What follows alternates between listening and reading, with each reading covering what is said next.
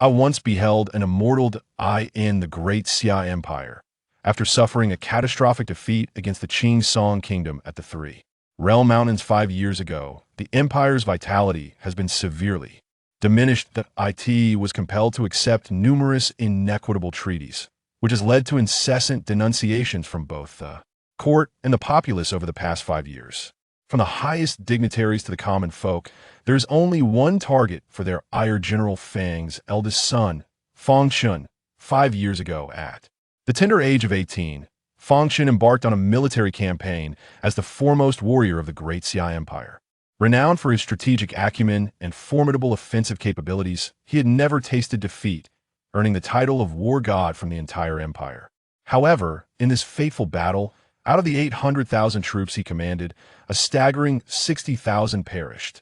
Even Fang Chen, the marshal himself, lost his sight and shattered his energy reservoir, rendering him a mere shell of his former self. In the grand and imposing general's residence, a young man gazed quietly at the sky. His nose was sharp, and his brows resembled the edge of a sword. Even in his stillness, he exuded a faintly ethereal aura that was difficult to decipher. Yet, he could perceive nothing. His eyes bore an eerie, grayish-white hue, almost devoid of pupils. 5 years prior, he had faced the first wolf marshal of the Qing Song Kingdom in what should have been a certain victory. However, the tide turned dramatically when the Qing Song Kingdom enlisted the aid of a formidable being from an 8th-tier nation for a covert assault. He was defeated, his energy reservoir shattered, and he was reduced to a cripple. In the throes of death, he perceived a celestial being gazing down upon the mortal realm from the blazing sun above. As he looked at the immortal, she too regarded him, and then a dazzling divine light engulfed him, after which he became blind. The first wolf marshal chose not to slay him, but instead allowed him to depart. He faintly recalled the wolf marshal's parting words: "Upon your return to the great Xia Empire, you shall understand the meaning of a life worse than death. To keep you alive is, in fact, the most exquisite torment." Indeed, over the past 5 years, he has borne the brunt of scorn and humiliation, and those who once sought his friendship now shun him as if he were a venomous serpent. Second sister, you're 18 this year, the age of marriage, and yet you still wish to tease your elder brother? Fang Chen suddenly spoke, not far behind him. The stealthy Fang Shui, standing a mere 10 paces away, wore a displeased expression. "Elder brother, how is it that you always manage to find me? My cultivation has already reached the second realm of human Xian, the explosive Qi stage. The human Xian realm consists of 4 stages: condensing Qi, explosive Qi, controlling Qi, and Dan Qi. The explosive Qi stage is already quite rare in the Great Xia Empire, qualifying one as a top-tier expert, while the controlling Qi realm is a status that establishes one as a leader of sections. Once, Fang Chen possessed unparalleled talent, breaking through the bottleneck of controlling Qi to ascend to Dan Qi at the age of 18, becoming the only Dan Qi expert in the Great Xia Empire. "What brings you to me?" Fang Chen inquired indifferently. "Brother, the emperor has arranged a marriage for you." Fang Shui's eyes suddenly dimmed. "A marriage decree? Why would the emperor bestow such a thing upon a cripple like me? Which young lady would deign to look my way?" Fang Chen chuckled lightly. "What is the hidden agenda behind this? The emperor wishes for you to marry into the Shao family, hoping to ease the strained relations between the Great Xia Empire and the Qing Song Kingdom. Recently, the Qing Song Kingdom has begun to stir again, and the emperor is fearful." Fang Shui clenched her fists, her eyes reddening. "Father has already agreed. The foremost family in the Qing Song Kingdom, the Shao family? The family of the wolf marshal?" Fang Chen paused in surprise, but his expression soon returned to calm. "Why would they choose me, a mere cripple? Furthermore, I was once the arch-nemesis of the wolf marshal. It was the eldest daughter of the Shao family who proposed it. She claimed to have encountered countless men, yet she wished to experience the essence of the once great war god of the Great Xia, using this as leverage to coerce the emperor. If the emperor does not comply, the Qing Song Kingdom will return with a vengeance, and this time, they will not cease until they have reached the capital." Fang Shui whispered, "The daughter of my enemy wishes for me to marry into their family?" "Ha!" Fang Chen let out a faint laugh. Fang Shui's voice became urgent. "Brother, Let me take you away from the capital. We can escape to a remote mountain where they surely cannot find us. Second sister, if I were to leave, what fate would await the Fang family? Would the emperor spare the rest of our kin? Fang Chen shook his head lightly. I'm merely a cripple. If my existence can buy the great Xia Empire a few more years of reprieve, perhaps there is still hope for the future to prevent its annihilation. Brother, do you not realize how those officials and commoners have reviled you? Why at this juncture do you still think of them? Over these 5 years, even the most ordinary of people have dared to insult you in secret. Is it worth it for them? Fang Zhishui felt her anger surge whenever she recalled these instances. Yet, there remains you, and our father and mother, and others like you. For your sake alone, it is all worthwhile. Moreover, think of those helpless children who know nothing of this world. Have they ever insulted or berated me? Fang Chen waved his hand. Please leave me.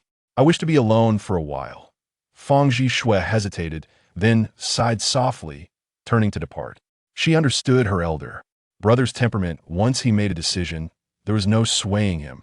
Fang Chen continued to gaze at the horizon, his grayish-white eyes filled with a sense of desolation. Alas, aside from that fleeting glimpse, he had not seen the immortal since. He yearned to unravel the mysteries surrounding him and to comprehend why, since that fateful day, he possessed the ability to separate his soul from his body. Unbeknownst to him, Fang Chen's soul had already departed, soaring above the capital, surveying all below, the jubilant laughter within the palace, the vendors calling out in the streets. Everything unfolded before his eyes. He witnessed the warriors from the Qing kingdom rampaging through the capital of the great Xia Empire, freely assaulting innocent passers-by. Even officials who dared to confront them would suffer brutal beatings. He perceived the fury igniting in the eyes of the common folk, the sorrow reflected in the eyes of the soldiers, and the deep humiliation lurking in the gaze of the assaulted. Officials, da-ha-ha-ha. Your great Xia Empire is utterly inept from now on. Whenever you encounter someone from the Qing kingdom, you must address them as my lord, or beware, for the first wolf marshal will lead his troops to raise the capital and cast your emperor from his throne. Such brazen laughter evoked feelings of rage and sorrow, yet it was tinged with a sense of helplessness. In such a small nation, there exists a friend capable of soul separation. Suddenly, a voice of surprise drifted into Fang Chen's ears. Startled, Fang Chen turned to see a translucent figure standing in the void, regarding him with curiosity. Fang Chen's heart raced. In 5 years, he had never been seen while in this state, let alone engaged in conversation. Maintaining his composure, Fang Chen clasped his hands in greeting. Greetings, fellow Taoist. May I inquire how you are addressed? As the other referred to him as a fellow Taoist, he reciprocated the address, believing there could be no mistake in such a manner. On a certain day, I, Yunhe, a humble Taoist from the central continent, encountered a fellow traveler in this place. Are you also journeying through the world? Central continent. A tremor coursed through Fang Chen's heart. From a very young age, he had heard tales of the central continent, a realm reputed to be teeming with formidable beings and vast territories, truly a first-rate empire. Yet, these were merely legends. He had never encountered anyone from the central continent. Some even claimed it did not exist at all. Wait, your soul seems rather peculiar.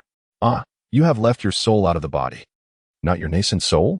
The Taoist suddenly exclaimed, raising a hand to strike. Fang Chen instinctively attempted to evade, only to find upon opening his eyes that his soul had returned to his corporeal form. He was merely an ordinary mortal. How strange it was that such a simple being possessed such a profound and robust soul, capable of leaving the body autonomously. The voice of the Taoist resonated once more. Fang Chen, composed, bowed slightly in a particular direction, saying, Senior, I am but a martial artist whose energy sea has been rendered useless. I fear I have disappointed you. Disappointed? Ha ha ha. How could I be disappointed? After a century of wandering the world, I had intended to return, yet serendipitously, I have discovered such a gem in you. A destined encounter indeed. Your soul is innately thick and powerful, an excellent candidate for cultivating immortality. The Taoist boomed with laughter. He was currently in the nascent soul stage, and his laughter reached only Fang Chen's ears, not disturbing the others in the general's residence. Immortality? Senior, do such beings truly exist in this world? Fang Chen was momentarily taken aback, the image of a celestial being standing under the blazing sun flashing through his mind. You hail from a 9th-tier empire. It is not surprising you have not encountered cultivators. Whether or not immortals exist, I cannot say. But I know our methods are akin to those of the divine in your eyes. The Taoist replied with a serene smile. I intend to take you as my disciple. Do you wish to accept? Fang Chen paused for a few breaths.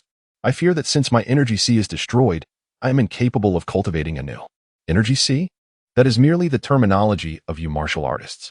As cultivators, we do not cultivate energy seas. I understand you martial artists recognize 3 realms, human Xian, earth Xian, and heaven Xian, each divided into 4 minor realms, yes? However, we cultivators do not have such divisions. We refine energy, establish foundations, and form golden pills and nascent souls. Your heaven Xian can merely contend with the pinnacle of energy refinement, the Taoist declared with pride. Fang Chen's heart was shaken profoundly. I must return to the central continent for matters at hand. If you wish to become my disciple, I shall take you with me, the Taoist urged. To the central continent? Fang Chen's gaze flickered, and he murmured, Senior, the great Xia is currently facing unprecedented tribulations. Might I beseech you to intervene? The affairs of mortals have nothing to do with me, the Taoist chuckled. You are about to embark on the path of immortality. It is best to sever ties with worldly attachments. A bitter smile crept across Fang Chen's face as he clasped his fists in respect. I cannot leave. Who will take care of the mess I leave behind? My father's hair has turned gray, my grandfather is at death's door. And even my second uncle has sustained irreparable injuries while serving the family and the great Xia over the past 5 years, now relying on a wheelchair. The emperor plans to use me to quell the tensions between the great Xia and the Qing Song. My departure would coincide with the calamity befalling the Fang family. You truly do not wish to accompany me? What is there of value in the small place that binds you here? Should you come with me, I assure you, you will ascend to the golden core stage within a century. At that time, returning will be a simple matter, the Taoist expressed, puzzled. My parents are here. I cannot venture far. I regret disappointing you, Senior, Fang Chen sighed softly. Alas, the Taoist mused, scrutinizing Fang Chen. Everyone yearns for immortality. If word got out that you would become my disciple, even if they had to crawl, they would make their way to the central continent. Yet, you refuse to accompany me. My sect's rule dictates that disciples must cultivate within the sect. If you do not wish to go, I cannot accept you as my disciple. Though it would be a pity to waste your exceptional talent. Very well, I shall impart the foundational techniques of the 3,000 sects to you. From now on, you shall be considered an outer disciple of the 3,000 sects, permitted to cultivate here. Once you ascend to the foundation establishment stage, you may return to the sect for registration. With that, the Taoist raised his hand, sending a stream of spiritual light into Fang Chen's brow. In an instant, Fang Chen felt a multitude of memories that did not belong to him flood his mind, intertwining and coalescing into a resplendent golden tome titled Introductory Techniques of the 3,000 Sects. Fang Chen's spirit surged as he gently opened the tome, becoming immersed in the methods of cultivation. Unbeknownst to him, the spiritual energy of the heavens and earth began to converge and flow into his body, nourishing him. Years of neglect had left his blood and energy diminished, yet under the infusion of this spiritual energy, his vitality began to thicken once more. Soon, the energy coursed through his already compromised energy sea, yet it showed no inclination to linger there, continuing its circulation. As day turned to night and night gave way to day, Fang Chen stood motionless for an entire day and night. The household staff of the general whispered among themselves until Fang Zhishui and others arrived, hastily silencing their chatter. Did my brother truly stand from yesterday until today? Fang Zhishui gasped. Perhaps the news of his betrothal has left him discontent. Your brother is fiercely proud. How could he accept being married into the Shao family? A middle-aged man sighed, gazing at Fang Chen's upright figure with a hint of sorrow in his eyes.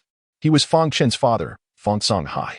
As a strong energy manipulator, he should have retained his youth, yet at just over 40, his hair was already streaked with gray, and wrinkles were increasingly evident on his face.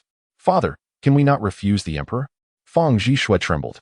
If my brother goes to the Qing Song, he may live a life worse than that of a pig or dog. The Qing Song has grown significantly stronger over the past 5 years, while our great Xia has dwindled. General Shao demands that Qin be betrothed to the Shao family. Otherwise, he threatens to march troops into the capital of the great Xia.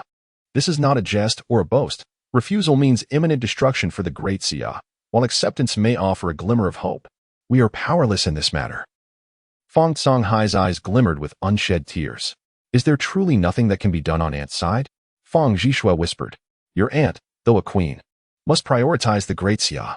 She understands the situation just as well. What could she possibly do? Fang Songhai shook his head slightly. Tomorrow, General Zhao's daughter will come to the capital. Your brother will need to make an appearance. Please persuade him to rest. Meanwhile, within Fang Chen's body, a crystalline celestial vein began to coalesce. In an instant, all the spiritual energy seemed to find a home, surging into this celestial vein.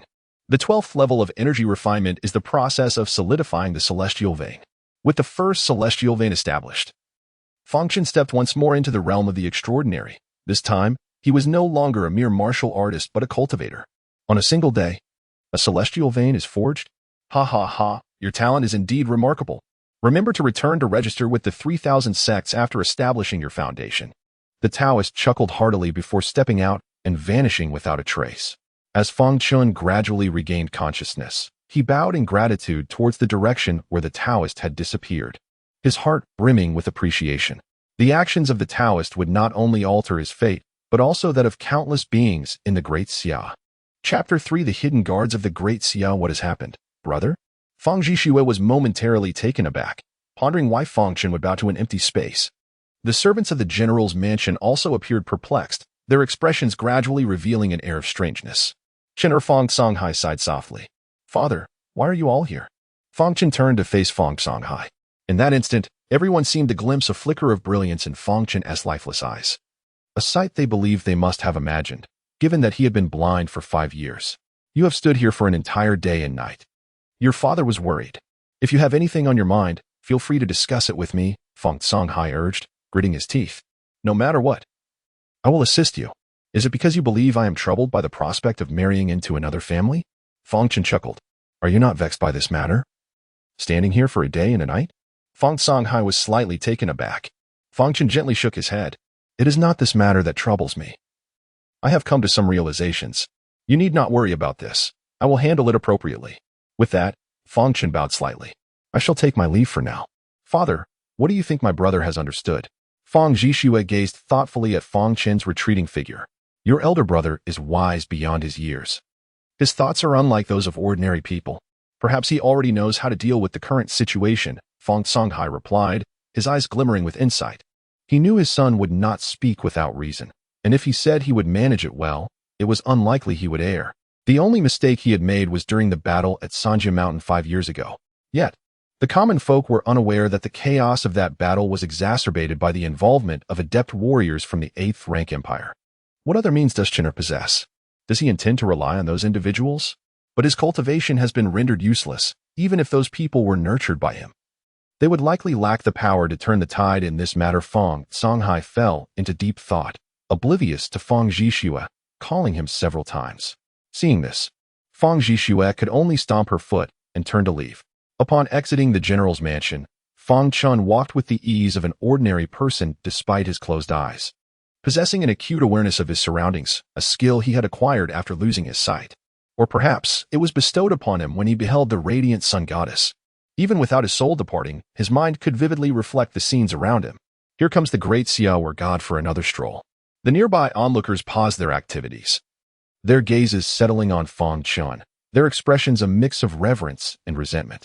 The burial of 600,000 souls at Sanjia Mountain marked a pivotal battle for the Great Xia, and over the years, the citizens of the capital had discussed it with simmering anger, though most directed their ire at Qing Song, not Fang Chen.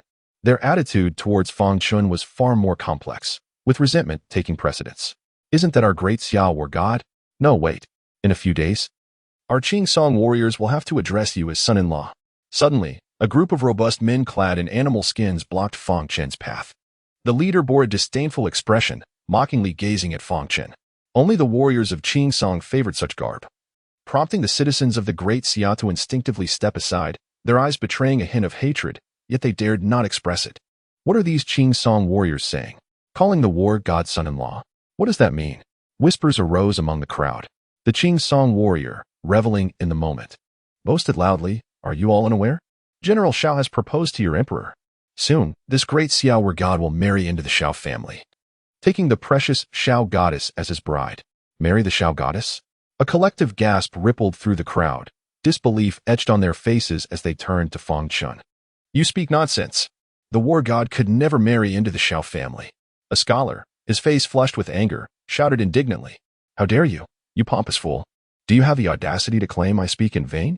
The Qing Song warrior strode towards the scholar, delivering a barrage of slaps that left the latter reeling, his head ringing. Fang Chen's expression shifted. The crowd seethed with indignation yet remained silent. After the scholar was subdued, the Qing Song warrior pointed at Fang Chen. If you don't believe me, ask your war god if my words are false. Fang war god, tell us they are just boasting. Why would the Xiao family allow you to marry into them? The scholar, his face swollen and bloodied, fixed his gaze on Fang Chen, seemingly awaiting a response. The Xiao family indeed proposed. Fang Chen replied softly. A hush fell over the crowd. The scholar, having endured multiple slaps, suddenly sagged to the ground, as if all strength had drained from him. The citizens of the Great Xia wore expressions of bewilderment. If even the former war god were to marry into the Xiao family, what hope remained for the Great Xia? Ha! Heaven aims to destroy the Great Xia. We must succumb to our fate. The scholar laughed maniacally, uttering blasphemous words, while the crowd stood mute, offering no resistance. Who says the Great Xia is doomed? Even if heaven wishes to destroy us, must it not first seek my counsel? Fang Chen replied with a faint smile. The scholar fell silent, confusion clouding his features as he turned to Fang Chen, who did not elaborate further but instead inquired of the Qing Song warrior, What is your name? Do you think heaven will inquire of you? How audacious. My name is Yilongxing. What commands do you have for your son-in-law? The Qing Song warrior replied with a sneer. Yilongxing? Fang Chen approached him. The others instinctively prepared to intervene, but as Fang Chen suddenly opened his eyes, the deadened gaze within them seemed to embody an awe-inspiring authority, halting their movements. In the next moment, Yilongxing felt a searing pain in his left ear. Realizing too late that Fang Chen had brutally severed his right ear, bloodied and discarded at his feet, Fang Chen smiled at Yilongxing. I have remembered your name. Once I reclaim my sword, I shall come to slay you. With that, Fang Chen turned and departed. Cursed! Cursed! Yilongxing pressed his hand against the wound. His eyes filled with venom as he glared at Fang Chen's retreating form. He longed to pursue, but dared not. Not merely because Fang Chen was the great Xiao war god, but also because he might soon become the Xiao family's son-in-law. Let us go, then. The other Qing Song warriors muttered awkwardly. Once the ruffians had left, the battered scholar gazed at the pool of blood on the ground, unable to suppress a low chuckle. After his stroll and tea, Fang Chen arrived at a small courtyard on the outskirts of the capital. The place seemed long abandoned, dust covering everything. Fang Chen stood quietly for a moment before speaking. You have arrived. Your Highness. A multitude of eager eyes turned towards Fang Chen. Unbeknownst to him, dozens of figures had gathered in the courtyard, dressed in various attires, some resembling street vendors, others in scholarly robes, some adorned in splendid garments, and a few clad in fitted attire wielding long swords. In Fang Chen's heart, they were the hidden guards of the Great Xia, the elite forces he had forged with his own hands. Chapter 4. The Purple Lightning Talisman. How have you fared these past 5 years? Fang Chen turned to the gathered individuals, a smile gracing his lips. Deep down, however, he was acutely aware of their experiences over the years. As he often transcended his physical form, the capital of the Great Xia had long ceased to hold any secrets for him. My lord, our circumstances have been far from favorable. One person suddenly spoke up. Indeed, we have suffered greatly. Every time we hear those scoundrels insult you, we feel an overwhelming urge to draw our swords against them, but you have forbidden it. My lord, it has been 5 years since you last graced this humble abode. Does your visit today signify our reinstatement? Another inquired. The atmosphere shifted, anticipation sparkling in their eyes as they looked towards Fang Chen. I am currently devoid of any cultivation. Fang Chen replied with a hint of a smile. If I were to reinstate you, would you still be willing to take orders from me? Bear in mind that any one of you could easily defeat me now. My lord, who would dare? As long as you reinstate us, we shall remain the loyal shadows of the Great Xia. A formidable figure stepped forward, his piercing gaze fixed upon the others. His aura was remarkable, clearly having reached the second realm of human transformation, a pinnacle of strength within the Great Xia. You speak truly, Suge. Our allegiance to you has never been contingent upon your martial prowess. As long as you command, we shall brave any peril. The crowd spoke in hushed tones, as if fearing eavesdroppers, yet their resolve was unmistakable. My lord, the daughter of General Xiao Lang is set to arrive in the capital tomorrow. If we act, we could eliminate her with a success rate of 70%. One voiced vehemently. It appears you have not been idle, even acquiring such intelligence, Fang Chen remarked, a subtle smile gracing his lips. However, it seems you have overlooked a crucial detail. The Great Xia shadows are guardians, not assassins. I do not require you to kill on my behalf. Your sole duty is to protect the great Xia. To use your talents as assassins would be a waste. My lord, what shall we do then? Su Ge asked quietly. My purpose in coming here today is to reinstate you, and for now, your task is merely to await orders. There is no need for action at present. Su Ge, remain. The rest of you may return to your posts. Some of you are not in the capital, so you may relay messages as necessary, Fang Chen replied with a calm smile. The group hesitated briefly, but years of habit compelled them to obey Fang Chen's commands without question, their reluctance swallowed in silence as they departed. My lord, do you have any further instructions? Su Ge inquired, his voice steady, yet his excitement was evident. I require a wolf hairbrush, high-quality vermilion, and premium yellow talisman paper. Additionally, the hidden courtyard is in need of cleaning, Fang Chen stated with a smile. Su Ge paused momentarily, then nodded slightly. Please wait a moment, my lord. I shall procure these items. Approximately half an hour later, Su Ge returned with the requested supplies. As he rolled up his sleeves to begin tidying the hidden courtyard, he cast curious glances towards Fang Chen, who was seated in the courtyard, writing on the yellow paper. Su Ji's expression grew increasingly perplexed. Is my lord drawing talismans? But isn't he unable to see? Never mind. It's best not to ponder. My lord must have his reasons. With that thought, Su Ge focused on his task. For him, the reactivation of the hidden courtyard was a momentous occasion, rendering all else insignificant. Within the introductory section of the 3,000 talismans, there existed 4 types: the Diamond Talisman, the Divine Movement Talisman, the Great Strength Talisman, and the Purple Lightning Talisman, categorized as low-grade yellow talismans. The first 3 were ordinary talismans with average effects, yet the 4th, the Purple Lightning Talisman, was thunder-based and possessed formidable power. After sitting in contemplation for a while and examining the preliminary drafts he had created, Fang Chen felt satisfied and began to channel the spiritual energy within him. Only by using spiritual energy could the talisman take effect. The Purple Lightning Talisman was his goal for the day. He had only just embarked upon the path of immortality, his cultivation barely beginning, and even his former self as a martial artist was no comparison. To alter the course of destiny and instill fear in the kingdom of Qingsong, he required a thunderous means. He had assumed that after a few attempts, drawing the Purple Lightning Talisman would come easily, but as he activated his spiritual energy, he found that it rapidly diminished with his first stroke. It became clear to him that drawing talismans consumed a significant amount of spiritual energy. Fang Chen dared not hesitate. He resolved to complete the task in one go, testing whether his remaining spiritual energy would suffice to draw a single Purple Lightning Talisman. However, not only was the energy consumption severe, but the brush infused with spiritual energy also became uncontrollable, veering off course and rendering the talisman paper useless. Creating talismans proved to be no simple endeavor, Fang Chen realized. Yet, he soon noticed that the spiritual energy he had just expended was recovering at an astonishing rate. An abnormal phenomenon. Could it be that my spiritual essence is particularly robust, allowing for such rapid recovery? He mused, a realization dawning upon him. With a smile, he resumed his focused endeavor of painting the Purple Lightning Talisman. This endeavor consumed the entirety of his day. The sky darkened, but for Fang Chen, this posed no obstacle. His vision was already obscured, and beside him lay a multitude of failed attempts on yellow paper. The hidden courtyard, now spotless thanks to Su Ji's efforts, stood silent as he vigilantly observed Fang Chen from the shadows. How long will my lord continue this? The daughter of General Xiao Lang arrives tomorrow. Su Ge felt a pang of urgency within. Almost there. This one should succeed, Fang Chen thought as he picked up another sheet of talisman paper.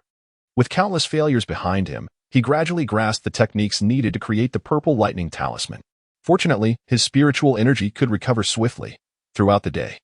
He had depleted it numerous times, yet each time it returned to its peak at a visible pace. Moreover, he discovered that with each depletion, the peak level of his energy increased slightly.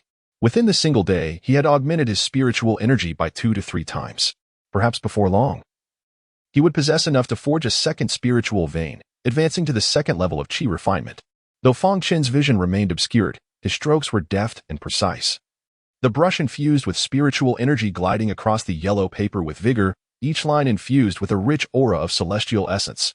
As moments passed, he finally completed the drawing of a Purple Lightning Talisman without error. With the final stroke, a surge of thunderous spiritual energy converged from the heavens into the talisman. In the pitch-black courtyard, it seemed as though a flash of lightning had momentarily illuminated the darkness. Was that thunder? Or was it merely an illusion? Su Ge stood upright. instinctively rubbing his eyes. The courtyard was eerily silent, with only the sight of Fang Chen's upright figure remaining. Yet, he was certain he had seen a flicker of lightning. Could it have been a trick of the light? What potent, thunderous energy! This purple lightning talisman has indeed succeeded. A smile finally broke through Fang Chen's otherwise expressionless face. In half an hour, he could now draw a purple lightning talisman. With 4 to 5 hours remaining until dawn, he could at least craft 8 or 9 more. Chapter 5. The Divine Maiden of the Shao Clan. At this moment, Fang Chen remained oblivious to the fact that the seemingly simple purple lightning talisman was an insurmountable hurdle for the average chi-refining cultivator. The complexity of the purple lightning talisman was such that even the slightest error could render all efforts futile. Additionally, the most challenging aspect was the depletion of spiritual energy. A typical chi-refining practitioner might exhaust their energy after a few failures, necessitating several days to recuperate to their peak. Accumulating hundreds of experiences could take months, and some might fail thousands of times without ever successfully drawing a complete purple lightning talisman. If Daoist Yunhe were present, he would undoubtedly be astonished by the scene before him. In front of Fang Chen lay 9 purple lightning talismans, and he was in the process of drawing the 10th. He seemed impervious to fatigue, his spiritual energy continuously increasing. The only thing he lacked was time. Sugu had already realized that he was not imagining things. For each time Fang Chen completed a purple lightning talisman, he witnessed a flash of lightning. Indeed, talismans existed in this world. I had thought them mere tricks of swindlers. The young master is truly remarkable. He has not genuinely given up in 5 years. Sugu's spirit soared. Upon the completion of the 10th purple lightning talisman, the thunderous phenomenon manifested once more. Once the lightning energy entered the talisman paper, Fang Chen gathered the 10 talismans before him. Sugu, you have reached the peak of your explosive energy, and your reputation is gradually emerging in the capital. Many are aware of you.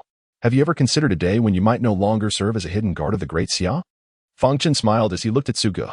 Sugu panicked, his rugged face reddening instantly. Young master, have I done something wrong that you wish to expel me? When did I say I wanted to dismiss you? Fang Chen replied with a chuckle. Sugu sighed in relief, hastily asking, then why do you say such things? I shall remain a hidden guard of the Great Xia for life. 5 years ago, all my soldiers perished beside me. I needed someone to stand beside me, in the spotlight, to assist me in addressing various matters. Thus, it becomes impossible to remain hidden in the shadows, Fang Chen replied with a calm smile. The very essence of the Great Xia's hidden guards lies in their secrecy. Their existence is unknown to the emperor, the citizens of Great Xia, and even to the Qingsong kingdom. Aside from Fang Chen, only his father, Fang Songhai, was privy to certain hidden truths. Yet that was merely the tip of the iceberg. The Great Xia's hidden guards fulfilled their respective duties, and no one was aware of their connection to Fang Chen. To outsiders, they were strangers. If Sugu were to step into the limelight, he could no longer serve as a hidden guard of the Great Xia. Does this mean I could follow the young master day and night? Sugu exclaimed in astonishment. Fang Chen nodded with a smile. I am willing. I am willing. Sugu declared excitedly. The sun is about to rise. Let us return to the General's mansion, Fang Chen said as he walked towards the courtyard's exit. Sugu hurriedly followed, casually asking, Young master, how do you know the sun is about to rise? Can't you? It is still difficult to see. Yet many things in this world do not require sight, Fang Chen replied, half smiling. Sugu seemed to grasp this concept, ultimately stating, only you, young master, could possess such understanding. If I were blind, I would surely struggle to walk. In his heart, the young master was invincible, a goal he aspired to pursue for a lifetime. As the two departed the courtyard, a peculiar procession arrived at the gates of the Great Xia capital. This contingent comprised over 100 individuals, each mounted upon gigantic wolves that stood shoulder-high to a grown man, their silver fur gleaming magnificently. Upon their backs were warriors exuding an overwhelming aura of menace. Their movements were synchronized, expressions impassive, though their gazes occasionally betrayed a hint of disdain. Though morning had dawned, the city gates were already open, and the soldiers of Great Xia had taken their posts, with citizens coming and going in a steady stream. Upon sighting this formidable troop, their expressions changed dramatically, fear evident on their faces, some even fleeing in panic. This troop was none other than the Wolf Army, who had clashed with the Great Xia countless times. Their commander was none other than the renowned Shao Lang, the mightiest wolf commander of Qingsong Kingdom. The Divine Maiden of the Shao clan has arrived. We humbly welcome the Divine Maiden.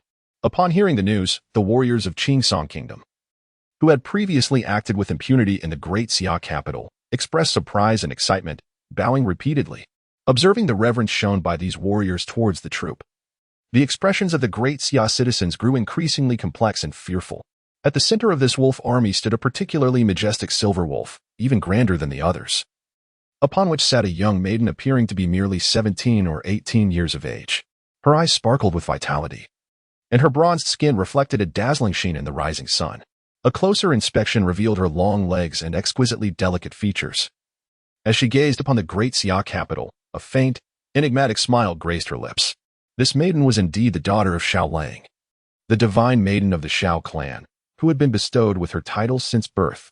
At that moment, a contingent clad in great Xia military uniforms approached from outside the city. The leading general's expression shifted upon seeing the wolf army. He quickly turned to the divine maiden, clasping his fist in greeting. "I am Yulong Chong, the deputy commander of the West Tiger Camp, sent by the Holy Emperor to welcome Miss Xiao. You ought to have awaited us here much earlier," the divine maiden replied nonchalantly. "My apologies for the delay. Please forgive me, Miss Xiao," Yulong Chong said, his expression shifting with suppressed anger. "Deliver 2 slaps to him," the divine maiden instructed coolly. With a whoosh, a figure from the wolf army soared into the air, swiftly landing before Yulong Chong, delivering 2 resounding slaps to his face before returning. The motion was so fluid that Yulong Chong barely had time to react. "Now I may accept your apology," the divine maiden said with a smile. Silence enveloped the surroundings. Yulong Chong's face flushed crimson, humiliation palpable in his eyes, while his soldiers trembled with indignation. How dare these warriors from Qingsong Kingdom openly strike the deputy commander of the West Tiger Camp? "My lord," one soldier from the West Tiger Camp, unable to contain himself, placed his hand on the hilt of his sword. "Do not act rashly. The one who struck just now is at least a formidable practitioner of the initial stage of Qi manipulation. And the divine maiden is a distinguished guest of the Holy Emperor. If you provoke her, it may cost you your life," Yulong Chong cautioned in a hushed tone. He then turned to the divine maiden, clasping his fist once more. "Since Miss Xiao has accepted your apology, I shall say no more.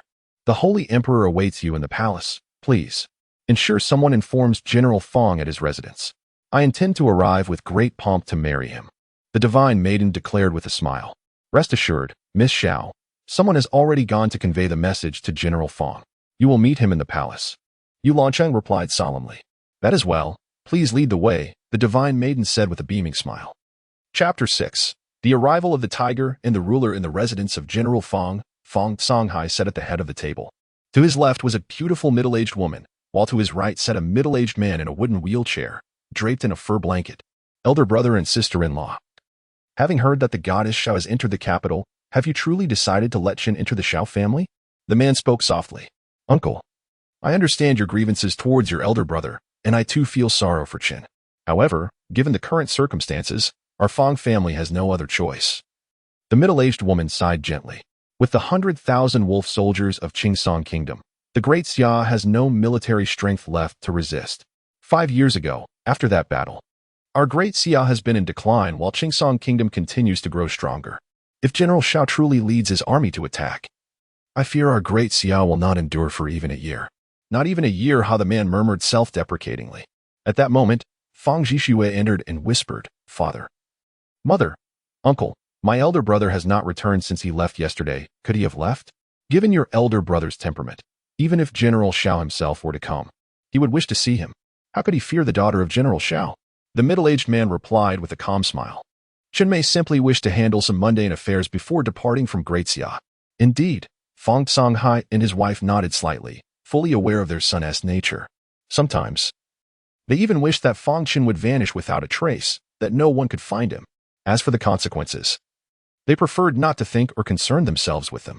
Unfortunately, given Fang Chen's disposition, such a scenario was unlikely. "Master, someone from the palace has arrived," a servant reported hurriedly. Outside the general's residence, a group from the palace stood quietly, led by a eunuch dressed in fine robes, standing straight with a bright yellow imperial edict held in his hands. Fang Songhai approached the entrance and, upon seeing the eunuch, immediately bowed. "I, Fang Songhai, humbly welcome the imperial edict." The eunuch's gaze was cold as he scanned the faces of the Fang family, suddenly furrowing his brow. "Where is the young master Fang? This edict is intended for him. Does he dare not come forth to receive it?" Fang Songhai's expression shifted slightly as he forced a smile. "Eunuch, Chen is currently not in the residence. I can receive the edict on his behalf." Once, the emperor's trusted eunuch had been subservient before him. but due to the events of the past 5 years, following the battle at Sanjia Mountain, the emperor had not only neglected the Fang family but had even cast aside the empress. Now, even a mere eunuch dared to wear a cold expression. Such humiliation had not occurred just once or twice, yet the Fang family bore it in silence. Ridiculous. An edict meant for the young Master Fang is to be received by you? What kind of decorum is that? I demand to see the young Master Fang immediately. General Fang, do not attempt any tricks. Eunuch sneered, his voice harsh.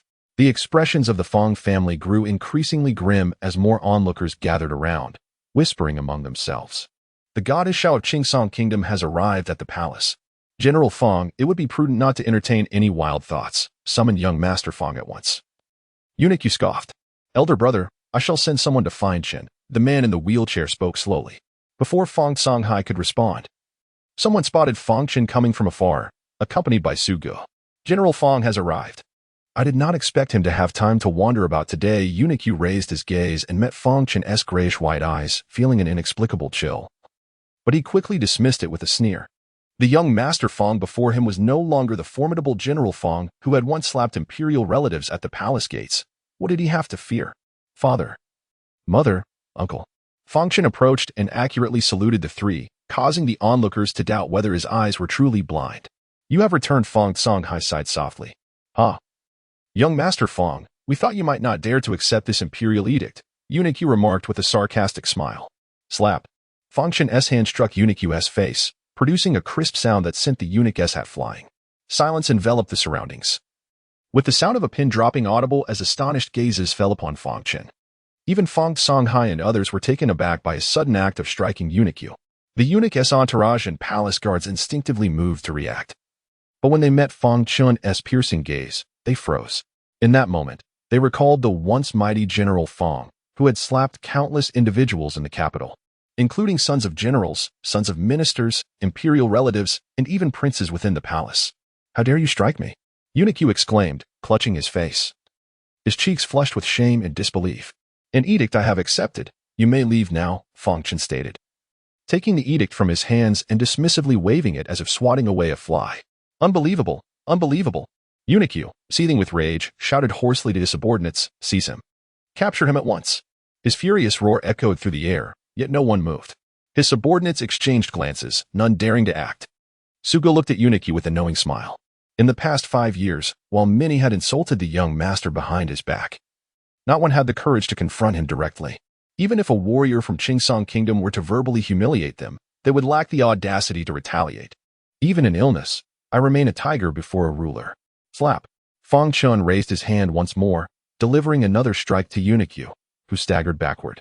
Caught by the eunuchs behind him. You Eunuch stammered, trembling violently, as if he might collapse at any moment. The common folk insult me, belittle me.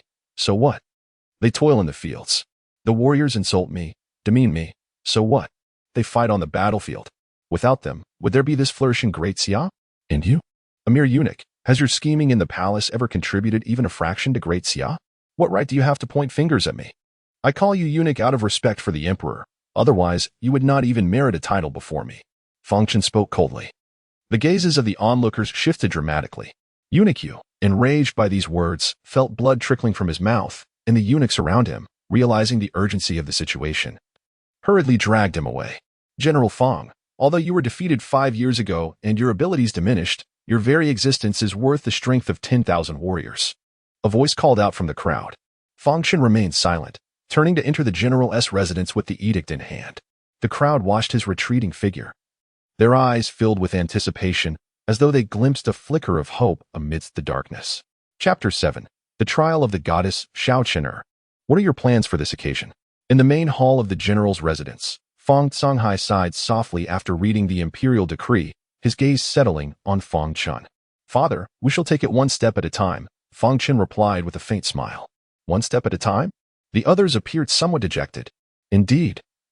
Fang Chen had lost his cultivation, and despite the myriad strategies he may have conceived, their execution was rendered nearly impossible.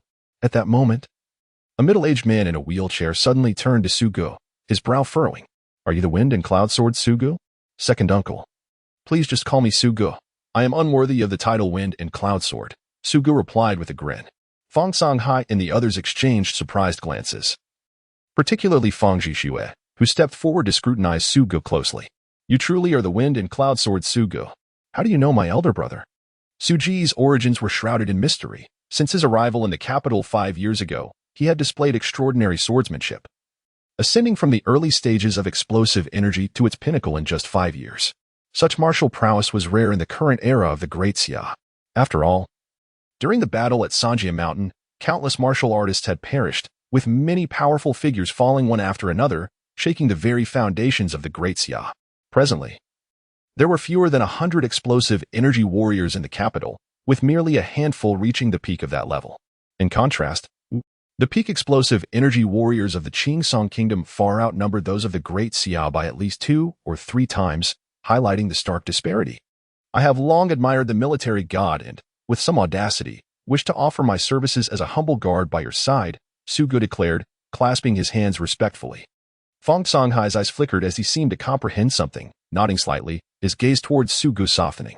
Then I shall trouble you to look after Chener when he ventures to the Qingsong Kingdom. Upon hearing this, the group's spirits lifted slightly. With a peak explosive energy warrior guarding Fang Chen, perhaps he could avoid various humiliations in the Qingsong Kingdom. Fang Chen quickly added, "Thank you, Brother Su, for your future assistance." Not at all, not at all, Su Ge responded hastily. Chener, do you wish for your second uncle to accompany you to the palace? The middle-aged man in the wheelchair inquired slowly. The daughter of General Shao will undoubtedly seek to humiliate our Fang family during this visit. If second uncle goes, would that not play into her hands?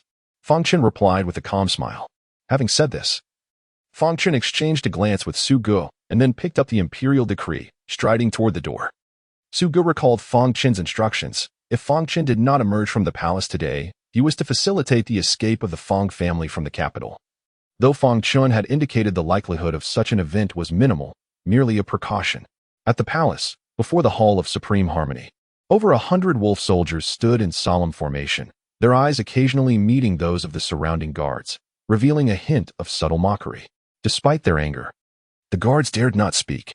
Once upon a time, these wolf soldiers were not even permitted to step foot in the capital, and their audacious presence in the palace today signified the Great Xia's diminished stature before the Qingsong Kingdom.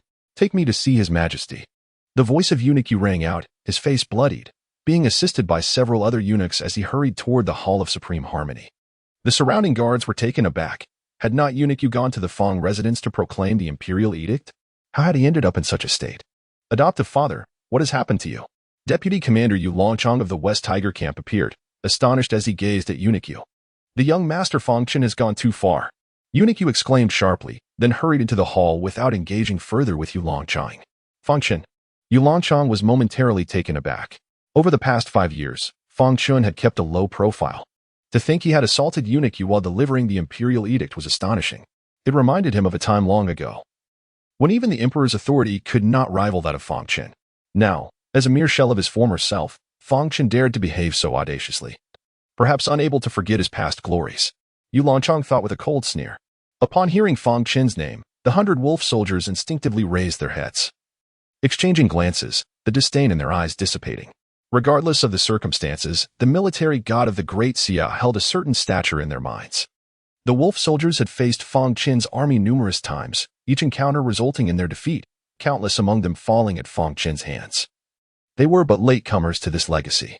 Inside the Hall of Supreme Harmony, nearly all civil and military officials were present, with the Great Xia Emperor, donned in a bright yellow dragon robe, seated upon the dragon throne, engaged in conversation with the goddess Shao regarding Fang Chen's impending marriage and the Qingsong Kingdom's promise to refrain from attacking the Great Xia for 5 years.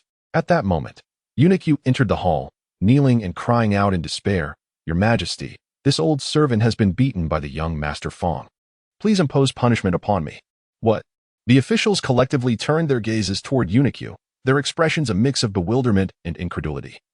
It seemed Fang Chen had not struck anyone in 5 years. Some officials instinctively touched their own faces. Goddess Shao furrowed her brow and looked toward the emperor, who appeared equally astonished, his expression darkening as he regarded Eunuch Yu. "You were beaten by Fang Chen? What of the imperial decree? Did he accept it?" Replying to your Majesty, he did accept it, but Eunuch Yu attempted to defend himself. However, the emperor waved his hand dismissively. "As long as he accepted it, that suffices. As for your beating, it must have been due to something you said that angered him." within the Hall of Supreme Harmony. You are not the only one he has struck. There is no need to dwell on it. Eunuch was left dumbfounded. Some officials wore expressions of cold amusement. The Great Xia required Fang Chen's marriage to the Shao family to quell the flames of war and prolong the nation's fortunes for 5 years. A mere eunuch attempting to leverage this situation against Fang Chen in such critical times was ludicrous. Your Majesty, it seems the military god is quite displeased with the marriage proposal to the Shao family. Do you think he might disregard your decree? Perhaps I should send my wolf soldiers to bring him here? Goddess Shao remarked, a smile that was both sweet and sardonic gracing her lips. The expressions of the civil and military officials shifted, revealing a hint of anxiety in their eyes. Should the wolf soldiers indeed be sent to capture Fang Chen? Word would spread throughout the capital, delivering a resounding slap to the face of the Great Xia. Rest assured, my lady, Fang Chen is akin to my nephew. Since he has accepted the decree, he will surely come, the emperor replied, glancing at the expressionless empress beside him, before breaking into a smile and addressing Goddess Shao. We need only wait patiently for a while. At that moment, the voice of Yu Longcheng echoed from outside. Young Master Fang of the Fang General's residence has arrived. The emperor chuckled. See, he has come. Goddess Shao narrowed her eyes slightly and called out toward the door. If the military god wishes to marry into the Shao family, he must first undergo a trial. The words sent ripples of surprise through the emperor and the assembled officials. Should he fail the trial, the prospect of marriage would be off the table, and the Qing kingdom would soon march to subdue the Great Xia, turning it into a vassal state. Goddess Shao smiled faintly. Outside the Hall of Supreme Harmony, the wolf soldiers, upon hearing Goddess Zhao's words, formed ranks, their gazes fixed sternly on the approaching Fang Chen. Chapter 8. Worthless as weeds, Fang Chen walked slowly towards the Taya Hall with his eyes closed, seemingly unaware of the hundreds of wolf army soldiers fixated on him. He was truly blind, a soldier murmured. Observing the once spirited young military genius now reduced to a blind man, the soldiers felt a pang of sorrow, yet more prominently. They revered their first wolf commander. What was the young military genius worth? He had ultimately fallen to their undefeated commander, who was the true embodiment of invincibility in battle. Meanwhile, the emperor, along with the divine Lady Shao and the court officials, arrived at the entrance of the Taya Hall. The previously expressionless empress displayed a flicker of concern upon seeing the slightly emaciated figure, hesitating to speak. He resembled his portrait, albeit lacking the former vigor. Lady Shao gazed at Fang Chen, then smiled softly, remarking, "He is nothing extraordinary, though he is more handsome than my previous companions." A flash of anger crossed the empress's eyes. The entire court glared at Lady Shao in indignation, regardless of past grievances with Fang Chen. Equating their once revered military genius with her past lovers was an affront to the Great Xia. Your Majesty, perhaps you should inform him that to join the Shao family, he must undergo certain trials. I do not wish to bring back a mere blind man, Lady Shao said with a serene smile. The emperor turned to Fang Chen and spoke slowly. Fang Chen. Fang Chen acknowledged the emperor. He halted and saluted respectfully towards the emperor of Great Xia. Audacious. Fang Chen, why do you not kneel before his majesty? Yu Longcheng suddenly bellowed, revealing his intent to defend his adoptive father. Fang Chen, eyes still closed, slowly turned his neck to gaze at Yu Longcheng. Deputy Commander Yu Longcheng of the Western Tiger Camp? Yu Longcheng was taken aback. Was Fang Chen truly blind? This was akin to someone completely unrecognizable. He had not interacted with Fang Chen for 5 years, yet Fang Chen recognized him instantly. Indeed, it is I. Yu Longcheng replied solemnly. Your Majesty once granted me the privilege of walking before you. Do you not recall that I did not kneel? Fang Chen said with a faint smile. Yu Longcheng hesitated, instinctively responding, that was before your defeat. After your defeat. He fell silent. It seemed the emperor had never revoked the privileges granted to Fang Chen, even after his downfall. They had merely assumed Fang Chen was no longer the youthful military genius, stripped of all honor and power. Evidently, you have recollected. Fang Chen chuckled lightly, then turned to the emperor. Your Majesty, upon receiving your decree, I hastened to the palace. I wonder if the daughter of Wolf Commander Shao is present? The emperor glanced at Lady Shao and then addressed Fang Chen. Miss Shao is by my side. She has stated that you must pass certain trials to join the Shao family. The expressions of the court officials darkened. The notion of Fang Chen marrying into the Shao family was already a humiliation for Great Xia, and Lady Zhao's additional demands felt like a double insult, compelling Great Xia to push Fang Chen into this union. Trials? I wonder what they entail, Fang Chen remarked with a calm smile. Miss Shao, what do you think? The emperor turned to Lady Shao. It's quite simple, military genius Fang. If you can predict the movements of my wolf army, you shall pass the trial. Lady Shao stated slowly, signaling to the wolf army commander. The commander immediately commanded his silver wolves to charge towards the surrounding guards, palace maids, and eunuchs. Bang, bang, bang. Several guards, palace maids, and eunuchs were thrown before Fang Chen, their faces displaying shock and confusion, unaware of why they had become part of this trial. The emperor's face twitched as he witnessed the wolf army's brazen actions within the palace. Bold. How dare you act in the palace, in front of His Majesty? An elderly official stepped forward, glaring at Lady Xiao. This elder was none other than Li Guozhu, the Chancellor of Great Xia. It is merely a trial. The emperor would not mind. Would he? Lady Xiao replied with a gentle smile.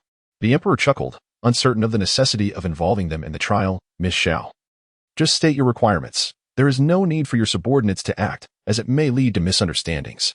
With that, he waved to Li Guozhu, signaling him to step back. Li Guozhu furrowed his brow but remained silent. Quite simple. Lady Xiao addressed Fang Chen. Before you are 4 guards, for palace maids, and 4 eunuchs. My subordinates will decide whether to execute guards, palace maids, or eunuchs. If you guess correctly, you will pass the trial. A commotion erupted. Someone finally could not restrain their anger, shouting, "Do you treat the lives of the people of Great Xia as a game?" At that moment, the wolf army commander had drawn a powerful bow, slowly aiming at Fang Chen. But after a moment, he redirected his aim at the guards, palace maids, and eunuchs. As long as our Qingsong kingdom wishes, the lives of your Great Xia people are as worthless as weeds. Do not let a few lives disrupt today's proceedings. Your Majesty, do you not agree with my assessment? Lady Xiao spoke calmly. Your Majesty, if we allow Qingsong's people to harm lives within the palace, what will the common folk think of us? The Empress finally interjected. The Emperor of Great Xia fell silent for a moment, ignoring the Empress, and instead looked at Fang Chen. Fang Chen, do as Miss Xiao suggests. The expressions of the court officials shifted dramatically. The guards, palace maids, and eunuchs revealed terror, never imagining they could be slaughtered by the people of Qingsong within the palace. Clap, clap, clap, Fang Chen lightly applauded. I finally understand why Commander Xiao allowed me to leave alive. Lady Xiao narrowed her eyes slightly, recalling her father's instructions before his departure. Fang Chen had endured humiliation and scorn in Great Xia for 5 years. If she could win his heart back, even if he could not practice martial arts, he could still contribute to elevating Qingsong to an 8th-grade empire. This was the reason her father had spared his life. Success or failure hinged on whether he would make the right choice during the trial. If he remained devoted to Great Xia, he would be killed on the spot.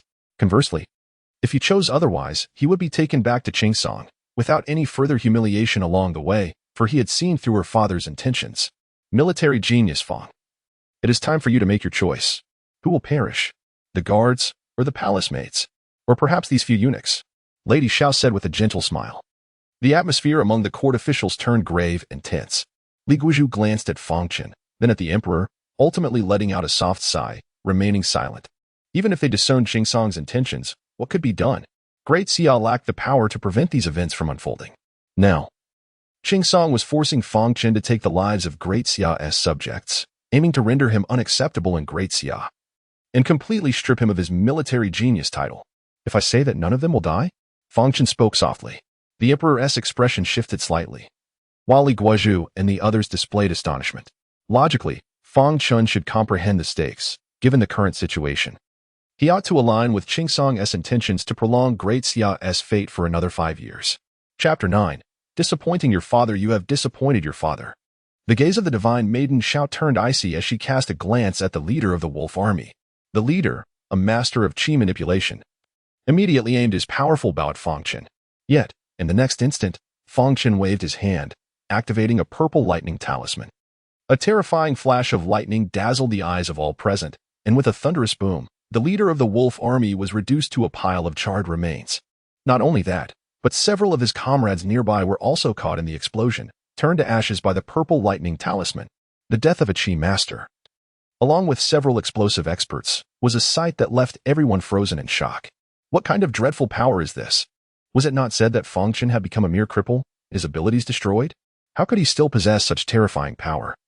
Capable of obliterating a qi master in an instant? Impossible. Yu Lanchang murmured to himself, his eyes filled with fear as he looked at Fang Chen. Fang. The military god's powers have not been destroyed, an official exclaimed in astonishment. Immediately, countless officials' dim eyes suddenly sparkled with hope, exchanging excited glances, their shoulders trembling with anticipation. Li Guozhu felt a tremor run through his mighty form, staring at Fang Chen for several breaths before a tear slipped down his cheek, murmuring, "The fortune of the Great Xia is preserved."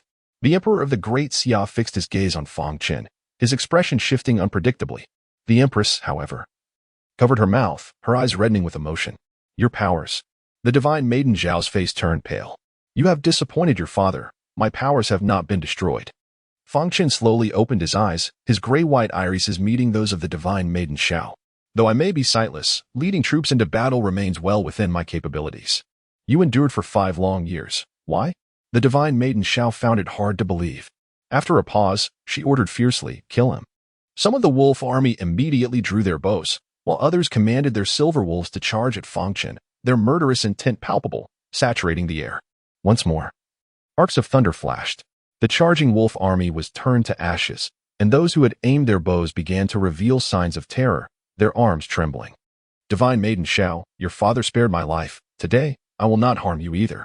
Take your subordinates and leave." Fang Chen spoke calmly. Having already expended 5 purple lightning talismans, he feared he could not annihilate the remaining wolf army. Should they insist on fighting, he would be out of options. However, he doubted they would be so foolish.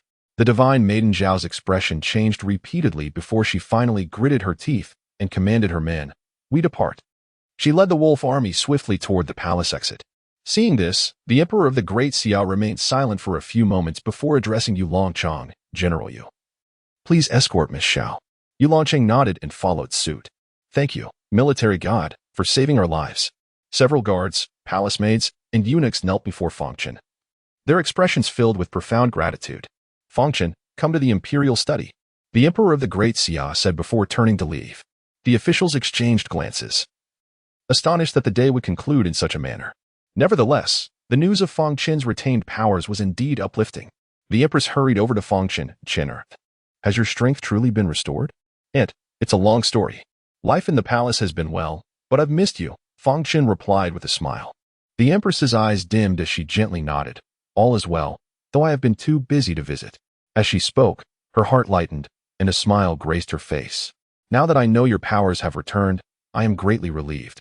After your visit to the imperial study, I shall speak with His Majesty and accompany you back to the Fang family." "Very well." Fang Chen nodded slightly. "Lord Fang, please enter."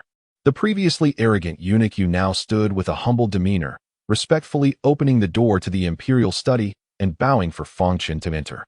As Fang Chen stepped inside, eunuch Yu gently closed the door, releasing a long breath and wiping the cold sweat from his brow. Inside the imperial study, the Emperor of the Great Xia sat quietly, his gaze fixed intently on Fang Chen. Fang Chen remained silent, and the two sat in tranquil stillness. After several moments, the Emperor suddenly spoke. "Fang Chen, when did your powers return? That earlier display was not akin to the Xuantian art of your family, was it?" "Last year, I encountered a Taoist who imparted some health cultivation techniques to me. I initially thought them to be ordinary practices, but to my surprise, they restored my abilities and led me to comprehend a special martial art, the purple lightning palm," Fang Chen replied, a mix of truth and fabrication in his words. "A Taoist? Where is he now?" The Emperor abruptly stood, his expression filled with excitement. "I only met him once. He must be wandering now," Fang Chen explained. "What a pity. If you meet him again, make sure to introduce him to me. I have always held a keen interest in Taoist arts," the Emperor remarked. He paused, then continued. "This time, the Qingsong Kingdom forced me to permit your marriage to the Shao family, a necessity for the fortunes of Great Xia. Now, with your powers restored, the Wolf Marshal will surely think twice before provoking us again." He gazed at Fang Chen, his eyes flickering. "You do not bear me any grudges, do you?" "How could I not understand your Majesty's good intentions? It is all for the sake of the millions of citizens of the Great Xia. Had I not regained my powers, I would have accompanied Divine Maiden Xiao to the Qingsong Kingdom today," Fang Chen replied, clasping his hands in respect. "I am glad you understand. However, you must take time to recuperate now that your powers have just returned. Please refrain from wandering about and focus on regaining your strength at the Fang family," the Emperor advised. "I will follow your Majesty's wishes." Fang Chen nodded readily. The Emperor, who had been observing him closely, suddenly smiled. "Very well, you may leave for now." As Fang Chen exited the imperial study, eunuch Yu promptly stepped forward to guide him. On their way out, they encountered a group approaching, led by a young man with a refined countenance, dressed in purple robes, exuding an air of nobility. "Your Highness the Crown Prince," eunuch Yu exclaimed in surprise. quickly halting to pay his respects. The young man in purple was indeed the current crown prince. Born of the favored consort Hua, not the empress. I have heard that the military god's powers have been fully restored. I am overjoyed and have come to meet you. The crown prince said, ignoring eunuch Yu and hastening to Fang Chen, clasping his hands in greeting. However, his gaze roamed over Fang Chen's face, occasionally flickering with a hint of malice, unabashedly revealing his emotions, knowing that Fang Chen, being blind, would not perceive his expression. Crown Prince. It has been a while since we last met, but I am quite fatigued today and wish to return to my residence for some rest. We can talk another time. Fang Chen smiled and brushed past the Crown Prince. The Crown Prince paused, turning to watch Fang Chen's retreating figure, his expression darkening. After a moment, a ruthless glint flashed in his eyes as he muttered, investigate who Fang Chen has interacted with over the past 5 years. I want to know how he restored his powers. Understood. Chapter 10. The first strike. Fang Chen stepped out of the imperial palace, where the queen's retinue had been patiently awaiting his arrival. After beckoning him to board the carriage, they set off towards the Fang family estate. Chener, has His Majesty restored your position as marshal? The queen inquired softly. Fang Chen smiled gently. The emperor has advised me to recuperate at the Fang residence, stating that my cultivation has only just returned and that I should take time to restore my health. I see. The queen's expression faltered slightly with disappointment. But hasn't the noble concubine Hua been causing you trouble? Fang Chen remarked. Though the crown prince regards me as his mother, he is, after all, the son of concubine Hua. She exploits this connection to create discord in the harem. While she dares not confront me openly, she has tested me repeatedly. Likely coveting my position, the queen responded with a hint of amusement. Pausing for a moment, she added, why am I telling you all this? You have never been fond of the intrigues of the palace. Since His Majesty has permitted you to rest at home, focus on your recuperation. Fang Chen smiled, but remained silent. He understood the emperor's temperament all too well. Once, he had enjoyed unparalleled prestige, revered as the divine general of the great Xia, with a status that even surpassed that of the emperor in the hearts of the people. This alone had caused the emperor distress. However, Fang Chen had no choice. To defeat the Qingsong kingdom and other hostile nations eyeing the great Xia, he needed that reputation to command his troops effectively. Now that his renown had plummeted to an all-time low, how could the emperor allow him to rise again? The position of Grand Marshal would likely never be his again. Few were aware that the numerous slanders and rumors directed at him over the past 5 years were orchestrated by the emperor himself. On one occasion, Fang Chen had witnessed the emperor instructing the crown prince to spread rumors in the streets of the capital, claiming that the defeat in the battle at Sanjia Mountain was due to Fang Chen's arrogance and refusal to heed the palace's orders. Even without 1,000 troops under my command, with my cultivation, protecting the great Xia from the likes of the Qingsong kingdom is quite manageable. Matters of the court shall no longer concern me. Once I achieve foundation establishment, I shall journey to the central continent to register with the 3,000 Taoist sects. Fang Chen contemplated quietly. The sudden commotion outside broke his reverie, accompanied by desperate cries for mercy. The queen furrowed her brow. What is happening outside? A palace maid lifted the curtain and whispered, it is a martial artist from the Qingsong kingdom assaulting a street vendor. Her eyes reflected a hint of fear. A martial artist from the Qingsong kingdom? The queen's expression grew grave. I shall go take a look, Fang Chen declared, rising from the carriage. The queen was momentarily startled, but soon remembered Fang Chen's restored cultivation, which eased her concern. She lifted the curtain to peer outside. There, a street vendor clung desperately to the leg of a martial artist from the Qingsong kingdom, pleading for mercy. Beside the vendor sat a 3-year-old child, cheeks flushed and wailing, as if having been struck harshly. A crowd had gathered, watching with anger but hesitant to intervene. You filthy child has dirted my boot. Thus, I shall take one of your legs. Fair, isn't it? Please spare me, my lord. If I lose my leg, my family will starve. I care not for that. What does it matter if a few more of you lowly great Xia commoners perish? Upon hearing the disdainful words of the Qingsong martial artist, the crowd's fury surged. The guards of the retinue clenched their fists, eyes brimming with murderous intent. Divine General, the captain of the retinue, upon noticing Fang Chen's presence, quickly saluted.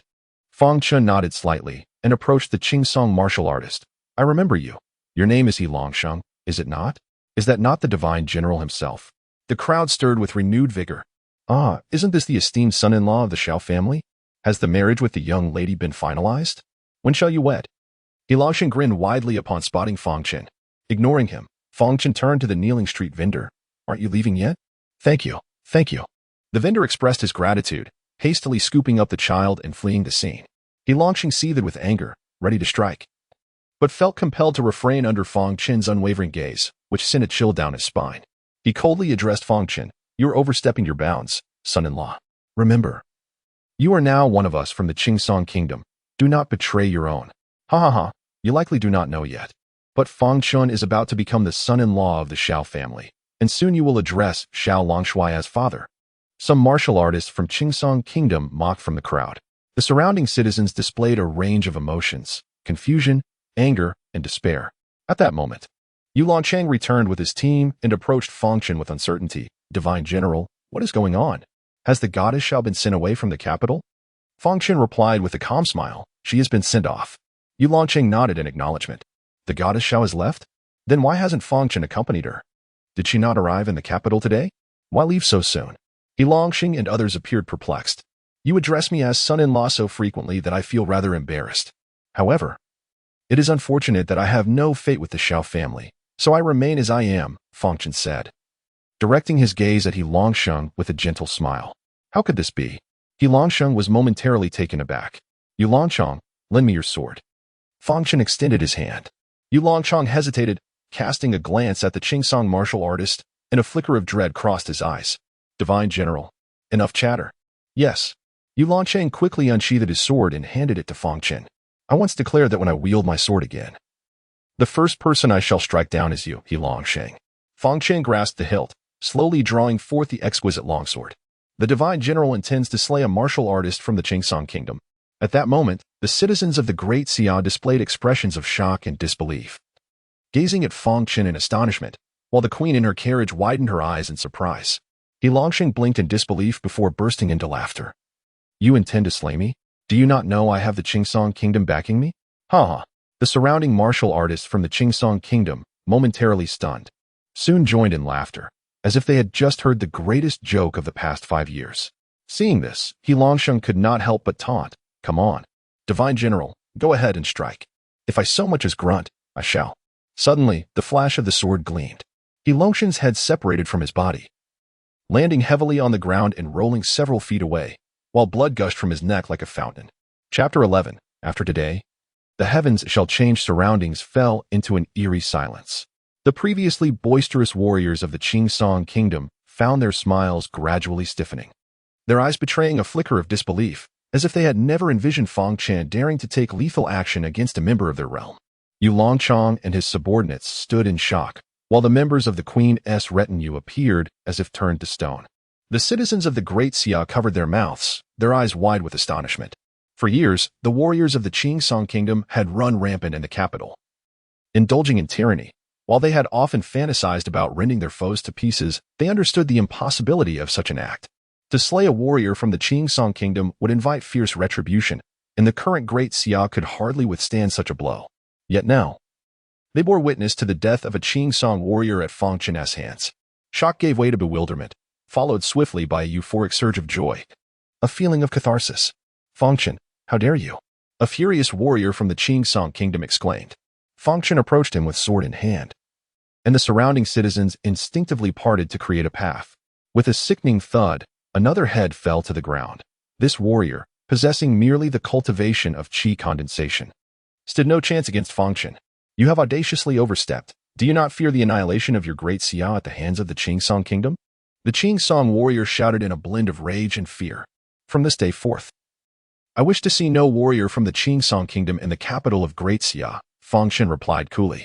Among the crowd, several figures nodded subtly upon hearing his words, vanishing like phantoms as they stealthily dispatched nearby Qingsong warriors. As the citizens of Great Xia witnessed this scene, their eyes began to glisten with fervor, their breaths growing heavy as they instinctively sought out the figures of the Qingsong warriors around them. General, what shall we do? One of Yu Longchang's subordinates suddenly inquired. What to do? Yu Longchang replied, somewhat dazed. Fang Junshin's cultivation has already been restored. We need not fear the Qingsong Kingdom, nor allow them to continue their tyranny in the capital. We must assist Fang Junshin in eradicating them one by one. His subordinate whispered. Yet Yu Longchang clenched his jaw. The matter was of great significance, and he dared not make a unilateral decision. To execute the warriors of the Qingsong Kingdom required a decree directly from the emperor. General, My brother was brutally slain by a Qing Song warrior on the streets of the capital, the subordinate murmured. Damn it, enough. Yu Longqing bellowed. Soldiers of the West Tiger Camp, heed my command. Here. A thunderous response echoed. We follow Fang Chen, and today we shall eradicate every Qing Song warrior in the capital. Yu Longqing's eyes gradually glazed over with a crimson hue, reminiscent of his days on the battlefield, as a terrifying bloodlust enveloped him. Understood. With a resolute affirmation, Yu Longqing led his subordinates to follow Fang Chen, heading towards a martial arts academy established by the Qing Song Kingdom, where their warriors were known to congregate. Countless citizens, despite being unarmed, felt invigorated by pent-up rage accumulated over 5 years, following suit with fervor. Your Majesty, the heir palace maid gazed blankly at the queen. The queen pondered for a moment before addressing the leader of the ceremonial guards, Sin Min, to follow Chen'er. He intends to slay the warriors of the Qing Song Kingdom. And you shall assist him. Understood. The guard leader nodded enthusiastically, leaving several guards to protect the queen before rushing to join Fang Chen. After today, the heavens shall change. The queen murmured softly. Your Majesty, there may be those in the palace who will use this incident to attack you. The maid expressed her concerns. After all, Fang Chen was the queen's nephew, and now he had suddenly begun a massacre against the warriors of the Qing Song Kingdom on his way home. If this matter escalated, it would inevitably implicate the queen, especially from that noble consort, who would not let such an opportunity slip by. Some may have forgotten, but before I entered the palace, I was also a member of the Fang family, the queen replied with a light laugh. A flash of lightning dancing in her eyes as she crushed a jade ring in her fingers, its remnants cascading from her grasp. The Qing Song Upper Academy sprawled across a vast expanse, originally a government building of the Great Xia, but seized by the Qing Song Kingdom after their defeat 5 years ago, repurposed as a martial arts academy. The term upper was a proclamation of their elite status, denoting the citizens of the Great Xia as inferior. The place bustled with activity. Nearly all of the thousands of Qing Song warriors seeking livelihood in the capital frequented this establishment. Hey, do you think the goddess shall come to stay here? Of course. Our academy master is an old hand from the wolf army, having once accompanied the first wolf commander to defeat Fang Chen on the Three Realms Mountain. Rumor has it that the goddess Xiao is breathtakingly beautiful. This might just benefit Fang Chen. Do not speak so. If Fang Chen were to become one of us from the Qing Song Kingdom, would not Great Xia lose all hope? Our Qing Song Kingdom's south invasion of this place is merely a matter of time, ha ha ha ha. In the hall, a group of Qing Song warriors engaged in idle chatter, erupting into laughter occasionally, while the servants scuttled between them, visibly trembling with fear. As citizens of the Great Xia, they had been forced to serve these warriors, aware that a single misstep could cost them their lives. At that moment, a Qing Song warrior sensed something amiss. What is that commotion outside? He rose to peer outside, his expression suddenly shifting. What is it? Someone inquired. People. So many people, the warrior murmured. It seems they are coming this way. Many people? A throng of Qing Song warriors hastily gathered at the entrance, instantly startled by the sight of the approaching mass. Among the crowd, many were merely ordinary citizens of the Great Xia, but they also spotted soldiers clad in military garb, with some even recognizing Fang Chen at the forefront. ISNT that Fang Chen. This is troubling. I must notify the academy master. Someone hurriedly departed. At that moment, Fang Chen had arrived at the entrance of the Qing Song Upper Academy. Glancing at the sign, he stated calmly, General Yu, remove the sign. Understood. Yu Longqing leaped forward, his fist shattering the sign into fragments that scattered across the ground. How audacious. The gathered Qing Song warriors were incensed, their eyes turning crimson. Kill them, Fang Chen commanded. Fang Chen, are you certain? Yu Longqing, having calmed his thoughts along the way, began weighing the consequences. Do not waste words. Fang Chen's brow furrowed. Feeling trapped in a predicament, Yu Longqing realized he had to make a choice. The next moment, he roared, Kill! Leading the charge, he and his subordinates surged into the Qing Song Upper Academy. The first Qing Song warriors to face this onslaught were caught off guard, quickly overwhelmed by the surge, each sustaining numerous wounds, revealing the deep-seated animosity the citizens of Great Xia held for them. Yu Longqing forged ahead, with Fang Chen following leisurely. While the citizens closely trailed in their wake, their expressions a mix of terror and exhilaration. The Qing Song warriors gradually regained their wits, swiftly organizing a robust counterattack. Meanwhile, a figure rushed over, witnessing the unfolding scene and bellowing, Stop this at once. This person was none other than Xiao Tianxi, the master of the Qing Song Upper Academy. Though not a member of the Xiao family by blood, He had followed the Wolf Commander into battles since childhood, thus earning the surname Xiao. Chapter 12. How to Soothe the Fury Within.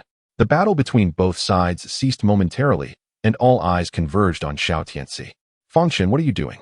Xiao Tianci coldly regarded Fang Chen, his gaze revealing a flicker of uncertainty. After 5 years of silence, why had Fang Chen suddenly arrived at the Qingsong Elite Pavilion with a motley crew? Indeed, in his eyes, those accompanying Fang Chen were mere rabble, lacking any real combat prowess. He believed he could effortlessly deal with them all. A master of qi manipulation was not to be trifled with on the battlefield. One such individual could rival 1,000 soldiers. Commander Xiao has tasked you with coordinating with some unruly individuals in the capital. I could have chosen to turn a blind eye. After all, those individuals hold little sway over the state. Fang Chen sighed softly. But you should not permit the martial artists of Qingsong Nation to act with impunity in our great Xia capital. Defeated generals have no right to make demands. Xiao Tianci stated, his gaze fixed intently on Fang Chen. Before long, you will be my Xiao family's son-in-law. I will extend a courtesy to Miss Xiao. Leave with your people now, and I shall refrain from reporting this matter to the emperor. At that moment, a boisterous voice echoed, Xiao Pavilion Master. Who has the audacity to cause trouble here? Rest assured, you need not intervene. Li Huang, shall be the first to eliminate him. The crowd turned to see a slightly plump young man sauntering in, flanked by several capable guards. What is he doing here? Yu Longchong furrowed his brow. Like Fang Chen, Li Huang's aunt was a concubine of the great Xia Emperor, making him a member of the royal family. Fang Chen, Yu Longchong from the West Tiger Camp? Li Huang halted mid-step, his eyes flashing with a mix of fear and buried resentment upon seeing Fang Chen. Young Masterly, allow me to handle this. Xiao Tianci replied with a calm smile. Very well, Pavilion Master Xiao, please take care of it. Li Huang immediately backed down, sidling up to observe Fang Chen. He could not fathom how the once formidable Fang Chen, now reduced to a mere shadow of his former self, had suddenly appeared at the Qingsong Elite Pavilion. Fang Chen, you should withdraw, Xiao Tianci said flatly. A hint of hesitation crossed Yu Longchong's face, and the once excited Great Xia citizens now regarded the scene with trepidation. They were acutely aware that the individual before them was a master of qi manipulation. The Qingsong Elite Pavilion housed 3 such masters, 2 at the initial stage and 1 at the mid-stage, alongside 15 peak explosive qi fighters and over 1,000 martial artists. Fang Chen spoke slowly, and the crowd gasped in astonishment, having not realized the Qingsong Elite Pavilion's terrifying strength. It was known that in the Great Xia capital, there were only a handful of peak explosive qi fighters. As for masters of qi manipulation, following the battle 5 years ago, their numbers had dwindled to a mere few. And this was merely a martial arts pavilion established by Qingsong Nation. How many experts must their nation possess? The crowd pondered silently. Xiao Tianci's expression shifted slightly. How did Fang Chen accurately ascertain the number of martial artists in Qingsong Nation within the Great Xia capital? If these martial artists were mobilized, they could certainly wage a small-scale war, potentially even storming the Great Xia Imperial Palace. For reasons unknown, an ominous premonition surged within Xiao Tianci. He had assumed that Fang Chen, after 5 years of silence, had relinquished all hopes, yet his recent words indicated that Fang Chen remained acutely aware of everything. Fang Junshin, what is your purpose in coming here today? Do not forget, you are soon to be a part of my Xiao family. Xiao Tianci's tone carried a veiled threat. Are you unaware that the Xiao Divine Maiden has left the capital? Fang Chen replied with a smile. Left the capital? Xiao Tianci was momentarily taken aback. Indeed. He was unaware of this news. Uninformed? It matters not. Whether you grasp the situation or not, it will not alter my intentions. With a wave of his sleeve, a bolt of lightning struck Xiao Tianci, leaving the formidable master of qi manipulation no time to react as he was instantaneously reduced to ashes. Gasping sounds filled the air as the crowd collectively inhaled sharply. Yu Longchang had witnessed such a scene before, yet he remained inexplicably shocked. Meanwhile, the surrounding citizens fell into a deep state of astonishment, many casting looks of both fear and admiration towards Fang Chen. The air truly was an air. He had never known defeat. The spirits of these individuals soared, nearly bursting forth in triumphant cries. Now, only 2 masters of qi manipulation remained in the Qingsong Elite Pavilion. Now, the Qingsong Nation's martial artists shall not escape, Fang Chen stated softly. Understood, Yu Longchong bellowed, his eyes ablaze with fury as he charged at the still-dazed Qingsong martial artists. With no retreat left, he could only serve as Fang Chen's sharp sword, striking wherever Fang Chen directed him. No, impossible. How could he? Xiao Tianci is a master of qi manipulation. How could he be killed by Fang Chen in one blow? Has he regained his strength? What was that thunderous strike? What kind of power is this? Li Huang's face turned ashen, his mind swirling with confusion as he witnessed the surrounding Qingsong martial artists being systematically eliminated by Yu Longchang's forces. Li Huang. Let's reminisce about old times. As Fang Chen passed by Li Huang, he tossed this remark before continuing deeper into the Qingsong elite pavilion. Li Huang's expression grew grim. Glancing at the chaos around him, he could only grit his teeth and follow Fang Chen. In recent years, you have been quite close to Xiao Tianxi, Fang Chen remarked as he walked. Li Huang forced a smile. Not particularly close. I merely frequent this place for martial arts exchanges. Pausing, Li Huang tentatively added, Fang Junshin. Should you kill Xiao Tianxi, it may incite discontent among the court. If the emperor learns of this, he may bring punishment upon you. The martial artists of Qingsong Nation, kill them if necessary. Why would the emperor punish me? Fang Chen replied with a smirk. Because this will incite the wrath of Qingsong Nation. How many lives must we sacrifice in Great Xia to appease their fury? Li Huang countered. You believe. How many lives would it take for Qingsong Nation to quell my anger? Fang Chen retorted. Meanwhile, he had arrived at the back courtyard of the Qingsong elite pavilion, where it seemed the outside commotion had gone unnoticed. Several Qingsong martial artists were bare-chested, feasting and drinking heartily, while pointing at distant targets. In the distance lay dozens of targets, bloodied and gruesome, for these targets were bound living beings from Great Xia. Li Huang, has anything occurred outside? With the pavilion master here, why worry? The recent match is now your turn. I could easily pierce that lowly fellow's brow with a single arrow. If you cannot do the same, you lose the contest and owe me 1,000 taels of silver. A Qingsong martial artist called out, eliciting laughter from the crowd. As Li Huang had lost quite a sum of silver in recent years, marking him as an easy target. Combining Fang Chen's earlier words with the taunts of the Qingsong martial artists, Li Huang's face paled dramatically, trembling increasingly. You have yet to answer me. Tell me. How shall I soothe the fury within? Fang Chen gazed at the lifeless bodies on the targets, speaking softly. Chapter 13. Return to the team after today. I have nothing to do with this matter. I merely came here to observe the commotion. I have not harmed a single one of these targets. No, these people. Li Huang's voice trembled slightly. The guards beside him exchanged anxious glances, instinctively shielding Li Huang's vital points, fearful that Fang Chen might strike him down on the spot. Is that so? Fang Chen smiled wryly. The warriors of the Qingsong kingdom gradually sensed something amiss. After scrutinizing Fang Chen for a few moments, they were horrified to recognize his identity. It is Fang Chen. What is he doing here? They instinctively set down their food and drink. Some brandished knives, others swords, while a few raised their longbows, fixating intently on Fang Chen. Fang Chen, what brings you here? At that moment, a figure streaked in with incredible speed. This newcomer exuded a formidable aura and moved with uncanny agility. Seemingly floating above the ground, an unmistakable manifestation of energy manipulation. Lord Iron Horse. A glimmer of surprise flashed in Li Huang's eyes. The newcomer was one of the early-stage energy manipulators from the Qingsong Elite Hall, once a renowned swordsman in the Qingsong Kingdom. He had later allied with General Xiao Lang in military campaigns and subsequently accompanied Xiao Tianxi to the capital of the Great Xia, taking charge of the Qingsong Elite Hall. But after the initial joy, Li Huang suddenly cried out, Lord Iron Horse, be careful. The Hall Master Xiao has already fallen to Fang Chen. What? The warriors of the Qingsong Kingdom were astounded. The Hall Master perished at Fang Chen's hands. How can that be? Wasn't Fang Chen supposed to be powerless now? Iron Horse, witnessing the scene, swiftly unsheathed his sword.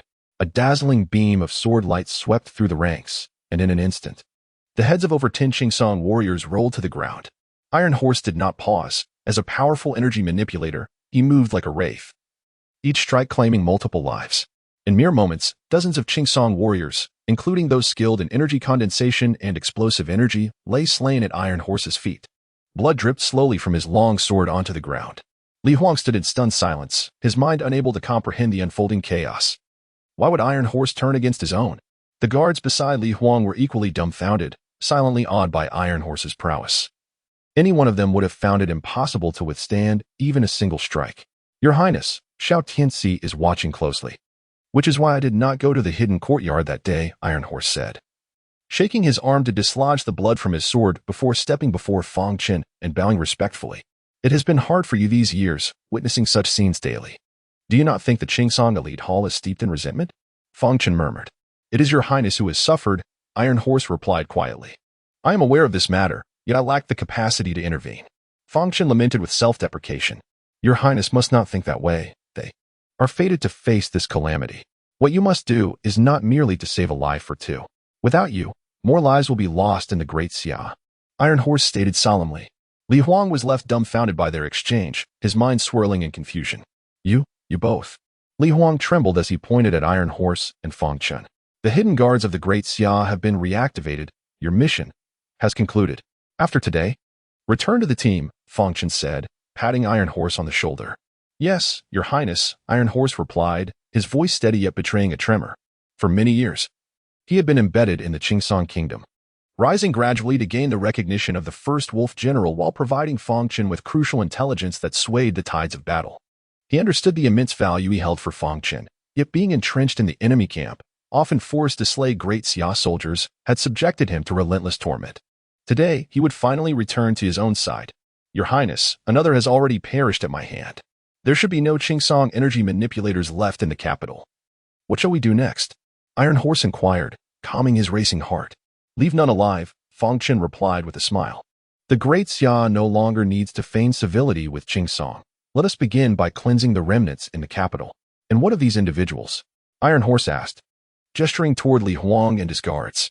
Lord Fang, I was mistaken. I am also a citizen of the Great Xia.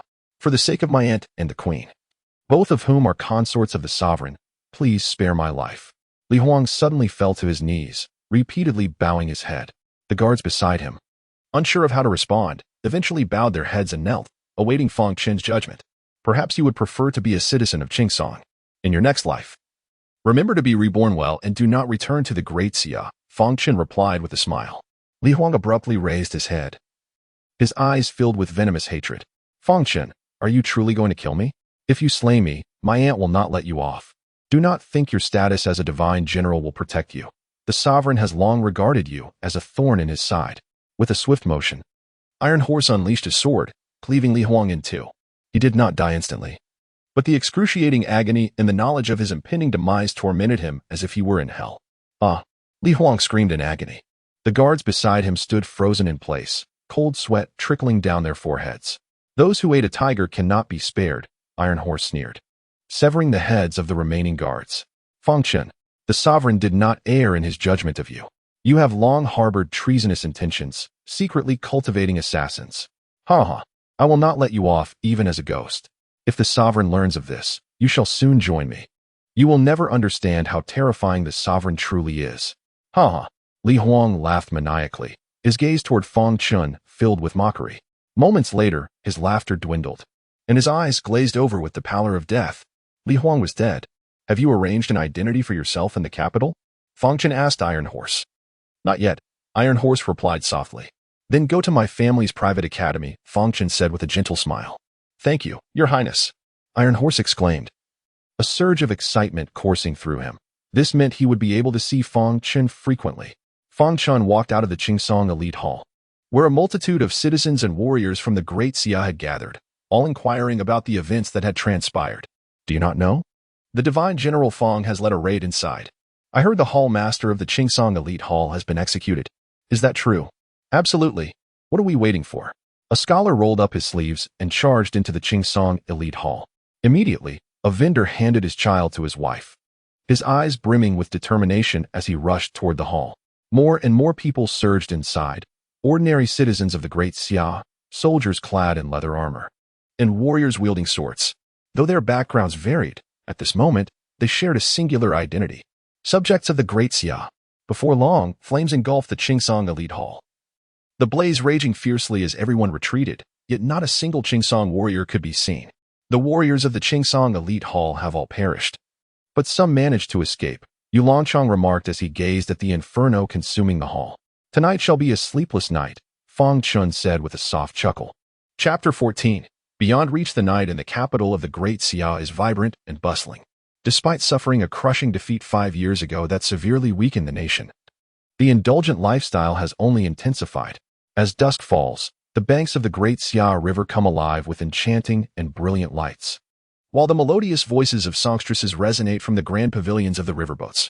This is a favored haunt of the martial nobles of the Qingsong Kingdom, yet tonight, These ostentatious figures are conspicuously absent. As curiosity mounts, news arrives that the esteemed establishment of Qingsong has been obliterated by Fang Chen and his men. This revelation transforms the atmosphere of the evening and the Great Xia into something extraordinary. Where does news spread the fastest? Naturally, it is in the taverns and tea houses. But none compare to the bustling entertainment quarters. Once news breaks here, it spreads like wildfire, reaching nobles and commoners alike, leaving no one unaware. On the most renowned pleasure boat, the Jade Immortal, a group of young gentlemen has reserved the entire vessel, displaying their lavishness as they hail from distinguished backgrounds. What do you all think of Fang Chen's recent actions? A handsome youth, Yi Qinghe, gracefully fans himself while admiring the dance of several songstresses before him, casually inquiring of his companions. As the son of the Minister of War, Yi Qinghe holds the highest official rank among them, thus seated in the main position. I consider his actions to be exceedingly reckless, although I heard from my family that he demonstrated extraordinary prowess within the palace today, slaying a leader of the wolf army and driving the divine Lady Xiao from the capital. He must remember that he too once fell to the might of the wolf commander. Indeed, now he seeks to exterminate the martial nobles of Qingsong. If this news reaches Qingsong, I fear the wolf commander will soon retaliate, and the Great Xia will have to pay a steep price to quell his wrath. The Shi who camps Yulongchong has truly lost his mind, acting alongside him. Does he not consider that if these martial nobles of Qingsong could be slain, the emperor would have taken action himself? Speaking of which, why has there been no response from the emperor? Not only has the emperor remained silent, but all parties seem to observe the events as mere spectators. However, by the end, they may find themselves scorched by the flames they have stoked. What do you say, Brother Yi? What does the minister say? My father simply remarked that we should watch and wait. Yi Qinghe replied coolly. It seems that Fang Chen's past renown still instills fear in many. If he were truly incapacitated, it would be a different story, yet now his cultivation has evidently returned. I believe the greatest mistake of the Great Xia was allowing Fang Chen to rise above the Ministry of War, even above the emperor, leading to his hubris, ultimately costing us 600,000 soldiers. Brother Yi, I have heard of your recent advancements in martial arts. The soldiers of the capital hold you in high esteem. Why not step forward and take Fang Chen's place? Some looked at Yi Qinghe with eager anticipation. My cultivation has indeed improved, thanks to a fortuitous encounter with a wandering sage who bestowed upon me a golden elixir, significantly enhancing my abilities. Yet, compared to Fang Chen, I remain utterly outmatched. Utterly outmatched. Upon hearing this phrase, the group was transported back 5 years in their memories, when the capital was rife with the saying, "Look at Fang Chen. We are truly beyond reach." However, Fang Chen's actions indeed contravene the current political landscape. Thus, I implore you all to speak to your families on my behalf to ensure one life is spared. As long as he lives, there remains a possibility for Fang Chen's actions to be reconsidered. Yi Qinghe smiled. The group paused, curiosity flickering on their faces. Whose life holds such significance that it could alter the course of today's events? Yi Qinghe rose and called out, "Brother Xiao, please come in. My friends here will not betray you." A young man with a somber expression entered, and the mood shifted dramatically upon his arrival. He was none other than Xiaoan, the son of Xiao Tianci. They could hardly believe that Xiaoan had survived and appeared on the Jade Immortal, connecting the dots with Yi Qinghe's prior statements. "Brother Yi, I am grateful for your assistance. Without you, I might have perished on the streets of the Great Xia." Xiaoan clasped his fists, a hint of self-deprecation on his face. "Once I return to Qingsong, I shall remember this favor. Brother Xiao, you are too modest. We all disapprove of Fang Chen's actions. The Great Xia and Qingsong ought to unite as friends now, rather than resort to violence, which benefits neither side." With that, Yi Qinghe laughed heartily. "Why is the Jade Immortal not performing yet? Today, I am hosting esteemed guests, so let us not neglect our entertainers." As he welcomed Xiaoan to sit, he introduced him to the other young gentlemen at the table. Soon, a barefoot maiden clad in white gracefully entered the hall, dancing elegantly on the stage. The white-clad maiden possessed a breathtaking beauty, her skin as fair as snow, her eyes like stars, and every smile and frown captivated the audience. Each movement exuded an ethereal charm. Yi Qinghe gazed in rapture, his attention unwavering as he followed the maiden's graceful motions. Truly, she is the most renowned songstress of the Great Xia River, her dance indeed transcending the mortal realm. Xiaoan's gaze was cold. The beauty before him did little to alleviate his weariness, instead igniting memories of the Qingsong establishment engulfed in flames. His fists clenched slightly. This enmity shall be avenged. While the Great Xia River was alive with song and dance, the capital of the Great Xia was embroiled in slaughter. with martial nobles of Qingsong cornered and falling to the chaos. As dawn approached, amidst the ruins of the Qingsong establishment, Fang Chen sat quietly on an undamaged stone bench. Surrounded by a collection of talismans he had crafted overnight, he had produced several purple lightning talismans, bringing his total to 16. In addition to the purple lightning talismans, he had experimented with swift movement, diamond, and strength talismans, each yielding 3, their crafting significantly less challenging than that of the purple lightning talismans.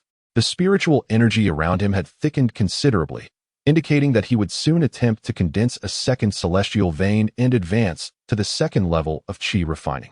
As he gathered the talismans, a figure approached swiftly. It was Yulongchang, drenched in blood. He felt as though he were dreaming. Having been granted the opportunity to command under Fang Chen's banner, slaying countless martial nobles of Qingsong. Commander Fang, we have lost all trace of the martial nobles of Qingsong. After counting the numbers, we find that 2 are still unaccounted for, Yulongchang murmured. One is Taimu, a master of qi from Qingsong, and the other is Xiaoan, son of Xiao Tianxi. It is as if they have vanished from the face of the earth. I already know where they are. Leave them to me. You must be weary, General Yu. Go rest, Fang Chen replied with a gentle smile. Chapter 15. How can a commoner compare to the heir? Yulongchang was indeed fatigued, saying nothing as he respectfully bowed and turned to leave. Quietly, a figure appeared beside Fang Chen.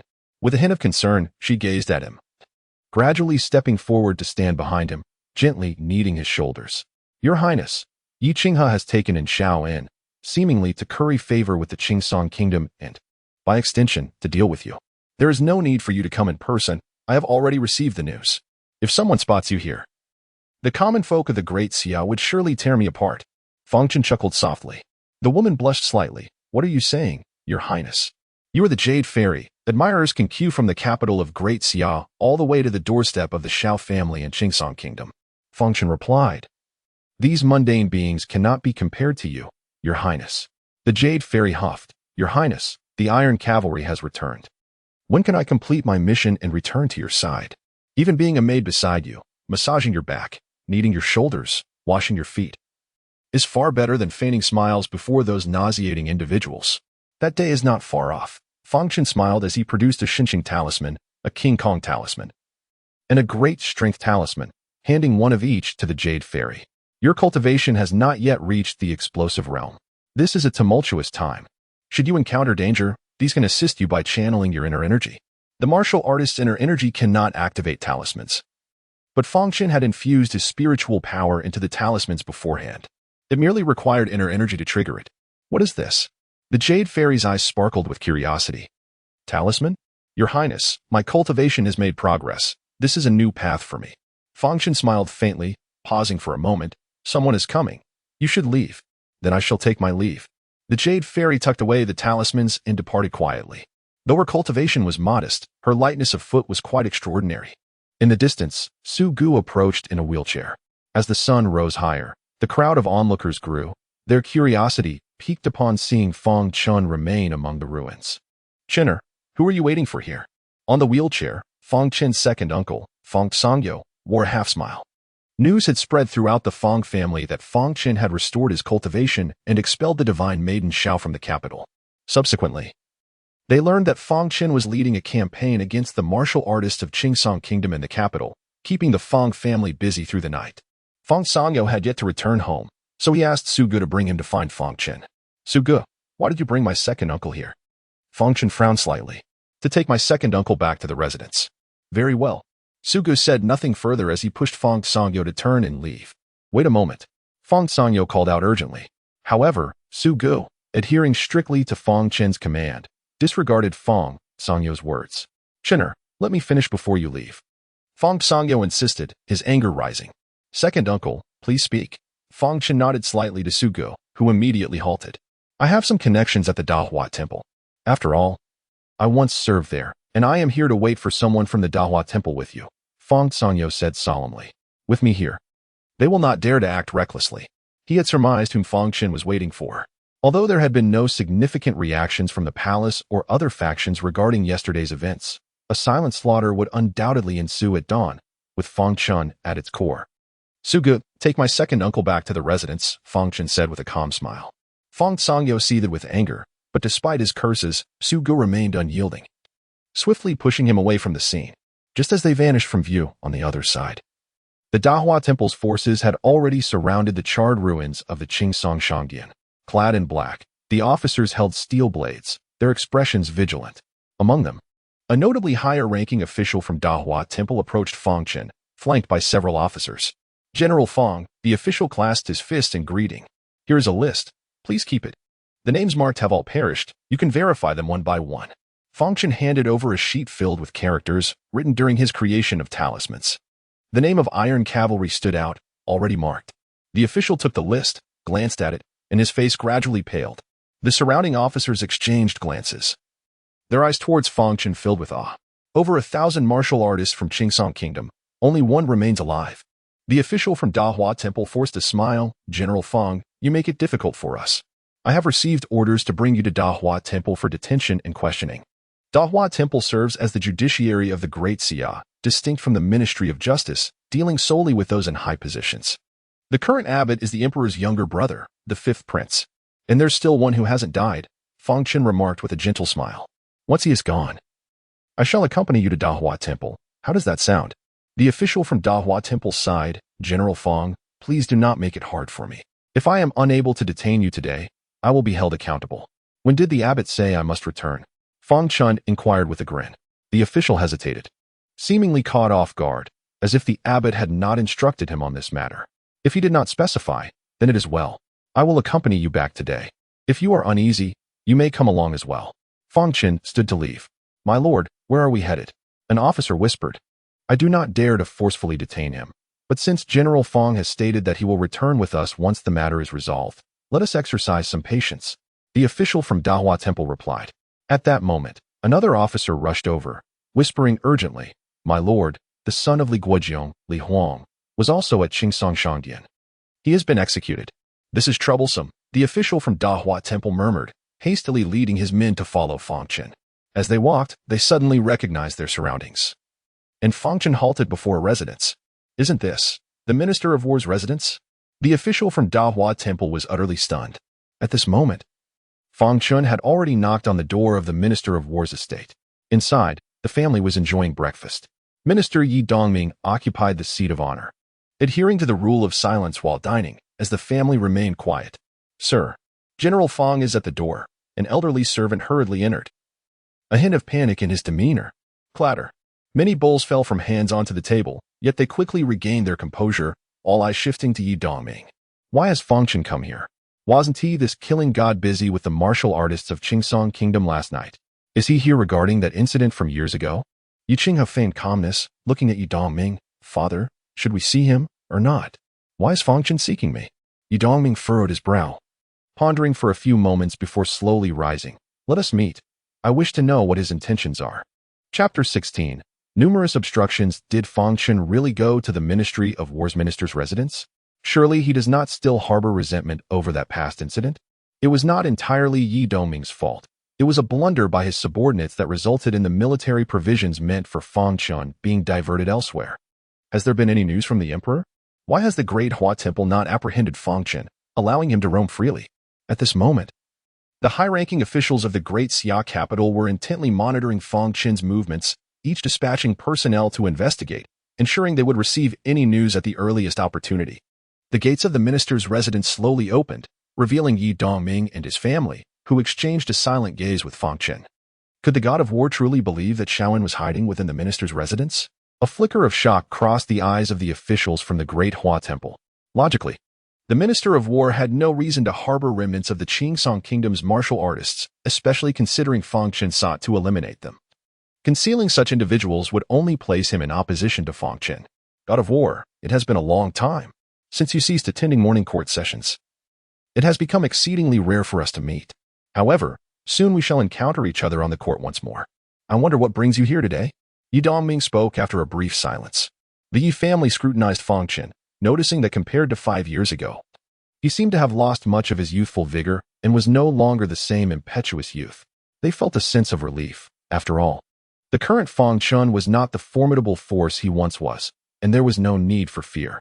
Over the past 5 years, I have contemplated many matters concerning the court and have no intention of engaging further, Fang Chen replied with a gentle smile.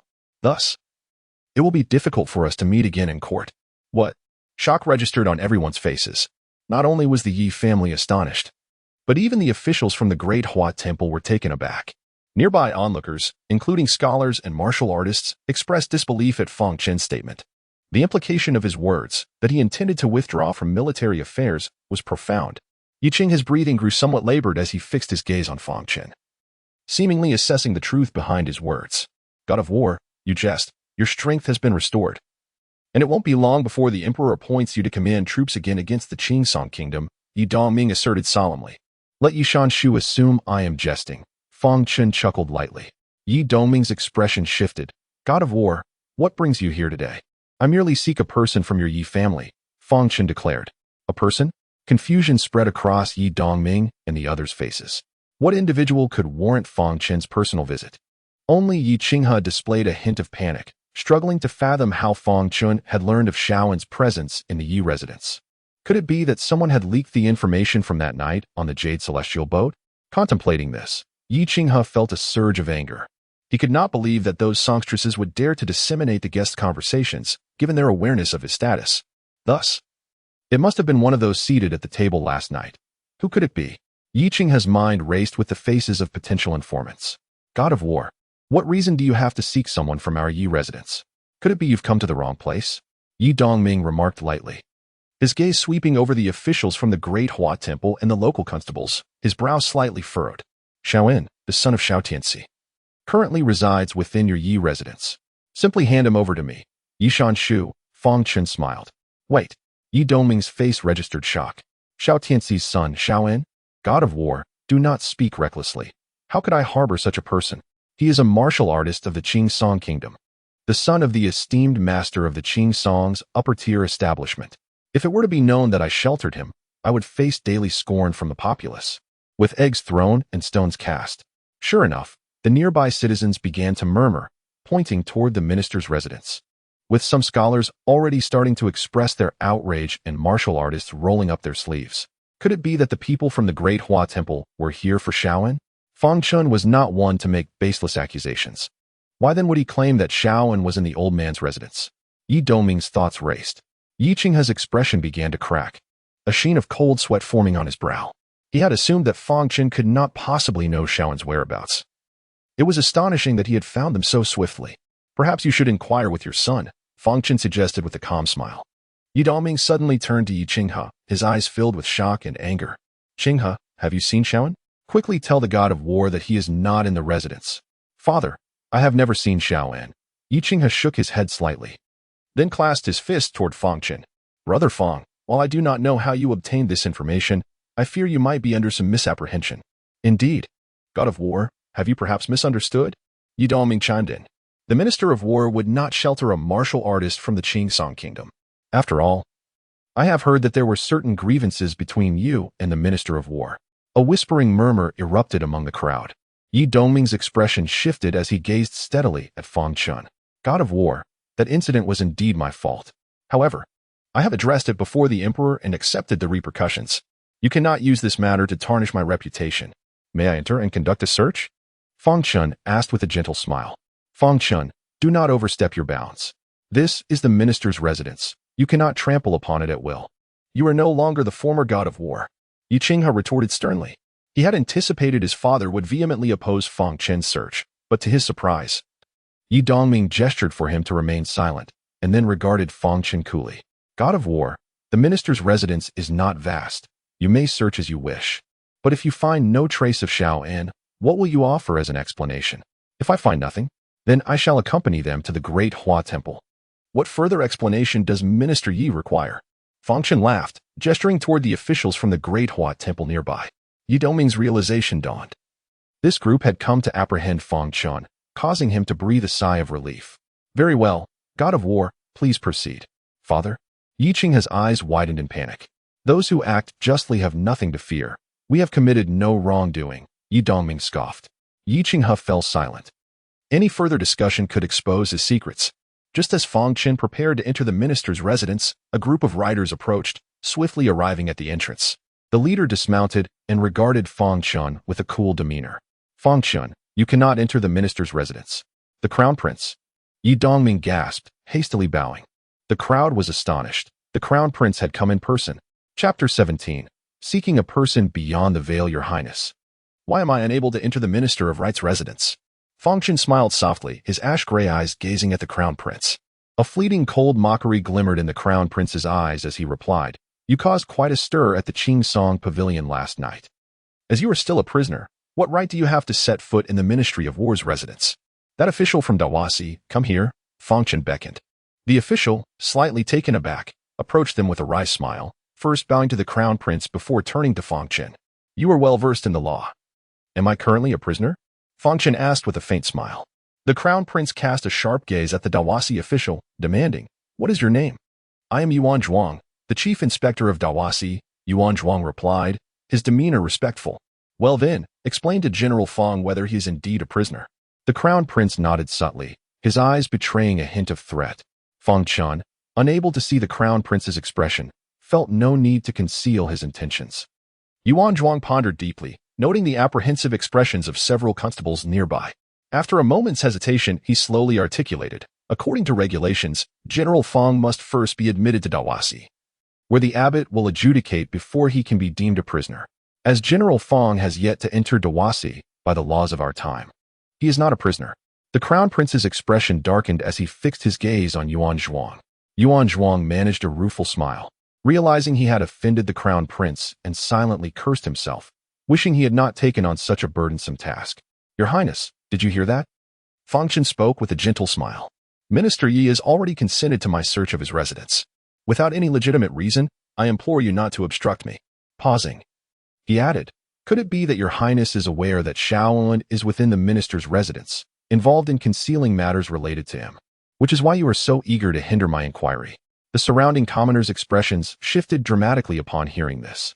Yi Dongming immediately interjected, If you wish to investigate, do so, but do not implicate the Crown Prince.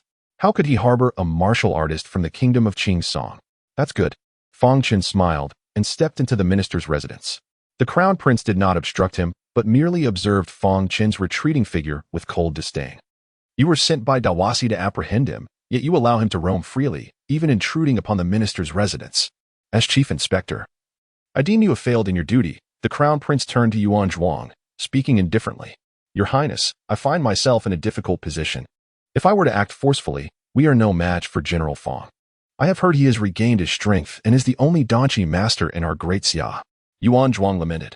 To capture such a person, one should not dispatch a mere constable, but rather an army, at least 1,000 well-equipped soldiers.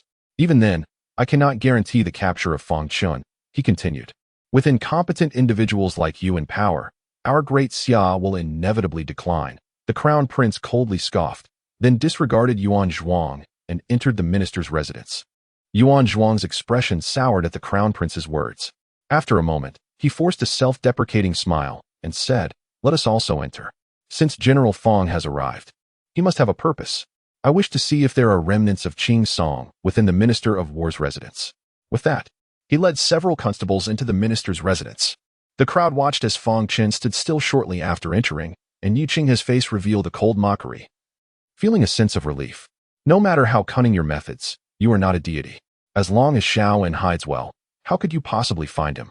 Previously anxious, Yi Qing now felt reassured about his arrangements, convinced that Fang Chen could not locate Shaowen, at least not in the immediate future. General Fang, where do you intend to begin your search? This residence has only 4 courtyards. It is not large enough to conceal many people. Yi Dongming observed as Fang Chen remained motionless, stroking his beard with a faint smile. Fang Chen did not respond. The Crown Prince, noticing this, let out a cold laugh and said, General Fang, are you here to find someone, or merely to appreciate the scenery of my minister's residence? Standing here will not lead you to anyone. You must move about. Fang Chen remained unresponsive. The 2 pivotal figures in Great Xia, one a minister of war, the other a Crown Prince, found their words disregarded by Fang Chen, leaving the onlookers astonished. Such is the prowess of General Fang. We are truly in awe. Yuan Zhuang thought to himself. Unbeknownst to the crowd, Fang Chen's spirit had already transcended his corporeal form, hovering silently above the minister's residence, his gaze meticulously searching the area. Unlike his physical form, his spirit could perceive far more, or rather, it was a heightened sense of awareness. Within the minister's residence, there were over 30 rooms. And at that moment, there was no sign of Xiao En. Yet Fang Chen remained unperturbed, firmly believing that Xiao En was indeed within the estate. If he attempted to flee, he would surely be informed. A few moments later, Fang Chen noticed something unusual about a nearby rockery. In the next instant, his spirit surged forth and entered the rockery, arriving at a hidden chamber beneath it. Xiao En sat cross-legged in the secret chamber, his ears twitching as he listened intently to the sounds from the outside. Fang Chen, the blood feud of my father. I shall not rest until I have avenged it. And you, Yi Qinghe, a mere commoner of Great Xia, dare use my life as a bargaining chip to elevate yourself? What a joke. Xiao En murmured, his eyes occasionally flashing with a sinister gleam. Upon witnessing this, Fang Chen chuckled softly and returned his spirit to his body. Minister Yi, this rockery is quite extraordinary. Which craftsman fashioned it? I believe there should be a similar one within the Fang residence. Fang Chen took a few steps forward, pointing at the nearby rockery with a smile directed at Yi Dongming. Yi Dongming furrowed his brow. Yi Qinghe, however, broke into a cold sweat, while the crown prince remained expressionless, seemingly unaware of the secrets concealed within the rockery. Yet this did not deter Fang Chen's suspicions. Yi Qinghe was likely harboring Xiao En under the crown prince's directive. General Fang, are you here to seek someone, or merely to admire the scenery of my minister's residence? Yi Dongming mocked icily. Both seeking and admiring. How could one appreciate the beauty of this place without visiting it? How else would I know that there is a secret chamber beneath this rockery? Fang Chen replied, raising his hand to unleash a flash of lightning. With a surge of electric energy, a thunderous crash erupted as the lightning struck the rockery, shattering it into pieces and revealing the entrance to the hidden chamber. The crowd's expression shifted dramatically, half in shock at Fang Chen's display of power, half in astonishment at the revelation of the secret chamber's entrance. Yi Dongming stood momentarily stunned, unaware that a hidden chamber lay beneath the rockery. Chapter 18. No one can stop me. Whispers filled the air as the servants of the Ministry of Rites expressed their astonishment at the hidden chamber beneath the rockery. A secret they had been oblivious to during their years of service. Yi Dongming's countenance darkened as he fixed his gaze upon Yi Qinghe.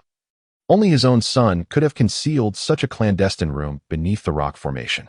Yuan Zhuang, taken aback, instinctively pondered how Fang Chen had discovered the existence of this hidden chamber before he was overwhelmed by Fang Chen's earlier display of prowess.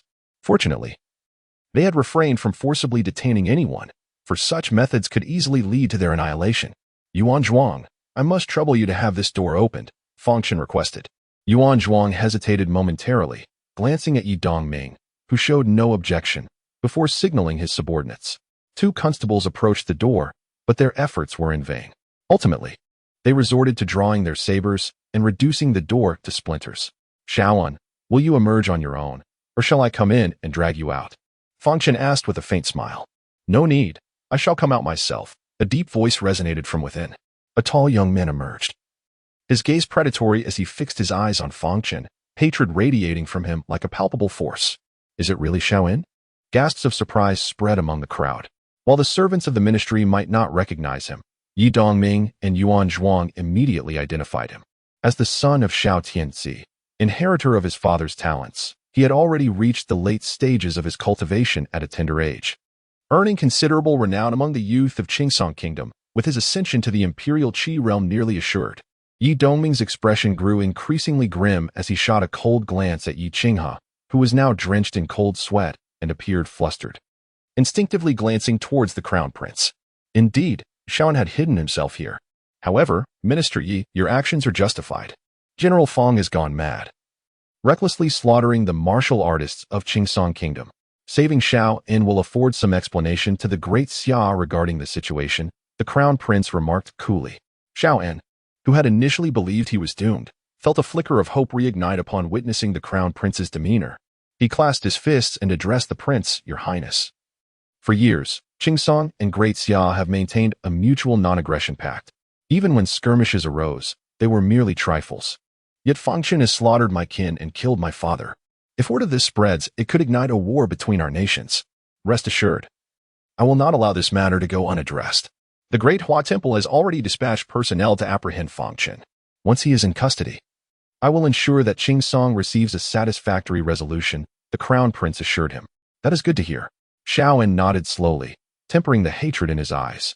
Since he could survive, he wished to suppress his emotions, aware that he remained in a precarious position in the capital of Great Xia. After the crown prince spoke, he turned to Fang Chen. Fang Chen, do not make another misstep. Return with Yuan Zhuang to the Great Hua Temple. You cannot harm Xiaoan. Fang Chen chuckled, gazing at the crown prince with a smile. Your Highness, given the current circumstances, do you still expect Qingsong to accept your peace overtures? I have stated before that I intend to eradicate the remnants in the capital. Once a word is spoken, it cannot be retracted. No one can impede my course. Not even I can halt you? The crown prince's eyes narrowed slightly. Boom! A flash of lightning erupted. Xiaoan, in disbelief, looked down to find his body charred and mangled. He let out a final roar of defiance as his life force extinguished completely. The onlookers were momentarily stunned, unable to fathom how Fang Chen could defy the crown prince's wishes and kill Xiaoan on the spot. The skilled warriors surrounding the crown prince exchanged wary glances, instinctively stepping forward to shield him from potential danger. Yuan Zhuang, may I borrow your saber? Fang Chen extended his hand. Yuan Zhuang, regaining his senses, instinctively unsheathed his saber and presented it to Fang Chen. Fang Chen took the weapon and, stepping forward, decapitated Xiaoan, lifting the severed head before turning to exit the Ministry of Rites. Outside, a throng of citizens awaited anxiously. Upon seeing Fang Chen emerge with a bloodied head in hand, expressions of shock spread across their faces. Speculation arose regarding whose head it might be. Could it be Xiaoan's or perhaps someone from the ministry? General Fang, the deed is done. Please accompany me back to the Great Hua Temple, Yuan Zhuang said with a wry smile. Fang Chen chuckled, tossing Xiaoan's head to the ground, allowing it to roll away. It was this very individual who had initially suggested using a person as a target. I have avenged your grievances, but it is far from sufficient, far from enough. Fang Chen muttered to himself. After a brief pause, he turned to Yuan Zhuang, smiling, let us go. I shall not make things difficult for you. Thank you, General Fang. Yuan Zhuang breathed a sigh of relief, almost wishing to call Fang Chen father in that moment. After Yuan Zhuang led Fang Chen away, the crown prince and his companions exited as well, and the doors of the Ministry of Rites were slammed shut. One brave martial artist approached to inspect the severed head. Upon seeing Xiaoan's lifeless eyes, he gasped, it is Xiaoan, the son of Xiao Tianxi, the most overbearing martial artist from Qingsong Kingdom in the capital. It truly is him. I never expected the Minister of War to harbor a martial artist from Qingsong Kingdom. Isn't that tantamount to opposing General Fang and us, the citizens of Great Xia? The crowd erupted in fervor, some already picking up nearby objects to hurl at the Ministry of War. Let us boil Xiaoan's head into soup. My son suffers from a lung ailment. Consuming this would surely cure him.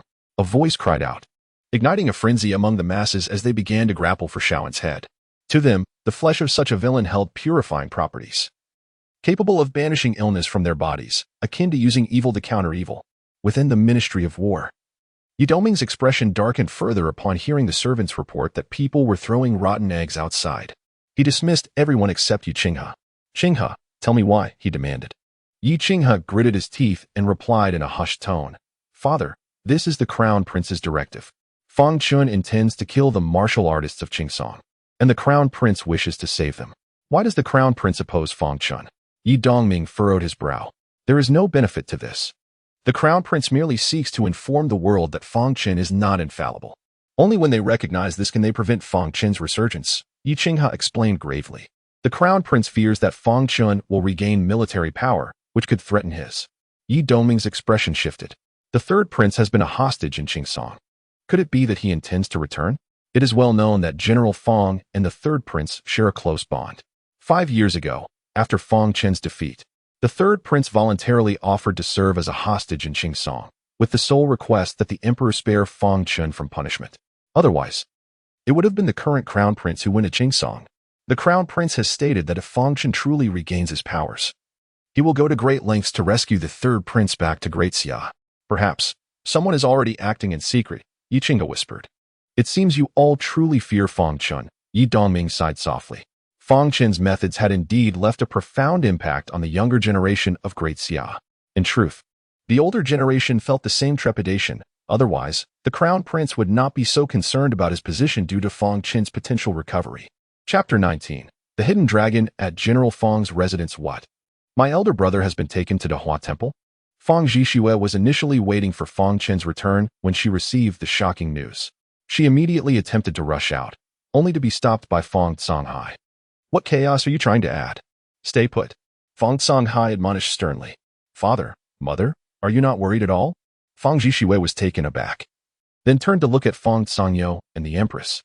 Uncle, aunt. To her surprise, everyone remained remarkably calm, as if Fang Chen were merely off to enjoy a leisurely day by the Great Xia River. Your elder brother's recovery of his powers, which he didn't even inform us about, indicates he is secretly orchestrating something. Now that he has cleared the Qingsong martial artist from the capital, no one knows what his next move will be, Fang Songhai explained. Even I, as his father, cannot fathom his thoughts, so our priority is not to create further chaos. Especially you. Will my brother be subjected to severe torture at Dahua Temple? Fang Zhishua's expression was one of concern. She understood Fang Songhai's reasoning but could not quell her worries for Fang Chen. Heavens, who would dare? Not only is his aunt the current empress, but the title of General Fang is also a name of great repute. Dahua Temple will only treat him well, awaiting orders from the emperor, Fang Songyo chuckled. Zhishua. Sometimes I wonder if you truly belong to the Fang family. Setting aside comparisons with your elder brother, you should at least learn to think critically, Fang Songyo teased. Fang Songhai and his wife exchanged glances, their expressions filled with concern. Fang Zhishua, now flustered, retorted, Uncle, are you mocking me? Enough, enough, the empress interjected with a smile, waving her hand. Chen's recovery of his powers and the eradication of the Qingsong remnants in the capital is indeed a joyous occasion. Yes, it is a cause for celebration, Fang Songhai nodded, stroking his beard. However, the empress's tone shifted, a hint of worry crossing her features. It seems His Majesty does not intend to reinstate Chen, and in the future, it is likely he will not be allowed near the court. A moment of silence enveloped the room. Fang Songyo scoffed disdainfully. What right does he have? Second brother, do not speak recklessly, Fang Songhai admonished, then turned to the empress. Sister, there is no need for concern. Everything depends on Chen himself. If he chooses not to engage in court affairs, it may not necessarily be a bad thing. His wife nodded slightly, adding, I hope that in the future, Chen will not lead troops anymore. At his age, he should focus on starting a family to carry on the Fang lineage. Standing behind Fang Songyo, Su Ge wore a peculiar expression, grappling with whether to inform Fang Chen of this matter, especially since it seemed his elders were planning a marriage for him. At that moment, a servant hurriedly entered. Master, someone has come to apply for the position of our private school teacher, claiming to be referred by the young master. Referred by Fang Chen. Everyone, including Su Ge, was momentarily taken aback, while the empress's eyes sparkled with curiosity. Bring him in so we can have a look. Before long, a man named Tai Ma approached the hall and respectfully saluted Fang Songhai. Tai Ma greets General Fang. Excluding Fang Zhishua, everyone's expressions turned exceedingly peculiar. You are one of the elite martial artists from Qingsong Academy, Tai Ma? Fang Songhai squinted. The empress scrutinized Tai Ma closely, while Fang Songyo fell into deep thought.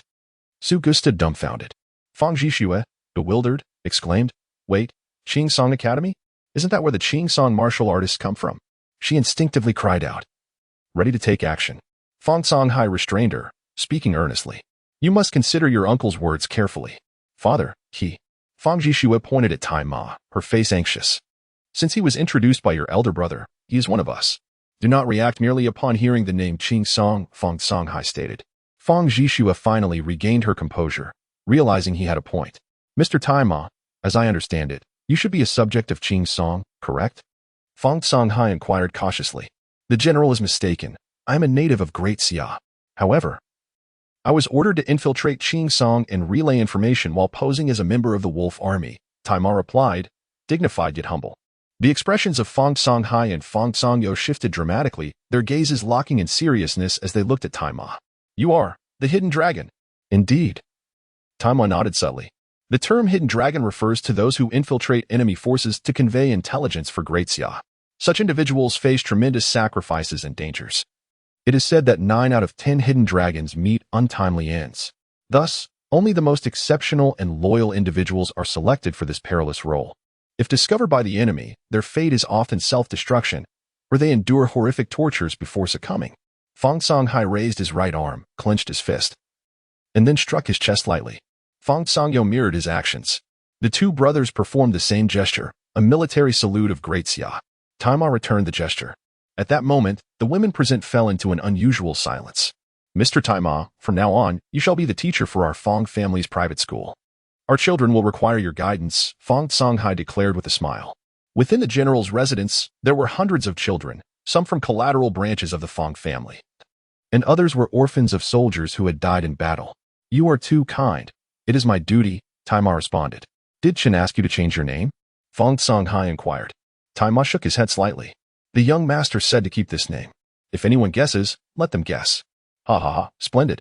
Fang Songhai laughed heartily. He then summoned a servant to arrange accommodations for Taima.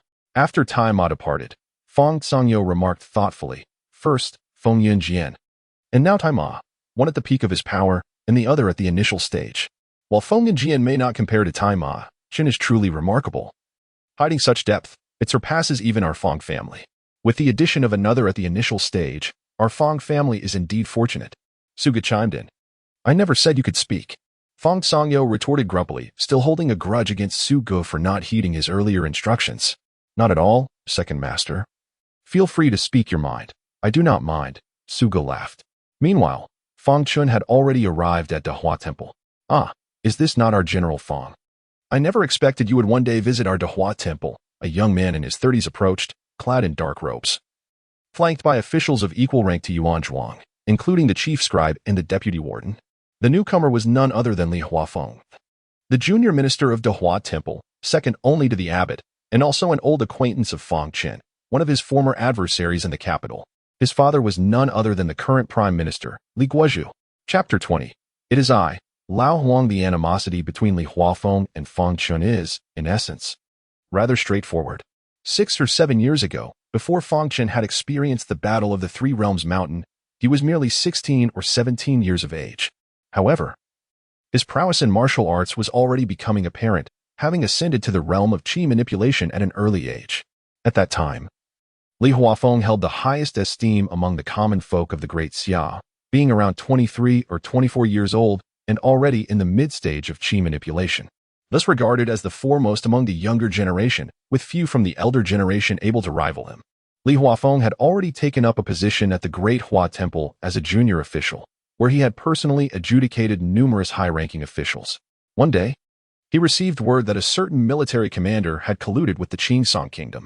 Li Huafeng personally ventured into the military to apprehend this individual, bringing him to the Great Hua Temple. To his surprise, the commander was remarkably defiant, refusing to confess to the accusations despite enduring various forms of punishment. Ultimately, unable to bear the humiliation, he bit his tongue and took his own life. This commander had once served as a mentor to Fang Chen and was a valiant general under Fang Songhai. Upon the commander's funeral, the young Fang Chen, merely 16 or 17, bore the coffin, only to encounter Li Huafeng, who had come to pay his respects. Rather than expressing remorse, Li Huafeng mockingly criticized the commander's recklessness, asserting that his suicide complicated matters further. That day, Fang Chen retaliated, revealing to the realm that a youth far younger than Li Huafeng had already attained the pinnacle of qi manipulation. Li Huafeng, in the mid-stage of qi manipulation, stood no chance against Fang Chen, who severed his limbs and shattered a portion of his qi si. From that day forth, Li Huafeng's cultivation regressed to the peak of qi explosion, and he never advanced again. Had it not been for the timely arrival of Prime Minister Li Guozhu and his men, Li Huafeng might have lost his life at Fang Chen's hands. From then on, the two became sworn enemies. Li Huafeng would often create troubles for Fang Chen, who would invariably retaliate, and ultimately, it was Li Huafeng who suffered the most. I never expected that after all these years, you still hold the position of junior official at the Great Hua Temple. Fang Chen remarked with a grin. Li Huafeng's expression shifted repeatedly. Perhaps for an ordinary person, his position was indeed enviable. Yet, for him, it was far from sufficient. His heart yearned for the military, to engage in combat with the warriors of Qingsong Kingdom, but Fang Chen had shattered that aspiration and his promising future. Thus, Fang Chen's words were a blatant humiliation to him. Stubborn as a dead duck, had your fist been as resolute as your tongue, you wouldn't have suffered such a catastrophic defeat at the Three Realms Mountain. Li Huafeng sneered, unwilling to waste any more words with Fang Chen. He immediately commanded the prison attendant to take Fang Chen to the dungeon, postponing the case for further examination. Upon entering the Great Hua Temple prison, the prisoners, upon seeing a newcomer, became animated, some shouting threats, while others resorted to sarcastic jibes. This prison was indeed quite large, housing a diverse array of individuals. A cursory glance revealed that it contained at least 100 inmates, each of whom, according to the Temple's regulations, had some degree of official standing. "This shall be your cell," the prison attendant stated as he opened a door, revealing 6 or 7 inmates of varying ages, all bearing a look of weariness. They regarded Fang Chen with indifference, evidently failing to recognize his identity. "Attendant, I have instructed my servants to deliver some items. Could you assist me in retrieving them here?" Fang Chen said with a faint smile. The attendant paused momentarily. "What items?" "Oh, merely a wolf hairbrush, some vermilion, and a stack of talisman paper." Fang Chen replied lightly. The attendant's expression turned peculiar. Was this martial deity intending to draw talismans? After some contemplation, he shook his head, his tone growing cold. "The prison has its own rules, unless the junior official himself gives the order. You are Li Huafeng's subordinate." Fang Chen smiled serenely. "The junior official has shown me great favor." The attendant nodded curtly before turning to leave. Once he departed, the inmates grew even more boisterous. A prisoner from the opposite cell mocked, "Hey kid, you think you can draw talismans in the Great Hua Temple prison? I've been here for years, and this is the first time I've encountered such a request. How amusing. Kid, you seem young. What crime brought you here? Those who enter the Great Hua Temple are not ordinary. Do you have anyone who can pull some strings to get you out?" Another prisoner inquired. Probing into Fang Chen's background, a fellow inmate in the same cell chimed in, "The prison has its own rules. As a newcomer, you'll be the one cleaning the latrine now." "Clean the latrine?" Fang Chen glanced at the corner of the cell and smiled faintly. "What are you all arguing about? Can't a person get some sleep?" Suddenly, a deep voice resonated through the space. The clamor ceased instantly, and everyone turned their gaze towards the source. "Another newcomer. Is it? Speak up and introduce yourself." The voice boomed again. "Why aren't you introducing yourself? Do you know who is speaking?" "That's one of the 4 dragon generals under the famed military deity," a prisoner urged, sensing Fang Chen's silence. The legendary 4 dragon generals had once been awe-inspiring figures, but tragically, 3 perished in the Battle of the Three Realms Mountain 5 years prior, leaving only this one, who had been imprisoned in the Great Hua Temple for 5 years without trial. "Lao Huang, it is I," Fang Chen replied softly. "Lao Huang." The crowd stared incredulously at Fang Chen, unable to believe he dared address such a figure in that manner. Even the prison attendant was compelled to address him respectfully as General Huang. After a moment of silence, the voice erupted like thunder. "Marshal? How could they imprison you as well? Damn them, they shall pay." With a roar, it felt as if the prison itself trembled, the cacophony causing pain to the onlookers, who instinctively covered their ears. In the next moment, a towering figure, as formidable as a mountain, appeared before Fang Chen. The crowd gasped. This figure towered over others, his arms as thick as a grown man's waist, and though clad in prison garb, he exuded an aura that inspired dread. His round, bulging eyes fixed intently on Fang Chen. "Marshal, how dare they imprison you here? I shall slay them all and take you away from this place." "Marshal?" The inmates who had previously mocked Fang Chen fell silent, understanding the weight of the title from this individual's lips. This young man was none other than the military deity, Fang Chen. What transpired outside? How had the military deity ended up imprisoned? Shock and disbelief spread across the faces of the crowd. Simultaneously, the prison guards rushed in, their faces pale with fear as they beheld the giant, not daring to approach, only able to shout weakly, "General Huang, please return to your cell." Chapter 21. Innate Divine Strength. "Should you utter another word, I shall annihilate you all." The giant turned to face the jailers, his eyes ablaze with fury, the murderous intent emanating from him palpable as if it were a sharpened blade, causing the jailers to shudder and falter. "Old Huang, I came here of my own volition.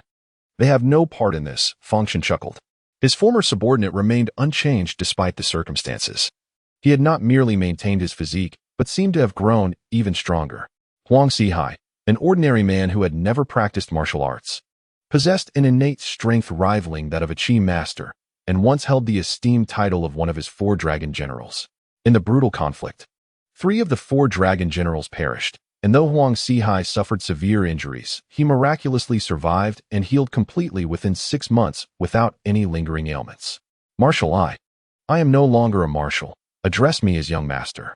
"Young master, I was told that as long as I remained here obediently, they would not harm you. Nor would the emperor. They deceived me." Huang Sihai glared at Fang Chen, his anger uncontainable. "What? Huang Jiajun remained in prison for this reason?" The others were taken aback, fully aware that confining Huang Sihai was nearly impossible. "They did not deceive you. Indeed, no one has disturbed me for the past 5 years," Fang Chen smiled. For his sake, countless individuals had silently endured various constraints, including Iron Horse and Huang Xihai. Now, he intended to shatter this stalemate personally. Young master, if that is the case, why did you come here? Was it that scoundrel Li Huafeng? I'll slay him for you.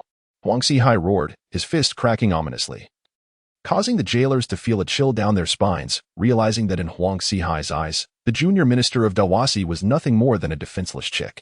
I've taken the lives of several warriors from the Qingsong kingdom over the past few days, which is why they imprisoned me. I figured it was time to pay you a visit since we haven't seen each other in 5 years, Fang Chen replied with a grin. You've killed several warriors from the Qingsong kingdom. The prisoners within the jail were bewildered, having heard that Fang Chen's cultivation had been rendered ineffective, and that he had even lost his sight in the battle at Sanjia Mountain. Young master, your cultivation. Huang Xihai suddenly regained his composure, scrutinizing Fang Chen closely. My cultivation has been restored. Fang Chen nodded with a smile. Ha! Huang Xihai was momentarily stunned before erupting into joyous laughter, his face brimming with elation. He understood he would not remain in prison for much longer. Fang Junshin's cultivation has recovered? No wonder the expressions of those from Dawasi have been peculiar these past few days. Change is afoot. Whispers of astonishment filled the prison. I have no intention of involving myself in court politics. If you wish to accompany me upon your release, I cannot grant you the position of general. Fang Chen stated with a smile. Young master, what worth does that position of general hold? Should you choose to sell flatbreads in the future? I shall gladly knead the dough for you. Huang Xihai laughed heartily. The onlookers regarded Huang Xihai with expressions of disbelief. A formidable figure, comparable to a Qi master, who had never shown deference to the jailers, was now eager to knead dough for Fang Chen. They envisioned the scene and found it increasingly absurd.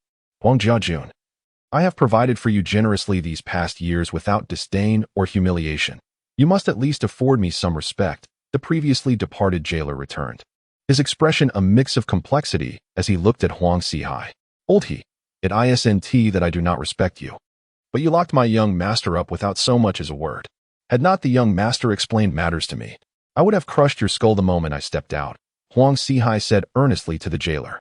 The jailer's expression shifted repeatedly. He had not anticipated that after 5 years, Huang Xihai would still be so loyal to Fang Chen. Since your young master has explained, could you return to your cell? The jailer inquired softly. First, bring me what I requested and arrange a single room for me. Then he will return, Fang Chen smiled. Did you hear the words of my young master? Huang Xihai turned to the jailer. The jailer fell silent for a moment before nodding slightly, glancing at Fang Chen. Are your people outside Dawasi? Fang Chen nodded with a smile. Shortly thereafter, the jailer turned and left. Outside Dawasi, Su Gu stood quietly with a bundle, seemingly lost in thought while surveying the layout of the entire Dawasi. If I had 10 explosive martial artists and 50 condensing martial artists, I could probably dismantle Dawasi in no time, and within half an hour, reach the prison. Su Gu of the Wind and Cloud Sword. A gasp interrupted Su Ji's contemplation. The jailer, astounded, did not expect that this renowned figure in the capital over the past few years was also associated with Fang Chen. Moreover, the words he had just muttered were truly alarming.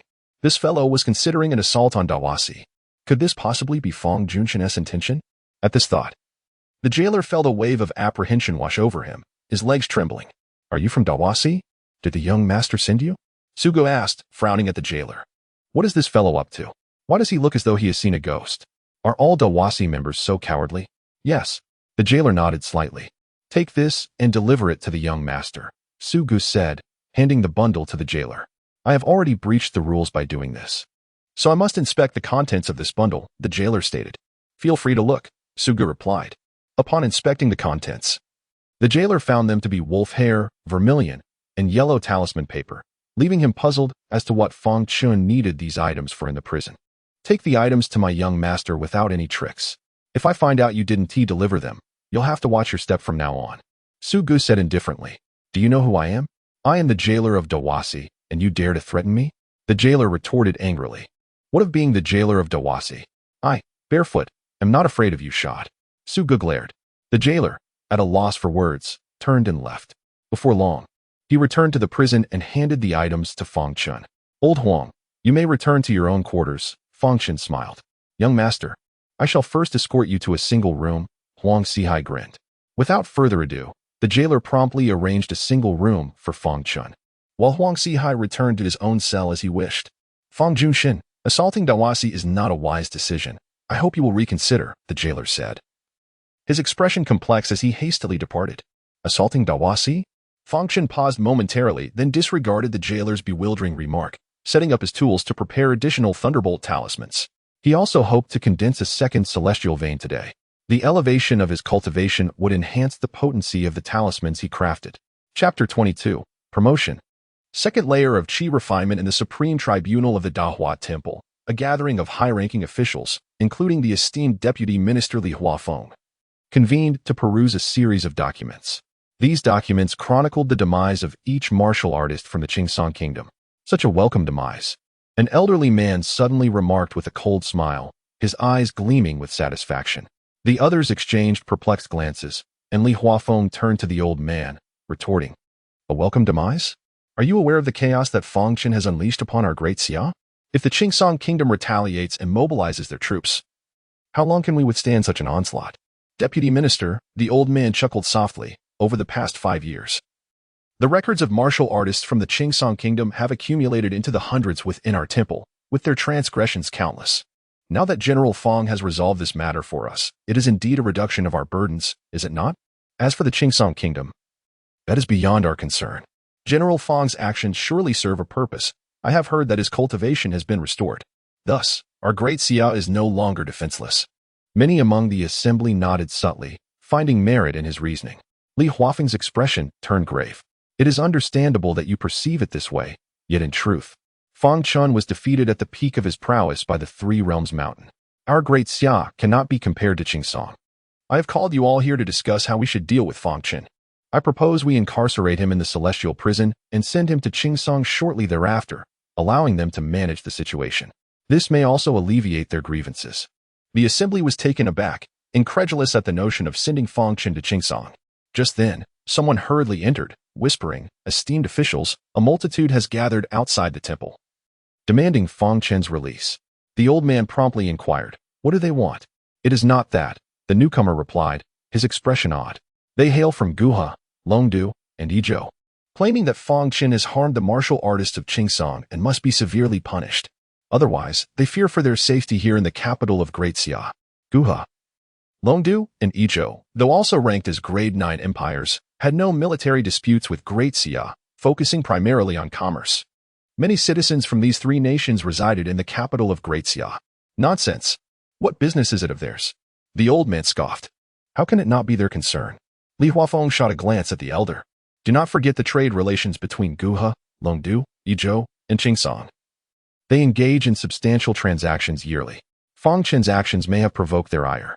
If they begin to pressure Great Xia, how shall we respond? One enemy in Qingsong is already sufficient. Should we face hostility from these three nations as well, our nation's fate may be doomed. The atmosphere grew increasingly somber. Indeed, Li Huafeng's assessment was not unfounded. The present situation in Great Xia was precarious, and no one wished to see these three nations embroiled in the conflict. If they intervened, they would undoubtedly demand an explanation. "Oh, the temple master has arrived." The assembly stood as a middle-aged man clad in a robe entered. Nodding slightly before taking his seat at the head, he addressed the group in a calm manner. "Have you reached a consensus after much deliberation?" "Master, in my opinion, Fang Chen must be handed over to Qingsong," Li Huafeng asserted respectfully. "Sigh, this matter is indeed troublesome," the temple master said, gently massaging his temples and exhaling. "Fang Chen holds a position of great significance in Great Xia. Had his cultivation not been restored, we could have used him as a bargaining chip to preserve our nation's longevity. However, now that he has regained his abilities, have you considered that regardless of our decisions, one crucial factor remains, his own willingness?" The temple master surveyed the assembly, who fell into a contemplative silence, their expressions shifting as they grasped this overlooked detail. Li Huafeng hesitated. Could it be that he would dare to openly defy us? Do you believe he would hesitate? The temple master chuckled coldly. Even though I am the master of Dahua Temple and a prince, if I were to berate him in his presence, do you think he would refrain from retaliating? A hush fell over the gathering. Thus, there is no need for further discussion. This matter is not for us to dictate. Let Fang Chen decide his own course of action, the temple master proclaimed, rising to depart. We have already fulfilled our duty by capturing him. What transpires next is no longer our concern. With that, he strode out confidently, prompting the others to follow suit. Deputy Minister, Perhaps it is best you refrain from involving yourself further, lest you attract unnecessary trouble, Zhao Sixing remarked with a smile as he leisurely exited. Li Huafeng's countenance darkened further. Outside, upon spotting Zhao Sixing, Yuan Zhuang hurriedly approached. Esteemed official, what was the verdict from above? Oh, you've secured General Fang for Dahua Temple. That's enough to boast about for a lifetime, Zhao Sixing chuckled. As for the rest, it is not our concern. Gather the other officials. Today, I am in high spirits and invite you all to the riverside to enjoy some music. Yuan Zhuang was taken aback. Since the defeat of Great Xia 5 years prior, Zhao Sixing had not ventured into such lively establishments. What had brought about this change of heart? Within the prison, thunder occasionally rumbled, startling the inmates, who craned their necks to discern the cause. However, they soon learned from the guards' idle chatter that Fang Chen had not only restored his cultivation, but had also mastered a formidable martial technique that invoked thunderous phenomena, incinerating foes to cinders. Xiao Tianxi, the head of the Qingsong elite, had perished by this very strike. Upon hearing this, the inmates transitioned from initial panic and fear to a strange sense of security amidst the thunder's echoes. The stronger General Fang became, the stronger Great Xia would be, indeed. The heavens had not forsaken them. A confrontation between Great Xia and Qingsong was inevitable, one that would decisively determine their fates. Far more devastating than the battle at the Three Realms Mountain. The mightier General Fang grew, the more stable the fortunes of Great Xia would be. Guards, how long must you imprison General Fang? Release him at once to suppress Qingsong on behalf of Great Xia. The guards exchanged wry smiles. They too wished for that. But they lacked the authority. In his solitary cell, Fang Chen meticulously crafted purple lightning talismans, each stroke imbued with strength and vigor. He sensed his speed in crafting these talismans steadily improving. His internal spiritual energy surged, growing increasingly robust, surpassing the levels when he first condensed his immortal veins. With each depletion of spiritual energy, his recovery capacity expanded. So cultivating the way of immortality is not insurmountable. Setting down his brush, Fang Chen closed his eyes, savoring the tumultuous spiritual energy within him, a faint smile gracing his lips. The energy was now abundant. It was time to condense a second immortal vein. With a mere thought, torrents of spiritual energy surged from the cosmos, converging into Fang Chen's being. Soon, a second crystalline immortal vein emerged. Promotion, second layer of Qi refinement. Chapter 23, The Art of Deception. The following day, Fang Chen gently set down his brush. He had uncovered a significant issue. The wolf hairbrush, vermilion, and yellow talisman paper in his possession were mere mundane items, incapable of channeling greater spiritual energy. Consequently, while his cultivation had advanced, the potency of the talismans he produced remained unchanged. The power of the purple lightning talisman could instill dread in cultivators at the 12th level of Qi refinement. Yet the talismans he crafted lacked such formidable might. It appeared the problem lay with the tools themselves. Fang Chen pondered deeply. Although there were no signs of cultivators in the Great Xia, it did not imply the absence of spiritual objects. He required superior wolf hairbrushes, vermilion, and talisman paper. Perhaps it was time to arrange for someone to procure these items. With this thought, Fang Chen began to contemplate potential candidates. Among the hidden guards of Great Xia, there were indeed several who met these requirements. They controlled multiple trading houses, but the sole drawback was their lack of spiritual power, rendering them incapable of discerning spiritual objects. Suddenly, a thought surged forth. Fang Chen recalled some peculiar reports from his hidden guards many years ago. Although these occurrences were strange, they bore no relevance to the war, and thus he had dismissed them. However, upon reflection, these matters might indeed pertain to the realm of cultivation. He resolved to visit them when time permitted. Outside, the complex expression on the face of the prison warden, Yu Cheng, revealed his inner turmoil. How did your discussions go? Fang Chen inquired with a smile. He had granted them a day and a night. Surely, there should be a conclusion by now. The temple master has received word from the palace, requesting General Fang to enter the palace to meet the emperor. Yu Cheng replied, instructing the guards to open the door. Your Highness, will you wait for me? Huang Sihai's voice rang out immediately. You have lingered for 5 years. There is no need to rush for a day or two. Take your time, Fang Chen chuckled. With that, he followed Yu Cheng out of the prison. Outside, Eunuch Yu had been waiting for some time, accompanied by Yulong Chang, who appeared downcast and hesitant upon seeing Fang Chen. General Fang, I have been commanded to escort you. Please follow me, Eunuch Yu said respectfully. Much obliged, Fang Chen replied with a smile. Yu Cheng escorted them to the entrance of Dawasi Temple, and upon watching them depart, he finally breathed a sigh of relief. Each day Fang Chen spent in the prison weighed heavily on him. General Fang, do you think the emperor will take action against us? Yu Longchong whispered anxiously. Trailing closely behind Fang Chen. Eunuch, you seemed to overhear but feigned ignorance. He had brought Yu Longchong along at the emperor's behest. Given that Yu Longchong had played a role in the events surrounding Fang Chen's slaying of the martial artist from the Qingsong kingdom, we only dealt with the martial artist from Qingsong. The emperor would not punish us, Fang Chen replied with a calm smile. Yu Longchong hesitated, thinking to himself that Fang Chen had been confined in Dawasi for a day and a night. What confidence did he possess to make such assertions? Yet he felt powerless, having followed Fang Chen in killing several martial artists in a moment of bloodlust. Before long, they arrived at the palace gates, where Yu Longchong suddenly gasped. Isn't that the Li family? A crowd of people knelt before the palace gates, comprising men, women, and the elderly, including a trembling, white-haired matriarch. Suddenly, one among them spotted Fang Chen and bellowed, the murderer Fang Chen has arrived. Murderer? Yu Longchong recalled Li Huang, realizing he had not seen him since that fateful day. Could it be? His expression shifted as he looked incredulously at Fang Chen. Surely, he had not slain Li Huang as well. Li Huang's aunt was one of the emperor's favored consorts. Fang Chen, what enmity do we share that you would inflict such harm upon my son, obliterating my Li family? Li Guojiu rose abruptly, his gaze fixed on Fang Chen, filled with boundless resentment. Mother, is that him? The elderly matriarch quivered, pointing a trembling finger at Fang Chen. Li Guojiu nodded slightly, his eyes brimming with hatred. Why did you kill my grandson? Why? The old woman, gripping her cane, charged towards Fang Chen, raising her weapon to strike. Li Guojiu and the others made no effort to intervene. Rather, they exhibited a sense of grim satisfaction.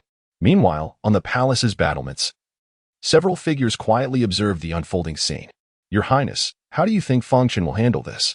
He has slain the martial artist from Qingsong and now, it seems, even Li Huang. I doubt Li Guojiu and consort Fang will let this slide, Yu Qinghe remarked. The crown prince watched Fang Chen with a detached expression, then glanced at the old woman. Suddenly, he chuckled. Resolving this matter will not be easy. Li Guojiu's mother was once my father's wet nurse, with such a connection. Fang Chen cannot harm her, yet he cannot ignore her either. He finds himself in a precarious situation. Haha. Increasing numbers of people gathered at the palace gates. The Li family seized the opportunity to recount Fang Chen's indiscriminate killings. The onlookers listened in disbelief. Eunuch, caught in a dilemma, found himself torn between the elderly matriarch and Fang Chen, unsure how to appease both parties. As these thoughts swirled in his mind, the cane was on the verge of striking Fang Chen's head. With a gentle sigh, Fang Chen snapped the cane in two and, with a swift motion, slapped the old woman, sending her sprawling several feet away, scattering her teeth upon impact. Fang Chen was well aware of the old woman's true nature. Had it not been for her existence, Li Huang would not have been so reckless. In the past, he had been cautious, needing to align with the court's power. However, today, he saw no reason to consider the opinions of such despicable individuals. He wiped the powder from his hands, furrowing his brow slightly, before striding towards the palace. Eunuch stood frozen, unable to regain his composure. On the palace battlements, the crown prince and Yu Qinghe exchanged glances, both taken aback by the scene. Li Guojiu finally snapped out of his stupor, exclaiming, Mother, as he rushed to the old woman's side, only to collapse upon seeing her condition. She has no breath left. No breath left. Panic swept through the crowd, leaving them at a loss for what to do. This Fang Chen. The crown prince instinctively turned to Yu Qinghe, his eyes filled with disbelief. Yu Qinghe suppressed his shock and suddenly shouted, Li Guojiu, your mother has been killed in broad daylight. How can you remain so passive? The crowd turned their gazes towards the palace, the voice emanating from that direction. Yet the vastness of the palace made it difficult to discern the source of the outcry. Yes, I will avenge my mother. Fang, prepare to face me. Li Guojiu screamed, charging towards Fang Chen. Yu Qinghe could not help but smile at the crown prince. Li Guojiu has taken matters into his own hands. Let us see how Fang Chen responds. Chapter 24. The Emperor's Decree. In an instant, the ferocious Li Guojiu lunged towards Fang Chen, his fist raised, aimed at Fang Chen's temple. You dog thief, pay with your life for my mother. Bang! Li Guojiu's movement faltered slightly. His expression stiffened as he reached for his forehead, warm blood gushing forth. In disbelief, he gazed at Fang Chen, who wielded a broken wooden stick, the very cane of his late mother. Hiss! The onlookers, including Gong Yu and others, gasped in shock. Yu Qinghe, within the city tower, stood frozen for a moment, struggling to regain his composure. When the crowd finally collected themselves, they witnessed Fang Chen lift the wooden stick once more, striking down with ferocity. Bang! Li Guizhou's eyes glazed over, his body crumpling. The crowd was horrified. After a moment's contemplation, Fang Chen swung the stick once more at Li Guizhou before casually tossing it aside. He turned to Gong Yu, stating, "The court is infested with such pests, which leads to chaos. Stop spectating and accompany me to the palace." "Ah, yes." Gong Yu quickly lowered his head and hurriedly followed Fang Chen into the imperial palace. Li Guizhou's relatives stood dumbfounded, unable to utter a word, paralyzed by their confusion. In the palace, within the imperial study, Fang Chen faced the emperor once again. In stark contrast, Yu Longchong bowed his head, his body tense with evident anxiety. "You two have committed a grave misdeed." The emperor coldly regarded them.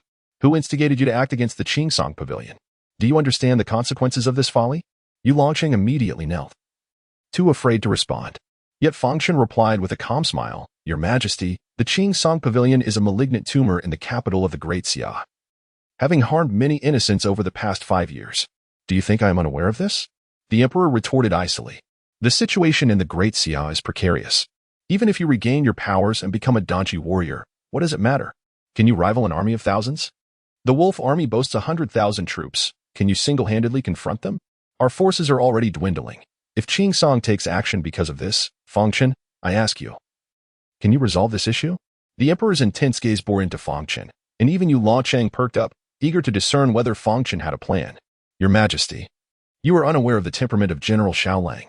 He will not act unless he possesses absolute certainty," Fang Chen replied with a serene smile. "As long as he remains uncertain of my current situation, he will not attack Great Xia." "That is merely your conjecture," the emperor countered sternly. "If something were to transpire, would you take responsibility?" "I shall bear all consequences myself," Fang Chen affirmed with a nod. "Very well," the emperor conceded. "Your actions have indeed been reckless. The people of Guha, Longdu, and Izhou are all watching, waiting to see how I handle this. If I do not provide them with a satisfactory explanation, it could lead to dire consequences.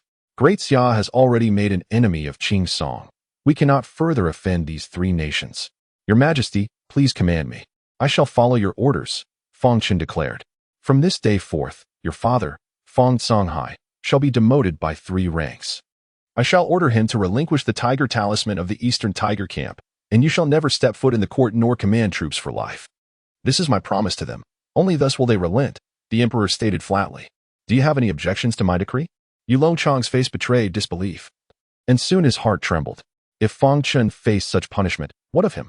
Could he retain his position as deputy of the Western Tiger Camp?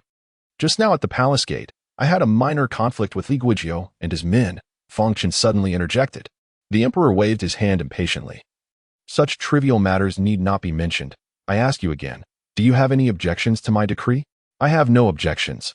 I shall faithfully obey your command," Fang Chen replied, cupping his fists in respect, his demeanor unruffled, his heart undisturbed. The emperor observed this scene, a flicker of disdain flashing in his eyes before he waved his hand. "You may leave." "Understood," Fang Chen bowed and exited. Yu Longchong was left bewildered. Was it over? The emperor had not punished him? Seeing the emperor resume his review of memorials, he dared not speak further and hastily followed Fang Chen out of the study. Fang, the god of war Yu Longchong, unable to contain his curiosity, finally spoke up. "Is there something you wish to say?" Fang Chen glanced at him, smiling. "Can you still smile?" Yu Longchong thought to himself, then quietly murmured, "Fang, god of war, the emperor has sentenced you to never step into the court and to never lead troops again. Do you not harbor any resentment?" "Why should I feel resentment? Such a judgment aligns perfectly with my current desires. The affairs of the court are too taxing. It is far more enjoyable to be a carefree heir at home," Fang Chen replied with a smile. Yu Longchong sensed the sincerity in Fang Chen's words, which only deepened his disbelief. He recalled how Fang Chen had once been a figure of great prominence, standing proudly against Chancellor Li Guizhou during morning assemblies. A crucial figure in the court of Great Xia. Countless officials had risen through his patronage, and many referred to his faction as the Fang Party. However, after his defeat at the Three Realms Mountain 5 years ago, the seemingly thriving Fang Party collapsed overnight, with many distancing themselves from Fang Chen and even penning articles denouncing him for his numerous transgressions.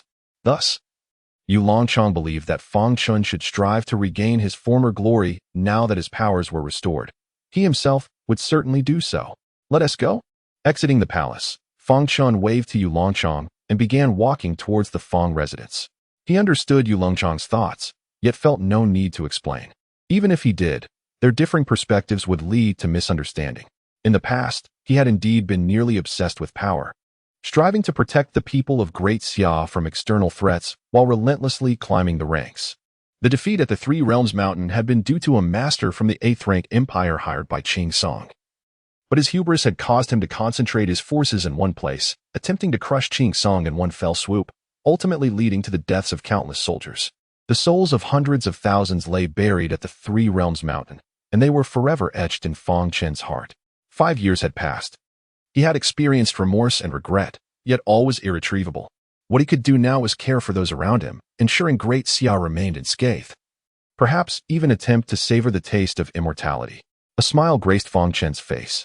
The cloud crane could traverse vast distances. When he reached that level of cultivation, he too would be able to do so, and that would be true freedom. Unbeknownst to him, as he passed by the Great Hua Temple, Li Huafeng stood at its entrance, fixated on Fang Chen. How did the emperor deal with you? Banned from the court for life and forbidden to lead troops. Fang Chen replied with a smile. Li Huafeng's face broke into a comforting grin as he glanced at the prison warden, who nodded slightly, promptly ordering the release of Huang Sihai. The temple master has stated that Huang Sihai must consume 10 pounds of beef and 5 pounds of rice daily at the Great Hua Temple, which we cannot afford. You may take him back with you. Li Huafeng coldly huffed, then turned to leave. Your Excellency, Huang Sihai grinned foolishly at Fang Chen. Fang Chen smiled back. Let us go. Su Guo and Tai Ma have missed you. Chapter 25. You may ask him yourself the following day. The imperial palace of the Great Xia publicly issued a decree. The punishment of Fang Chen, who would never again set foot in the court or command troops, became widely known among the populace.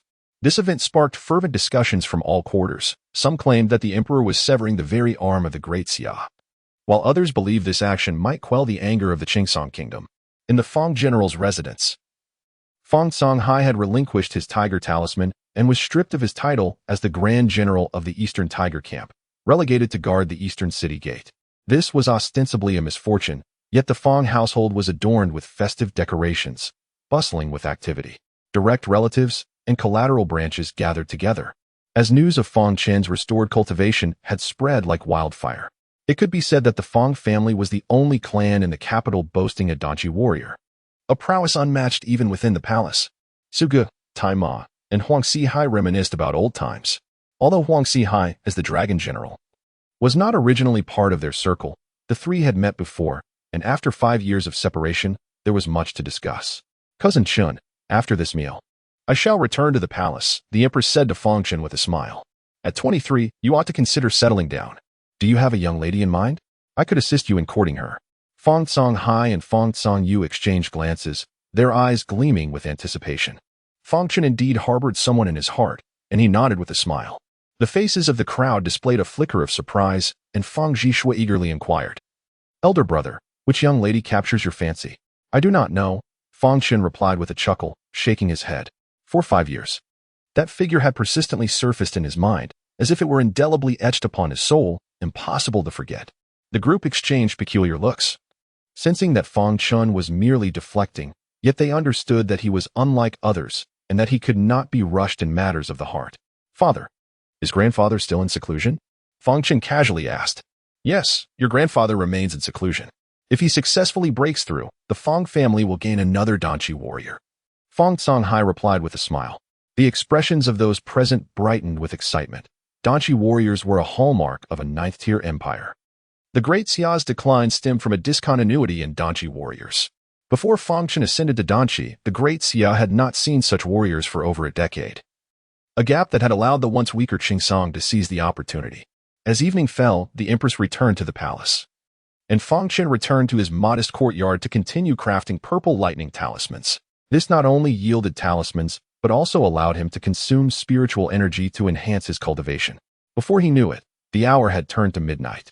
Fang Chen's gaze suddenly shifted, his grayish-white eyes slowly focusing on a particular point as he softly said, Goddess Xiao, why have you returned here instead of going back to Qingsong? In the darkness, Goddess Xiao locked her gaze onto Fang Chen, her eyes filled with profound hatred. She appeared disheveled, her garments tattered, covered in numerous wounds, some scabbing over, others raw and oozing blood. I never imagined that the so-called god of the Fang army is merely a despicable coward devoid of integrity. My father held you in the highest regard. He clearly misjudged your character. Goddess Xiao bit out. What do you mean by that? Fang Chen frowned slightly, his nose twitching. You are gravely injured. You pretended to let me go, yet covertly sent experts to hunt me down. Are you still feigning ignorance? Upon my return to the capital, I heard that you had slaughtered the Qingsong elite pavilion. You truly are vile. Goddess Xiao retorted coldly. The Qingsong elite pavilion was indeed eliminated by me. Such a malignant tumor should not remain. As for you, it was not my doing, Fang Chen replied nonchalantly. Then who was it? Even now? You dare not admit it? Goddess Xiao's eyes glinted with venom. I will acknowledge what I have done. I will not take credit for actions I did not commit. Fang Chen smiled. You came to me, perhaps because you harbor doubts in your heart, no? Goddess Xiao's complexion shifted slightly. Fang Chen was correct. While she suspected him to be the perpetrator, a sliver of uncertainty compelled her to seek the truth from him, even at the risk of her life. With nowhere else to flee, she had entered the great Xia capital, pursued by a most peculiar assailant. Speak, what did you encounter? Fang Chen rose. He too was intrigued by the matter. Was it a powerful figure in the capital who sought to eliminate Goddess Xiao? Gradually, Goddess Xiao began to believe that Fang Chen was uninvolved. After a moment's hesitation, she whispered, not long after leaving the capital, approximately a day's journey, I encountered a Taoist. His methods were exceedingly strange. He was impervious to blades and possessed immense strength. 100 wolf warriors were no match for him. A dozen wolf warriors protected my escape, while the rest delayed the Taoist. Yet, no matter where I fled, the Taoist could effortlessly track me down, and one by one, my wolf guardians fell. Ultimately, I had no choice but to slip into your great Xia capital. At this point, Goddess Xiao spoke coldly, that Taoist strength must have reached the Danqi realm. Indeed, the great Xia conceals many hidden dragons and crouching tigers. For the past 5 years, it has remained anything but peaceful. A Taoist? Fang Chen's expression grew serious. From her description, this being possessed immense strength, impervious to weapons. How reminiscent it was of the diamond and great strength talismans. Such talismans were foundational in the cultivation world. Not exclusive to the 3,000 Taoist sects, and ordinary cultivators could craft them. If this conjecture were true, it would mean that a cultivator lurked within the great Xia capital. However, it was also possible that it was a martial arts technique, Fang Chen pondered. There were indeed many martial arts capable of such feats. Fang Chen, do you know who this person is? Who commissioned him to kill me? Goddess Xiao inquired hesitantly. You just mentioned that you could not shake him off, that he could always find your hiding place? Fang Chen suddenly asked. Goddess Xiao was momentarily taken aback but instinctively nodded. Fang Chen then waved his hand, sending a surge of spiritual energy toward Goddess Xiao. Soon, he sensed something peculiar. What are you doing? Goddess Xiao exclaimed in alarm as she saw Fang Chen approaching her, a hint of panic in her eyes. Do not move. Fang Chen commanded with a cold snort, grasping her shoulder firmly as spiritual energy flowed into her. In the next moment, a white worm writhed out from beneath her skin. Goddess Xiao was rendered speechless at the sight. How could such a creature exist within her shoulder? The Taoist you spoke of relies on this creature to track your movements, Fang Chen declared, then with a surge of his spiritual energy, crushed the white worm into a fine paste. He had confirmed that the Taoist was indeed a cultivator. Yet the extent of his cultivation remained unclear. What sort of bizarre technique is this? Goddess Xiao, regaining her composure, fought the urge to retch as she fixed her gaze upon Fang Chen. You may as well ask him yourself, Fang Chen said, turning his gaze in another direction. Goddess Xiao instinctively looked over, spotting a figure standing quietly, a middle-aged man clad in a light red Taoist robe, his expression dark and foreboding. Chapter 26. The blood spirit sect the divine maiden of Xiao shuddered, her eyes flashing with deep-seated hatred as she beheld the uncanny Taoist who had relentlessly pursued her. The lax security of the estate had allowed both her and this Taoist to infiltrate its grounds unnoticed, while old Huang remained oblivious, lost in slumber. As thoughts raced through his mind, Fang Chen's soul detached from his body, hovering in the void, observing the Taoist. In this ethereal state, he was acutely aware of his surroundings, poised to react to any disturbance. Could it be him? A flicker of surprise crossed Fang Chen's eyes as he recognized the Taoist's face. He vaguely recalled encountering him at a banquet in the capital 5 or 6 years prior. However, the memory was hazy, lost amidst the numerous social gatherings he had attended each month. Only someone with spiritual power can draw out my filial silkworm, the Taoist declared, his gaze fixed on Fang Chen. Spiritual power? What is that? The divine maiden of Xiao is perplexed, though she understood that the creature mentioned was the filial silkworm. You are a cultivator. Why target her? What are your intentions in Great Xia? Fang Chen's soul returned to his corporeal form as he questioned the Taoist calmly. The more you know, the worse it will be for you. I am not here to antagonize you, but to eliminate her, the Taoist replied sternly. I made a promise to ensure her safe return to Green Pine. Fang Chen countered with a faint smile. Fang Chen, do not assume that the title of God of War grants your words inviolable authority. To us, you are insignificant. The Taoist chuckled, adding, if you stand in my way, I will have no choice but to engage you. Your cultivation, it does not seem particularly advanced. Are you not being reckless by challenging me? Fang Chen inquired. Puzzled, he sensed that the Taoist's spiritual power was on par with his own, perhaps at the third level of qi refining at most. In that case, a single violet lightning talisman would easily subdue him.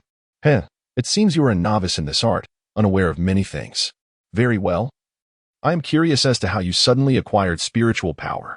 Today, I shall capture you and subject you to a thorough interrogation. With that, the Taoist produced a small bell, no larger than his palm, and gently struck it.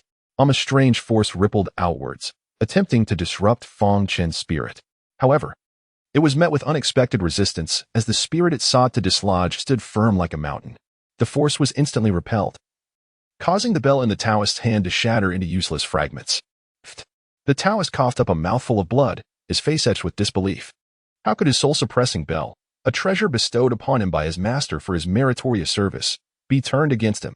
Such a thing was impossible. The soul-suppressing bell was capable of subduing cultivators below the 6th level of qi refining. The divine maiden of Xiao was dumbfounded. The Taoist, known for his sinister methods, had been reduced to spitting blood after a mere exchange with Fang Chen, who had not even lifted a finger. Where did this villain come from? Daring to trouble our young master? Prepare to die. A thunderous roar echoed as a giant materialized behind the Taoist. With a fist the size of a cooking pot, the giant struck the Taoist, shattering his bones. A sword pierced through the Taoist's chest, only to be withdrawn and thrust through again. Young master, are you unharmed? Iron Steed sheathed his sword and bowed respectfully to Fang Chen. Young master, this Taoist is incredibly audacious, daring to cause you trouble. He has a death wish. Huang Sihai spat at the Taoist and cursed. Do not kill him. I have questions to ask, Fang Chen said helplessly. He is not dead yet. We made sure to leave him a breath, Huang Sihai replied, lifting the Taoist's limp body. Young master, ask away. He will answer anything, or I will crush his skull. The giant spirit dragon general, has he emerged from the great Hua temple? The divine maiden of Xiao was momentarily stunned upon seeing Huang Sihai. The Xiao family was well acquainted with Huang Sihai, one of Fang Chen's 4 dragon generals, known for his innate strength. Then she saw Iron Steed, and her astonishment turned to shock, horror, and then rage and disbelief. So, you are the god of war, Fang. To have planted someone in our Xiao family for so many years without us noticing, even my father was deceived by this Iron Steed. The divine maiden of Xiao exclaimed, her voice laced with sarcasm. She finally understood why certain crucial battles had been lost due to seemingly coincidental factors. There was a traitor within the wolf army, a spy. And this was the most plausible explanation. Iron Steed is one of my hidden dragons. Your Xiao family has also planted many hidden dragons in Great Xia. What is there to fuss about? In war, anything goes. There is no need to be upset, Fang Chen replied calmly. You are badly injured. Rest first. I will send someone to escort you out of the capital tomorrow. No, I will not leave until I understand his origins, the divine maiden of Xiao said, glancing at the Taoist's corpse. Old Huang, take her to rest. If she makes any suspicious moves, break her legs, Fang Chen instructed. Huang Sihai grinned and grabbed the divine maiden of Xiao, who was as helpless as a chick in his grasp. Iron Steed moved to search the Taoist's body. But Fang Chen shook his head slightly. I will do it. He may have some strange items on him, and we must be cautious of any hidden tricks. Fang Chen crouched down and rummaged through the Taoist's belongings, finding a small porcelain bottle and a leather pouch, which seemed to be filled with something. Chapter 27. The Blood Spirit Technique. Fang Chen did not immediately open the porcelain vial. Instead, he first used his spiritual energy to sense its contents.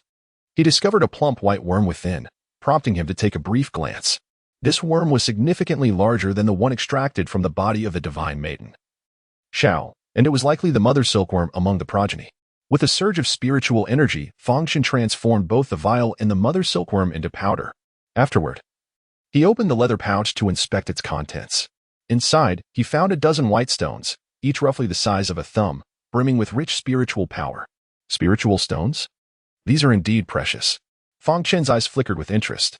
The introductory text on the 3,000 techniques had mentioned spiritual stones as essential items for cultivators, enhancing the speed of spiritual energy absorption and accelerating cultivation progress. Furthermore, spiritual stones served as the currency within the cultivation realm, rendering gold and silver worthless in the eyes of practitioners. Only spiritual stones held substantial value. These stones perfectly matched the description of inferior spiritual stones. In addition to the spiritual stones, Fang Chen unearthed a tome inscribed with 4 characters, Blood Spirit Technique. His cultivation method. Fang Chen's gaze shifted slightly. Following this, he discovered a peculiar token, bearing the inscription, Dragon Ridge Workshop. Dragon Ridge Workshop?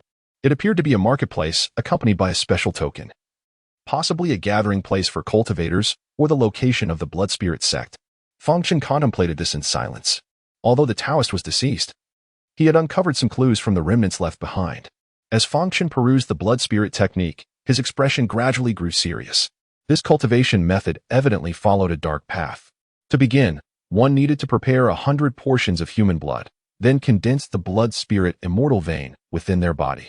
Once one possessed the Blood Spirit Immortal vein, they could recklessly absorb human blood, with the blood of cultivators being the most superior. The Blood Spirit sect was not a benign organization. What was its true nature, and why were its practitioners lurking in the capital of the Great Xia? A cold glint flashed in Fang Chen's eyes. According to the practice of the Blood Spirit sect, that Taoist must have drained considerable human blood during his years in the Great Xia capital. Fang Chen could not tolerate such occurrences within the Great Xia. Summon Su Ge, he commanded. Taima nodded slightly, turning to leave, having sensed the gravity of the situation. Otherwise, Fang Chen's furrowed brow would not remain so tense. Shortly thereafter, Su Ge hurried in, and upon seeing the lifeless body of the Taoist on the ground, his face registered shock. Your Highness, who is this man? Su Ge inquired, bewildered. Remember his appearance, and disseminate the news. I want all hidden guards mobilized to uncover this Taoist's identity in the Great Xia capital, Fang Chen instructed. Su Ge promptly nodded, assuring, rest assured, Your Highness, I will handle this matter with utmost diligence. Subsequently, Taima took charge of clearing the Taoist's body, while Fang Chen returned to his chamber to contemplate the spiritual stones in his hand.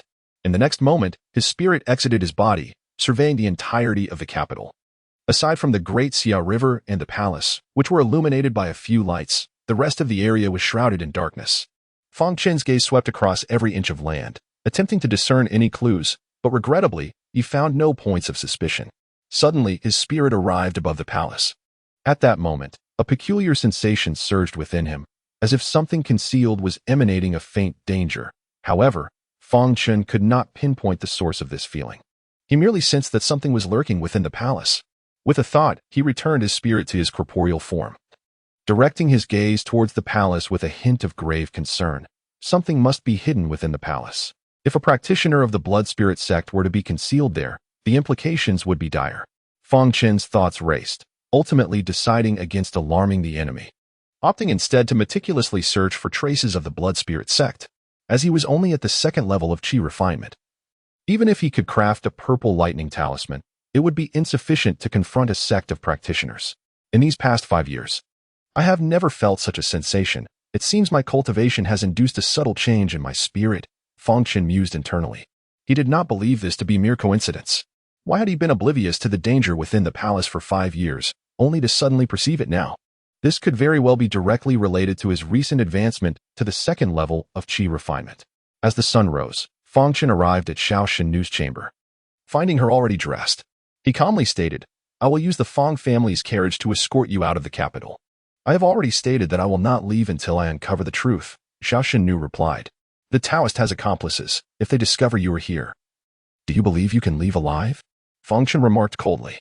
Moreover, given your strength, even if you uncover something, you lack the capability to handle it. I have heard that you have a close relationship with the 3rd prince. He is currently a hostage in the kingdom of Qingsong, and it has likely been a long time since you last communicated, Fang Chen added, a hint of mockery in his eyes. Xiao Shennu's expression shifted slightly. Fang Chen continued with a cold smile, Are you attempting to use him to threaten me? This is not a threat. Consider this. You have slain so many warriors from the kingdom of Qingsong. If they become aware, how will they treat the hostage from the Great Xia? Xiao Shennu argued. Currently, I am in your hands. and with this concern, at the very least, my father will step in to ensure the safety of the great Xia hostage. Xiao Shennu's eyes darted as she contemplated.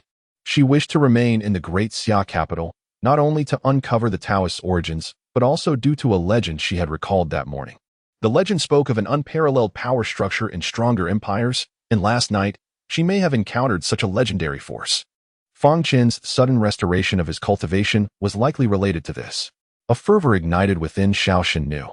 If she could obtain similar power, it would herald great fortune for the kingdom of Qingsong, and the ascension to an 8th-tier empire would be within reach. Xiao Shennu, tell me, if you were to die, would the third prince necessarily be executed? Fang Chen suddenly asked. A wary expression crossed Xiao Shennu's face. Fang Chen, do not act recklessly. Answer me, Fang Chen insisted, fixing his gaze upon her. Indeed, if I were to die, the great Xia hostage would undoubtedly perish.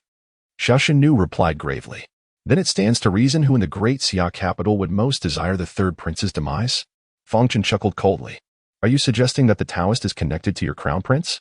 He seeks to kill me merely to coerce the kingdom of Qingsong into executing your hostage? Xiao Shennu's eyes widened in surprise. Clearly, she had a considerable understanding of the situation in the great Xia. Aware of the stories between the crown prince and the third prince, it is but a conjecture, yet do you not find it somewhat plausible? The crown prince learned of my regained powers and immediately dispatched someone to kill you, fearing I might go to Qingsong and bring back the third prince, Fang Chen mused, a smile playing upon his lips as he recalled where he had first encountered that Taoist. It seems the great Xia is not as simple as it appears. Xiao Shennu remarked, her expression grave. If the great Xia possessed such power, why had it suffered such a crushing defeat at the Three Realms Mountain? A sense of unease began to stir within her. Chapter 28. The poetry gathering of ceasefire. Fang Chen did not accompany the divine maiden Xiao out of the capital. Instead, they reached a certain agreement. Disguised as a maid, Xiao changed into servant attire and donned a slight disguise, following Fang Chen to the banks of the Great Summer River.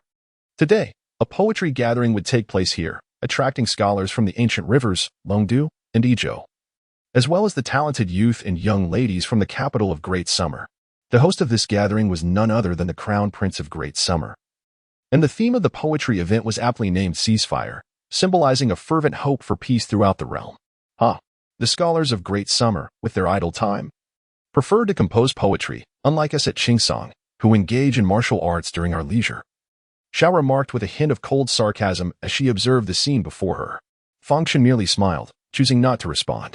At the riverbank, hundreds of scholars and young ladies gathered, occasionally expressing their poetic sentiments, lamenting the beauty of the land, and criticizing the current state of affairs. However, not all of these scholars were defenseless. Nearly everyone practiced martial arts, albeit with limited prowess, having only reached the stage of qi condensation. It would be quite a challenge to find a formidable warrior among them. Upon his arrival, Fang Chen initially went unnoticed. But as he gradually made his way to the center of the crowd, someone finally recognized him. Fang Chen, what brings him to the poetry gathering today? A mere warrior attending a poetry event? Surely he isn't here to cause trouble. Just days ago, even Li Huang met his end at his hands. My dear brother, with such literary talent, deserved a bright future, yet he fell victim to this butcher at a young age. How tragic! Whispers filled the air, and the majority of the scholars held an unfavorable view of Fang Chen. 5 years prior, he had faced defeat, and their scorn had been the loudest. Although he had since regained his strength, he would never again hold a position in the court or command troops, having lost his power, which only deepened their disdain for him. What brings him here? Yiqing mused, glancing at Fang Chen from a distance, his brow furrowed. Beside him stood several talented young ladies of notable lineage. Why does the chief perpetrator of war in Great Summer grace this poetry gathering? He tarnishes the event's spirit. A young man with a refined appearance, Tao Yu, son of the Minister of Rights and a celebrated talent in the capital, scoffed. Alongside Yiqing, he was known as one of the Crown Prince's literary and martial protectors. Tao, let us confront this fellow, Yiqing suggested with a smile. Tao Yu grinned arrogantly. Very well. With that, the group approached Fang Chen, prompting the surrounding scholars and young ladies to follow suit. Isn't that the god of war Fang? Who would have thought to see him here at the ceasefire poetry gathering? Tao Yu began to mock. Is the god of war here to offer us guidance? Laughter erupted among the crowd. It was well known that Fang Chen had never attended a poetry gathering and had hardly studied in his youth. Having joined the military at an early age, anyone present could easily instruct him on poetry. As Xiao observed Tao Yu's taunting, her heart swelled with anticipation. curious how Fang Chen would handle such a situation. Would he, like on the battlefield, draw his sword and strike? How entertaining it would be if he silenced them all. And you are? Fang Chen inquired, his expression contemplative as he regarded Tao Yu. Tao Yu momentarily stunned, clearly not expecting Fang Chen to fail to recognize him. His smile faltered, and the surrounding scholars exchanged glances. Fang Chen, you do not even know our capital's foremost talent, Tao Yu? No surprise. As your mind seems only occupied with wielding blades and guns, devoid of any literary pursuits, Yi Qinghe interjected, adding to Tao Yu's mockery. Oh, so you are the most celebrated talent of Great Summer's capital, Fang Chen replied, feigning realization. I have recently found myself with idle time and heard of the Crown Princess poetry gathering. I thought to join in the merriment and perhaps indulge in the fragrance of ink, which might refresh the spirit. Hearing Fang Chen's self-deprecating remarks, the crowd's hostility lessened slightly. At least he possessed self-awareness. Moreover, the attendance of the former god of war at the gathering exhilarated them, elevating the event's significance. Xiao felt a twinge of disappointment, having not witnessed the scene she had anticipated. What is this? Are you all not welcoming me? Fang Chen inquired with a smile. How could we? The god of war once dismissed poetry, yet it seems years of introspection have changed your perspective. Your presence here is indeed fortuitous, Tao Yu replied, theatrically waving his sleeve.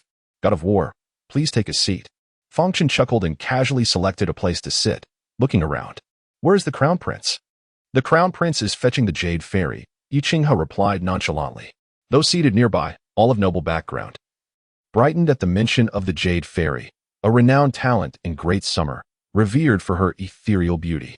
Ordinary folk would go to great lengths for just a glimpse of her. Is a woman of such grace truly attending today as poetry gathering? One talented lady murmured, her discontent evident. Nonetheless, as the crown prince hosted the event, they dared not voice their dissatisfaction openly. At that moment, a procession approached from afar. Yi Qinghe and the others stood in respect as the crown prince arrived, yet many gazes gravitated toward the enchanting figure beside him. It is indeed the Jade Fairy. Her beauty was unparalleled, not only in Great Summer, but perhaps even in Qingsong, Guh, Longdu, Yizhou, and other realms. What an exquisite woman! Someone murmured, captivated. Xiao, upon hearing this, could not help but smirk as she scrutinized the Jade Fairy. Initially, she felt disdain, but upon seeing the Jade Fairy's visage, she could not suppress her astonishment. Such beauty was almost otherworldly, reminiscent of an ethereal being. The scholars from Guh and other nations were equally entranced. With the Jade Fairy's presence, this poetry gathering will surely be a resounding success, the Crown Prince remarked softly, his gaze sweeping across the assembly before inadvertently landing on Fang Chen, swiftly averting his eyes. The Jade Fairy also spotted Fang Chen, a faint smile gracing her lips. Your Highness jested, I am honored to attend today's poetry gathering. The Crown Prince chuckled, subtly drinking in her beauty, a flicker of greed dancing in his eyes. Chapter 29. Nonsense. The Crown Prince led the Jade Fairy to their seats, and their arrival marked the official commencement of today's poetry gathering for peace. Everyone was filled with enthusiasm, eager to present the poems they had meticulously prepared in hopes of achieving fame. General Fang, what brings you here today? After settling in, the Crown Prince casually glanced at Fang Chen and smiled. Tao Yu answered on behalf of Fang Chen, Your Highness. General Fang expressed a desire to immerse himself in the fragrance of ink and poetry. Ah, I see, the Crown Prince replied, enlightened.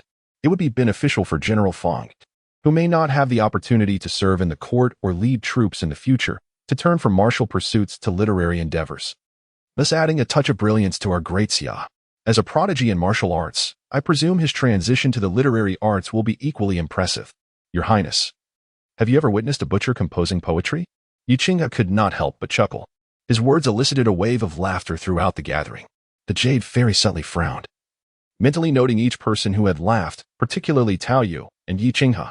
Bored, Fang Chen waved his hand dismissively. I am here to absorb the essence of poetry, not to engage in idle chatter. Let us begin with the verses. The crowd's expressions shifted slightly. Observing this, the Crown Prince decided to disregard Fang Chen and cheerfully addressed everyone. The theme of today's poetry gathering is peace. Who will be the first to take the lead? At this, several individuals eagerly stepped forward to recite their pre-composed verses, which were met with thunderous applause. Nonsense, Fang Chen muttered to himself. Yet he clapped his hands in feigned enthusiasm, his gaze inadvertently surveying the entourage accompanying the Crown Prince. As poem after poem emerged, The atmosphere of the gathering reached its peak, and Fang Chen's presence was largely overlooked. Everyone was intent on seizing this opportunity to gain some recognition and leave a favorable impression on the crown prince for future advancement. His entourage consisted of martial artists, none of whom exceeded the peak of their explosive aura, and there was no sign of the blood spirit sect. However, a smile flickered in Fang Chen's eyes. His people had already set their plans in motion. Today would reveal the connection between that person and the crown prince. If the crown prince had ties to the blood spirit sect, the nature of the matter would change entirely. War horses ascend the clouds, as countless loyal souls lie buried across the realms. Old battles have ceased, only the tears of families dampen the collar. Excellent poem, truly worthy of our great Xia's foremost talent. I can almost see the countless loyal souls weeping, unable to reunite with their families. Tao, if you manage to enter the inner circle in the future, you could lead great Xia to genuine peace, much like our ancient He River, which has not seen war for a century and celebrates year after year. The crowd erupted in cheers, praising Tao Yu's poem, as if they were witnessing the tragic battle at Sanjia Mountain, where countless loyal souls perished. Tao Yu smiled gently, waving his folding fan, but his gaze fell upon Fang Chen. This poem seemed to carry a pointed message. The audience could discern that Tao Yu's words were directed at Fang Chen, who had previously been ignored. Now, they looked at him with expressions rife with resentment, disdain, and scorn. The goddess Xiao was momentarily taken aback, then turned her gaze towards Fang Chen, her eyes revealing a glimmer of expectation. What would he do next? Tao Yu's poem, recited in front of Fang Chen, was clearly an act of reproach, derision, and mockery. The Jade Fairy glanced at Tao Yu, a peculiar expression crossing her face. Tao Yu seemed to sense this and returned her gaze with a subtle smile and a nod, feeling a sense of triumph that his poem had evidently captured her favor. Jade Fairy, what do you think of Tao's poem? The Crown Prince inquired with a smile. Please, share your thoughts. Tao Yu clasped his hands respectfully. This poem. The Jade Fairy pondered for a moment, and the crowd's eyes sparkled with anticipation, eager to hear her evaluation of Tao Yu's work, which promised to become a celebrated anecdote of the gathering. This poem, indeed, is utter nonsense, the Jade Fairy finally declared with seriousness after a brief contemplation. The audience was momentarily taken aback, their faces displaying a mix of astonishment as they exchanged bewildered glances. Had they misheard? Or had the Jade Fairy misspoken? Tao Yu, who had been waiting for praise, suddenly found his expression frozen, while the Crown Prince's demeanor shifted slightly. Fortunately, he maintained his composure, remarking lightly. What do you mean by that, Jade Fairy? I believe Tao Yu's poem encapsulated the sorrow of war, and given today's theme of peace, it should rightly take precedence. Your Highness, I do not claim to understand the complexities of the current situation. I only know that if there were no wars, it would be for the best. However, now that Great Xia is engulfed in turmoil, a naive desire for peace could become a vulnerability in the eyes of our enemies. In the face of ferocious foes, we, the citizens of Great Xia, must reveal our fangs, transforming into butchers wielding blades to sever the heads of our enemies, brandishing swords to shatter their forces. With a serene smile, the Jade Fairy continued, only through such means can we instill fear in our adversaries, preventing them from overstepping their bounds and ensuring a prosperous era of peace. The crowd fell silent. The goddess Xiao regarded the Jade Fairy with a newfound admiration, unable to resist glancing at her several times, acknowledging her perceptive insights. The Crown Prince's expression darkened. Today's theme was peace, yet he had invited a proponent of war. This was akin to delivering a stinging slap to his face, yet, due to her esteemed status in Great Xia's capital, he refrained from rebuking her openly. But what of the fallen soldiers? Who would provide them with an explanation? Tao Yu slowly spoke, directing his gaze at Fang Chen. Jade Fairy, when the enemy invades, who will the common people turn to for answers regarding their losses? You, Fang Gongzi? Many scholars appeared contemplative. The scholars from the ancient He, Longdu, and Izhou kingdoms had initially intended to join the festivities and engage with the talented men and women of Great Xia's capital. But they were taken aback by the unfolding scene. A woman finally spoke up. Jade Fairy, your words are misguided. If your Great Xia desires to avoid conflict, it would cease to have enemies. Our ancient He has thrived for a century precisely because we have not engaged in warfare. Having said that, she turned to the Crown Prince. Your Highness, inviting a woman of the dust to this poetry gathering may have sullied its spirit. The crowd fell into silence. This woman held a notable status as a member of the esteemed Long family of the ancient He, responsible for overseeing mineral trade with Great Xia. Thus her words carried weight. The Jade Fairy glanced at Long Huixin with a faint smile, her expression indifferent, showing no inclination to argue. Unexpectedly, Fang Chen shifted his gaze towards Long Huixin. Your ancient He nation has merely a few million subjects, dwelling in remote regions, yet you possess abundant mineral resources. Each year, you contribute 70% of your mineral wealth to the 8th rank empire, which in turn protects your ancient He, ensuring your peaceful existence for a century. However, Fang Chen's tone sharpened. This arrangement may afford your nobility a life of luxury, but your common people suffer from hunger and deprivation. What use is peace without prosperity? Chapter 30. Let the Dragon City Fly. Fang Chen's words immediately transformed the expressions of the scholars from the Guha Kingdom, revealing traces of irritation upon their faces. Long Huixin's countenance shifted dramatically. In truth, the scholars of the Daxia Kingdom were utterly ignorant of the current affairs of the Guha Kingdom. Their knowledge was limited to mere fragments. They were unaware that not everyone in Guha had the privilege to receive an education or serve in the military. Ordinary citizens were condemned to a lifetime as minors, while their children and grandchildren were fated to inherit their father's traits. Only the offspring of the affluent clans were born free from want, possessing the opportunity to ascend the social ladder, amidst a rigid hierarchy that was starkly defined. Furthermore, the martial arts of the Guha Kingdom were tightly controlled by the nobility. Even those with extraordinary talent among the common folk might never have the chance to engage with it. The aristocracy had effectively barred all avenues of advancement for the populace. So what qualifications do you possess to speak so boldly here? If Daxia were to abandon its common people and devote all its resources to tributing the superior kingdom annually, do you think Qingsong would still dare to oppress us? Fang Chen remarked with a faint smile. Long Huixin's complexion fluctuated between pale and green. Finally erupting in anger, Fang Chen, do not speak nonsense. How could the citizens of Guha possibly suffer from hunger or be inadequately clothed? The truth is evident. Even a blind man can see it. As a scion of the Long family, are you truly unaware?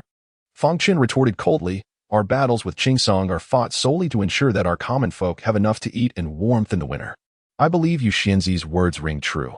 If one cannot grasp the current situation, how can one claim to discuss poetry of peace? Yu Xianzi's eyes sparkled as she discreetly glanced at Fang Chen, feeling a sense of delight. She recognized that the heir, who typically shunned the spotlight, had spoken against Long Huixin today due to her earlier derogatory remark about a woman of the world. As a perceptive woman, Xiao Shen sensed an undercurrent and looked between Fang Chen and Yu Xianzi. Yu Xianzi seemed to notice something too, her gaze suddenly landing on Xiao Shen. A hint of contemplation flickering in her eyes. She recalled that there were no maidens beside the heir, and today he had unexpectedly brought a servant. The situation was indeed complicated. A sliver of threat crept into Yu Xianzi's gaze as she regarded Xiao Shen. Fang Jushin, this is a poetry gathering. The disagreements between Miss Long and Yu Xianzi stem solely from poetic discourse, which is entirely normal. If you lack understanding of poetry, perhaps you should refrain from interjecting? Yi Qinghe interjected, attempting to ease the tension. Long Huixin and her companions appeared displeased, seemingly poised to depart, but were persuaded to remain by scholars from Longdu and Izhou. As the host of the poetry gathering, Tao Yu gradually suppressed his anger, redirecting it toward Fang Chen. Fang Junshin, you have spent considerable time here. Since you hold disdain for peace, might you possess the talent to share your own sentiments in verse with us? To write poetry? That is indeed a challenging task, but I once came across a poem in an ancient text that resonated deeply with my state of mind. Allow me to recite it for everyone's enjoyment. What do you think? Fang Chen replied with a smile. Then please share it with us. The Crown Prince remarked nonchalantly. All eyes turned to Fang Chen, while Yu Xianzi and Xiao Shen exchanged glances of curiosity. Based on their understanding of Fang Chen, they presumed he was entirely ignorant of poetry, let alone to have perused ancient poetic texts. Fang Chen closed his eyes, pondering for a moment, before a faint smile graced his face as he recited, under the bright moon of Qin, the passes of Han, the long march awaits, yet the men have not returned. So long as the Dragon City has its valiant general, let not the barbarian steeds cross the Incher Mountains. His words, carried by the surge of spiritual energy, resonated clearly in every listener's ear. As they contemplated the poem, their expressions shifted dramatically, disbelief etched upon their faces as they regarded Fang Chen. What place is Qin? What land is Han? What are the barbarian steeds? Is the valiant general referring to himself? A splendid poem. Yu Xianzi could not help but exclaim. I must confess, this poem is not of my own creation, nor does it pertain to Daxia. Please do not speculate further. Fang Chen said with a smile as he stood and walked outside. In his mind, a tide of memories, suppressed for over 20 years, began to surge forth. Xiao Shen hastily followed, her demeanor grave. She sensed that the term barbarian steeds was Fang Chen's euphemism for Qingsong. Your Highness, I am feeling unwell and shall retire to rest, Yuxinzi announced as she too stood to take her leave. The crown prince nodded slightly, intending to have someone escort her, but she gently declined. As Fang Chen departed, so did Yuxinzi. Yet, each left their mark on this gathering of poetic peace. Silence enveloped the crowd, some still murmuring the lines Fang Chen had left behind. Tao Yu's countenance darkened. His poetry had been derided by Yuxinzi as nonsense, while Fang Chen's poem received her admiration, leaving him thoroughly humiliated today. Cough, cough. Fang Chen stated that this poem is not his own. Yuqing cleared his throat. Everyone, do not dwell on this matter. The crowd exchanged glances, remaining silent. The poem is not by Fang Chen? Yet why had they never heard it before? Ladies and gentlemen, the theme of today remains peace. Let us continue the poetry gathering, the crown prince declared. Though the audience nodded silently, he perceived their expressions and understood that his gathering had failed. He cast a glance in the direction Fang Chen had disappeared, a glimmer of coldness flashing in his eyes. Let the Dragon City fly. If this flying general were to vanish, it would indeed be a fortuitous event. The crown prince mused silently. Leaving the banks of the Daxiao River, Fang Chen proceeded to his frequented tea house. Xiao Shen, unable to contain herself, whispered, was that poem about Daxiao and Qingsong? No. Fang Chen shook his head. Your Qingsong is not yet worthy. Xiao Shen's expression darkened, her voice cold. What was your intent in attending this poetry gathering? Have you dispatched someone to investigate the background of that Taoist from last night? No need to rush. We shall discuss it once we settle at the tea house, Fang Chen chuckled. The two soon arrived at the tea house, where the patron seemed accustomed to Fang Chen's presence. However, in recent days, they had learned of his restored prowess, and their demeanor had shifted accordingly. Fang Junshin, your tea. The attendant promptly served Fang Chen his favorite brew, casting a glance at Xiao Shen before retreating quietly. As Fang Chen lifted his teacup, he noticed a note beneath it. Xiao Shen, with her keen eyes, quickly read its contents. 6 years ago, the Taoist appeared at the banquet hosted by the crown prince, accompanying the fifth prince. Fang Chen paused for a moment, recalling the fifth prince. His memories grew clearer. Could the reclusive prince, who had long resided at Dawasi as its abbot, truly be entangled with the blood spirit sect? Your fifth prince harbors an issue. With such a formidable individual under his command, how could he willingly take on menial tasks for your Daxia emperor? Xiao Shen remarked thoughtfully. Chapter 31. Young master, you must keep your word. Certainly not the fifth prince, Fang Chen remarked with a hint of indifference. His visit to the Zhigu poetry gathering today was prompted by a desire to discern whether any cultivators were in the presence of the crown prince. However, his search yielded nothing conclusive. Nevertheless, it was confirmed that the mysterious figure had indeed lingered in the capital of the Great Xia for a brief period last night. Having perused the blood spirit great method, Fang Chen understood that cultivators of this ilk could not progress in their practice without the essence of human blood. During their stay in the capital, how many innocent citizens of Great Xia may have perished at his hands? There must be some trace to uncover regarding this matter. He mused quietly. After a moment's contemplation, he glanced at Su Gu not far away. Return her to the manor and have old Huang keep watch. Su Gu, upon hearing this, approached the divine maiden Xiao with a smile. Let us go. What do you intend to do? Xiao frowned. What concern is it of yours? Fang Chen replied with a gentle smile. I wish to accompany you. Zhao's eyes flickered with intrigue. Indeed, we have reached an agreement. But that does not grant you the right to follow me wherever I go.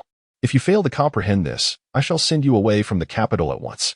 With a dismissive remark, Fang Chen stood and departed, leaving Xiao momentarily speechless. Su Gu, witnessing the exchange, chuckled and teased. Did you really believe our young master would be marrying into the Xiao family? Do not forget, you are our hostage now.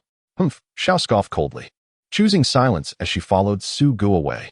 In the secluded courtyard, Fang Chen stood quietly for a moment before a figure approached him silently, clasping their fists in respect.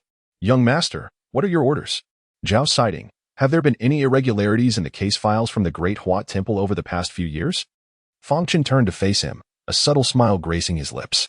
The newcomer was none other than Zhao Siding, the chief officer of the Great Huat Temple, whose subordinate Yuan Zhuang had once been dispatched to apprehend Fang Chen. Zhao Siding's expression shifted. Why would the young master suddenly inquire about the temple's case files? After careful reflection, He replied in a low voice, "Young master, there are indeed some rather peculiar cases in the files. Please elaborate." Fang Chen nodded. 2 years ago, someone reported to the Great Hua Temple that their sister had been missing for many years from her master's estate. Upon our investigation, we discovered she had been a maid in the residence of the Minister of Rites. My subordinate Yuan Zhuang looked into the matter and learned that she may have eloped. Zhao Siding continued. This case was eventually forgotten, but shortly thereafter, Yuan Zhuang found that the person who reported the incident had also gone missing, leaving behind a gravely ill mother who nearly starved to death. Yuan Zhuang reported this to me, and sensing something amiss, I instructed further inquiries, suspecting the reporter may have been silenced.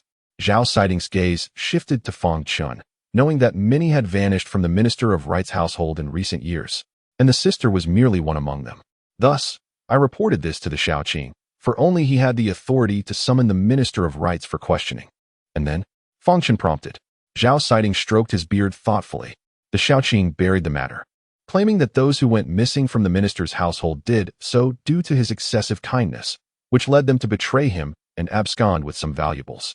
His explanation was somewhat plausible, as similar incidents have occurred in my own household. Fang Chen smiled faintly. What do you find peculiar, Zhao Siding? Firstly, the initial reporter was a renowned filial son, and it is inconceivable that he would vanish without attending to his sick mother, Zhao Siding stated. Secondly, while Yuan Zhuang was investigating, one of his subordinates was attacked and lost an arm, suggesting that someone was threatening us to deter further inquiry. He paused, contemplating the safety of his subordinates, which led him to suppress the investigation. However, I have kept an eye on the Minister of Rites household over the years. Have there been any further disappearances? Fang Chen inquired. None. Zhao Siding shook his head, a glimmer of intelligence flashing in his eyes. Young master, do you also find this matter suspicious? After you return, have your men investigate the missing persons cases that have occurred in the capital over the past 6 years. No, over the past 20 years. Some cases may not involve officials and thus may not be reported to the Great Hua Temple. They will be found at the prefectural yamen. You know what to do, Fang Chen instructed. Zhao Siding's demeanor grew serious as he nodded and departed. In his mind, the young master's attention to this matter indicated its gravity, suggesting that hidden secrets lay behind these missing persons cases, potentially linked to Qingsong. You have finished your conversation with Zhao Siding, have you not? Is it now my turn? After Zhao Siding left, Yu Xinzi emerged quietly. She had been tailing Fang Chen and the others, utilizing her exceptional agility and disguise skills to remain unnoticed. I have no instructions for you. Fang Chen replied with a hint of exasperation. Young master, who is that maid accompanying you today? Yu Xinzi inquired with curiosity. Xiao Shen knew, Fang Chen replied. Yu Xinzi was momentarily taken aback, her eyes wide with astonishment. Xiao Shen knew? How could she? She voluntarily remains as a hostage, this way. The Wolf Commander will protect the third princess' life, ensuring he does not retaliate against me for the deaths of some Qingsong warriors in the capital. Fang Chen explained with a smile. Yet, she is likely unaware that given the third prince's schemes, it would be nearly impossible for Qingsong to kill him. Yu Xinzi couldn't help but scoff. Indeed, this fellow is quite clever. He has likely been busy in Qingsong for the past 5 years. If he wished to, he could have returned to the capital of Great Xia long ago, Fang Chen noted with a grin. Once he learns of the developments here, I suspect it won't be long before we see him again. The Crown Prince fears he may go to welcome back the third prince. Little does he know, his understanding of his younger brother is woefully inadequate. The third prince once willingly became a hostage in Qingsong. Now he possesses the means to return to Great Xia. And Fang Chen holds sufficient confidence in this regard.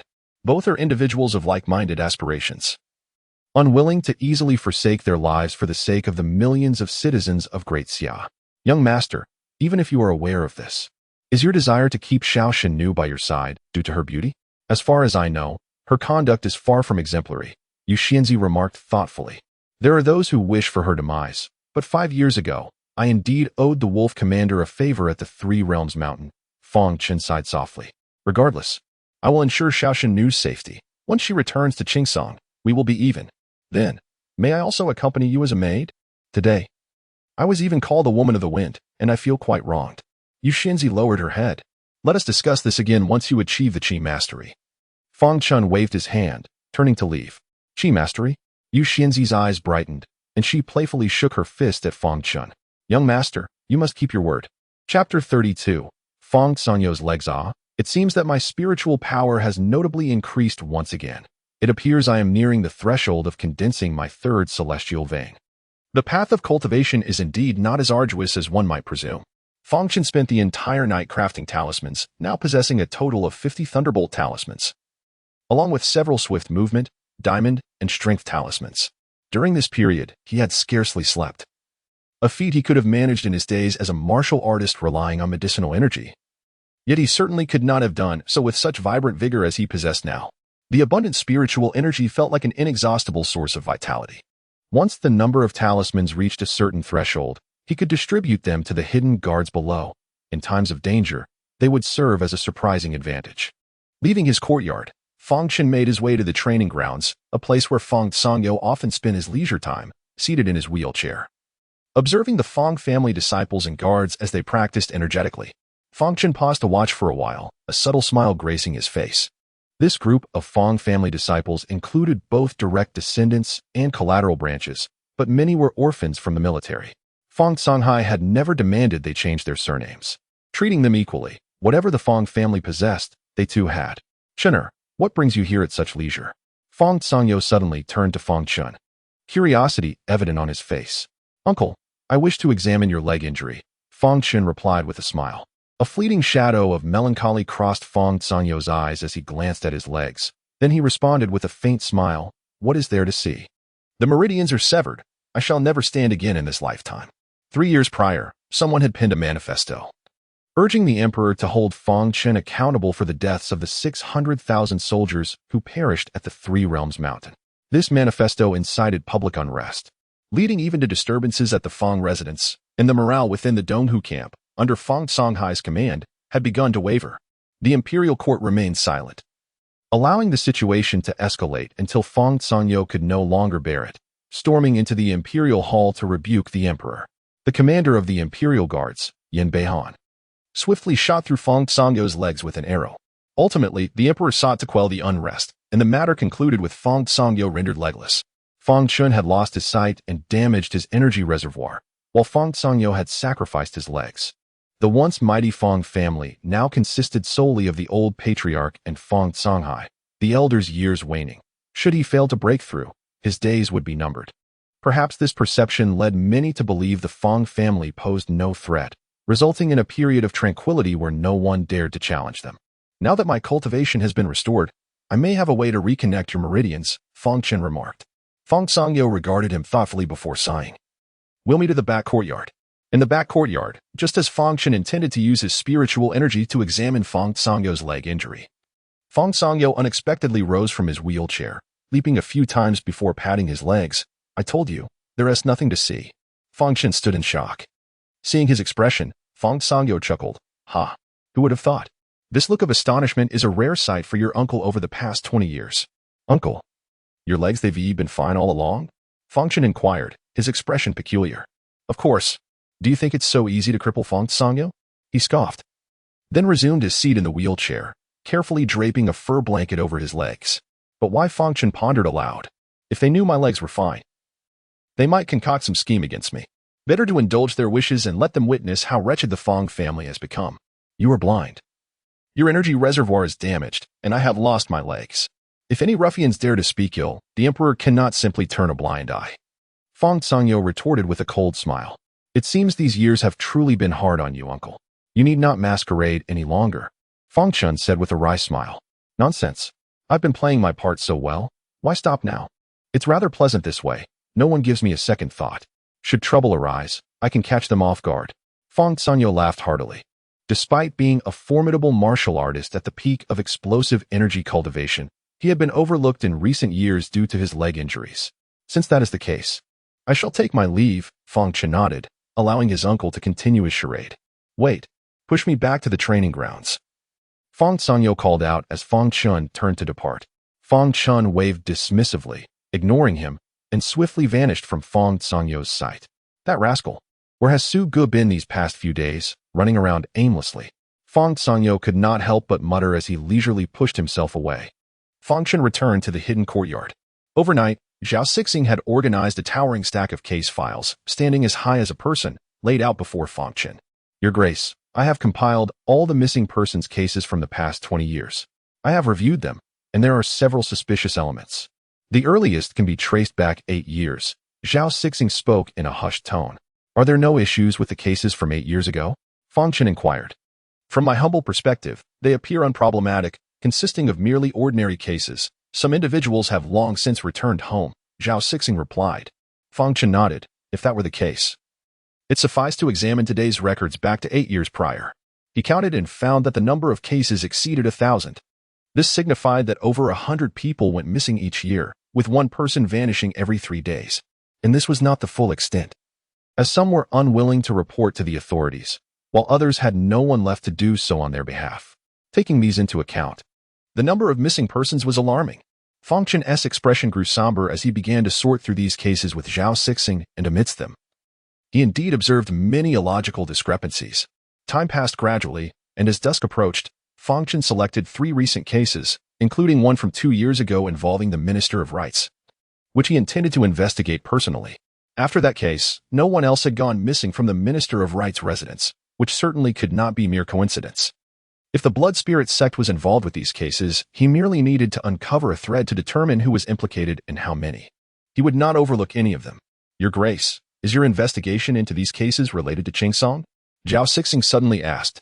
Fang Chen glanced at him and smiled faintly. Qingsong?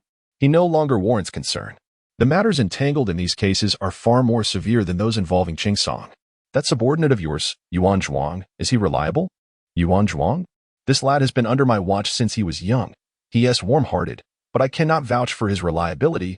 Zhao Sixing shook his head slightly. Your vigilance as a hidden guard is commendable. You haven't forgotten, Fang Chen replied with a smile, nodding.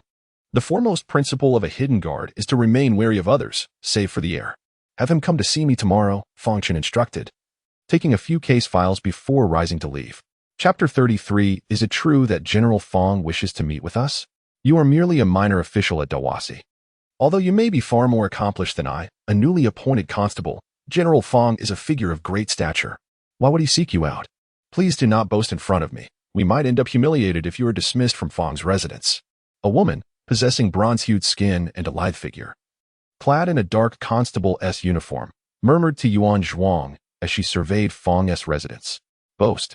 You are unaware that I personally escorted General Fang to Dawasi not long ago, Yuan Zhuang replied, his confidence wavering as he shrank slightly. Yet, in front of his cousin, he was unwilling to appear foolish. After a brief pause, he continued, you have erred in one regard. General Fang wishes to see only me. Had you not fortuitously accompanied me today, you would not have had the opportunity to witness such grandeur. Please refrain from speaking out of turn. Familiarize yourself with the people of Fang's residence, as it may facilitate your endeavors in this vicinity. Still skeptical, Yuan Yu was about to respond when a servant from Fang's residence emerged and saluted Yuan Zhuang, saying, Master Yuan, the young master requests your presence for a conversation. Yuan Yu gazed at Yuan Zhuang in disbelief. Was it truly General Fang who summoned her cousin? When had he attained such prominence? Brother, what of my subordinate? Yuan Zhuang glanced at Yuan Yu. This esteemed individual may wait in the reception room. The young master wishes to see only you, the servant replied courteously. Nodding hastily, Yuan Zhuang watched as his cousin was led away, offering a few parting words of advice before following the servant to Fang Chen's quarters. Along the way, Yuan Zhuang felt a mixture of anxiety and curiosity regarding Fang Chen's intentions. Before long, Yuan Zhuang encountered Fang Chen, who was quietly practicing a set of health-preserving martial arts. At first glance, none would suspect that this vibrant young man was once the legendary military god of the Great Xia. Master Yuan has arrived. Please take a seat, Fang Chen said, gesturing to a stone bench. Could he truly discern my presence merely by the sound of my footsteps? Yuan Zhuang was taken aback. Such an ability was truly frightening. He cautiously seated himself before Fang Chen, only to rise again, clasping his fists and offering a wry smile. General Fang, you summoned me today for what purpose? Given my humble status, it may not be fitting for you to refer to me as an official, Fang Chen chuckled. Avoiding further discussion on the matter and addressing the essence directly, I have received several case files that I find rather unusual.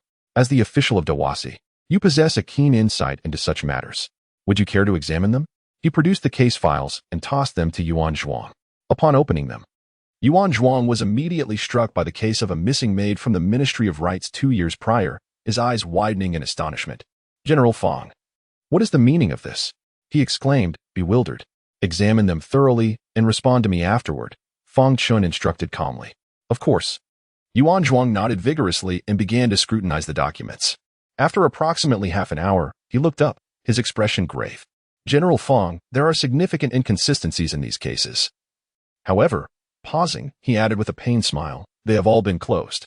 Let us discuss the case concerning the missing maid of the Minister of Rights. The sister disappeared, and when her brother reported it, he too vanished, leaving behind an ailing mother, Fang Chen remarked with a smile. Does this seem reasonable to you? Not at all, Yuan Zhuang admitted, shaking his head earnestly. Yet, this case was personally reviewed by the Minister of Justice, who concluded that the maid eloped with someone and absconded with valuables. Do you accept such a conclusion? Fang Chen inquired. I do not. Yet what can be done? Yuan Zhuang sighed. Investigate, Fang Chen replied softly. If you find it unreasonable, pursue it diligently. Eventually, the truth will emerge. What do you think? General Fang, do you possess knowledge on this matter? Yuan Zhuang's expression shifted. My knowledge does not exceed yours by much. Otherwise, I would not have summoned you. If there is nothing else, let us visit the siblings' home, Fang Chen suggested with a smile. Yuan Zhuang instinctively nodded. Though he was astonished that the general would accompany him in an investigation, it felt surreal. General Fang, I have a subordinate awaiting me at your residence. May I send her away before we proceed? Bring her along. Our endeavors are above board, and there is no need for concealment, Fang Chen replied with a gentle smile. Yuan Zhuang thought to himself how fortunate his subordinate was to accompany the general on her first day of service. Meanwhile, Yuan Yu, who had been waiting in the reception room, grew restless upon hearing a commotion outside. She stood to investigate and caught sight of Fang Zhixue practicing her swordplay in the courtyard, accompanied by several young men of impressive skill, though none could withstand her prowess. You are all too weak. I have instructed you to train diligently, yet you remain stagnant at your age. Fang Zhixue chided. Sister Zhixue, we cannot compare to you. You have trained in the Xiantian method since childhood, while we have only practiced for a few years, the young men grumbled. Fang Zhixue, the sister of the military god, a prodigy in martial arts, has already transcended to the realm of explosive energy at such a young age. Yuan Yu thought in shock. Noting that Fang Zhixue appeared several years her junior, yet she had achieved far greater mastery. Oh, who are you? Fang Zhixue turned, sensing someone watching. Her eyes brightened with curiosity upon spotting Yuan Yu, who stood by the door in her constable's attire. I am Yuan Yu, a constable of Dawasi. This is my superior, Yuan Zhuang. Yuan Yu quickly introduced herself. Dawasi, what brings you to my family's residence? Are you here to apprehend my brother again? How dare you? Fang Zhixue exclaimed in anger. Before Yuan Yu could clarify the misunderstanding, a clear voice interrupted. Zhixue, I invited them over. Fang Chen and Yuan Zhuang approached slowly. Seeing them, Fang Zhixue's curiosity intensified. Brother, why have you summoned them? Brother. Yuan Yu's heart raced with shock as she realized that the youthful General Fang was indeed as remarkable as the rumors suggested, possessing both youth and striking good looks. My brother has matters to discuss with them, Fang Chen replied with a smile, then turned to Yuan Zhuang. Bring your subordinate. Let us be on our way. Yuan Zhuang waved to Yuan Yu, saying, Cousin, let us go. We have business to attend to. Yuan Yu followed them, bewildered. Fang Zhixue, feeling ignored, hastily caught up, exclaiming, Brother, where are you going? I want to join. Chapter 34. Kuei Longstreet, stop this nonsense. Why are you following me, big brother? I have matters to attend to. Fang Chen admonished. Big brother, you haven't taken me out in years. Remember when you used to sneak me out for candied hawthorn? Fang Zhixue replied, her eyes brimming with tears, appearing pitiful. Yuan Zhuang and Yuan Yu exchanged awkward glances, fidgeting with their hands. After a moment of contemplation, Fang Chen realized he indeed hadn't taken Fang Zhixue out in quite some time. Very well, but do not wander off. I am genuinely occupied today. He conceded with a sigh. Wonderful. Let us go. Fang Zhixue's tears evaporated instantly, and she joyfully clasped Fang Chen's arm, her expression radiating elation as if she had stumbled upon a treasure. This left Yuan Zhuang and Yuan Yu in utter disbelief. Please excuse us for our antics. Fang Chen offered a wry smile to the siblings. Not at all. Yuan Zhuang waved his hands dismissively. Yet, Yuan Yu couldn't help but think to herself how courteous Fang Jun was. The four of them exited the Fang residence, where a carriage awaited, driven by Su Ge. In the capital of Daxia, the city is divided into inner and outer districts. Fang Chen resided in the inner city, while the outer city spanned over 30 streets. Their destination was Kuei Long Street, located near the outskirts, conveniently close to the East City Gate, and where Fang Songhai currently worked. Your Highness, once we arrive at Kuei Long Street, I implore you to exercise caution. The area is rather precarious. Would you like Yuan Yu and me to disembark and scout ahead? As they approached Kuei Long Street, the surroundings grew increasingly dilapidated, starkly contrasting with the opulence of the inner city. The common folk appeared worn, their clothing tattered and their expressions vacant. This is still the capital, Fang Chen mused, sighing inwardly for the plight of those beyond the city's walls. He had once vowed to instigate change, yet he soon discovered the daunting reality of effecting such transformation alone. Nevertheless, he had never relinquished his resolve. If he could not do it in the past, he certainly would not falter now. Since we are here, we must take a look. Fang Chen said to Yuan Zhuang with a gentle smile. You need not fret. Do you truly think I am a fragile being who cannot withstand adversity? Yuan Zhuang recalled that this young man was no ordinary individual, but rather a formidable force who had traversed countless battlefields. Your Highness, we have arrived, Su Gu announced, bringing the carriage to a halt. Fang Chen stepped out with Fang Zhixue, followed closely by Yuan Zhuang and Yuan Yu. Curious glances from nearby townsfolk fell upon them. After all, it was rare to see individuals so well-dressed in Kuei Long Street. However, upon noticing Yuan Yu's constable attire, they displayed signs of wariness and hastily retreated, avoiding the group as if they were venomous serpents. Before them stood a dilapidated cottage, its door ajar, the latch seemingly broken and long neglected. Brother, what brings us here? Fang Zhixue inquired with curiosity. Lord Yuan is investigating a case. We have come to observe, Fang Chen replied with a smile. Investigating a case? Fang Zhixue's eyes lit up, excitement evident on her face. I warned you not to act recklessly before we arrived. Fang Chen lightly tapped her head and instructed Yuan Zhuang to knock on the door. Though the door was open, entering without the owner's consent would be improper. Who is it? A frail voice emerged from within, accompanied by occasional coughs. Madam Wu, it's me, Yuan Zhuang, he replied.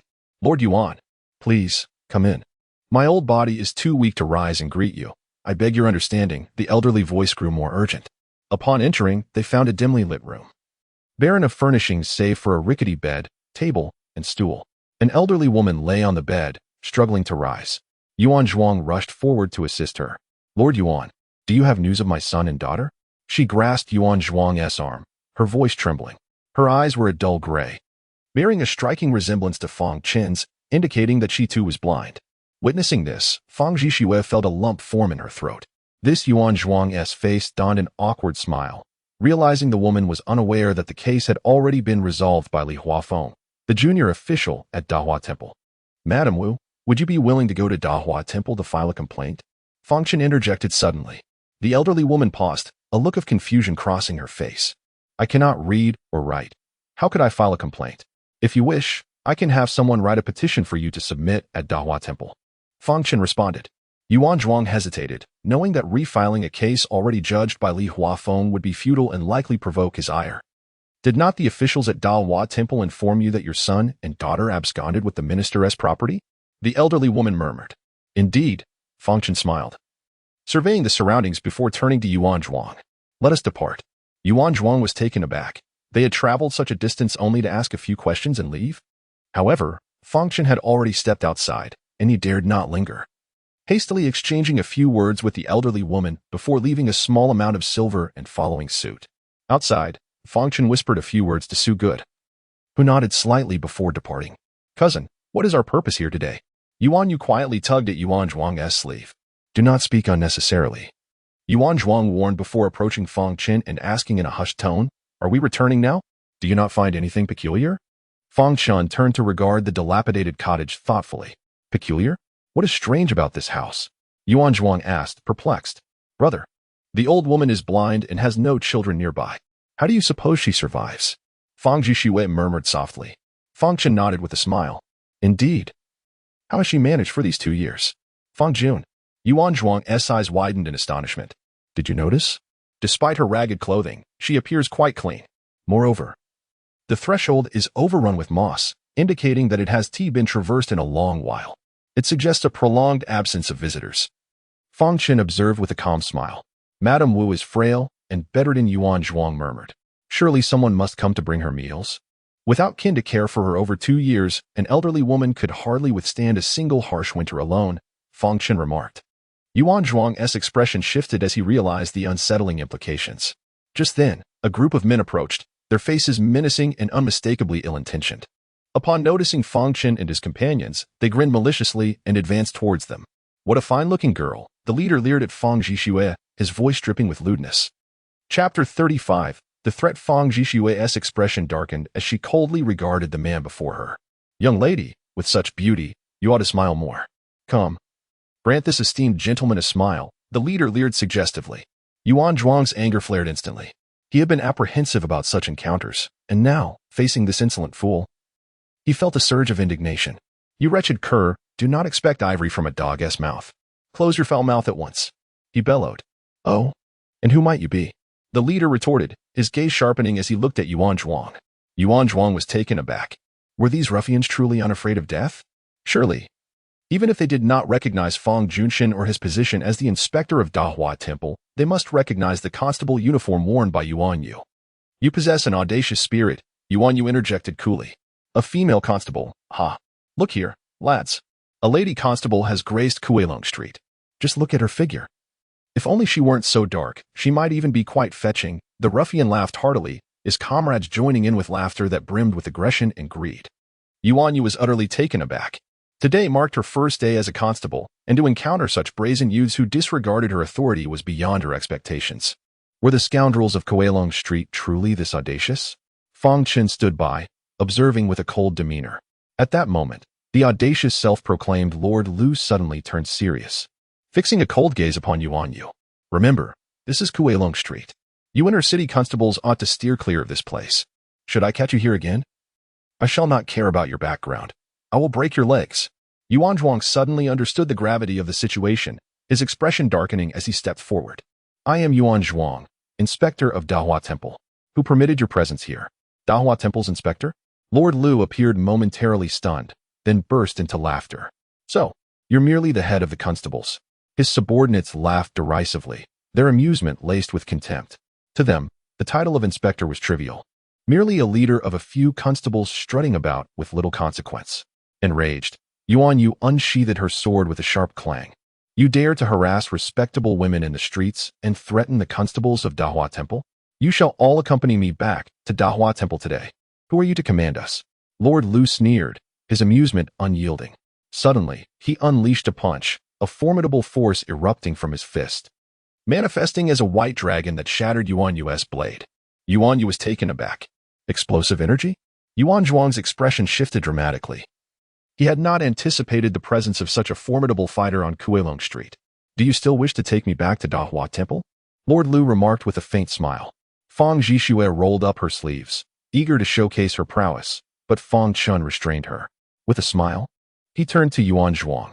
Yuan Zhuang, I recall you are also in the early stages of explosive energy? Your subordinate's sword has just been shattered. Do you not wish to retaliate? You all shall accompany me to Dahua Temple. Yuan Zhuang's eyes flashed with fury, his aura transforming drastically, revealing himself as a true warrior of explosive energy. Subdue them all.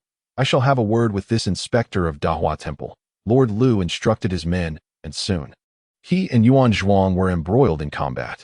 Each surge of energy exchanged posed a significant threat to the other. Onlookers nearby hastily retreated into the shadows, fearful of being caught in the fray. Lord Lu's subordinates eyed Yuan Yu and Fang Zhixue with predatory intent, but just then, Su Gu returned. Without drawing his sword, Su Gu struck with lightning speed, incapacitating each of the ruffians with precision, rendering them powerless. Brother, why did you not allow me to intervene? Such a rare opportunity. Fang Zhixue expressed her discontent. If our parents were to learn of your involvement with these ruffians, it would be I who faces their ire upon our return. Fang Chen replied with a calm smile. Unfamiliar with Su Ji's identity, Yuan Yu was taken aback by his swift and decisive actions, realizing he was no ordinary carriage driver. Her eyes widening in astonishment. Young master, I have learned that some of the nearby residents have been bribed, Su Gu whispered as he approached Fang Chen. Bang! Yuan Zhuang was sent sprawling by Lord Lu, landing unceremoniously at Fang Chen's feet. Upon raising his gaze, he met Fang Chen's watchful eyes. A wave of shame washing over him. Being in the early stages of explosive energy, you could not defeat him. You must reflect on this upon your return. Fang Chen gently admonished, shaking his head slightly. Suge, apprehend him. Understood. Suge nodded and approached Lord Lu. Momentarily, Lord Lu, who had been reveling in his triumph, noticed that his men lay defeated on the ground. Shock and fury flickered across his face as he turned to Suge. Realization dawned upon him, and his pupils dilated as he recognized the truth. Feng Yun's sword. Bang! Su Ji's sword remained sheathed, but he struck Lord Lu's vital points with successive blows, incapacitating him entirely. Truly the Feng Yun sword. Yuan Zhuang could only feel envy. As the inspector, he was well aware of Su Ji's esteemed background as Fang Chen's companion. Go speak with Aunt Wu and bring them along, Fang Chen instructed with a smile, turning to return to the dilapidated house. In the courtyard, Lord Lu and his men lay defeated, yet their arrogance lingered. Upon recognizing Suge, Lord Lu still dared to threaten. Feng Yun's sword. Do you dare tread into these murky waters? Do not think that just because you are at the pinnacle of explosive energy, you can act with impunity in the capital of Daxia. Suge cast a disdainful glance at him. While he could not act with impunity, those who could were oblivious to the true nature of their threats. Feng Yun's sword? The Feng Yun sword of the top 10 explosive energy masters in the capital? Yuan Yu suddenly realized, her heart racing with awe. It seemed only fitting that someone of Fang Junshin's caliber would have such formidable experts by his side. Is it you, Lord Yuan? Why is there such a commotion outside? An elderly, hoarse voice called from inside. Suge, what did you discover just now? Fang Chen asked with a smile. Suge glanced into the inner room, aware that the Wu siblings had lost both parents at a young age. What? Yuan Zhuang gasped in shock, and silence enveloped the room. Bring her out, Fang Chen commanded. Suge nodded and entered the inner room. Before long, he emerged with the frail Aunt Wu, her disheveled hair and tear-streaked face betraying her distress. What do you want from us? What are you planning?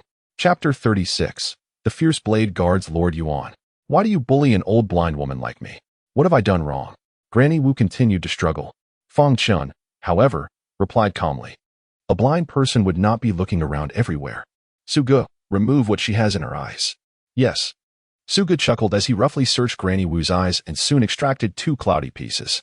At that moment, her eyes appeared remarkably bright, far from being blind. Both Yuan Yu and Fang Zhishui were taken aback. Yuan Zhuang's expression stiffened slightly, and after a moment, a hint of self-mockery surfaced on his face. As the inspector of the Great Hua Temple, he had been completely outmaneuvered. Young master. The skin taken from the fish eyes is just a trick we've grown weary of, Suge scoffed.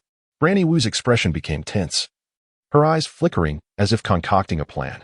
Seizing an opportunity while Suge was distracted, she attempted to break free and flee, shedding her earlier feeble demeanor. Unfortunately, escaping from a peak martial artist was no trivial matter. Suge seized her by the neck and stated coolly, if the young master has not permitted your departure, you shall not leave. Attempt to flee again, and I shall break your legs. Now, speak. Where are the missing siblings? Fang Chen addressed her with a calm demeanor. Granny Wu. The place has been uninhabited for quite some time. If you merely lacked a place to stay, you ought to have remained here. Granny Wu, taken aback by his insight, felt her complexion shift repeatedly. If you refuse to speak the truth, we shall take you back to the Great Hua Temple for interrogation. There, you will divulge everything you ought to say, Yuan Zhuang warned coldly. Lord Yuan, I shall tell the truth. I shall. Granny Wu, sensing the gravity of the situation, recounted the entire sequence of events. She was, in fact, an old con artist who sought out unoccupied homes, masquerading as a relative to seize opportunities to sell the properties.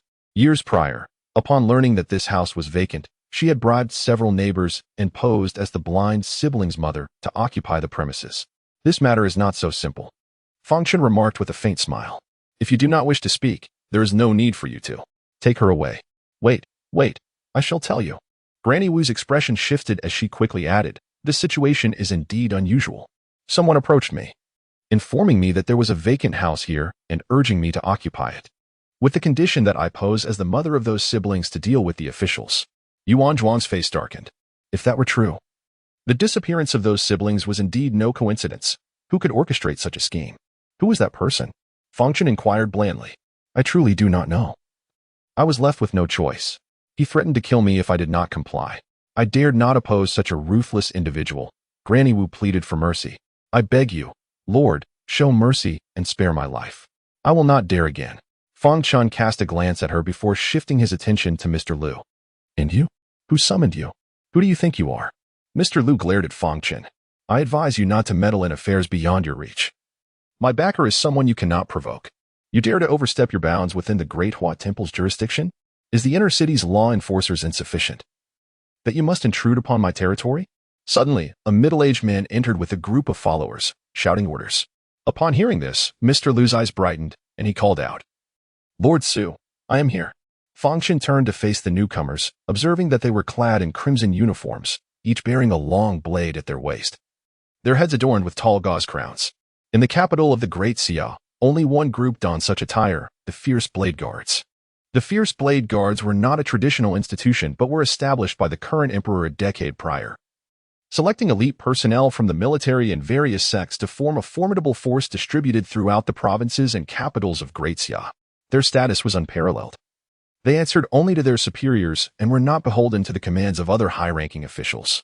Thus, the Fierce Blade Guards acted with great arrogance, their authority unquestionable, instilling fear in many who dared not offend them. The capital housed 2 stations of the Fierce Blade Guards, one in the inner city and one in the outer city.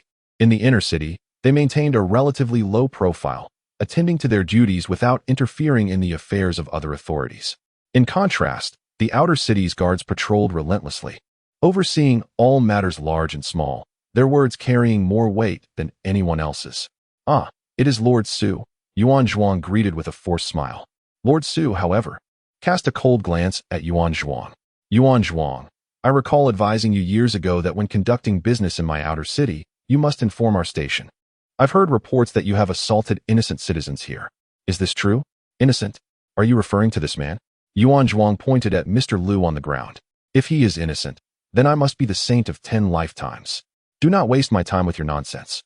If this cannot be resolved here, then you will accompany me back to the station. Bring them all. Lord Su commanded with a wave of his hand.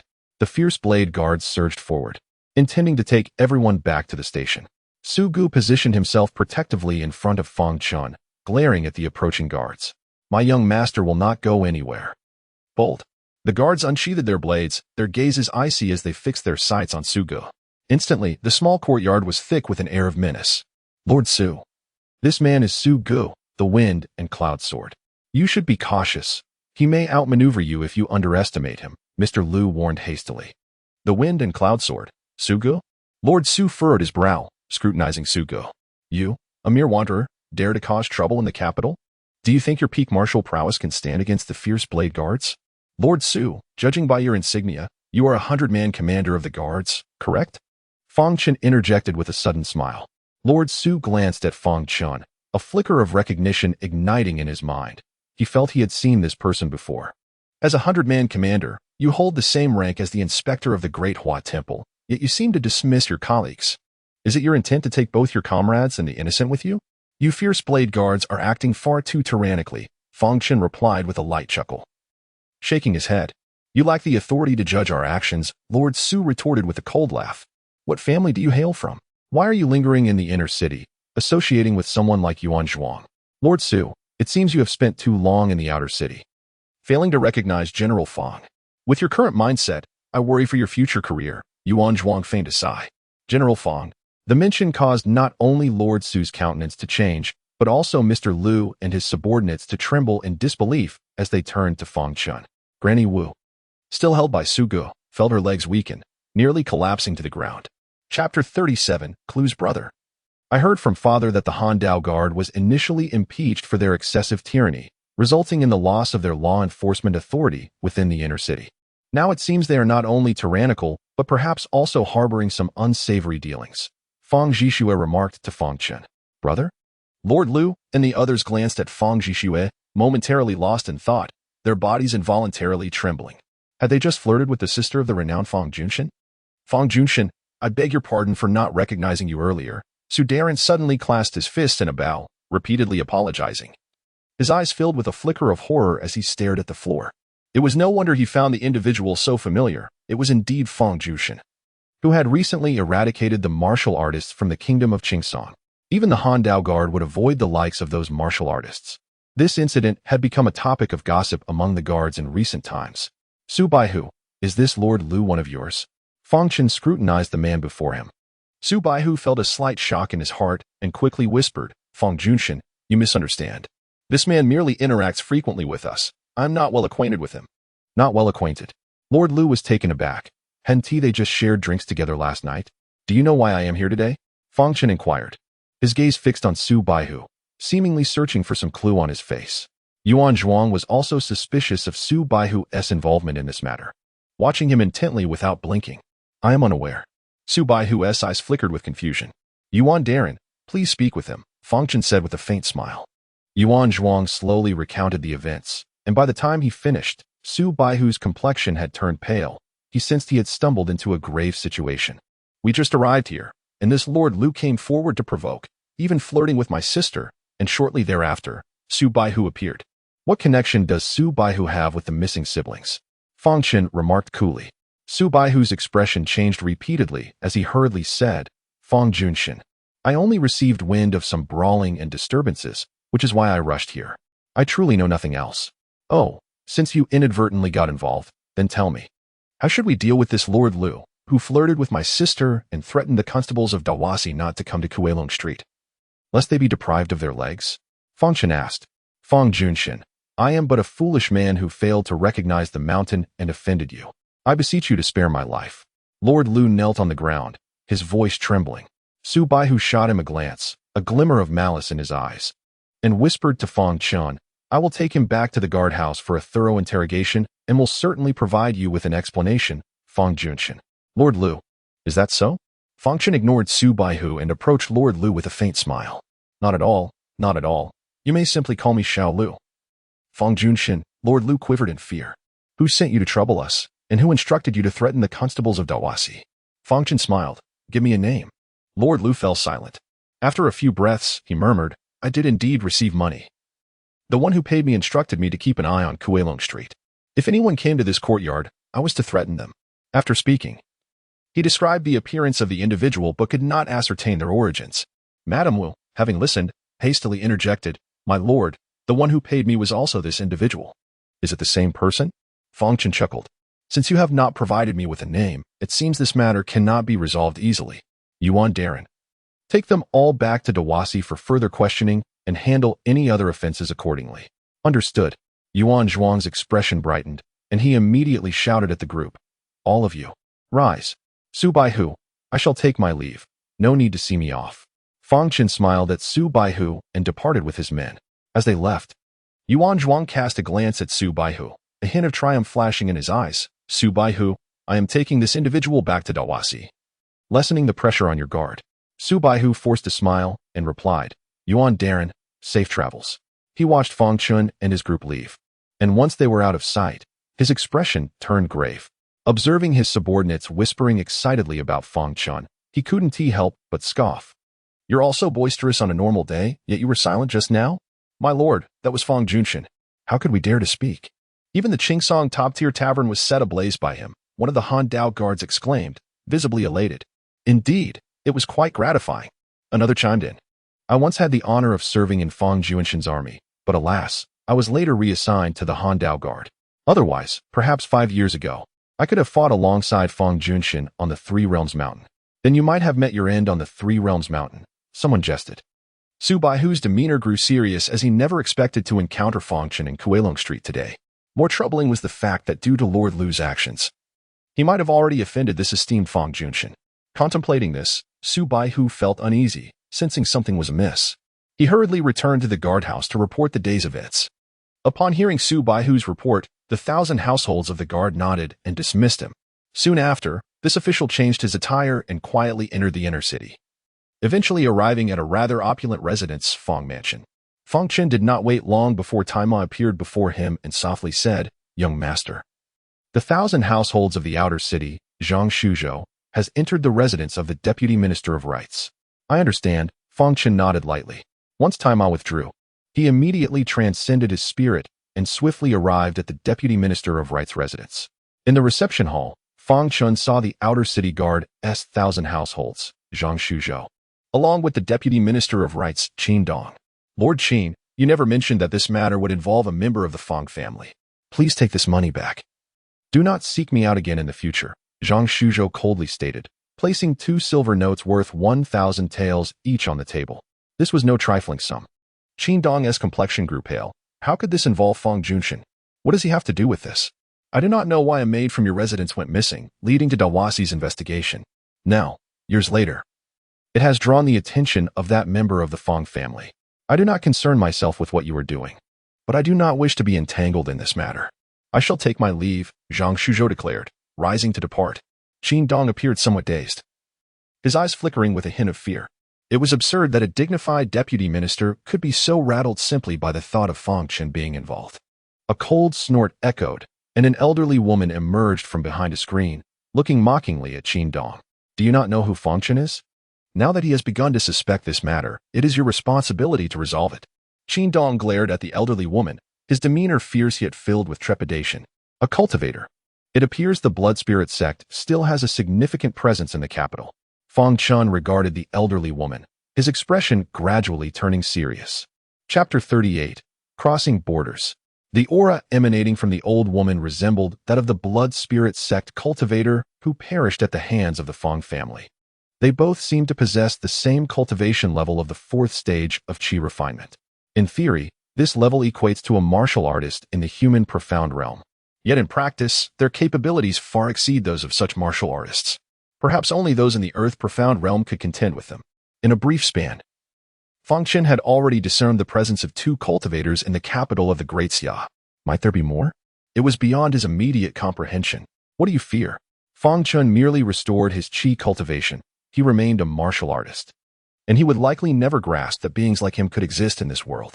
The old woman scoffed disdainfully. Minister Qin, standing with us assures your rise to prominence.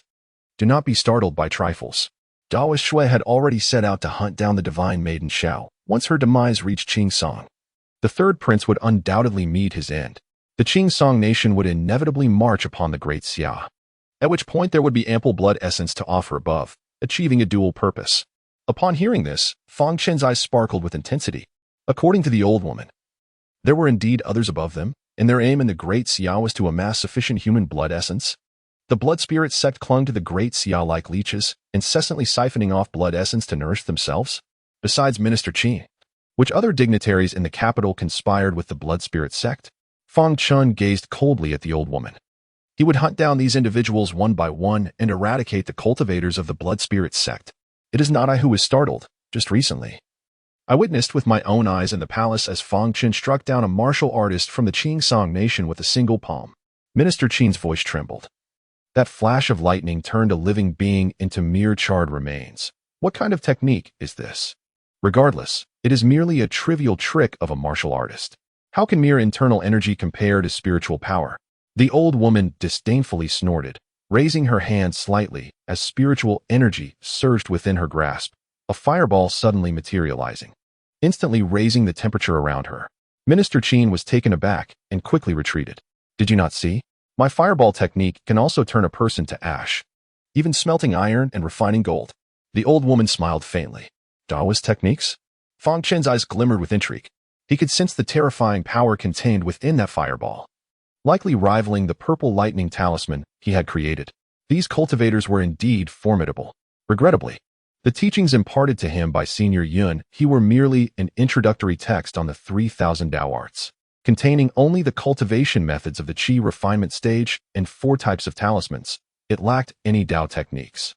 The Daoist Shui who perished at Fang's residence seemed only to comprehend talismans and had never displayed such Dao techniques. No wonder he lacked any Dao tomes.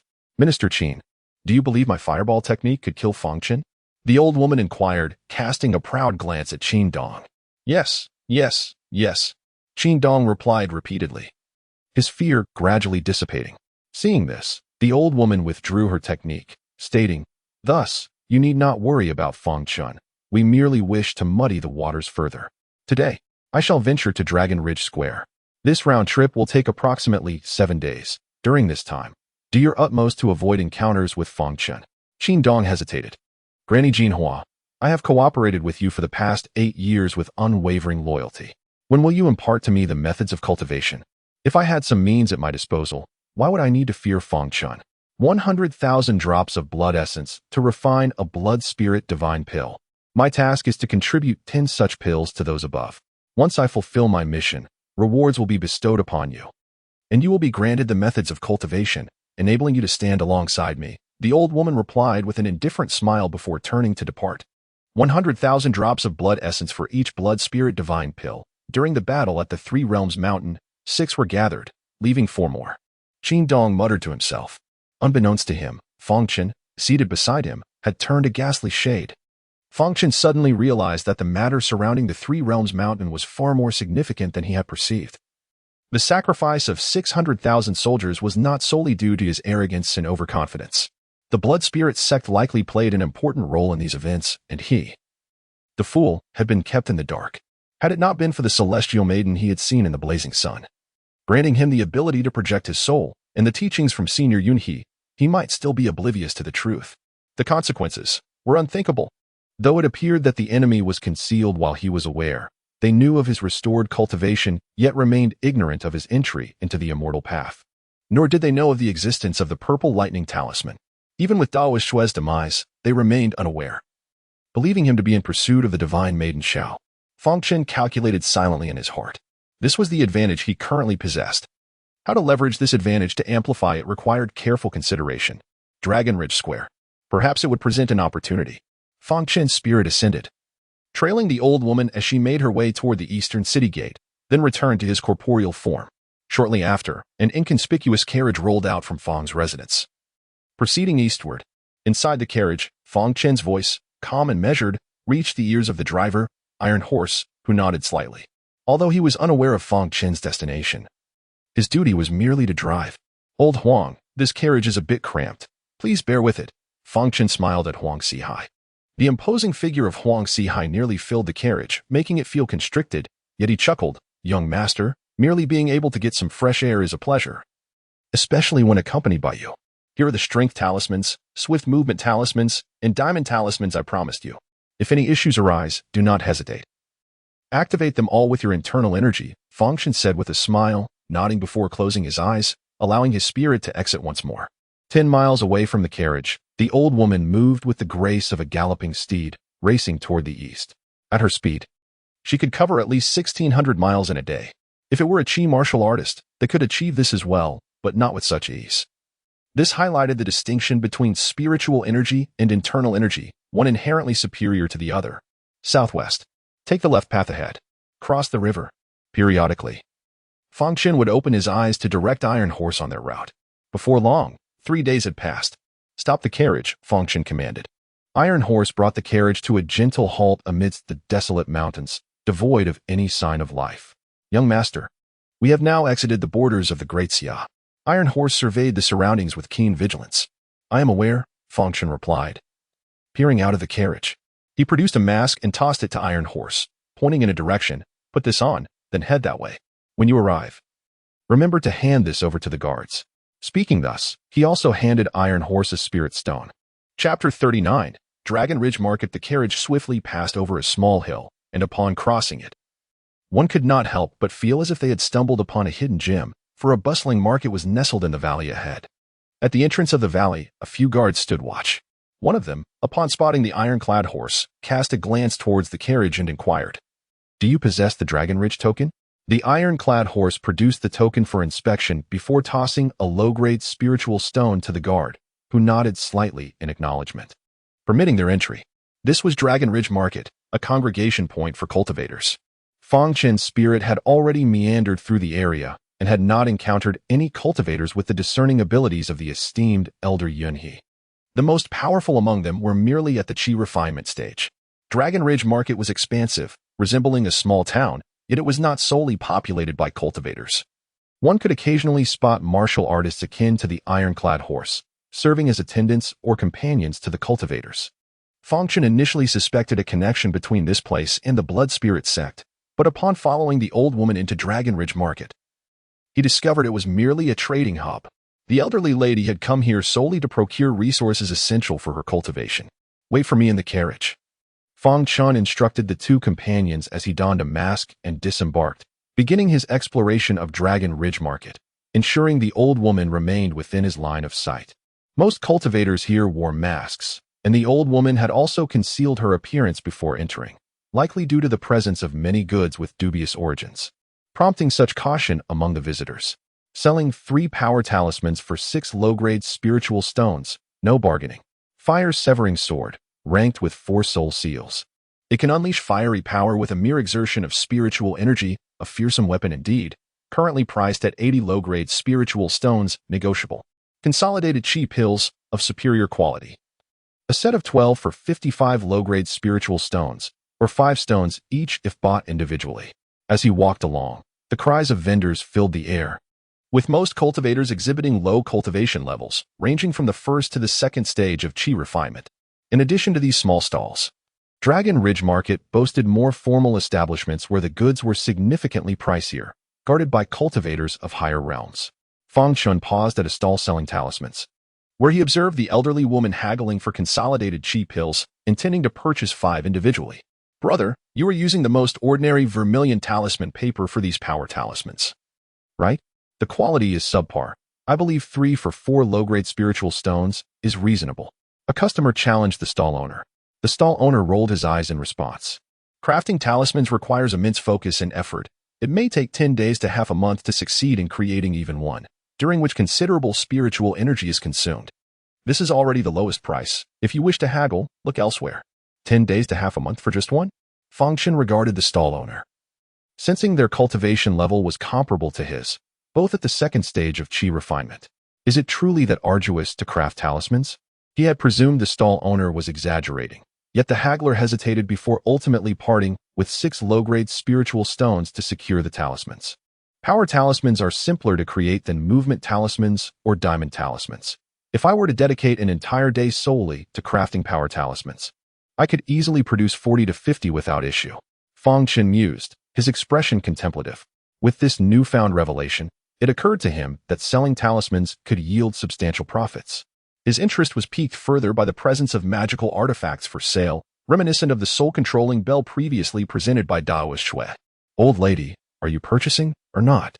If not, kindly step aside. These consolidated chi pills are priced at 5 low-grade spiritual stones each, no negotiations, and do you even know who I am? A sudden outburst from a nearby stall owner drew Fang Chen's attention.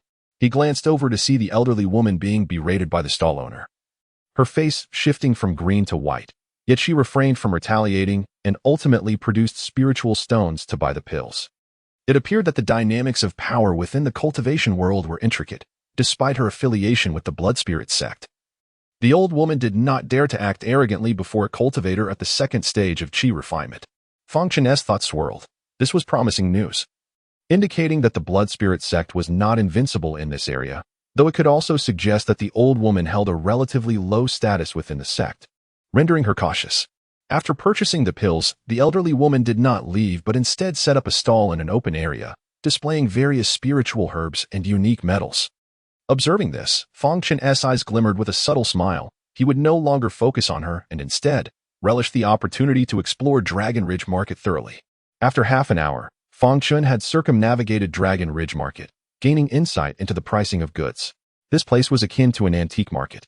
Many sought to profit from unsuspecting patrons, with some items priced exorbitantly for the unwary, while others engaged in honest trade. Previously, someone had sold a fire-severing sword, bearing 4 soul seals, implying it was a weapon of the 4th stage of chi refinement, expected to wield its full power. However, after purchase, a cultivator discovered 2 of the soul seals were defective, rendering it equivalent to a 3rd stage artifact. Having been swindled, the buyer stormed out of Dragon Ridge Market. Furious and seeking to track down the seller, though whether he would succeed remained uncertain. Suddenly, Fang Chen halted before a stall selling talisman-related items. The table was strewn with fine brushes, ample vermilion, and stacks of talisman paper, all emanating spiritual energy, clearly not mundane items. Brother, do you enjoy crafting talismans? You've come to the right place. Behold these brushes, crafted from the finest fur of beast ears. And this vermilion? Unearthed from a spiritual mine, enriched with potent spiritual energy over countless years. As for the talisman paper, it is derived from a millennia-old tree, ensuring the highest quality for talisman creation. The stall owner enthusiastically beckoned Fang Chen. What are your prices? Fang Chen inquired with a faint smile. The stall owner assessed Fang Chen's attire and sensed his aura, replying, very reasonable. 1 low-grade spiritual stone for 2 taels of vermilion, and 1 low-grade spiritual stone for 100 sheets of talisman paper. As for the brushes, it depends on which one catches your eye. as their qualities and prices vary. After a careful selection, Fang Chen picked the brush imbued with the most potent spiritual energy. What is the price for this one? Brother, you have discerning taste. This brush is exceptional. Fang Chen interrupted the stall owner's lengthy sales pitch. Just state the price. 10 low-grade spiritual stones. The stall owner's eyes glistened. That's excessive. Fang Chen tossed the brush back onto the table and turned to leave. 10 low-grade spiritual stones? You might as well rob someone. That price could buy an artifact with a single soul seal. Regardless of how rich in spiritual energy this brush is, it pales in comparison to a genuine artifact. Chapter 40. The ambush. Seeing that Fang Chen did not fall for his tricks, the other party quickly rose and said, Brother, wait, we can negotiate the price. Fang Chen ignored him. He harbored a deep disdain for such oblivious merchants. The vermilion, talismans, and even the brushes he sold were commonplace in Longjifang. The extravagant claims he made were merely attempts to inflate his own worth. Before long, Fang Chen settled down not far from the old woman and began to sell his talismans: 10 great strength talismans, swift movement talismans, and diamond talismans. The old woman's business was rather lackluster. Upon seeing the multitude of talismans displayed before Fang Chen, her eyes momentarily widened in surprise, prompting her to inquire, Young man, these talismans must have taken you considerable effort to gather? Indeed, it took me an entire year to collect them, Fang Chen replied with a smile. A year? Such a waste. You would be better off dedicating that time to cultivation, the old woman remarked, shaking her head slightly. Yet, her gaze remained fixated on the talismans, and a glimmer of greed occasionally flickered in her eyes. The value of these talismans was considerable. Selling them all could nearly afford a magical artifact bearing 3 soul seals. Soon enough, a customer approached Fang Chen to inquire about his wares. Fang Chen had set a uniform price of 2 low-grade spiritual stones per talisman. Although creating swift movement and diamond talismans was somewhat challenging, he had observed that talismans of such quality typically sold for just 2 low-grade spiritual stones. Some inquired but left disappointed, while others eagerly purchased several at once. Within a mere half-day, Fang Chen's stock of talismans was entirely sold out, demonstrating their solid value among the cultivators. If it were the purple lightning talismans, their price would likely soar several times over, Fang Chen mused. However, the absence of such items in the market indicated their rarity and preciousness. He had no intention of offering them for sale, lest he attract the attention of formidable individuals. The old woman's business had been painfully slow, earning only 2 or 3 low-grade spiritual stones over the same period, while she had just spent dozens. Consequently, witnessing Fang Chen's profitable venture only intensified her avarice. Time to pack up, Fang Chen remarked with a faint smile, nodding at the old woman before standing to leave. The old woman's eyes narrowed slightly as she observed her meager earnings and empty pockets, casting a fleeting cold glare at Fang Chen. Rather than departing immediately, Fang Chen meandered through Longjifang, purchasing a brush, some vermilion, and yellow talisman paper, spending a total of 5 low-grade spiritual stones. After calculating, he found he still had 68 low-grade spiritual stones, a respectable sum among the surrounding cultivators. Bone refinement pills, 10 for 1 low-grade spiritual stone. Do not let this rare opportunity slip by, a stall owner called out. A passing cultivator paused to glance, unable to suppress a laugh. These pills may be rare, but they merely serve to enhance bone strength. I wonder what alchemist would concoct such a thing. They are excellent for warriors, but for us cultivators, they hold little value. Cultivators seldom engaged in close combat, and their spiritual energy naturally fortified their bones and marrow, rendering bone refinement pills largely superfluous. Few would consider purchasing even 10, let alone 20, unless for a subordinate. However, in the eyes of cultivators, warriors were merely subservient aides, typically tasked with menial labor, thus sparking little interest in their welfare. Brother, how many bone refinement pills do you have? Fang Chen casually inquired. Not many. Are you interested? The stall owner scrutinized Fang Chen, noting the absence of any warriors accompanying him, and raised an eyebrow, suspecting Fang Chen might be mocking him. I could use some. I have several warrior subordinates in my cave abode, and these would serve well as rewards for them, Fang Chen said with a smile. A cave abode? Many nearby eyes flickered with interest. A cultivator with a cave abode surely had an impressive background. The old woman, lingering at a distance, displayed a hint of hesitation upon hearing this. Very well, I acquired these bone refinement pills at a high cost, 10 for 1 low-grade spiritual stone. I have 100 here. Would you like them all? The stall owner's eyes lit up. He had indeed paid a high price. acquiring them at 20 for 1 low-grade spiritual stone, so selling them all would yield a profit of 5 low-grade spiritual stones. I don't need that many. Fang Chen frowned slightly. Not an issue. I can offer you a discount. How about 9 low-grade spiritual stones for the entire lot? The stall owner quickly proposed. Eager to avoid losing a guaranteed sale. 8 low-grade spiritual stones, and I will take them all. Otherwise, just 10 would suffice, Fang Chen mused. Surrounding whispers filled the air. The stall owner hesitated for a moment, then gritted his teeth, saying, "Very well, I shall take a loss to make a friend. All the bone refinement pills are yours." He feared Fang Chen might only purchase 10 and leave the rest unsold, so settling for a smaller profit was preferable, especially since it hadn't taken much time. The transaction concluded amicably. Fang Chen exchanged 8 low-grade spiritual stones for 100 bone refinement pills and then discreetly turned to depart. Such pills were indeed of little use to cultivators. But for warriors, they would be considered a rare delicacy. While most assumed that no cultivator would spend spiritual stones on a mere warrior, Fang Chen was precisely that kind of person. In his eyes, the importance of his warriors, like Tai Ma, transcended the value of mere spiritual stones. Upon returning to the carriage, Fang Chen ordered, "Let us go back the way we came." Tai Ma nodded, saying nothing, and began driving away. After leaving Longji Fang, in addition to the old woman, 2 or 3 other cultivators stealthily followed behind. In the sky, Fang Chen's spirit lightly observed the figures below. Apart from the old woman, who was at the 4th level of Qi refinement, the other 3 consisted of 1 at the 3rd level and 2 at the 2nd level, indicating they were clearly a group with similar intentions as the old woman. Both parties seemed to sense something amiss but maintained a silent understanding. 300 miles down the road, the old woman and the other 3 positioned themselves to block the path. "Who are you? Why are you obstructing my young master's way?" Tai Ma, veiled and with a stern expression, responded. Fang Chen had instructed him to refer to him as young master in public to avoid drawing suspicion. "Young man, I am not greedy. I only seek 40 low-grade spiritual stones and I shall leave," the old woman said with a feigned smile. "Oh, is that you?" Fang Chen lifted the curtain, revealing a look of surprise. "Old lady, do you wish to borrow 40 low-grade spiritual stones? It is a demand, not a loan," the old woman laughed. "We only require 20 low-grade spiritual stones. A little less is acceptable," chimed in the 3 masked cultivators behind her. Fang Chen realized, "So, you have come to rob me." Chapter 41. What sets you apart from them? The young man appeared to seldom venture outside. He must have quite a few people at home. The old woman remarked with a smile. "Indeed, my father is a 6th level Qi refinement practitioner. If you intend to rob me, you should think it through carefully." Fang Chen retorted with a cold laugh. The crowd suddenly understood. No wonder this lad had so many talismans for sale. It was likely he had pilfered them from his family. From Fang Chen's demeanor and tone, it was evident that he was a debauched scion. As for his father being a 6th level Qi refinement practitioner, although that was a notable level, they would certainly treat him with utmost respect in daily encounters. But now that his father was absent, they were not afraid of a mere 6th level practitioner seeking revenge. The father might not even be aware that his prodigal son had met his demise at their hands.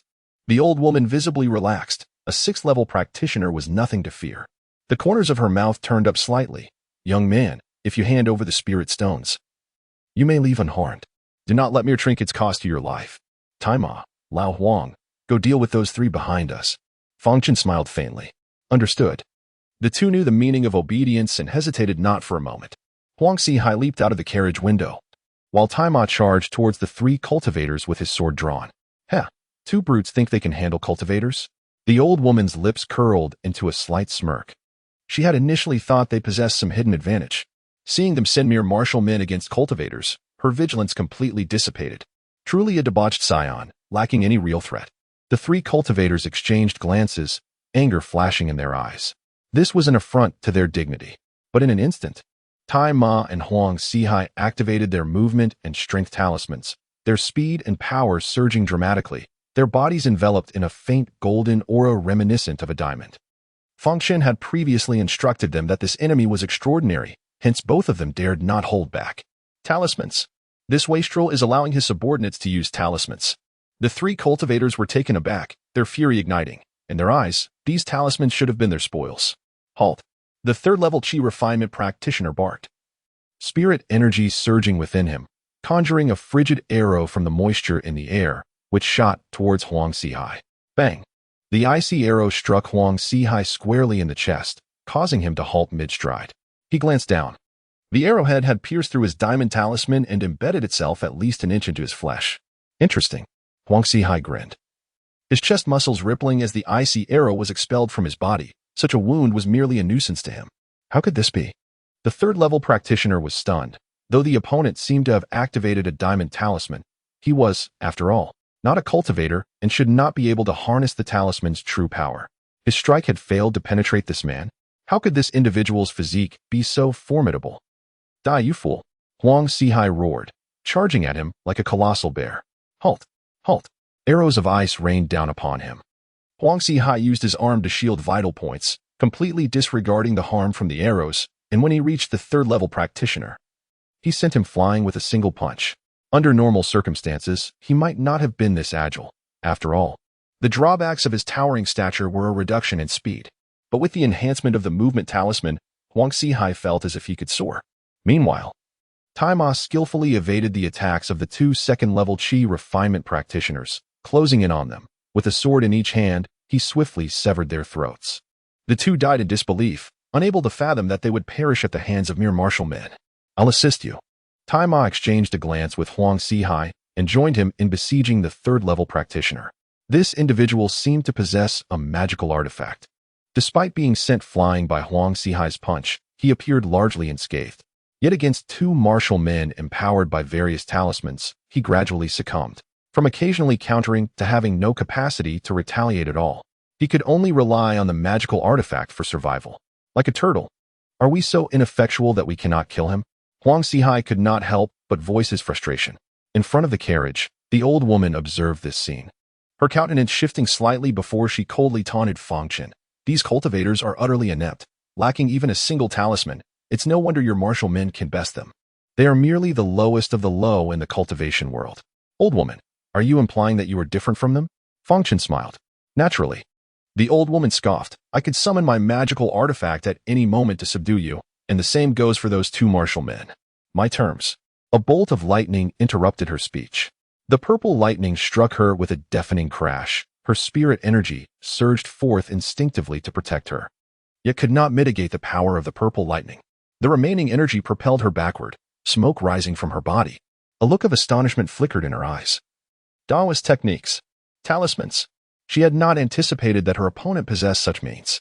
Just as she prepared to retaliate and summon her artifact, another bolt of lightning descended upon her. What is happening? The old woman was taken aback, dazed as the relentless force of thunder poured into her, making it increasingly difficult to channel her own spirit energy. What is it that makes you different? Boom. You are unlike them? Boom. Speak. How do you differ from them? Boom. With each thunderous strike, Fang Chen approached the old woman, gazing at her charred form, devoid of any unscathed flesh, her eyes filled with confusion and despair. Completely stripped of combat capability, what sets you apart from them is that you hail from the blood spirit sect, while they do not, correct? This statement elicited a flicker of recognition from the old woman. She regained some semblance of composure. Terror etched in her features as she stared at Fang Chen. You. Who are you? The fact that the purple lightning talisman could not recognize her indicated that the cultivators dispatched by the blood spirit sect in the Great Xia were not particularly formidable. Fang Chen mused softly, which was indeed a piece of good news. How do you know? The old woman struggled to speak. Tell me, how many cultivators from the blood spirit sect are stationed in the Great Xia? Fang Chen replied blandly. You, since you know I am a cultivator of the blood spirit sect. How dare you lay a hand on me? The old woman's eyes glinted with malice.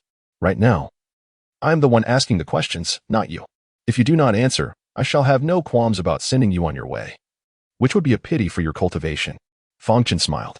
The old woman finally felt fear. This individual before her seemed utterly unafraid of the blood spirit sect's existence. Gritting her teeth, she whispered, I was only sent here alone. Shuaidaran has already perished at my hands. If your words differ from his, you will meet your demise. Fang Chen interrupted her with a smile. The old woman stared at Fang Chen in disbelief. Shuaidaran had perished at his hands? How could this be? Who was targeting the blood spirit sect? She feared that the blood spirit sect had attracted the attention of some formidable sect. You have but one chance left. Fang Chen smiled. The old woman fell silent for a moment before slowly speaking. There are a total of 7 of us. 7. Fang Chen remained impassive, Yet his heart gradually grew heavy. Chapter 42. Refining magical artifacts. Where are they? What is their cultivation level? And why have you targeted the Great Xia, Guhi, Longdu, Yishou, and Qingsong? Do you have any of your people among them? Fang Chen spoke calmly. Will revealing this information ensure my survival? The elderly woman struggled to speak, her throat seeming to burn, as if cut by knives. Indeed, Fang Chen replied. Haha, the elderly woman suddenly chuckled darkly, her eyes brimming with scorn. Do you truly believe I would trust your words? Revealing such secrets would not only lead to my death, but also to the annihilation of my kin. Regardless of who you are, now that you have dared to strike against our blood spirit sect, you should simply await your demise. The power of our sect is beyond your imagination. Would you rather die than speak? Fang Chen furrowed his brow. The elderly woman offered no further words. Instead, she glared fiercely. A stream of black blood oozing from the corner of her mouth. Fang Chen stepped forward to inspect, but she had already lost her vitality, having taken her own life. The blood spirit sect was indeed formidable, instilling such fear that its members would prefer self-destruction over divulging information. Fang Chen frowned, feeling a sense of regret. The woman clearly possessed more knowledge, yet she had chosen to end her life. Thus, he could only seek answers from Qingdong. Your Highness, this fellow is like a turtle. We cannot kill him. Huang Xihai and Tai Ma brought over a third-level qi refinement cultivator, who felt helpless yet was unable to escape. Being dragged before Fang Chen. Your Excellency, I admit defeat this time. I beg you to spare my life, the cultivator said, glancing at the elderly woman's corpse. His heart trembling slightly as he pleaded with Fang Chen. Tai Ma, hand me your sword, Fang Chen said with a faint smile. Tai Ma nodded slightly and passed him the sword. Upon receiving it, Fang Chen concentrated, his spiritual energy surging forth to coalesce within the blade, which then pierced through the cultivator's heart. With a look of unwillingness, the cultivator lowered his gaze before succumbing to death. Tai Ma and Huang Xihai were somewhat stunned. This person possessed a special magical artifact. Only spiritual energy can penetrate it. Your internal energy is not particularly effective against such items, Fang Chen remarked with a smile. Spiritual energy. The two exchanged glances, filled with curiosity and confusion, yet they refrained from asking further questions. Thus, the four blocking cultivators were all slain. Fang Chen rummaged through their belongings, ultimately acquiring several spiritual stones and two magical artifacts, which he obtained from the elderly woman and the third-level qi refinement cultivator. Additionally, he discovered a tome of spells from the woman, detailing the cultivation method for the fireball technique. Fang Chen instructed the two to handle the corpses and then resumed his journey back to the capital. Inside the carriage, he counted the spiritual stones, totaling over 100 low-grade stones. He then examined the two magical artifacts. One was a straw man, roughly the size of a palm, brimming with spiritual energy and faintly surrounded by 5 soul seals, indicating it was a 5th-level qi refinement artifact, likely valued at 1 or 200 low-grade spiritual stones. The other was a jade pendant adorned with 3 soul seals. Both artifacts retained the essence of their previous owners, and Fang Chen could not use them without refining them first. Let us give it a try. Fang Chen decided to attempt erasing the previous owner's essence. An hour later, after exhausting his spiritual energy, the straw man still bore the elderly woman's essence. He remained patient, waiting for his energy to recover to its peak. Indeed, his depleted energy soon surged back, not only restoring to its zenith but also increasing slightly. Fang Chen continued the refining process. A day later, the essence of the elderly woman had completely vanished from the straw man, replaced by Fang Chen's own. Another day passed, and the jade pendant was also refined. He tested the pendant's power, and as spiritual energy flowed into it, a barrier enveloped him, providing protection as long as his energy remained intact. In this state, it would be quite challenging for an ordinary 3rd or 4th level qi refinement cultivator to harm him. The earlier 3rd level qi refinement cultivator had been easily dispatched because his spiritual energy had been significantly drained by Tai Ma and Huang Xihai's attacks. For the time being, the jade pendant served well as a transitional magical artifact. What might the straw man be used for? Fang Chen pondered, directing his energy into the straw man. In an instant, it transformed into the likeness of a middle-aged man, kneeling before Fang Chen. Fang Chen was taken aback and, upon closer inspection, realized the man's appearance matched the descriptions given by Madame Wu and Master Lu. His aura was impressive, possessing spiritual energy. Yet he was not a cultivator and likely could not perform any spells. His methods were probably akin to those of a martial artist. but his strength seemed to surpass that of a Danchi martial artist, potentially reaching the earth-profound realm. After appraising the middle-aged man, Fang Chen called to the two drivers outside, "Please stop for a moment." Tai Ma and Huang Si-hai halted the carriage, astonished to see an unfamiliar middle-aged man disembarking alongside Fang Chen. "Both of you should spar with him," Fang Chen suggested with a smile. "Us?" Huang Si-hai was momentarily taken aback, then grinned. "Your Highness, I can handle it alone. Doesn't he stand a chance against my and Tai Ma's techniques?" "Then give it a try," Fang Chen replied with a slight smile. A few moments later, Huang Si-hai was sent flying several dozen feet by a single punch from the middle-aged man, landing hard and struggling to rise. Once he regained his composure, he looked incredulously at the middle-aged man. "Let us work together." Tai Ma narrowed his eyes slightly. Huang Si-hai, no longer hesitant, joined forces with Tai Ma to attack the middle-aged man. However, the man's speed was ghostly, and each strike he delivered was imbued with overwhelming force. After just a few exchanges, both were sent flying. "Who is this person, Your Highness?" Huang Si-hai and Tai Ma exchanged astonished glances, their hearts secretly shaken. Seeing their reactions, Fang Chen withdrew his spiritual energy, and the middle-aged man instantly reverted to a straw man that flew back into Fang Chen's grasp. The two were even more astonished, connecting the dots to the talismans Fang Chen had provided them, realizing with shock that their master had cultivated such extraordinary techniques over the past 5 years. "This straw man is a magical artifact, its strength surpassing that of Danchi, and it can even contend with cultivators," Fang Chen stated with a faint smile. "In situations like before, where the two of you struggled, the straw man would have easily resolved the issue, as it also utilizes spiritual energy. Your Highness, I have heard of individuals whose abilities surpass those of martial artists, akin to terrestrial immortals," Tai Ma remarked, his expression peculiar. "Indeed. They tread a different path from martial artists, practicing the path of immortality, which is why they are called cultivators," Fang Chen nodded. The two finally comprehended. Their master had embarked on an entirely different path, and rather than feeling alarmed, they were filled with joy. Chapter 43, The Dragon Degree Nobility, My Lord. "In half a day's time we shall arrive in Great Xia. Shall we head directly back to the capital?" The coachman, Iron Horse, glanced at the terrain and turned to inquire. "Directly back to the capital," came the voice of Fang Chen from within the carriage. Iron Horse nodded, ready to crack the whip, when he suddenly felt a tremor beneath him. His brow furrowed. The frequency of the vibrations was all too familiar. There were cavalry, and a considerable number at that, at least 100 riders. Old Huang, clearly noticing the same, grew serious. "We are at the border. Why would cavalry appear here? The world is too chaotic. Perhaps they are horse bandits. I suggest we leave this matter be and return to the capital swiftly, especially with my lord present." Iron Horse replied. Old Huang concurred, and the two hastened their pace on horseback. Unfortunately, the tremors grew nearer, and soon a throng of panicked figures appeared before them. Exchanging a glance, they halted the carriage to observe the unfolding scene. The fleeing individuals seemed to belong to a merchant convoy, a group of guards escorting several carts laden with goods at breakneck speed. Just then, a voice rang out from behind, filled with excitement. "Quick, hand me a bow. Today I shall achieve 100 kills." An arrow was loosed, narrowly missing one of the fleeing guards. "Cavalry from Longdu." Iron Horse's expression darkened. This was the border of Great Xiao. What were Longdu's cavalry doing here? They were likely coming from the hunting grounds of Longdu, suggesting that a noble from that land was hunting our merchant convoy. Old Huang's voice turned cold. "My lord?" Iron Horse spoke softly. "You go and resolve this matter." Fang Chen's voice echoed. Without hesitation, Iron Horse and Old Huang leapt from the carriage and charged forward, their concern for Fang Chen's safety utterly absent.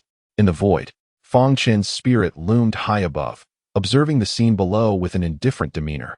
There were at least 100 cavalry from Longdu, surrounding a luxurious carriage where a youth of 17 or 18 stood, bow in hand, his expression greedy and excited as he aimed at the merchant convoy ahead. This youth was clearly a noble from Longdu. Only nobles could raise cavalry there. The riders were formidable as well, each at least a mid-stage chi condensation warrior, forming a small elite unit. In stark contrast, the merchant convoy was vastly weaker, with only a handful of guards, the strongest among them merely at the late stage of chi condensation. At this moment, Old Huang and Iron Horse had reached the battlefield, charging unabashedly towards the oncoming Longdu cavalry. "Wait!" A voice emerged from the merchant convoy. The fleeing individuals halted, turning to look at Old Huang and Iron Horse with astonishment. "Miss, we must flee." We are so close to reaching Great Xia. With a powerful warrior from Great Xia present, there is no need to run. A composed young woman stepped out from the carriage, her expression steady, devoid of fear, her gaze fixed upon Iron Horse and Old Huang. But they are just two men. Even if they assist, it cannot be. Before the maid beside the young woman could finish, Old Huang descended like a war deity, effortlessly toppling two cavalrymen, horse and rider alike, to the ground. Iron Horse, too, moved like lightning with his sword, conserving energy and internal strength, striking only at vital points, within moments. 5 or 6 Longdu cavalrymen fell, their foreheads pierced. Impressive. The maid's mouth fell agape, her eyes wide with astonishment. The head of the guards, now riding alongside the young woman, was elated. Miss, this is splendid. These two are at least Burst Chi warriors. A Burst Chi warrior can fend off 100. Do you recognize them? The young woman asked softly. The guard leader chuckled ruefully. Though Burst Chi warriors are rare in Great Xia now, I am only at the late stage of Chi condensation and cannot recognize them. Crossing the threshold of Burst Chi grants one a certain status in the Jianghu of Great Xia, along with a circle of their own. For those outside this circle, recognizing them is no easy feat. Never mind. After this matter, I wish to express my gratitude in person, the young woman replied. On the side of Longdu, the youthful noble, witnessing the sudden appearance of Old Huang and Iron Horse and the loss of his subordinates, was filled with fury. Kill them! Kill them! How dare they ruin my fun? I shall take their heads as trophies. As his words fell, several figures among the cavalry leaped forth, charging towards the two.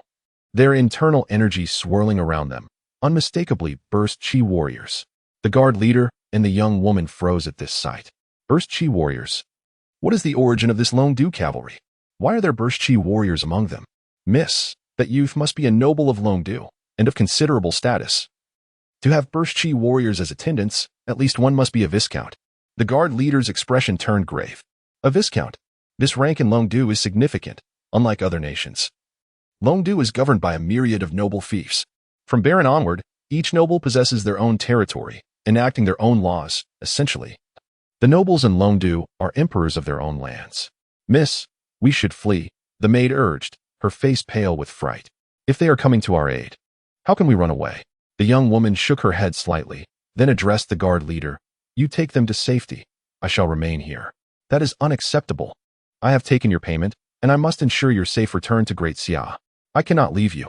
The guard leader refused outright, but the other guards exchanged glances, then abandoned the group, fleeing on horseback. You scoundrels! The guard leader cursed furiously. Just then, he turned to see the Burst Chi warriors from Longdu being slain by Old Huang and Iron Horse, one of them sent flying by Old Huang's punch, landing lifelessly dozens of feet away. Both he and the young woman were struck with disbelief. The remaining members of the merchant convoy, unable to comprehend the spectacle before them, found their spirits lifting. They were truly being saved. Damn it! Kill them! Do not let them near me! The young noble cried out in panic. Countless cavalry charged at the two, but in the eyes of Old Huang and Iron Horse, they were mere fodder. Falling in swift succession, in mere moments, half of them lay dead, while the rest huddled nervously around the young noble, their expressions tense and frantic. The shift from hunters to prey left them bewildered and disoriented. You are a noble of Longdu. What is your title? Iron Horse inquired, his gaze fixed upon the youth. Chapter 44. Young Master, how should this matter be handled? The cursed martial man of the Great Xia. The young aristocrat fixed his gaze on the armored horseman, inwardly cursing, and then coldly stated, I am Viscount Zhou Xiu of Longdu. The surname Zhou? That is indeed one of the prominent families of the Longdu kingdom. Tai Ma and Lao Wang exchanged glances, then coldly inquired, why did you hunt down our Great Xia merchant convoy? Just a mere commoner, killing him is trivial.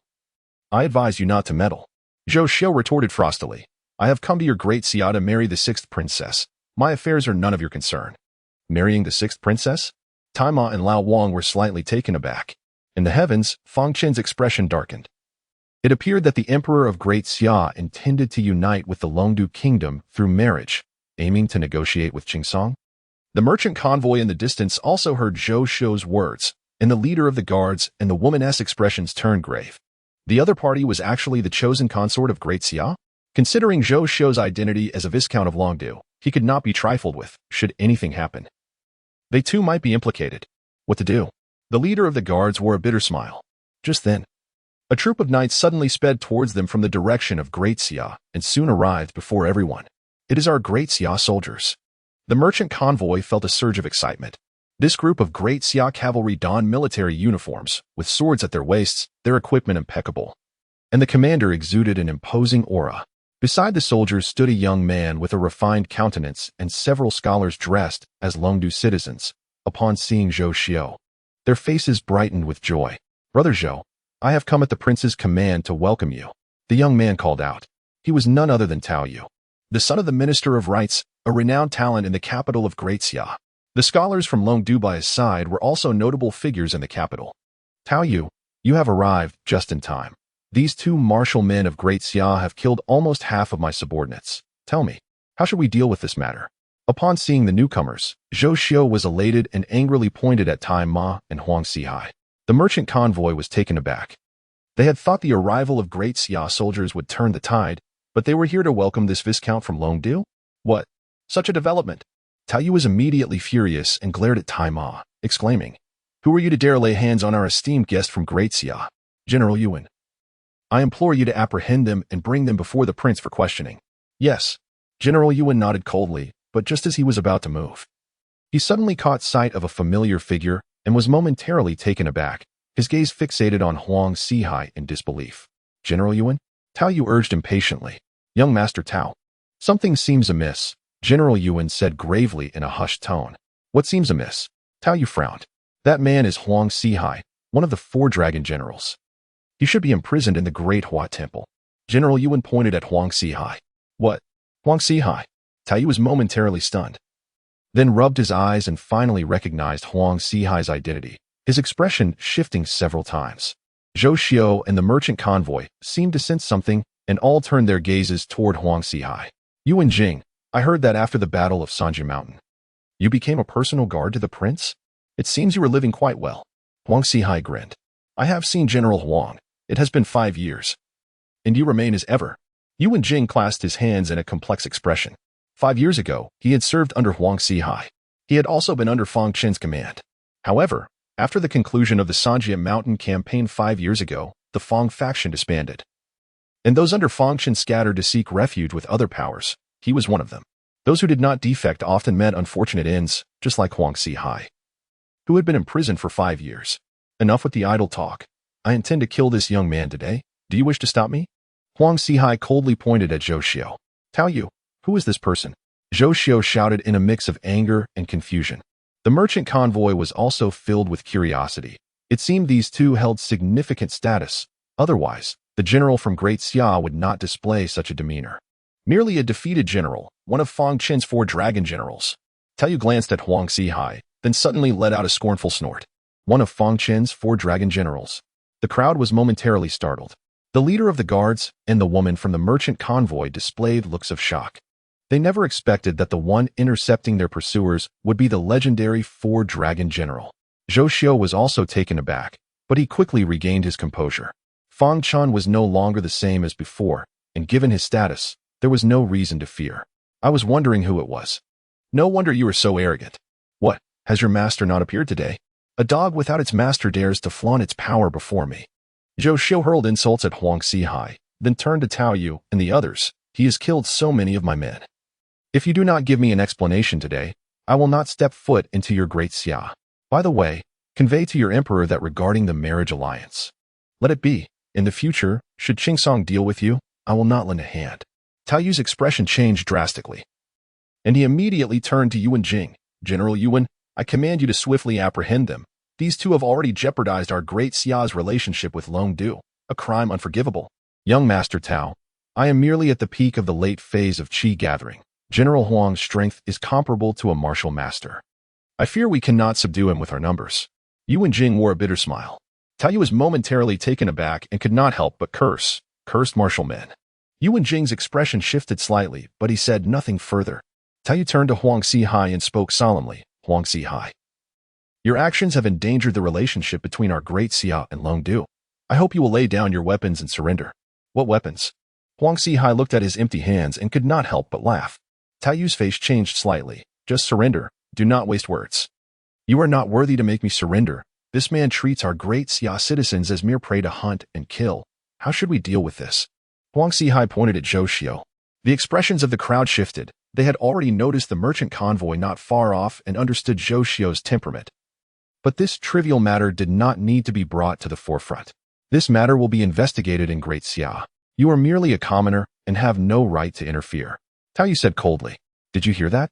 Even if your master were here, he would have no right to deal with me, let alone the fact that I have merely slain a few commoners. Your emperor is aware of this matter and will not make things difficult for me. I hope you two will be wise enough to recognize this. Zhou Xiu sneered repeatedly. Young master, how should this matter be handled? Huang Xihai ignored Zhou Xiu and instead cupped his hands in a salute towards a lone carriage not far away. Young master. The crowd's expressions changed drastically. The leader of the guards and the woman from the merchant convoy exchanged glances and then gasped. Could it be that the divine commander Fang is also present today? Chapter 45. The tenfold revenge. All eyes were intensely fixed on the carriage. And Tao Yu felt a twinge of anxiety. Yu Wenjing's forehead glistened with cold sweat, while Zhou Xiu's expression shifted repeatedly. Moments later, a figure emerged from within the carriage, prompting an involuntary gasp from the crowd. It was indeed Fang Chen. Miss, is this truly the legendary General Fang? He appears so youthful. The maid of the merchant caravan trembled nervously, instinctively clutching the woman's sleeve. 5 years prior, Fang Chen had only been 18. Now at 23, he was undeniably quite young. The woman endeavored to compose herself, yet her trembling voice betrayed her current emotions. Nothing will go awry today, the head of the guards exhaled in relief. With the appearance of this youthful military prodigy, it was certain that they, the subjects of the Great Xia, would not be bullied by the Longdu Kingdom. Fang Chen approached Huang Xihai and Tai Ma, flashing a smile at the distant Yu Wenjing. Yu Wenjing, it has been a long time. Suddenly dismounting. Yu Wenjing knelt on the ground. Yu Wenjing pays his respects. Your Highness. The soldiers he brought dared not remain mounted, hastily dismounting to pay their respects as well. This left Tao Yu and the others in an awkward position. Neither dismounting nor remaining mounted seemed appropriate. I am but a commoner now. General Yuan need not be so formal, Fang Chen said with a calm smile. Yu Wenjing's expression shifted, and he rose silently, a bitter smile gradually appearing on his face. Fang Chen, your timing is impeccable. Tao Yu clenched his teeth. Viscount Zhou Xiu is a noble from Longdu, and also the emperor's appointed son-in-law. There has been a misunderstanding with you and his subordinates today. You must mediate this. Misunderstanding? This lad treats my fellow citizens of Great Xia as mere livestock to be slaughtered, and you call this a misunderstanding? Fang Chen replied with a smile. Fang Chen, do you truly wish to create discord over these lowly subjects? Zhou Xiu spoke in a deep tone. This is Great Xia, where nobility is replaced by meritocracy. The meritocracy exists because it is upheld by the citizens of Great Xia. Without them, the nobles are nothing. Fang Chen gazed at Zhou Xiu, his smile unwavering. You mistake this place for Longdu and regard my fellow citizens as mere cattle to be slaughtered at your whim. This is a grave error. Zhou Xiu snorted coldly. Speak plainly. How do you intend to appease me? I have lost many subordinates, and mere words of apology will not suffice. If I were to return to Longdu, your emperor would undoubtedly hold you accountable. I hope you consider the bigger picture and do not jeopardize the relationship between our nations over a few lives. Indeed, Viscount Zhou is a noble from Longdu. We hope General Fang will handle this matter impartially. Several scholars from Longdu chimed in, their words laced with veiled threats. Fang Chen, you must prioritize the greater good, Tao Yu urged solemnly. The merchant caravan, having overheard these words, turned pale, realizing the gravity of the situation, which now involved international relations. How many lives have been lost? Fang Chen suddenly directed his gaze toward the merchant caravan. The head of the guards and the woman were momentarily taken aback, surprised that the general would address them. The woman gathered her courage, calming herself, and respectfully responded, I am Fang Qingyao. And the caravan has not suffered significant losses. 2 servants and 3 guards perished. I understand, Fang Chen nodded, turning to Zhou Xiu. The lives of my fellow citizens are worth tenfold yours. For every one lost, I will demand 10 in compensation. Huang Xihai and Tai Ma grasped Fang Chen's intent. They acted swiftly, descending upon Zhou Xiu's men like tigers among sheep, annihilating them without mercy. Yu Wenjing and the others could only watch from a distance, too intimidated to intervene. Even if Fang Chen were absent, confronting Huang Xihai would require immense courage. He could not forget that at the Three Realms Mountain, Huang Xihai had fought valiantly against 1,000 wolf warriors, covered in blood, killing 100 before sustaining grave injuries. Tao Yu and the Longdu scholars turned ashen. The merchant caravan stared in shock at the unfolding scene. Zhou Xiu, incredulous, pointed a trembling finger at Fang Chen, his lips quivering. After a moment, all of Zhou Xiu's men lay dead. Fang Chen smiled and addressed Tao Yu. Since the emperor has taken an interest in him, I shall consider the bigger picture. You may take him away. Thank you, General Fang. Tao Yu gritted his teeth, daring not to say more, swiftly moving to escort the dazed Zhou Xiu away. Fearful Fang Chen might change his mind. As they departed, Fang Chen exchanged smiles with Tai Ma and Huang Sihai before returning to the carriage. Observing this, Fang Qingyao bit her lip and ran up to the carriage, respectfully stating, I am immensely grateful for your life-saving intervention, General Fang. To which merchant association do you belong? Fang Chen inquired. My humble Qingyao Hall is affiliated with the Longting Merchant Association. Qingyao Hall, you deal in medicinal herbs? Precisely, she nodded vigorously. Indeed. Longdu is abundant in medicinal materials. Without your continuous transport of these herbs, the prices within Great Xia would surely soar. Fang Chen smiled. Be cautious in the future. With that, he instructed Tai Ma and Huang Sihai to continue driving the carriage, gradually vanishing from Fang Qingyao's sight. Miss, did you just converse with General Fang?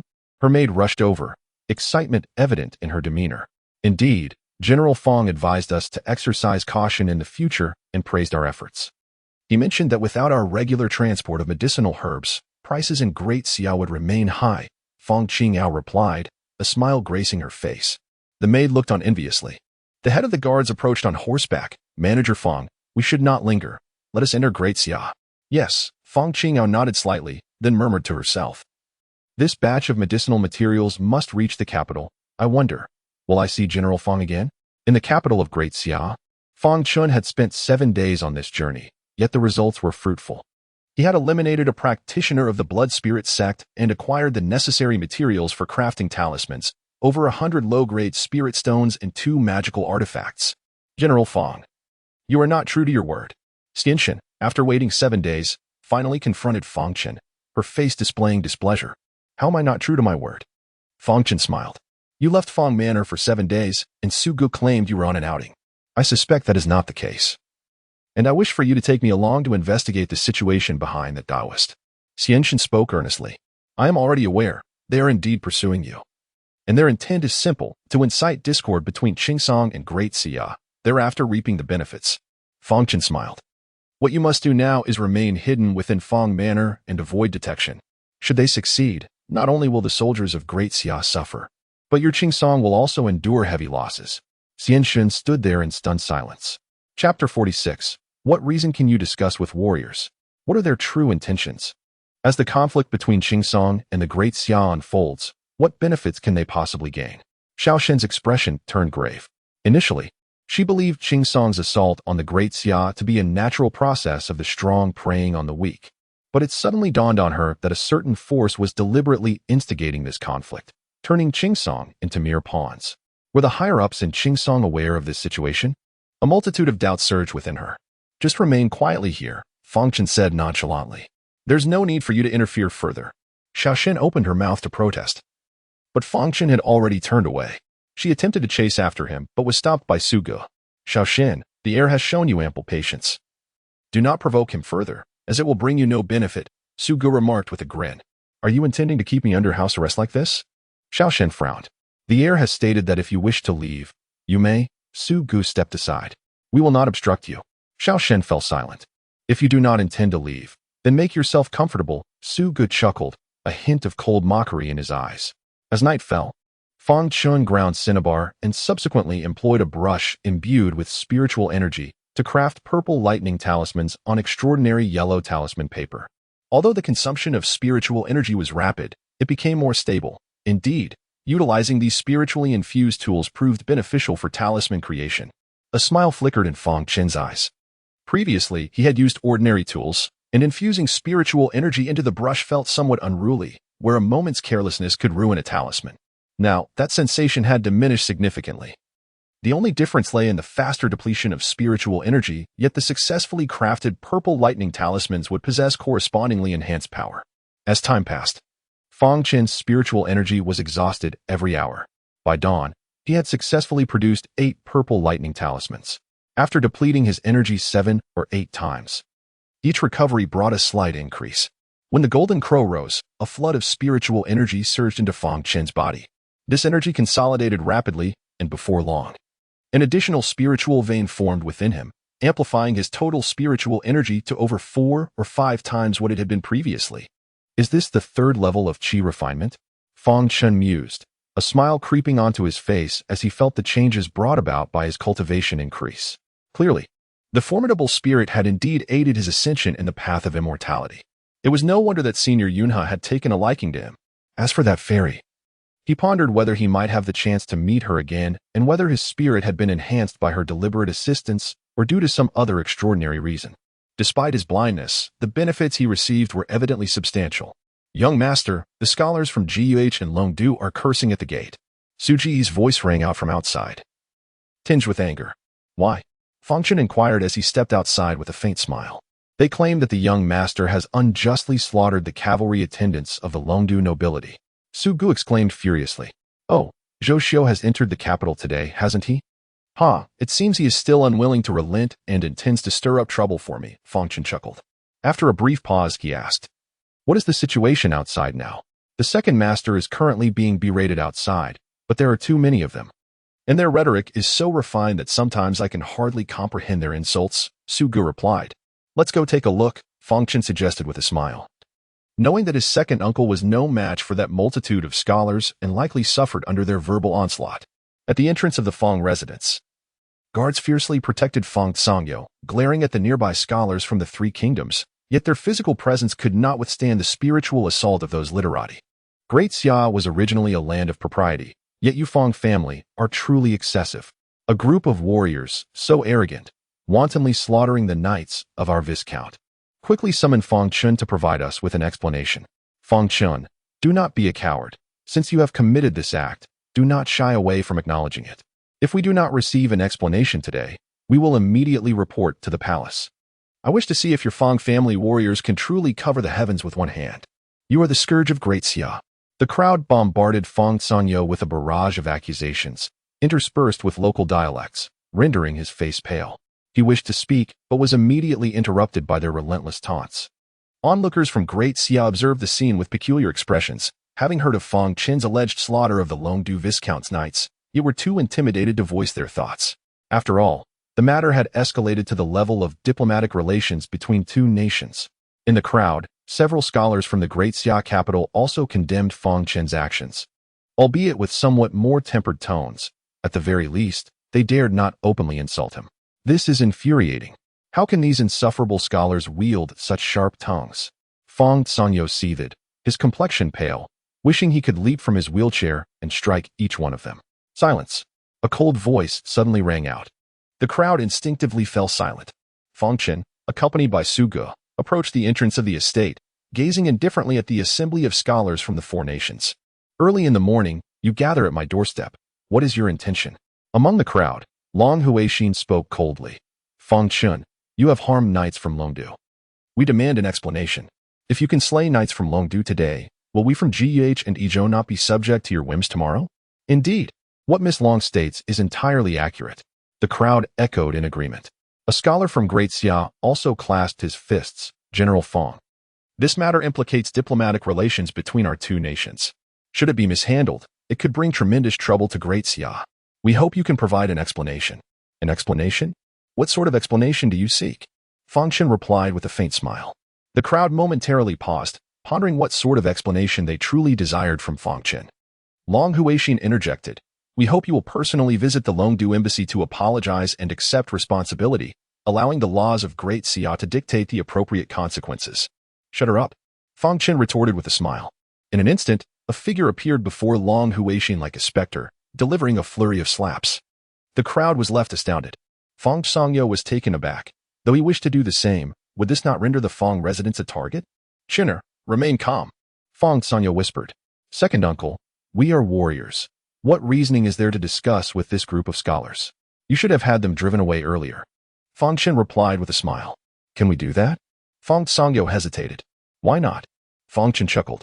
Iron Horse had finished reprimanding Long Huixin, who was left in disarray. Still reeling from the shock, when she finally felt the sting on her cheek, She gasped in disbelief at Fang Chen. Why you dare strike me? Fang. A scholar from GH erupted in anger. Shut him up. Yes. The GH scholar's fury was swiftly quelled by a barrage of slaps. You. Shut him up. In no time, those who sought to stand out among the scholars found themselves battered and bruised, including scholars from Great Xia. The crowd glared at Fang Chen with indignation, wishing they could rush forward and tear him apart. Fang Chen smiled. I am but a mere warrior. What reasoning do you wish to discuss with me? If there is a next time, it shall not merely be slaps. At the very least, I shall leave you with a leg. A chill ran through the hearts of the crowd. Was he truly unrestrained? Still not leaving? Fang Chen chuckled. The literati from various nations understood that today would yield no favorable outcomes. They refrained from idle chatter and turned to depart. As Long Huixin was leaving, she caressed her own cheek and glanced back at Fang Chen, her eyes brimming with a resentment so palpable it seemed to take form.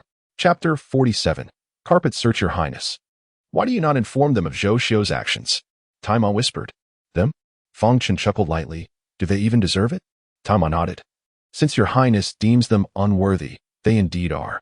Chenner, how did you provoke the knights of Longdu Kingdom again during your outing? Fang Cangyo inquired with curiosity. Fang Chen recounted the events briefly, and upon hearing Zhou Xiu's deeds, Fang Cangyo's expression darkened with fury. Had I known earlier, I would have ordered my men to teach that group a lesson just now.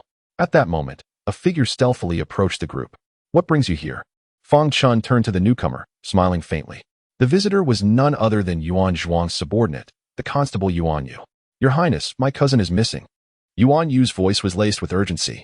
Fang Chen furrowed his brow slightly. Missing? What kind of missing? Ever since he was detained along with 2 others. He has not reported for duty at Dahua Temple the following day. I assumed he was investigating something in secret, but after several days, he remains unaccounted for. His parents have even come to me. Yuan Yu explained in a hushed tone. Do not panic just yet. Come inside. Fang Chen nodded gently and turned to enter Fang Manor. Yuan Yu felt a pang of anxiety within. Her intuition told her that Yuan Zhuang must have encountered trouble, likely related to the case they had investigated together a few days prior. In the main hall, Yuan Yu's expression was anxious. Yet she found Fang Chen merely resting with his eyes closed. Unable to restrain her thoughts, she murmured to herself and waited for a while. When Fang Chen still showed no sign of movement, she finally lost her patience and said softly, General Fang, my cousin is in trouble because of that case. You should not turn a blind eye to it. Constable Yuan, His Highness is deep in thought. Please do not rush him. Sugu interjected. Thought? What is there to contemplate? Yuan Yu felt that Fang Chen should simply utilize his connections to dispatch someone to search for Yuan Zhuang. Regardless of whether he was alive or dead, finding him was paramount. Little did she know that at that very moment, Fang Chen's spirit had already ascended above the capital, transforming into a fleeting shadow that swiftly traversed the city. The capital was vast. Searching for an individual through conventional means was akin to searching for a needle in a haystack. However, Fang Chen's methodical search, leveraging the unique ability of his spirit to pass through walls, made locating a person not overly challenging unless, of course, the individual had left the city's confines. After a brief half-hour, Fang Chen's spirit appeared at the inner city's Handao guard station, where officers of considerable rank were either reviewing case files at their desks or bustling through the corridors, creating an atmosphere of organized chaos. Unlike the outer city guard station, the inner city boasted over 12,000 captains, mostly in civil positions, while the command over troops lay with the town protector. The town protector held significantly greater authority than the 1,000 captains, able to reassign the Handao guards at will and issue orders for the apprehension of criminals without needing to go through the Dahua Temple for interrogation, allowing for direct detention of offenders. Deep within the station lay a private prison, where Yuan Zhuang was bound to a wooden post, bloodied and battered. Before him stood 200 captains of the Handao guards, preparing to inflict another round of torture. Lord Yuan, I advise you to be forthcoming. Otherwise, once you enter our station, even if you manage to survive, you will likely leave in a compromised state. It will be nearly impossible for you to serve at Dahua Temple again, one of the captains remarked, holding a searing iron. What should I confess? Yuan Zhuang struggled to open his swollen eyes, glaring defiantly. I, Yuan Zhuang, act with integrity and have never abused my power. On what grounds do you Handao guards arrest me? He paused. The emperor has already decreed that criminal matters in the inner city must first go through Dahua Temple and then the Ministry of Justice. You Handao guards no longer hold the authority to enforce the law in the inner city, and I am still an official of Dahua Temple. Though my rank is low, I am still an officer. You are breaking the law. The other captain scoffed. It seems Lord Yuan still has a hard mouth. Though we have faced censure and oppression from the officials, do not forget that we serve the emperor. Capturing you, why should we fear you? The emperor. Yuan Zhuang's expression faltered slightly. Now tell me, what was your purpose when you accompanied Fang Chen to the outer city for the investigation? The captain with the iron pressed on. If you don't, I'll seal your mouth with this iron, and you shall never speak again. Your methods are excessively cruel. Yuan Zhuang's heart raced at the thought of having his mouth sealed with a branding iron. How could he face anyone afterward? If you cooperate, we are colleagues. Why would we harm you? The captain chuckled. I have already disclosed everything I can. I merely accompanied General Fang to the outer city for leisure and stumbled upon this matter. What more do you wish for me to confess? Yuan Zhuang replied indignantly. The two captains exchanged glances, and one of them coldly stated, I know you are investigating the disappearance of the Minister of Rights. Reveal to us what you know about this case. Could it be that you Han Dao guards are involved in this case? I knew it. No wonder the Su family in the outer city is shielding that Lord Liu. Those missing individuals were captured by you? Yuan Zhuang retorted angrily. We are the ones asking you questions, not the other way around. The captain wielding the iron's expression turned icy as he immediately pressed the iron against Yuan Zhuang's chest. Sizzle. A plume of white smoke erupted. Yuan Zhuang trembled in pain, cold sweat pouring from him, yet he had no strength left to scream. Only managing to emit weak groans. Having endured days of torment, even his iron-willed resolve was on the verge of breaking. But he understood that their motive for capturing him was likely ulterior. He would never divulge to these two that Fang Chen had actively sought him out to lead the investigation. He could only place his hope for escape in Fang Chen. General Fang is all-knowing. I have been missing for so many days. Yuan, you should have found him by now. I just need to hold on a little longer. Yuan Zhuang reassured himself. If not for this self-comfort, he would have long since succumbed. Now speak, how much does General Fang know about this matter? The captain with the iron demanded coldly. You have the capability to kill me. Just remember to dispose of my body properly. If General Fang learns of this, none of you will leave alive. Yuan Zhuang spat blood. You should consider who you are opposing. General Fang has already regained his strength, having set the Qing Song Pavilion ablaze. What do you Han Dao guards amount to? The captain holding the iron became furious, ready to press it against Yuan Zhuang's mouth, but was stopped by the other captain. Let us not go too far. He makes a fair point, the second captain advised in a lowered voice. Although Fang Chen no longer held power at court and commanded no troops, his methods were deeply rooted in the populace's hearts. Even the Han Dao guards held a degree of apprehension towards him. The tiger may be dead, but its might remains, and this tiger is far from dead. After exchanging a few words, the two captains left the prison. Outside stood a youth cloaked in black. Town Protector Liu. What this man says is consistent with what was said a few days ago. There is no discrepancy, the two reported respectfully. Continue the interrogation, Town Protector Liu replied indifferently. Meanwhile, in the main hall of Fang Manor, Fang Chen slowly opened his eyes and addressed the anxious Yuan Yu. Yuan Zhuang is at the Han Dao guard station. Come with me to rescue him. Chapter 48. The Crown Prince claims he is present. And he truly is. A look of astonishment crossed Yuan Yu's face as she gazed incredulously at Fang Chen. How could he discern the whereabouts of her cousin after merely closing his eyes in contemplation for nearly an hour? Is my cousin truly at the Han Dao guard headquarters? Yuan Yu questioned, her disbelief palpable. Do not doubt the Crown Prince's words, Su Gu replied with a faint smile. Even if Lord Yuan was not present earlier, he surely is now. Yuan Yu shot Su Gu a peculiar glance, her expression growing increasingly strange. However, Fang Chen had already risen and was making his way outside, prompting her to follow hastily. The Fang residence was conveniently located near the Imperial City, not far from the Han Dao guard headquarters. In a mere span of time sufficient for a cup of tea, the trio arrived at the entrance of the headquarters, where they fortuitously encountered a group of officials from the Great Hua Temple.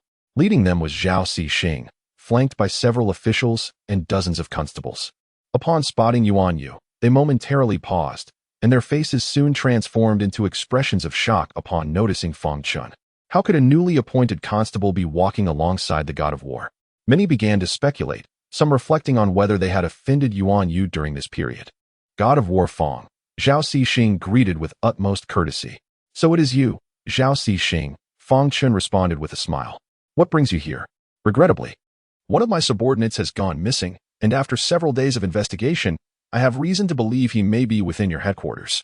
I came to inquire. Zhao Xixing explained. Fang Chen nodded slightly.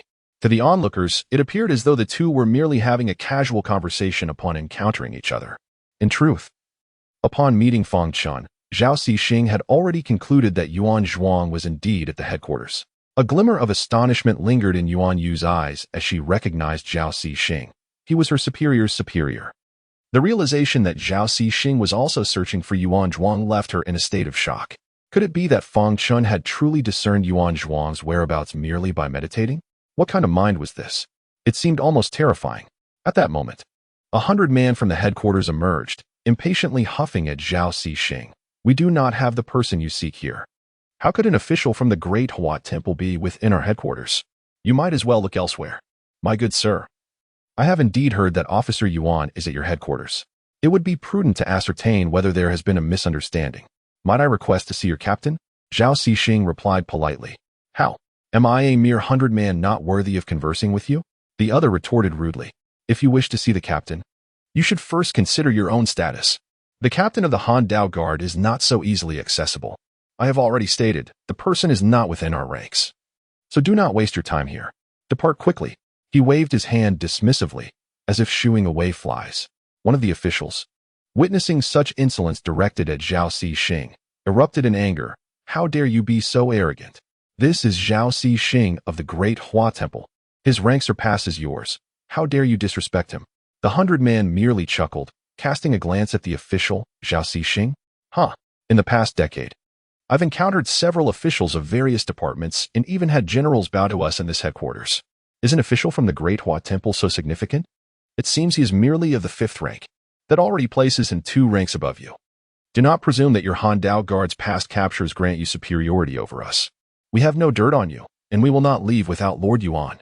The official declared sternly. Is anyone bold enough to cause a commotion before the Han Dao Guard headquarters? Murmured a bystander. Shoo, that group is from the Great Hua Temple. Oh, that explains it. But compared to the Han Dao Guard, the Great Hua Temple is still inferior. Why are they so worked up? Many passers-by paused to observe. Whispering amongst themselves, the 100-man, feeling humiliated, grew furious and shouted, Those from the Great Hua Temple are causing trouble here. Brothers, apprehend them all. With that command, a swarm of Han Dao Guards surged forward, ready to seize Zhao Xixing and his entourage. The officials and constables under Zhao Xixing were not to be outdone, leading to a chaotic scuffle, fists and feet flying. Zhao Xixing, maintaining a composed demeanor, remained silent until after a brief moment. He barked, Cease this at once. Upon hearing his command, the officials and constables halted, but the Han Dao Guards showed no signs of stopping. Zhao Xixing smirked coldly, unleashing a powerful strike. A surge of internal energy manifested as a palm print, sending a Han Dao Guard flying. Only then did the remaining guards cease their aggression as they recognized Zhao Xixing's formidable prowess had reached a critical level. To engage further would yield unfavorable consequences. You from the Great Hua Temple truly have no regard for others, daring to provoke a tiger and injure my subordinate. A voice thundered as a figure charged out from the headquarters, swinging a blade towards Zhao Xixing, the internal energy coiling around the weapon, producing a thunderous sound as it sliced through the air, as if to rend it asunder. Zhao Xixing's expression shifted. The assailant was at the mid-stage of explosive energy. While he himself was still at the initial stage, he could not afford to take that blow. Su Gu, Fang Chen said calmly. Yes. Su Gu replied with a light chuckle, drawing his sword to counter the attack. The might of Su Ji's strike far surpassed that of the assailant's blade. And with a single swing, he forced the Han Dao Guard back several paces. Captain Yo. The Han Dao Guards exclaimed in shock. Su Gu the Wind and Cloud Sword. Captain Yo's expression shifted between fury and uncertainty. Upon recognizing Fang Chen beside Su Gu, his countenance underwent a dramatic transformation. He abruptly pushed away a Han Dao Guard who attempted to assist him and hurriedly approached Fang Chen, clasping his fist in respect. Captain Yo Ju of the Han Dao Guard, I pay my respects to the God of War Fang. The God of War Fang. Even the Han Dao Guards were taken aback, while onlookers turned their heads, noticing Fang Chen's presence, their expressions growing increasingly peculiar. You seem familiar, Fang Chen remarked with a gentle smile. God of War Fang, I previously served in the military and had the honor of fighting alongside you in battle. Captain Yo Ju replied, his voice tinged with excitement and a slight tremor. The surrounding Han Dao Guards were astonished at Yo Ju's demeanor. They knew him to be the most temperamental captain within the inner city. Even when facing high-ranking officials, he spoke with unwavering authority, yet now his voice quivered. I see. Fang Chen nodded with a smile. Zhao Xixing from the Great Hua Temple has a subordinate who has gone missing and has traced him to your headquarters. What is your perspective on this matter? The Great Hua Temple? Captain Niu Ju's expression grew curious as he glanced at Zhao Xixing. Would we strike at the Great Hua Temple without cause? What was the name of the missing person? Perhaps I might recall. Yuan Zhuang, an official under my command. Zhao Xixing stated. I have no recollection. Do any of you? Captain Niu Ju asked the surrounding Han Dao guards, all of whom shook their heads in unison, indicating no familiarity. Let us proceed inside to investigate, Fang Chen suggested with a smile. Indeed, indeed. Please, God of War Fang, do come in. Captain Niu Ju responded, nodding vigorously. Chapter 49. Who dares to stop? Directly behead them as Fang Chen and the others entered the guard station. They immediately attracted a variety of curious gazes filled with amazement, shock, curiosity, and apprehension. Niu Ju led them to the main hall and promptly instructed his subordinates to review the case files to ascertain whether Yuan Zhuang, the inspector of the Great Hua Temple, had been apprehended in recent days. If Master Yuan were indeed present at the guard station, they would soon find out. Niu Ju displayed utmost respect in front of Fang Chen. Thank you for your efforts, Niu Qianhu, Fang Chen replied with a faint smile and a nod. Yuan Yu grew increasingly anxious, fearing that Yuan Zhuang might not be here. If even Fang Chen and Zhao Xixing could not locate him, then Yuan Wang's fate would truly be uncertain. After a while, a Baihu hurriedly entered and clasped his fists. Niu Qianhu, I have checked the case files, and there have been no recent arrests of the inspector from the Great Hua Temple. How could this be? Yuan Yu's complexion turned pale. Niu Ju, wearing a wry smile, turned to Fang Chen. Master Fang, could this be a misunderstanding? Perhaps the inspector is not in the guard station? Let us see your private prison, Fang Chen suggested with a smile. Niu Ju hesitated. Ordinarily, Fang Chen, not being a member of the guard station, would not have the right to access the private prison. However, after a moment's contemplation, he gritted his teeth and said quietly, Master Fang, only you and Zhao Xixing may enter. I hope for your understanding. I comprehend. Fang Chen nodded with a smile. The group then followed Niu Ju towards the private prison. Just as they arrived at the entrance, a cold voice rang out from a distance. Niu Qianhu, what are you doing? A young man approached slowly, flanked by several fierce guards, all of whom were Baihu and Qianhu. Two Baihu, upon seeing Fang Chen, suddenly changed their expressions dramatically. Liujian Fusher, allow me to introduce, this is Master Fang. Niu Ju hastily made the introductions. Liujian Fusher glanced at Fang Chen indifferently. So it is Master Fang. I was unaware of your esteemed presence today. May I ask your purpose? I am here to find someone, Fang Chen replied with a smile. To find someone in our guard station? That seems unlikely. Liujian Fusher remarked nonchalantly, then coldly reprimanded Niu Ju, as a Qianhu of the guard station. Do you not know the rules? How dare you bring outsiders to our private prison? If the commanding officer learns of this, your official robes will be stripped from you.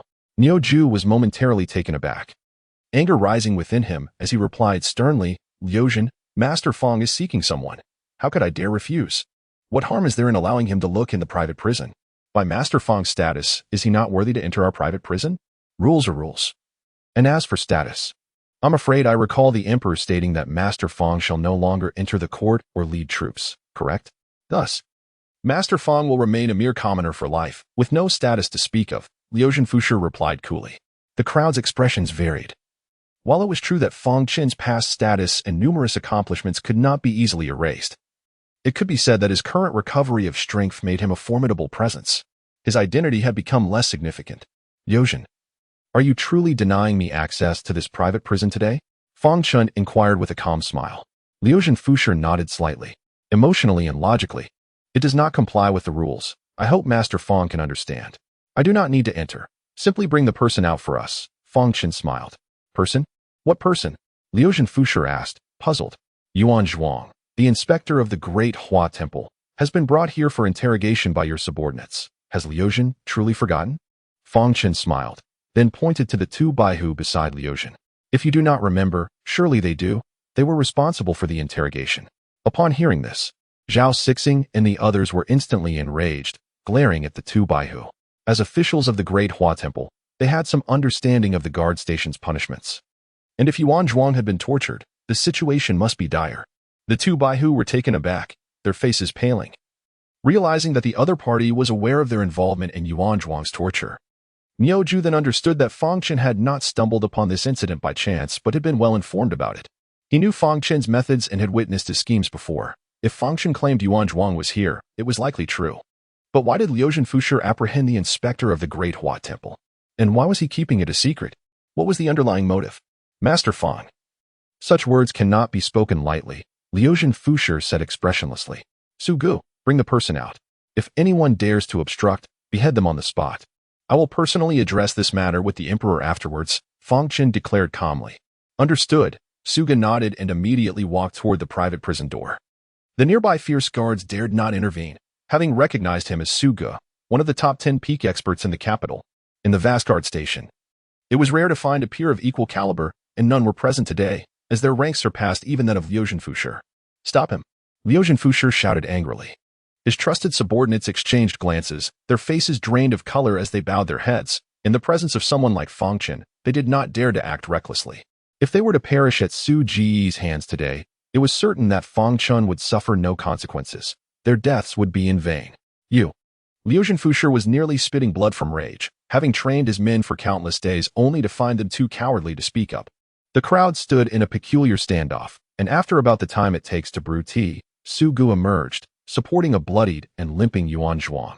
Upon seeing this, Yuan Yu's tears immediately flowed uncontrollably. How wretched was Yuan Zhuang! His body bore no uninjured flesh, aside from his face, which remained unscathed. His fingers were bloodied, and his nails had been torn off. You have gone too far. The inspectors of the Great Hua Temple glared furiously at the fierce guards. While Yuan Zhuang's subordinates trembled with rage, their faces pale. Many of the fierce guards appeared bewildered, completely unaware of the situation. Only Liu Fusher and his trusted subordinates understood the gravity of the matter, yet they remained expressionless and silent. Miao Ju was taken aback for a moment before his expression gradually darkened. Liu, I demand an explanation from you regarding this matter. Zhao Sixing, who had remained silent, slowly spoke up. Explanation? What explanation do we, the fierce guards, owe you? This individual is a prisoner of the fierce guards. If you attempt to take him away, it is equivalent to a prison break, punishable by death, Liu Fusher replied slowly, his gaze darkening as he looked at Fang Chen. Master Fang, I hope you do not break the law. Chapter 50. The one without brilliance is you. The expressions of Zhao Sixing and the others subtly shifted as the opposing party invoked the law. Matters had taken a troublesome turn. The rank of the town's pacification envoy indeed granted the authority to apprehend errant officials. As for the evidence, even if it were withheld, it would still be justified given that the fierce blade guards operate independently of the 6 ministries and are directly under imperial jurisdiction. Noticing the silence among the crowd, the town's pacification envoy, Lu, remarked with a faint smile, General Fang, why not retain the offender? You could depart with dignity, sparing us all from a public scandal that would mar our faces. You are mistaken. It is you who lacks brilliance, Fang Chen retorted with a light chuckle, suddenly appearing in front of Lu and delivering a resounding slap that sent the envoy flying several paces away. The surrounding fierce blade guards were taken aback. By the time they reacted, it was too late. Lu crashed heavily to the ground, his cheek swelling visibly. Such speed! The onlookers were inwardly astonished, and in that moment, their last shred of doubt dissipated. Fang Chen had indeed regained his former prowess. The officials and constables from the Great Hua Temple watched with hidden delight, thoroughly pleased. You dare to lay hands on me within the precincts of the guards? Fang Chen, do you intend to rebel? Lu, covering his face, glared fiercely at Fang Chen, his eyes flickering with malice and shame. In the past few years, every official I have struck held a rank above yours. Why has no one accused me of rebellion? Fang Chen replied with a calm smile. Lu, stick to your duties and cease provoking me. Next time, it will not merely be a light slap. Do you think you can act with impunity in the Great Xia? Even if you once achieved great deeds, your reputation was tarnished 5 years ago during the Three Realms Mountain incident. Lu shouted in a low, furious voice. The Emperor spared your life. Instead of reflecting at home, you meddle in matters of the guards, as if the Emperor's words mean nothing to you. I certainly remember the Emperor's words, Fang Chen said as he clasped his hands toward the direction of the palace, then turned to Lu with a gentle smile. However, who do you think you are? To use the Emperor's words to intimidate me, you are sorely lacking in authority. Lu, rendered speechless by the retort, experienced a tumult of emotions, his face alternating between shades of green and white. The onlookers, witnessing Fang Chen's ash-gray eyes, no longer dared to regard him as a mere blind man. After 5 years of silence, Fang Chen's imposing presence had not diminished. Rather, it had intensified. Niu Ju felt this acutely. If Fang Chen had once seemed an insurmountable mountain, he now resembled an endless ocean. Calm yet concealing tempestuous storms, his divine might like that of a prison. Haha. I never expected General Fang to visit our guard today. It is unfortunate that my subordinates failed to notify me in time, leading to my tardiness. General Fang, please forgive my oversight. A hearty laughter erupted as a middle-aged man in a dragon robe strode in, accompanied by a group of fierce blade guards. This man, commanding a powerful presence, was the commander of the inner city guard, Xiao Shenqi. We pay our respects to the commander. The gathered fierce blade guards bowed in unison, relieved that the commander had arrived to manage the situation. Otherwise, the guards would have faced humiliation. The officials from the Great Hua Temple changed countenance, yet Zhao Sixing remained composed, showing no signs of disturbance even upon Xiao Shenqi's arrival. Brother Xiao, you flatter me. Fang Chen smiled slightly. The crowd gasped, surprised to find that Fang Chen and Xiao Shenqi were acquainted. A glimmer of seriousness crossed Lu's eyes. Given Xiao Shenqi's background, he had no prior connection with Fang Chen. It has been 5 years since I last visited your residence, Brother Fang. You do not hold that against me, do you? Xiao Shenqi sighed with a hint of nostalgia. The fierce blade guards are quite busy, and as commander, you must have your hands full. I completely understand, Fang Chen replied with a gentle smile. Glad to hear it. Xiao Shenqi nodded repeatedly. Then, glancing at Lu and Yuan Zhuang, he sighed and addressed Fang Chen. Brother Fang, I have learned some details. This individual was apprehended under Lu's orders and adheres to our fierce blade guards regulations. If you were to simply take him away, it would place me in a difficult position. What would others think of the fierce blade guards? I would have no justification with the emperor either. A cold smile flickered in Lu's eyes. However, the officials from the Great Hua Temple grew tense, realizing that Xiao Shenqi did not intend to release the prisoner. Yuan Yu appeared anxious. Yuan Zhuang was gravely injured and could scarcely speak. If left behind, he would scarcely survive a few days. Regarding this matter, I have considered it with your interests in mind, dear brother. Fang Chen nodded slightly. The officials from the Great Hua Temple shifted their expressions, and in the next moment, Fang Chen called out cheerfully, Prince 5. Prince 5. Xiao Shenqi and the others were momentarily startled, looking up to see the 5th prince indeed approaching. The officials from the Great Hua Temple were overjoyed. The 5th prince was the abbot of their temple and their direct superior. His appearance here was no mere coincidence. Fang Chen, you really found him? I told you, how could such a living person simply disappear? The 5th prince exclaimed with a genial smile. Then, turning his gaze to Xiao Shenqi, his expression grew cold. Xiao Shenqi, you truly have great audacity. My people from the Great Hua Temple are taken away without so much as a notification to their abbot? I intended to inform you, but was delayed by certain matters. Lu interjected hastily. What are you? Step aside. The 5th prince shot him a disdainful glance. Lu's face shifted through shades of anger and embarrassment. He had been humiliated multiple times in quick succession, and the most infuriating part was his inability to retaliate. Though there were oversights, our apprehension process was entirely standard, so. Xiao Shenqi chuckled lightly. The documents from the Great Hua Temple are also standard and compliant. Take a look. Someone accused Yuan Zhuang of bribery, and we sought his arrest months ago. However, we were hindered by other matters, only for you to seize the opportunity, the 5th prince retorted, tossing a dossier to Xiao Shenqi. Have you reviewed it? Our Great Hua Temple acted before you, didn't we? No objections, I presume? We shall take him away. With that, he barked at Zhao Sixing. Do not delay in bringing your man back. Yes, abbot. Zhao Sixing clasped his hands and instructed his subordinates to retrieve Yuan Zhuang from Su Ge and Yuan Yu, proceeding to leave with him in full view. Have you seen clearly now? The 5th prince smiled at Xiao Shenqi. It seems this truly was a misunderstanding, Xiao Shenqi replied with a slight smile, returning the dossier to the 5th prince. Such misunderstandings must be avoided in the future. My temper is not to be trifled with. If one day you provoke me to a fault, the emperor would not hesitate to take your head. The 5th prince chuckled lightly, then turned to Fang Chen with a grin. Shall we depart together? Together, Fang Chen smiled and nodded, walking side by side with the 5th prince. The crowd noticed how the two walked in unison. Lu's face was a stormy shade of iron. He had not anticipated that the person would be taken away so easily.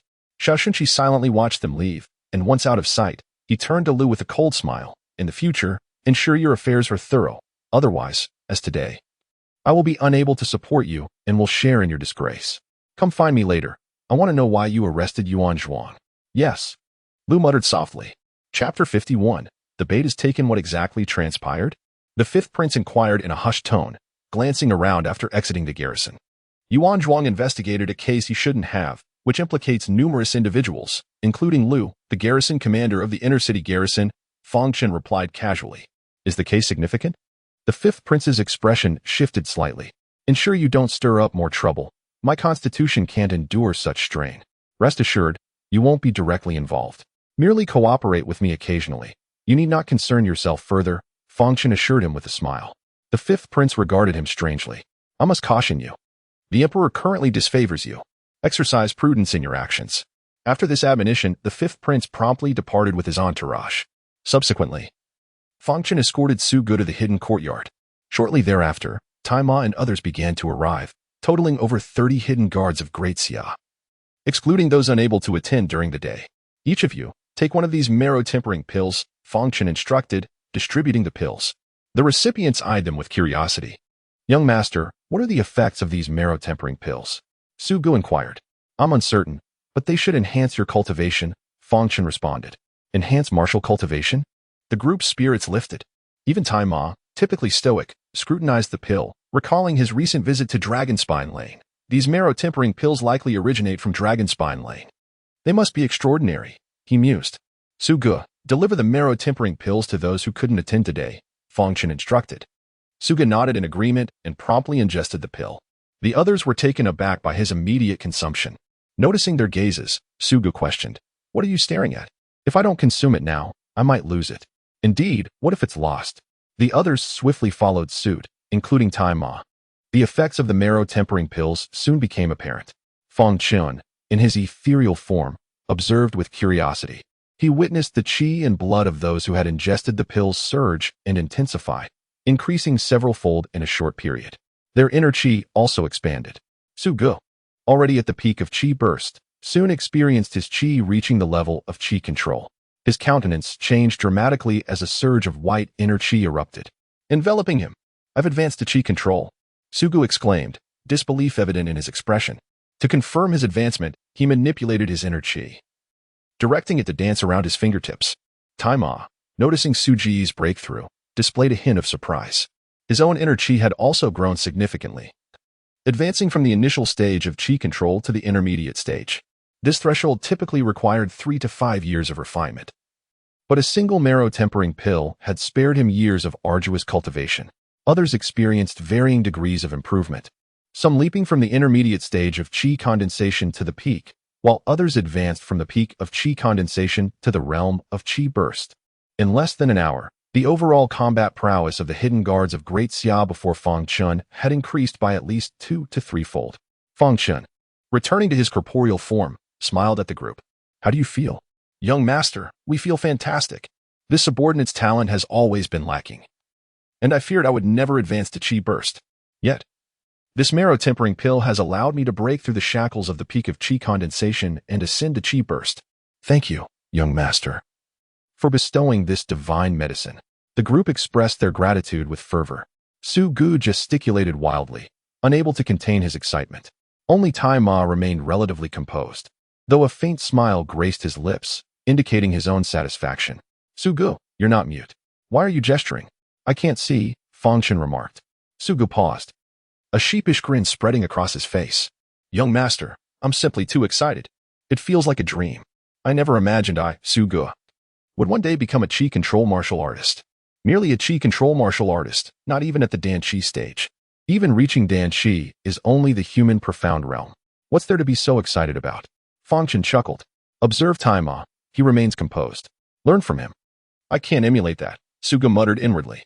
Tai Ma's stoic demeanor was a consequence of his time with the submerged dragon unit. It wouldn't be easy to imitate. In the past few days, has Vice Minister Qin Dong of the Ministry of Rites exhibited any unusual behavior? Fang Chen inquired casually. A hidden guard disguised as a peddler responded, Young master, aside from attending court and working in the Ministry of Rites, Qin Dong remains at his residence. There is nothing amiss. What about Yi Qinghe? Fang Chen pressed. He frequents gatherings with young nobles at the boat houses along the Great Xia River, particularly the Jade Immortal barge. Sometimes he brings others, sometimes he goes alone, and sometimes he accompanies the crown prince. Also, young master, his cultivation is not to be underestimated. He nearly discovered me last time. He may already be a chi-burst martial artist. Fang Chen nodded. Investigate why his cultivation has progressed so rapidly. I recall his martial talent was not particularly high. Understood.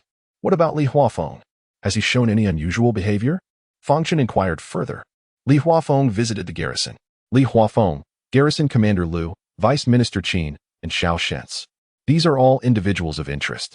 From them, we should be able to ascertain the identities of the remaining 5 blood spirit cult cultivators, Fang Chen mused. An hour later, the group concluded their reports and departed, each carrying new assignments from Fang Chen, their hearts filled with satisfaction. Sugu was also dispatched to deliver marrow-tempering pills to the remaining hidden guards of Great Xia. Only Fang Chen remained in the hidden courtyard. Fang Chen retrieved the scarecrow, channeling spiritual power into it, transforming it once more into a lifelike middle-aged man. Pay a visit to the vice minister's residence and deliver a message on my behalf. Without a word, the middle-aged man turned and left. Fang Chen, in his ethereal form, arrived at the vice minister's residence early. Qin Dong had already returned from court and was practicing calligraphy in his study. Perhaps troubled by something, he was irritable. And the characters he wrote were unsatisfactory, crumpled and discarded to the side. The door creaked open, and someone entered. Qin Dong, without looking up, snapped, "I've said. No one is allowed to disturb me while I'm practicing calligraphy." The intruder ignored him, proceeding directly to Qin Dong. Qin Dong abruptly raised his head. And upon seeing the middle-aged man's appearance, the anger on his face vanished, replaced by anxiety. "Have you heard? Fang Chen killed the Baron of Dragon Azure, Zhou Xiu, and hundreds of his knights and retainers on the Great Xia border. Yuan Zhuang, who was arrested and taken to the garrison, was also taken away by him. If he follows the trail, he'll eventually find me, and I'm doomed." The visitor, the middle-aged man transformed from the scarecrow, appeared to know a little about his origins. "The blood spirit cult has undergone some changes and will be withdrawing from Great Xia. Take care of yourself," the middle-aged man said, before turning to leave. Qin Dong stood frozen, only regaining his senses after a long pause. He hurriedly pursued the man, but the middle-aged man had vanished. How could this be? Qin Dong's face was ashen. Without the support of the blood spirit cult, the exposure of his actions would be a crime punishable by the extermination of his entire clan. After a few moments, Qin Dong seemed to remember something. He immediately ordered his subordinates to prepare a carriage. Fang Chen, witnessing this, knew that the bait had been taken. Now, he would see what this bait would bring him. Chapter 52. The Compassion Hall. In the northern outskirts of the capital of the Great Xia, there exists a Compassion Hall, a sanctuary dedicated to the care of those bereft of family, orphans, and the elderly alike. Numerous such halls dot the landscape, ensuring that the streets of the capital are devoid of beggars. These halls are sustained by dedicated funds, primarily sourced from affluent families within the capital, with the Fang family generously donating hundreds of taels of silver to various compassion halls each year. A carriage came to a gradual halt, and Qin Dong, now in casual attire, hastily alighted and entered the compassion hall. "Master Qin, you have arrived. Please, come inside," greeted the hall steward with warmth upon seeing Qin Dong. With a somber expression, Qin Dong replied, "I wish to see Master Su. Master Su is currently in meditation. I fear." The steward's face displayed a hint of concern. "In meditation?" Qin Dong paused, a flicker of delight crossing his features. "Master Su has not departed?" "Indeed, Master Su remains." The steward remarked, somewhat puzzled. "Very well, I shall wait for him to conclude his meditation," Qin Dong murmured. At that moment, a shadow emerged from a distance, revealing itself to be a child of merely 5 or 6 years, with only one arm remaining. Noticing this, Qin Dong approached with a smile, crouching down before the child. "Little Wu, have you eaten well today?" "Uncle Qin, I am quite full," the child replied, looking up with eyes that sparkled with joy. Despite his missing limbs, a contented smile graced his face. Since arriving at the Compassion Hall, he had been spared the pangs of hunger and cold. For him, this place was akin to paradise. "That is wonderful," Qin Dong nodded with a smile, then inquired of the steward, "Has anyone come to donate today?" "The young master of the Qingao Hall is on his way, so I allowed little Wu to wait outside," the steward responded with a grin. "Qingao Hall?" Qin Dong mused, having not heard of it before. Just as he was about to speak further, a startled voice interrupted, "Miss, this child has lost an arm." The newcomers were Fang Qingao and her maid. The exclamation had come from the maid, and Fang Qingyao's gaze softened as she beheld little Wu. "Miss Fang, please come in." The steward welcomed, Allow me to introduce Mr. Chen, who, like yourself, has come to donate and to see the orphans. Quite handsome, Qin Dong noted, casting a fleeting glance at Fang Qingyao, his eyes glimmering with a hint of avarice. Fang Qingyao politely nodded to Qin Dong before kneeling beside little Wu to inquire about the loss of his limbs. In the past, a man told me that if I had my arms and legs cut off, I would be able to eat my fill, and my brothers and sisters would also have enough to eat, the child replied innocently. How could such a villain exist? The maid gasped in horror. Fang Qingyao was silent for a moment before gently patting little Wu's head. She then stood and addressed the steward. We at Qingyao Hall intend to donate 500 taels. Miss, weren't you planning to donate 200? The maid asked, taken aback. Fang Qingyao shot her a glance. Although our profits are modest, 500 taels is within our means. The Compassion Hall provides shelter and sustenance for the lonely, while we cannot offer them all the comforts. We can contribute what little we can. Thank you, Miss Fang. On behalf of the orphans, I express our deepest gratitude. The steward's eyes sparkled with appreciation. Qin Dong stroked his beard and smiled. Miss Fang possesses a kind heart. If all merchants in Great Xiao were like her, these orphans would surely find solace. You flatter me, Mr. Qin. I am merely doing my part, Fang Qingyao replied modestly. After a brief pause, she turned to the steward. We would like to explore the hall a bit, if that is permissible. Please feel free to wander, as long as you do not enter the inner courtyard. It is Master Su's meditation space, and it would be inappropriate to disturb him, the steward replied with a smile. Is this the esteemed Master Su, who traveled to Great Xiao years ago? Fang Qingyao expressed her surprise. Years prior, a renowned monk had traversed the entirety of Great Xiao, gaining accolades for his profound understanding of human suffering. Ultimately, he settled in the capital, residing in the most revered temple, Duwa Temple. Many sought his wisdom, but only a select few were granted an audience. Indeed, Master Su believes that he can better comprehend human suffering here, the steward explained. Truly a remarkable monk. Fang Qingyao's face reflected admiration. After exchanging pleasantries, she led her maid to explore other areas of the Compassion Hall, reminding her to carry little Wu along. This young lady is intriguing, Qin Dong mused as he observed Fang Qingyao's retreating figure. After a brief wait, the steward escorted Qin Dong to the inner courtyard, where an elderly monk emerged, gazing at Qin Dong with a calm demeanor. Master Su, Qin Dong greeted, bowing respectfully, aware of the monk's significant reputation. Even the elderly woman who had once stayed with him had shown deference in his presence. Mr. Qin, what brings you here today? Master Su inquired slowly. Master, Granny Jinhua informed me that the Blood Spirit sect intends to withdraw from Great Xia. Qin Dong replied hastily.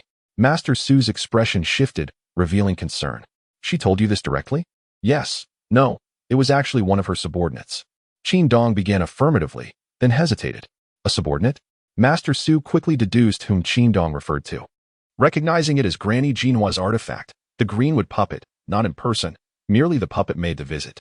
Master Su murmured, sensing the situation was amiss. Coupled with the absence of Daoist Shui, his expression turned grave. Could it be that some cultivators have discovered our whereabouts? A flicker of doubt crossed his mind. Master Su, is this true? If they leave without resolving matters, who will clean up the mess? There are still many people held captive there. If word gets out, my life would not be worth even 10 heads. Qin Dong's eyes reflected urgency as he spoke. The Blood Spirit sect would not have sent us to Great Xia without gathering enough Blood Spirit divine pills. Something must have happened to Granny Jinhua, he added. Master Su replied calmly. Senior Brother Bei has urgent matters and has left with the others. It may be some time before he returns. For safety's sake, you should temporarily reside here from today onward. In the void, Fang Chen observed the unfolding scene quietly. So, that puppet was the Greenwood puppet. Chapter 53. The Taoist master, the renowned monk, Su Hui, known throughout Kyoto, is unexpectedly associated with the Blood Spirit sect. Unlike the hidden actions of Daoist Shui and Granny Jinhua, Su Hui's approach is ostentatious. Upon arriving in the Great Xia, he quickly gained fame, even having met my parents in their quest for methods to restore their cultivation. Fang Chen's expression turned grave, a sense of dread creeping into his heart. His spies in Great Xia had been in Kyoto for many years, yet had failed to discern the identities of this group. If Su Hui had targeted his parents back then, Fang Chen would have been powerless to intervene. Master Su, what should we do? Could it be that Fang Chen has set his sights on us? Qin Dong rubbed his hands together anxiously. Fang Chen? A toothless cub, nothing to frighten you so. Su Hui chuckled lightly. Over the years, his parents have sought remedies far and wide, even coming to me. I could have easily restored their cultivation then. And it seems they have now found some spiritual herb. Master Su, why not eliminate this future threat? That way, I can act without restraint. Recently, Fang Chen seems to have begun suspecting me, Qin Dong suggested. Granny Jean Hua's reckless treatment of the maids in your estate as blood offerings is bound to raise suspicion. However, we have no fear of them. For now, we simply need to ascertain if any cultivators are targeting us. As for Fang Chen, killing him holds no benefits. Sparing him could actually facilitate our plans, Su Hui replied calmly. After a pause, Su Hui turned to the steward of the Compassion Hall. Bring the person over. Let us alleviate Qin Shilong's concerns. These past few days have been rather dull at the Compassion Hall, and it would provide him with some amusement. Understood. The steward nodded and departed. Qin Dong's expression shifted. Master Su, what are you planning? Qin Shilong, serve our blood spirit sect well, and we shall not treat you poorly. Su Hui smiled slightly before retreating to the inner chamber. Before long, Fang Qingyao and her maid were brought before Qin Dong, tightly bound. What do you intend to do? Steward He, what is the meaning of this? Fang Qingyao exclaimed, her face flushed with anger. Qin Yuan, why? It was evident from your earlier gaze that you hold great admiration for Miss Fang. Why not have her accompany you for a few days? The steward replied with a smile, ignoring Fang Qingyao's protests. Qin Dong, with a stern expression, glanced at Fang Qingyao before nodding slowly. Very well, I appreciate your efforts. This maid has some charm. Let her join as well. Qin Yuan, why? Fang Qingyao stared at him in disbelief, realizing that this seemingly righteous man was colluding with the steward to humiliate them. Miss Fang, you should blame your ill timing, Qin Dong said with a faint smile. The Compassion Hall is a place of rescue and relief. How can you? Fang Qingyao felt her head spinning, struggling to comprehend the situation. Qin Yuan, why, please? This way. The steward gestured for Fang Qingyao and her maid to follow him to a nearby private room. Qin Dong waved his sleeve and followed. Fang Chen's eyes flashed with a hint of coldness. Just as he was about to regain his composure, he suddenly saw two figures leap over the courtyard wall. Calling out to the steward and his entourage, release them at once. Everyone paused, turning to see a man in gray robes and a fair, delicate young nun standing nearby. Who dares intrude upon the Compassion Hall? The steward's expression darkened. Qin Dong quickly concealed his face with his sleeve, seemingly fearful of being recognized, and hurriedly hid behind the steward's group. Help! Please save my young lady. Fang Qingyao's maid cried out desperately. Fear not, since I, the Taoist master, have intervened. I shall certainly rescue your young lady, and you as well. The man in gray declared boldly. He turned to the young nun. Did you see? My Bagua sect's divination techniques are not mere bluster. The blood energy here is overwhelming, indicating something sinister. Please, save them first, the young nun stammered. Of course. But I ask you, dear nun, to accompany me in dual cultivation once I have rescued them. The gray-robed man chuckled. The young nun blushed deeply, flustered. Just save them first. Very well, then let the nun witness the Taoist master's prowess. The man in gray laughed heartily, pulling out a wooden sword and pointing it at the steward and his group. The sword sprang to life, soaring toward them. The steward and his companions were taken aback, bewildered by this display of power. Fang Qingyao and her maid exchanged glances, surprised by the man's formidable abilities. They felt a glimmer of hope. Qin Shilong, see? I told you we were being targeted by cultivators. However, with just one at the 3rd level of qi refining and another at the 2nd level. How can they possibly contend with Granny Jean and Taoist Shui? Su Hui reappeared, raising his hand to launch a golden bowl that crashed into the wooden sword, shattering it. 7 soul seals emerged from the bowl, gently returning to Su Hui's grasp. 7 soul seals. The gray-robed man gasped, blood trickling from the corner of his mouth. Disbelief etched on his face. He stared at the shattered wooden sword on the ground, despairing. My treasure. I worked so hard to obtain it. But he realized this was not the time to mourn his artifact. The aura radiating from Su Hui sent chills down his spine. He was a formidable cultivator. At this thought, the gray-robed man seized the young nun, attempting to flee, but the golden bowl flew back, sending him crashing to the ground. The young nun, caught off guard, was also knocked over. Fang Qingyao and her maid stared in astonishment, having believed they were saved, only to witness there would be rescuers swiftly defeated. With great effort, Fang Qingyao turned her head to look at Su Hui, her eyes filled with disbelief. The esteemed monk of Great Xia turned out to be such a person. Moments later, both the gray-robed man and the young nun were securely bound. Dear nun, it appears the Taoist master has led you into trouble this time, the gray-robed man said, his expression pale. Now tell me, who sent you? Dare to lay hands on our blood spirit sect? I trust your benefactor's abilities are not to be underestimated. Su Hui approached them slowly, speaking with a calm demeanor. Blood spirit sect. Both of them shivered in fear upon hearing those words, their bodies trembling. Even the seemingly naive young nun understood the weight of the blood spirit sect's reputation. It was one of the most notorious demonic sects in the cultivation world, known for its cruelty, dominance, and elusive nature, causing great distress to righteous cultivators.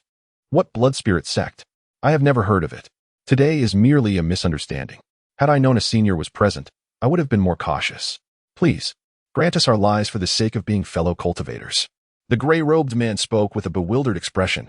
Su Hui's eyes gleamed with a cold smile. You nearly froze in fear upon hearing the name. Do you think you can feign ignorance with me? Senior, I acknowledge my mistake. For the sake of our shared sect, please spare us. The gray-robed man pleaded, dropping the pretense. Chapter 54 Master, do you believe the Buddha will ferry you across? I am a monk. And you are a Taoist. Do you claim we are of the same sect? Master Su Hui bore a semblance of a smile. He refrained from striking, wishing to extract more words from the two, for he believed that with their cultivation, they could not possibly threaten Jinhua and Daoist Shui. The Buddhist and Taoist paths are not mutually exclusive. To be frank, I once endeavored to cultivate both Buddhism and Taoism, yet the little nun proved to be unyielding. The gray-robed Taoist hastily interjected. The young nun flushed crimson. How could this Taoist speak such words at this moment? Indeed, this young nun possessed remarkable beauty. Master Su Hui cast a glance at her, a hint of amusement flickering in his eyes, and then addressed the gray-robed Taoist. If you speak the truth, I shall allow you to depart. Otherwise, the one who cultivates alongside her shall be I, the poor monk. Truly, a demon of the blood spirit sect, practicing Buddhist teachings yet aspiring to unwholesome deeds. The gray-robed Taoist cursed inwardly, then forced a smile. Perhaps the elder could clarify his inquiries. I truly do not know what you wish to ask. It seems you will not shed tears until you see the coffin. If so, I shall send you to meet the three pure ones. Master Su Hui smiled faintly as the golden bowl slowly levitated. Should it fall, the gray-robed Taoist's head would be crushed to bits. What manner of sorcery is this? Could Master Su Hui be a martial artist of Danshi? Fang Chen gazed in astonishment. Their prior exchange, though brief, had showcased techniques that captivated attention. What was this golden bowl glowing with light? And how could it hover without falling? Is Master Su Hui truly present? A sudden voice interrupted. The crowd was taken aback. Who would dare intrude at such a moment? Upon seeing the newcomer, Assistant Minister Qin's expression changed drastically, while Fang Qinyao and her servant were filled with joy, only to have their mouths covered to suppress their cries. The gray-robed Taoist noticed a blind young man approaching slowly, a flicker of pity crossing his eyes as he barked, "Blind man, be gone, no visitors today." He then turned to Master Su Hui, smiling ingratiatingly. "Elder, our matters concern not this outsider. Let us ignore him, for he seems clearly blind and unworthy of attention." "Silence your tongue." Master Su Hui spoke coolly. The gray-robed Taoist promptly closed his mouth, and seeing Fang Chen still lingering, he inwardly cursed. "This is where my assistance ends. You choose to barge in at such a time, and no one can stop your demise. How does Fang Shizhu know I am at Compassion Hall?" Master Su Hui smiled slightly and approached Fang Chen. Assistant Minister Qin suddenly remembered Fang Chen's blindness, and with Master Su Hui present, he felt less apprehensive, his expression softening.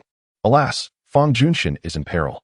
Fang Qingyao's face turned pale, desperately attempting to speak a warning, but the hand covering her mouth rendered her breathless, let alone alerting Fang Chen.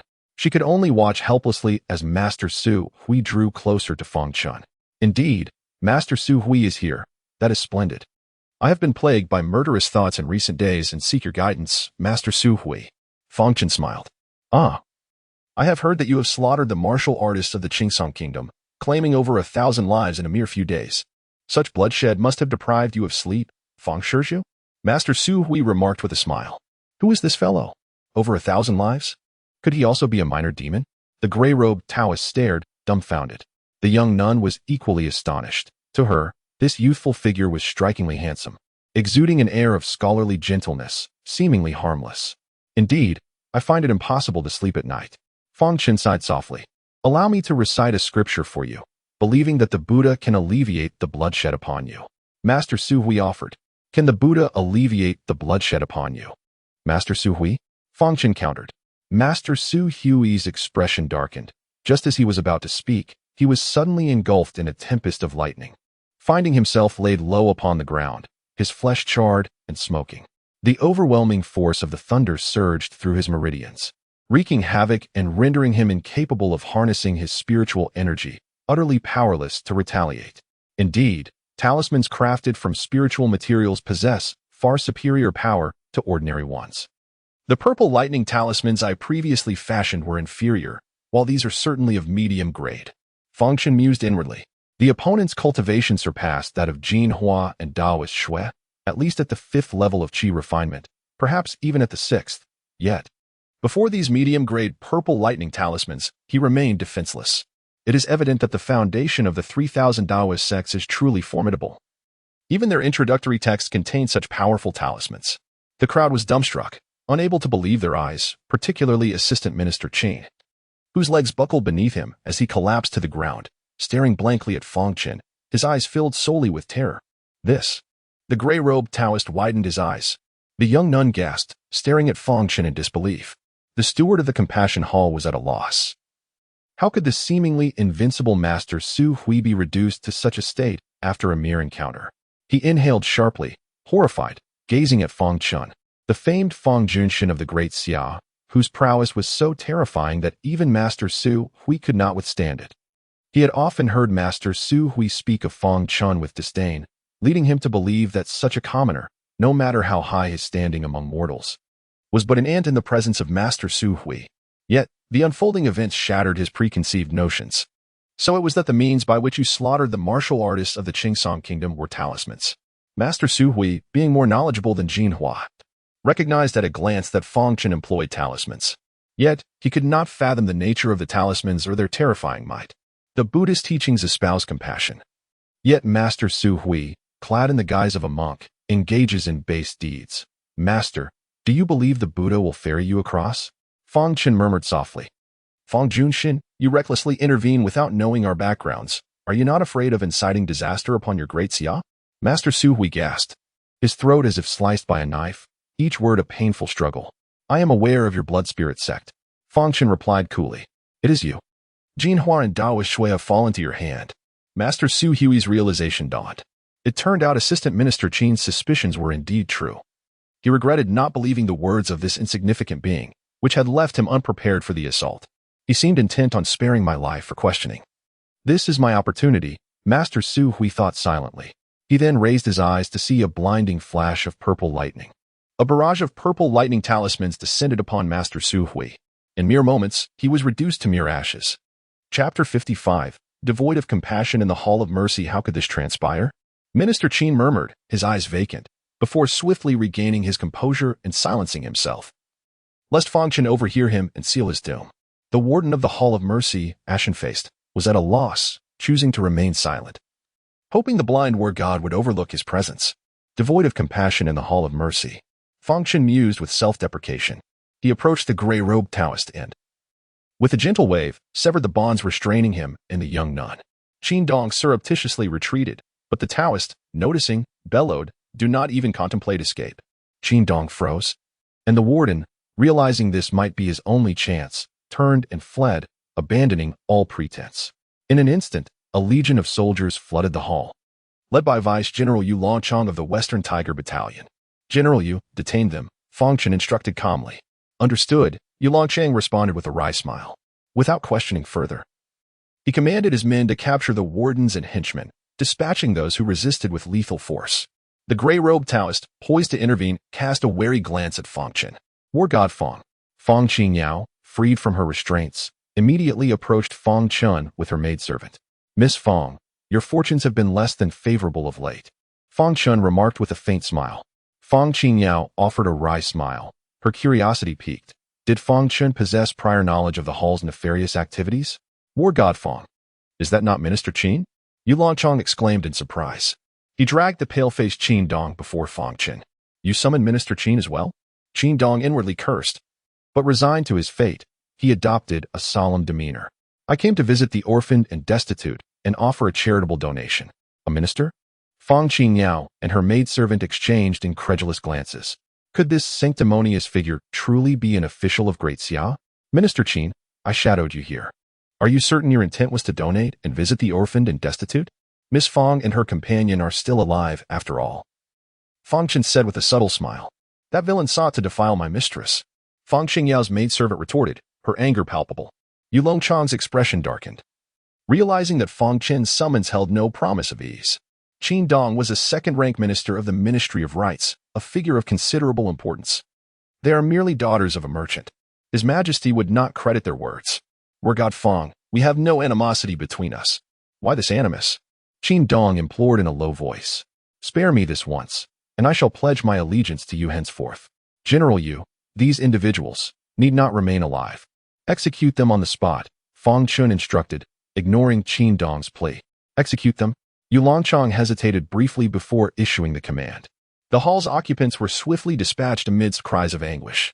Qin Dong, witnessing the carnage, felt a chill permeate his being, sending shivers down his spine. Such profound bloodlust. The gray-robed Taoist murmured, instinctively drawing the young nun back. The young nun, flustered, withdrew her hand, her face flushed. Fang Qingyao remained composed, while her maidservant, visibly shaken, averted her gaze from Fang Chen. War God Fang, the task is complete. Surely you can enlighten me as to the events transpiring? This Minister Qin, what is his involvement? Yu Longchang inquired in a low voice. Qin Dong shot him a venomous glance. How could this man blindly obey Fang Chen's orders without understanding the situation? Utterly infuriating. Announced to the public that the Hall of Mercy harbored corruption, masquerading as a sanctuary for the orphaned and destitute while engaging in abduction and theft, and that the Western Tiger Battalion has dismantled it. As for the rest, your ignorance serves you well, Fang Chen replied calmly. Very well. Yu Longchang nodded, a peculiar expression on his face. War God Fang, Qin Dong interjected, I beseech you to reconsider my earlier offer. Silence, Fang Chen commanded. Qin Dong fell silent, his heart pounding with apprehension. Fang Qingyao's maidservant, fearing Qin Dong might escape justice, hesitated, wanting to speak. At that moment, a Western Tiger Battalion soldier rushed in, his face ashen. War God Fang, General Yu, numerous corpses. Show me, Fang Chen said, his gaze hardening. Moments later, they stood beside an ancient well in the inner courtyard, filled with desiccated corpses, young and old, male and female, their faces contorted in expressions of agony, as if they had suffered unspeakable torment before their demise. Damnable blood spirit sect, may the heavens have mercy. The gray-robed Taoist cursed under his breath. Amitabha. The young nun murmured, her face pale, reciting a sutra. How could this happen? Yu Longchang stared at Fang Chen in disbelief. Qin Dong, feigning shock to conceal his guilt, peered into the well and exclaimed, I never imagined such depravity could exist here. Fang Qingyao and her maidservant, their faces drained of color, gagged, and turned to Qin Dong. Their eyes filled with astonishment. Is there no limit to human shamelessness? These individuals were victims of Su Hui, Fang Chen said quietly. In life, they were the orphaned and destitute within the Hall of Mercy. Because they were orphaned and destitute, their deaths will go unremarked. Su Hui, the Grandmaster Su Hui? Yu Longchang exclaimed. He was here? Indeed. The charred remains outside were his, the gray-robed Taoist confirmed. Yu Longchang recalled the charred lump he had seen upon entering, never suspecting it was the renowned Grandmaster Su Hui. And all of this was his doing? What dark art was this fiendish monk practicing? Yu Longchang demanded, his face contorted in anger. This matter must not be made public, lest it incite panic. General Yu understands the implications, Fang Chen instructed. The others exchanged uneasy glances. Though some harbored reservations, none dared defy Fang Chen's command. Understood, Yu Longchang nodded, glancing at Qin Dong. War God Fang, what role did Minister Qin play in these events? I had no involvement. Qin Dong protested vehemently. He speaks the truth, for he lacks the means to practice such arts. Yet he also lies. For he was responsible for delivering many of the orphans to this place, the gray-robed Taoist interjected. General Yu, attend to your duties and ensure the welfare of the surviving orphans. Escort Miss Fang and her companion away. They are shaken. Instruct your men to exercise restraint. Fang Chen directed. Understood, Yu Longchang responded, nodding. Fang Qingyao, recognizing her inability to intervene, bowed gracefully to Fang Chen and departed with Yu Longchang. Now, only Fang Chen, Qin Dong, the gray-robed Taoist, and the young nun remained. Minister Qin, how much do you know of the blood spirit sect? Fang Chen inquired with a faint smile. Qin Dong's eyes darted about, prompting the gray-robed Taoist to retort, why do you avert your gaze? Are you contemplating falsehoods? Qin Dong froze. momentarily forgetting the presence of those who could see through his deception. Chapter 56. Are you seeing ghosts again? Minister Qin, think carefully before you speak. Fang Chen said with a calm demeanor. Qin Dong gritted his teeth and murmured, since General Fang is aware of the blood spirit cult, he should ideally turn a blind eye. The terror and might of the blood spirit cult are beyond your imagination. To intervene recklessly would likely bring catastrophic ruin upon the Fang residents. The gray-robed man nodded thoughtfully. Indeed, the influence of the blood spirit cult is exceedingly formidable, with countless strongmen within its ranks. Minister Qin, if you wish to preserve your life, answer my questions truthfully and refrain from extraneous remarks. Fang Chen replied with a faint smile. Your words carry weight, yet it seems you are unaware of the precariousness of your situation. I am merely asking about the Compassion Hall. If you intend to accuse me, feel free to report to the Emperor. He seemed to recall something. A cold smirk gracing his lips. I have committed no heinous acts. The corpses in that desolate well are the handiwork of Master Su Hui. I came solely to donate funds. Whether General Fang seeks the guards or calls upon the Dawasi, I shall remain here, for I have nothing to fear. The gray-robed man was taken aback, astonished by the audacity of this individual. He had just witnessed this man consorting with the practitioners of the blood spirit cult. Not to mention his intentions towards virtuous women. Minister Qin, do you believe your position in the Ministry of Rights grants you immunity from my actions? Fang Chen chuckled. Otherwise, General Fang is merely an honorary title. You currently hold no official position, and you lack the authority to interrogate me, Qin Dong replied slowly. In this moment, he drew upon years of experience in governance, shedding his previous timidity. He understood that any sign of weakness today could invite trouble upon himself. He hoped that his assertiveness would compel Fang Chen to reconsider and let him go. As I understand it, there are 7 practitioners of the blood spirit cult in the Great Xia, 3 of whom have already perished at my hands. Please disclose the identities and whereabouts of the remaining 4, as well as those in Great Xia who conspire with the blood spirit cult. And I may consider sparing your life, Fang Chen stated calmly. General Fang, have you not grasped my words? You possess no authority over me. I am Qin Dong, Minister of Rights. Qin Dong insisted, his tone firm. Iron Horse, take him away. Use the methods you learned in the Qingsong Wolf Army. I want him to divulge every secret he has harbored since childhood, Fang Chen commanded. Understood. Iron Horse appeared behind Qin Dong and swiftly incapacitated him with a single blow, carrying him away. This martial artist possesses considerable skill, the gray-robed man thought to himself. What is your name? Fang Chen inquired, turning to the gray-robed man. The man glanced at Fang Chen's gray-white eyes and instinctively waved his hand. Though my sight is obscured, it does not imply that I am truly blind. Fang Chen smiled. Indeed, the gray-robed man's face flushed with embarrassment. He dared not be dismissive. For this individual had just slain a member of the blood spirit cult and displayed remarkable prowess. Just call me Dao Yi, the gray-robed man said. Dao Yi? A peculiar expression crossed Fang Chen's face. Do not misunderstand. This is my real name. I am known as Li Dao Yi, hailing from the Bagua sect, he explained awkwardly. He then gestured toward a young nun who was reciting scriptures. She is Master Qing He, a close friend I met along my journey. We have traversed mountains and seas together, forging a deep bond. Brotherly, do you possess extensive knowledge of the blood spirit cult? Fang Chen inquired thoughtfully. That man spoke wisely. It would be best for you to refrain from meddling in the affairs of the blood spirit cult. Their matters are beyond the grasp of even the most prominent sects, Li Dao Yi replied, his expression growing serious. Had I known there were practitioners of the blood spirit cult here, I would never have set foot in this place. Please enlighten me, brotherly, Fang Chen urged. Li Dao Yi regarded Fang Chen for a moment, then spoke gravely. I have only a superficial understanding of the blood spirit cult. It is known to be unfathomable. With countless minions, to concoct the blood spirit divine pill, they send disciples to infiltrate various empires, inciting conflicts and utilizing the blood of mortals to forge demonic pills. The presence of the blood spirit cult can be discerned not only in this Great Xia, a mere 9th-tier empire, but also within 8th, 7th, and even 6th-tier empires. By the way, which sect do you belong to, that you find yourself in this 9th-tier empire? Li Dao Yu asked, curiosity etched upon his face. I am but a solitary cultivator, a native of Great Xia. Where else would I be? Fang Chen smiled. Li Dao Ye's remarks deepened Fang Chen's understanding of the blood spirit cult, revealing that it was even more formidable than he had previously imagined. The fact that the blood spirit cult could be found in 6th-tier empires was alarming. Having spent years in Great Xia, Fang Chen had attempted to discern the strength of the 8th and 7th tier empires, aware of their terrifying foundations, while recognizing that Great Xia paled in comparison. The 6th tier empire remained shrouded in mystery, elusive and inscrutable. What? You hail from here? Li Daoyi exclaimed, somewhat astonished. A practitioner can emerge from a 9th tier empire? That is indeed a rarity, and your cultivation level is quite impressive. After a pause, he added, then you should be even more cautious regarding the blood spirit cult.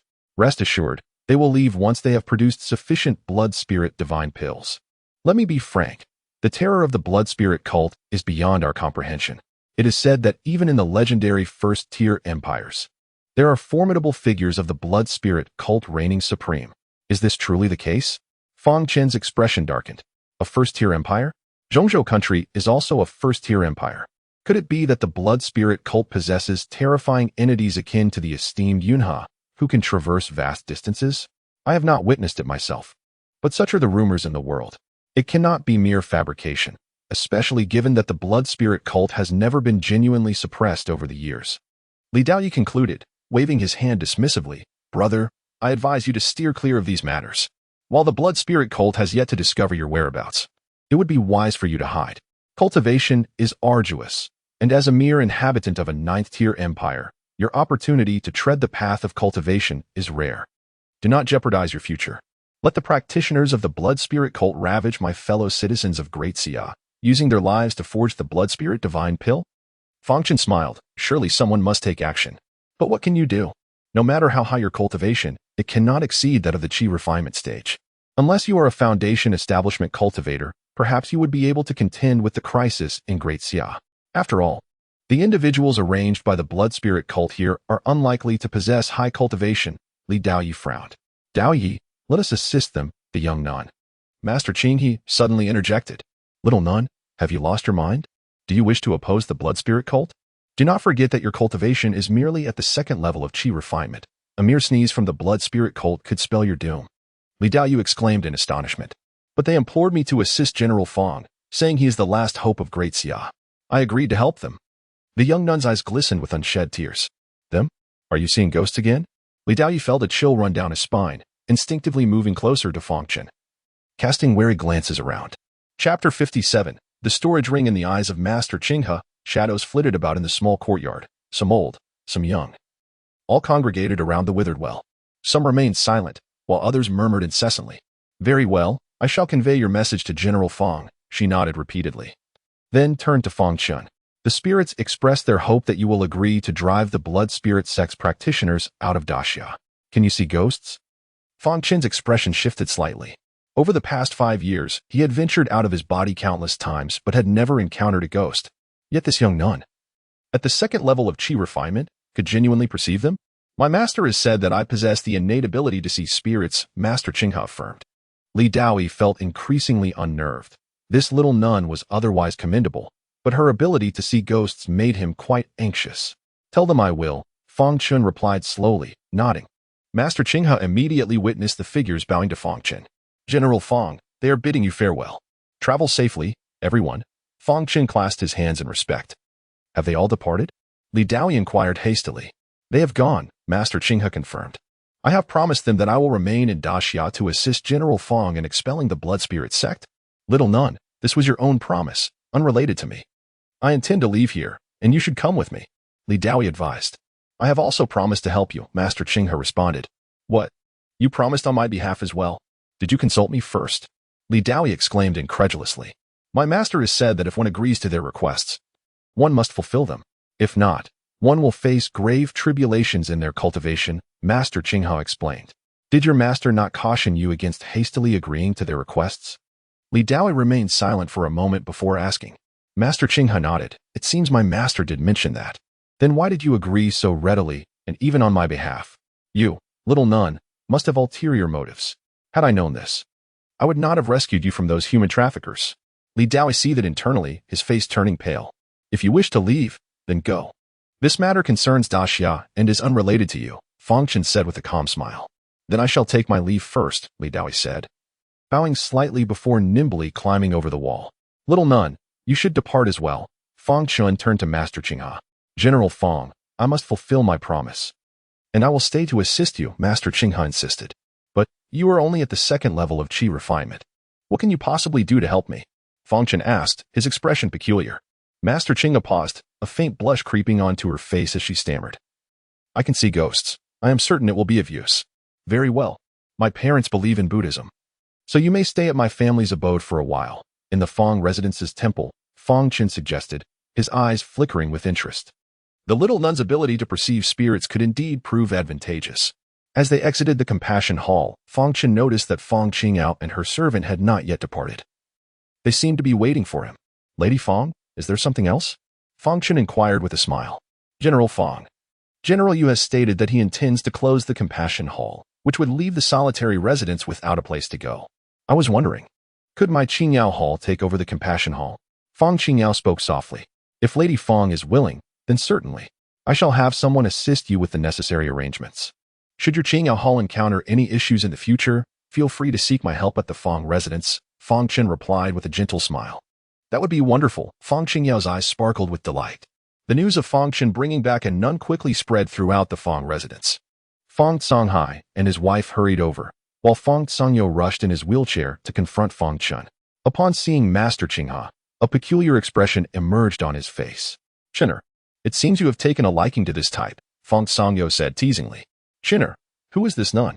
Fang Songhai glared at his younger brother, then scrutinized Fang Chen and Master Qinghe with a bemused look. Master Qinghe possesses profound Buddhist knowledge. My parents adhere to Buddhism, and I plan to invite her to reside in our temple, so my mother need not visit the Duo temple anymore, Fang Chen replied with a smile. The others breathed a sigh of relief, glad that Fang Chen did not intend to marry a young nun. It was no wonder they felt anxious, as this was the first time Fang Chen had brought a woman home in years. Fang Chen's mother greeted Master Qinghe warmly, appearing quite flustered. As if she had never experienced such a situation, her face turning red. She certainly did not seem like one well-versed in Buddhist teachings. The brothers, who had initially set aside their doubts, once again wore strange expressions. Fang Chen ignored them, exchanged a few words, and then returned to his courtyard. Before departing, he had discovered a ring among the charred remains of Su Hui, suspecting it to be a storage artifact. Indeed, it bore 8 soul seals, proving to be quite extraordinary. As Fang Chen's spiritual energy touched the ring, the 8 soul seals were activated. For the next 2 days, he focused on refining the seals belonging to Su Hui. Once the seals were completely dissipated, the ring finally became his magical treasure. With the ring now on his hand, and his spiritual energy flowing into it, he suddenly found himself in a desolate space filled with scattered low-grade spirit stones and a golden bowl. The golden bowl was Su Hui's artifact, and there were approximately 100 low-grade spirit stones. The cubic space was quite satisfactory. A smile crept into Fang Chen's eyes. Whether it was the wooden puppet or the jade pendant, none could compare to this storage ring. With it, Fang Chen could conveniently carry items that were otherwise cumbersome to transport. He examined the golden bowl for a while. The number of soul seals matched those of the wooden puppet. Fang Chen decided not to use it and cast it back into the storage ring. In addition to the jade pendant, he also placed the wooden puppet and over 100 low-grade spirit stones inside. With several magical artifacts and more than 200 low-grade spirit stones, my wealth among qi refinement practitioners is not too shabby, Fang Chen mused softly. At that moment, a commotion erupted outside. Young master, the handaway have stormed in, Sugo called from outside. I understand, Fang Chen nodded slightly. In the front hall, Fang Songyo sat in his wheelchair, facing the fierce group of dozens of handaway without a hint of fear. His gaze was indifferent, and his tone haughty. I say, do you handaway truly disregard my Fang residence so brazenly, daring to intrude like this? Are you under the command of Xiaoshenqi, seeking to become adversaries with my Fang residence? Second Master Fang, you are quite renowned. I did not expect to meet you in such a setting today. We are here on official business and hope that Second Master Fang will allow Fang Chen to come out for a moment, the deputy envoy Lu Zhenfu said coolly. Chapter 58 Fang Chen, are you aware of the crime of deceiving the sovereign? You wish to see Chinner? What is the matter? Fang Songyo lightly brushed off the blanket on his lap, speaking with an air of indifference. Fang Chen's disappearance is related to the case of the missing Vice Minister of Rights, Qin Dong. I have come today to escort him to the Handao Guard for investigation. Lu Zhenfu smiled lightly, stating, I possess a written directive from the Commander-in-Chief, and the Emperor has already given his approval, so, Master Fang, you will not defy the law. Will you? Fang Songyo's expression subtly shifted, and the surrounding guards of the Fang family turned pale, their gazes fixed on Lu Junfu. The Handao Guard meant little to them.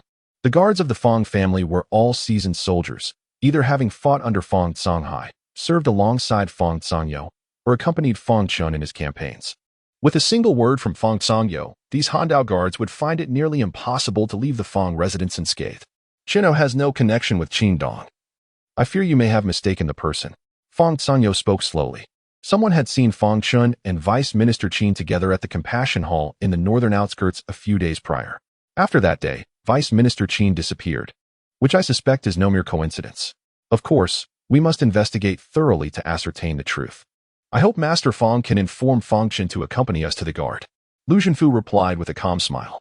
Just as Fang Songyou was about to respond, Fang Chen appeared slowly. Upon seeing Fang Chen, both Lu Junfu and his subordinates' expressions shifted slightly but soon regained their composure. General Fang, we meet again. Lu Junfu greeted with a smile that did not reach his eyes. Uncle, your leg injury is troublesome. You should rest at home. Fang Chen said with a smile to Fang Songyou. Lu Junfu's countenance darkened as he realized Fang Chen was ignoring him. He then spoke with a grim tone, General Fang. You must come with us. I am speaking with my uncle. What right do you have to interrupt? Fang Chen shot a piercing glance at Lu Junfu. Lu Junfu's face turned ashen, and he ultimately chose silence, fearing that Fang Chen might publicly humiliate him further. Chinner, is the situation grave? Fang Songyou asked softly. What could possibly be wrong? Fang Chen chuckled. I shall return for dinner tonight.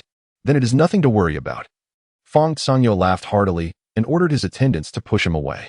Subsequently, under the watchful gaze of the Fang family's guards, Lu Junfu led Fang Chen away from the Fang residence. After a moment, Fang Chen suddenly remarked, this is not the way to the guard. Indeed. This path leads to the palace. Today's South Inquiry will take place in the Hall of Supreme Harmony, with the Emperor presiding personally. By the way, aside from Vice Minister Qin, we will also deal with the matter of your subordinate slaughtering the knights under the Viscount of Longdu today. Lu Junfu's eyes glinted with a cold smile.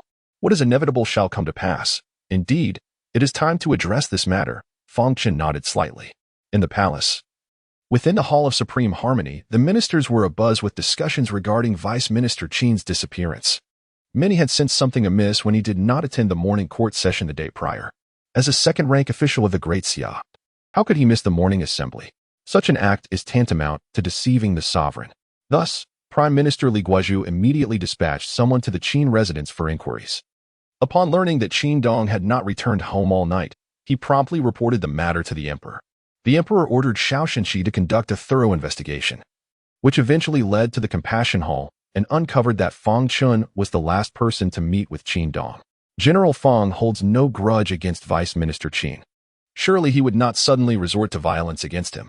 Moreover, Vice Minister Qin is a second-rank official. General Fang is surely aware of the limits of propriety. One cannot make such assumptions. After all, General Fang is fundamentally a martial man, and history is replete with instances where martial men have transgressed. Perhaps Vice Minister Qin inadvertently offended General Fang. If that were the case, does it not imply that we are merely prey to be slaughtered in the eyes of these martial men? Such a trend cannot be tolerated. We must demand accountability for this matter. Indeed, Vice Minister Qin must be found alive or dead. A dignified second-rank official cannot simply vanish without a trace. The ministers voiced their opinions, each expressing their stance. Among the crowd, Li Huafeng remained composed, occasionally glancing at the fifth prince, who was laughing and joking with others. And then at the crown prince. He observed everything quietly, much like a leopard lurking in the underbrush, always prepared to pounce. Crown Prince, your General Fang is quite audacious. Daring to lay hands on our own second-rank official? Today, I demand an explanation. Zhou Shio said with a wry smile beside the Crown Prince. That is only natural. Rest assured, Lord Zhou, the Crown Prince replied with a slight smile. Fang Chen has arrived. A voice rang out from outside. Everyone turned to look. Seeing Lu Junfu leading Fang Chen into the Hall of Supreme Harmony, where he knelt before the emperor, paying his respects, Your Majesty, I have brought young Master Fang. In contrast to Lu Junfu, Fang Chen did not kneel, as he possessed the privilege of not bowing before the emperor. All eyes turned to Fang Chen. Zhou Shio glared at him with resentment, his expression dark as if he wished to tear Fang Chen apart with his gaze. You may rise, the emperor said. Nodding slightly, Lu Junfu immediately stepped aside, positioning himself behind Xiao Shenqi. Fang Chen, do you know why I summoned you today?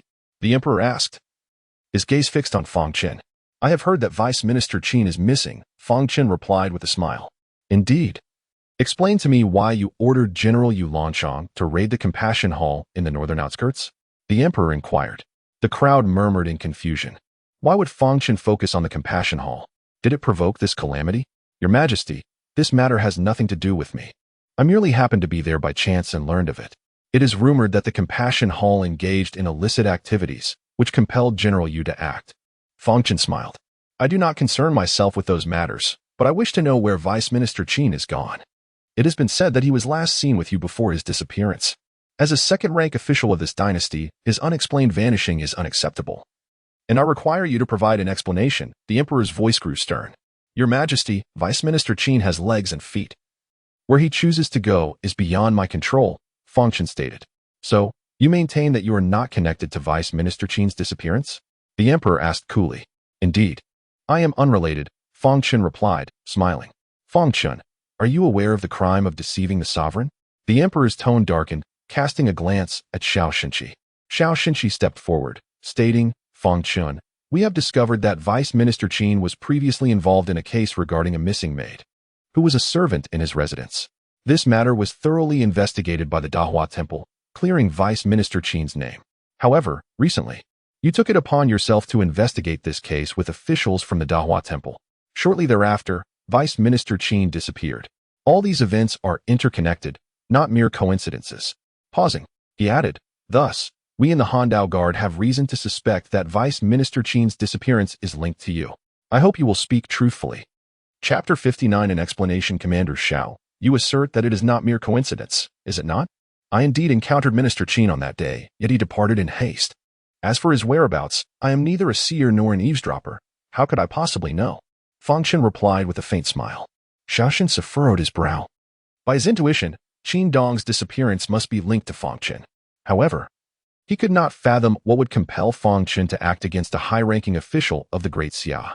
Could it truly be due to the missing maidens? Your Majesty, I believe there is merit to Fang Chen's words. We cannot simply conclude that Minister Qin was abducted by him solely because they met prior to his disappearance. The fifth prince suddenly clasped his hands in salute. Fang Chen has had no previous interactions with Qin Dong. How could he disregard the laws of Great Xia and act against a dignified minister of rights? Such an act would be a grave crime punishable by death. The fifth prince's argument held some weight. The officials exchanged glances and murmured among themselves. Your Highness, that statement is not entirely accurate. At this moment, a middle-aged man slowly stepped forward, his appearance bearing a slight resemblance to Tao Yu. He was Tao Mingxing, the Minister of Rights and Qin Dong's direct superior. Tao Mingxing surveyed the room before finally addressing the emperor, bowing in deference. Your Majesty, Fang Chen is a martial artist of Dan Qi. Such individuals are known for their reckless behavior. 5 years ago, when he was defeated at Sanjia Mountain, he displayed an utter disregard for authority. How many high-ranking officials' sons in the capital have suffered at his hands? Pausing, Tao Mingxing glanced at the crown prince. Recalling that even he had once been struck by Fang Chen. Given Fang Chen's audacity, it is not outside the realm of possibility for him to conspire against a minister of rights. A hush fell over the assembly. They were all aware of that incident. At the time, the crown prince was not yet the crown prince. The third prince held the greatest support. Due to certain events, Fang Chen had indeed struck the current crown prince, yet he had not dared to retaliate or issue threats.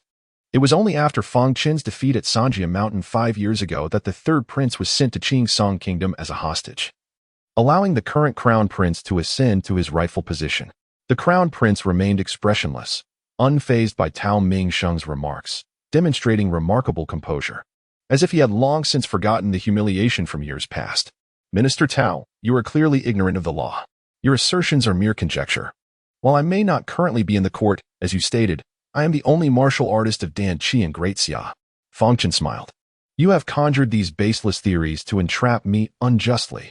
Are you prepared to face the consequences? Tao Mingxing's expression shifted slightly, and he cast a cold glance at Fang Chen. Fang Chen, do you wish to confront me in front of His Majesty? Come then. I fear not a mere martial artist. He took a step toward Fang Chen, unperturbed. The assembly was struck by Tao Mingxing's audacity. To speak thus before a martial artist of Dan Qi required extraordinary courage. If he were to unleash his wrath, who could guarantee their safety, given Fang Chen's exalted status? Minister Tao, do not provoke General Fang further. He has fought valiantly in numerous campaigns. Though young, he is not naive. It would be wise to keep such tactics to yourself. An elderly man with white whiskers spoke slowly. The officials, who had been observing silently, were taken aback. Even Li Guizhu could not help but glance at the white-bearded elder. This elder, surnamed Jiang, named Jiang Yushu, was a venerable figure in Great Xia, having served in 3 dynasties as the Minister of Justice. In his youth, he had risen through military ranks, later inadvertently joining the Ministry of Justice, where he solved countless cases, ultimately ascending to his current esteemed position. His life had been nothing short of extraordinary. However, in recent years, Jiang Yushu had distanced himself from court affairs, attending meetings only to return home for quiet contemplation. The officials were astonished that he would speak on Fang Chen's behalf today. Tao Mingxing could not help but glance at Jiang Yushu, his expression fluctuating between uncertainty and defiance. Minister Jiang, what insight do you offer? The emperor inquired with a smile. As General Fang has stated, there is no concrete evidence to support today's accusations. Thus, I propose we discuss another matter. Jiang Yushu clasped his hands respectfully. Another matter? The assembly voiced their surprise. Could it be? They turned their gazes toward Zhou Xiu beside the crown prince. Recognizing that the situation concerning the Viscount of Longdu indeed required addressing. Your Majesty, I possess some case files detailing the misdeeds of numerous high-ranking officials within the Compassion Hall throughout the capital. Jiang Yushu produced a thick dossier and handed it to Unikyu, who promptly presented it to the emperor. In an instant, many officials' expressions turned uneasy. Tao Mingxing maintained a stoic demeanor as he glanced at Jiang Yushu, then at the smiling Fang Chen, a sense of foreboding settling in his heart. The emperor perused the documents, and his expression gradually darkened. Finally, he slammed the dossier shut and fixed Jiang Yushu with a penetrating gaze. Minister Jiang, is this information accurate? The evidence is irrefutable. Minister Qin is currently imprisoned in my Ministry of Justice, and he has confessed to all relevant matters. Over the years, he has conspired with others, exploiting the Compassion Hall for unsavory dealings. Furthermore, the renowned Master Su Hui is indeed a practitioner of demonic arts. Countless souls have perished at his hands, and their remains now reside within the Ministry of Justice. Jiang Yushu chuckled. General Fang's inadvertent revelation has unraveled the suspicions I have harbored for years. Xiao Xinsu's expression shifted dramatically. The officer standing behind him, Lu Zhenfu, turned pale but quickly regained his composure. Seeing that Fang Chen had not noticed him, he exhaled a sigh of relief. The 5th prince was momentarily taken aback, glancing between Fang Chen and Jiang Yushu, a peculiar expression crossing his face. Jiang Yushu's words sent ripples through the court. Minister Qin is in custody? Master Su Hui practices demonic arts? The corpses within the Compassion Hall. Some officials, unable to contain their curiosity, pressed for further details, prompting the emperor to bang the table, signaling for silence. Minister Jiang, I expect you to resolve this matter within 7 days and provide me with an account. The emperor declared coolly. I shall obey, Jiang Yushu replied, a glint of fierce determination flashing in his murky eyes. No one anticipated that Qin Dong was implicated in such a case and was now imprisoned by the Ministry of Justice. Consequently, those who had recently suspected Fang Chen of foul play felt a wave of shame wash over them. However, others were not so quick to dismiss the implications. They were astonished, having not foreseen Jiang Yushu's actions today. They suspected that this was all part of Fang Chen's meticulous orchestration, intended to deliver a resounding slap to certain individuals. As the matter concerning Qin Dong drew to a close, Zhou Xiu interjected, the Great Xia owes me an explanation. Does it not? Fang Chen apologized to Viscount Zhou, and we shall consider the matter settled. The emperor waved his hand dismissively. Apologize? A flicker of anger flashed in Zhou Xiu's eyes. Your Majesty, my knights have suffered grievous losses. Can a mere apology suffice? Your Majesty, this matter indeed requires an explanation for Viscount Zhou. Fang Chen smiled. Zhou Xiu regarded Fang Chen with cold derision. The officials watched with bated breath, curious whether Fang Chen would concede and apologize. Minister Jiang, may I ask how one ought to judge those who harm our Great Xia merchant convoys, treating them like cattle to be slaughtered at will? Fang Chen inquired with an unruffled smile. Chapter 60. Justice must be served. Upon hearing Fang Chen's words, not only did the officials within the Taiha Hall display a hint of astonishment, but even the emperor furrowed his brow. Both Tao Mingxing and the crown prince wore grim expressions. The court officials were acutely aware of the implications. Yet they would never jeopardize their relations with the Longdu kingdom over a mere handful of lives. At present, the Great Xia faced the threat of annexation by the Qingsong kingdom, and the three prominent nine-rank empires of Longdu, Guha, and Izhou served merely as a buffer. Any hostility towards any one of these nations would obliterate that buffer, delivering a severe blow to the Great Xia. The realm could not withstand such repercussions. Fang Junshin must be punished for his crimes, Jiang Yushu remarked with a smile. Your Majesty, how do you propose to deal with Zhou Xiu? Fang Chen chuckled. Glancing toward the emperor, Zhou Xiu, enraged, retorted with a mocking laugh, pointing at Fang Chen. You think you can use this trivial matter against me? You've lost your mind. If Longdu declares war on the Great Xia, you will face the combined wrath of Longdu and Qingsong. Even Guha and Izhou may join in, hoping to seize a piece of the pie. Can Great Xia endure such a calamity? Zhou Zizhu, do not be hasty. Li Guozhu stepped forward, attempting to calm Zhou Xiu. Then turned to Fang Chen, frowning. Fang Junshin, this matter should not be escalated.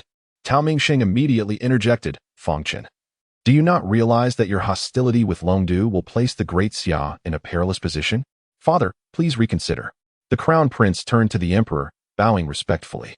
In an instant, numerous civil and military officials stood to express their stance.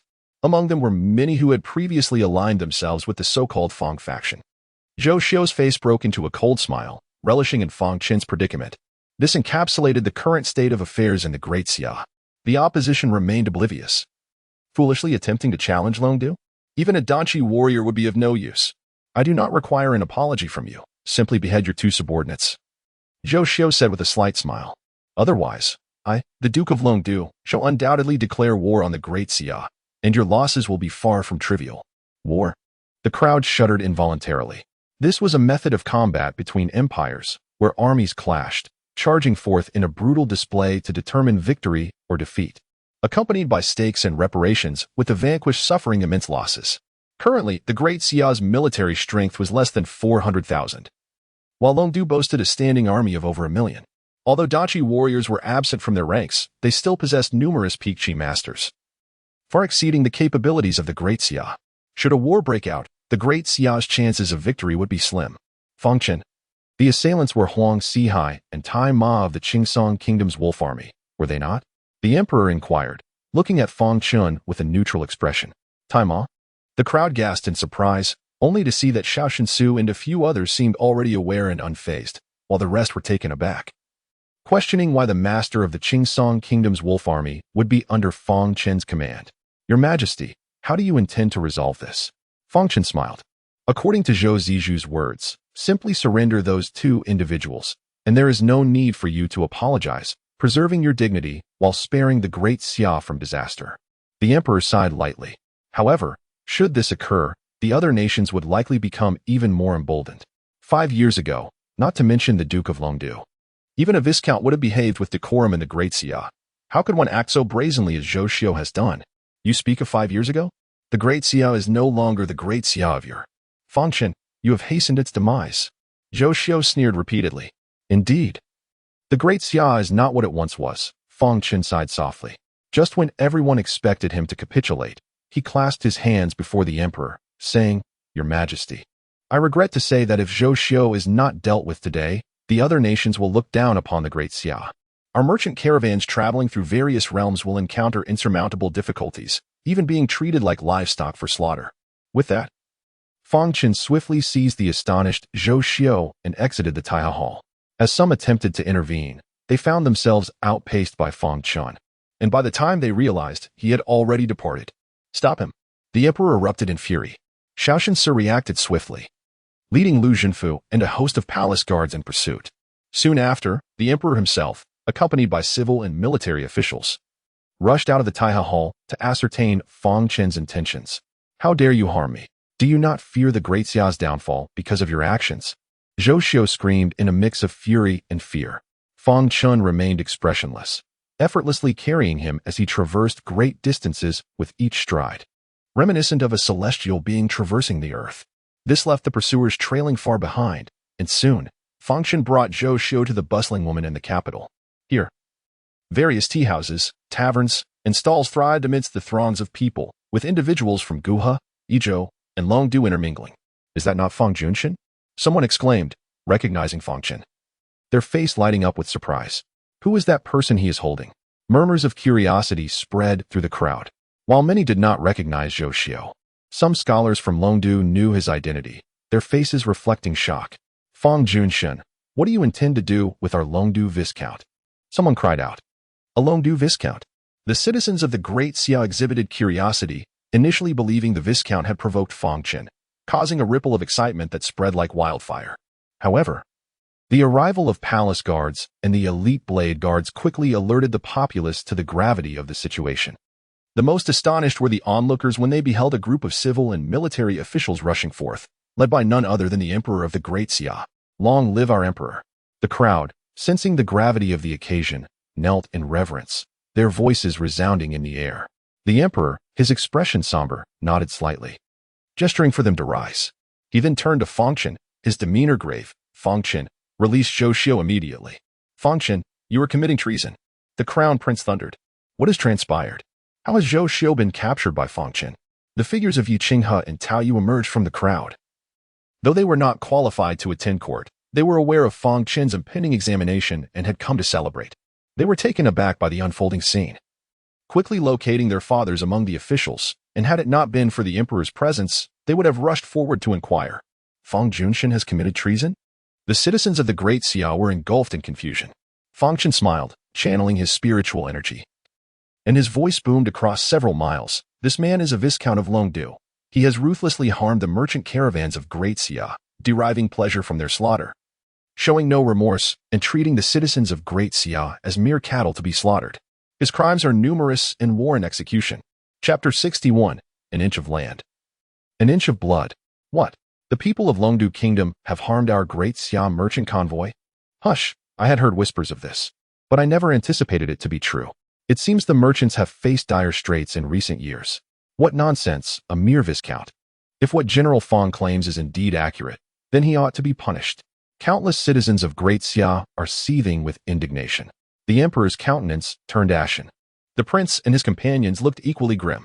Bold Fang Chen, how dare you, a mere commoner, question and execute someone in broad daylight? Tao Ming bellowed in fury.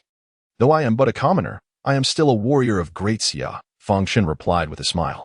If no one else will change the status quo, then let it begin with me. Fang Chen, release our Viscount at once. Do you wish for Longdu Kingdom to engage in war with Great Xia? The scholars of Longdu clamored.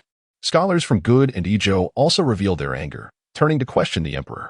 The Emperor's face darkened as he coldly regarded Fang Chen. Fang Chen, put him down now, and I shall not hold you accountable for your transgressions. Your Majesty, I know you have long wished to flay this wretch alive, but fear it may bring harm to Great Xia. Allow me to be your blade, to rid you of this pest. I shall bear all consequences henceforth. If Longdu desires war, then let it be war. An inch of land, an inch of blood. The splendor of Great Xia today has been forged by the blood and sweat of its people. How dare a mere small nation like Longdu act with such impunity, treating us as lowly subjects?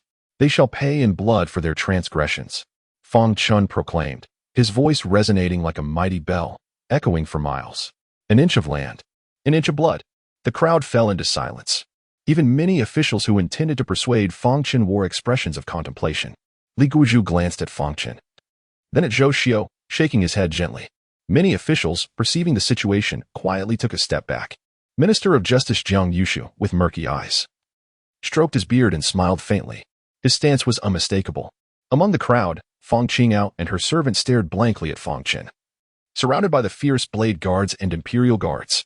Miss, General Fang intends to kill Zhou Xiu in front of everyone. I thought he would consider the bigger picture and only slay his subordinates. Yet, this way, General Fang will find himself in a perilous situation. Worry filled Fang Qingyao's eyes. Do not fear, miss. We have witnessed General Fang's prowess. I believe he has a plan. The maid whispered. Concern breeds chaos, reminded by her. Fang Qingyao quickly regained her composure. Everyone, step aside. Suddenly, a loud shout shattered the silence. A general rushed forth, dismounting and bowing before the emperor. Fang Songhai, this is your esteemed son. The emperor glared at Fang Chen, his face ashen. The newcomer was none other than Fang Songhai, demoted to guard the city gates. I beg your majesty's forgiveness. Fang Songhai clasped his hands in salute, then turned to Fang Chen. Chen'er, must this man be killed today? He must be killed. Fang Chen nodded slightly. Then let it be done, Fang Songhai declared. The crowd was taken aback. Were you not here to dissuade your own son? The emperor, pointing at Fang Songhai, was rendered speechless with rage. This rascal, will he truly return home for dinner tonight? In a corner of the crowd, Fang Sangyo sat in a wheelchair, gazing at Fang Chen with an expression of disbelief, never expecting such a commotion. Even more surprising was that Fang Songhai, who typically valued the bigger picture, today not only refrained from dissuading Fang Chen but stood firmly by his side. But then again, this is indeed a member of the Fang family. Fang Sangyo suddenly smiled. Behind him, Su Gu's lips curled into a slight grin. Meanwhile, on a nearby watchtower, a general clad in silver armor held a longbow, his gaze icy as he watched Fang Chen. Commander Yin, the emperor has commanded you to stop Fang Chen. Zhou Xiu cannot die. A eunuch appeared, speaking in hushed tones. Does His Majesty know that Fang Chen has restored his martial prowess? My arrow may not reach him. Yin Beihan's expression grew serious. Are you suggesting disobeying the emperor's command? The eunuch's face hardened. I understand. Yin Beihan slowly nodded, raising his bow. I see the hour is late, Zhou Xiu. It is time for you to depart. In your next life, remember to live modestly as an ordinary person. It is far better than being a Viscount of Longdu and living to a ripe old age. Fang Chen glanced at the sky, smiling at Zhou Xiu.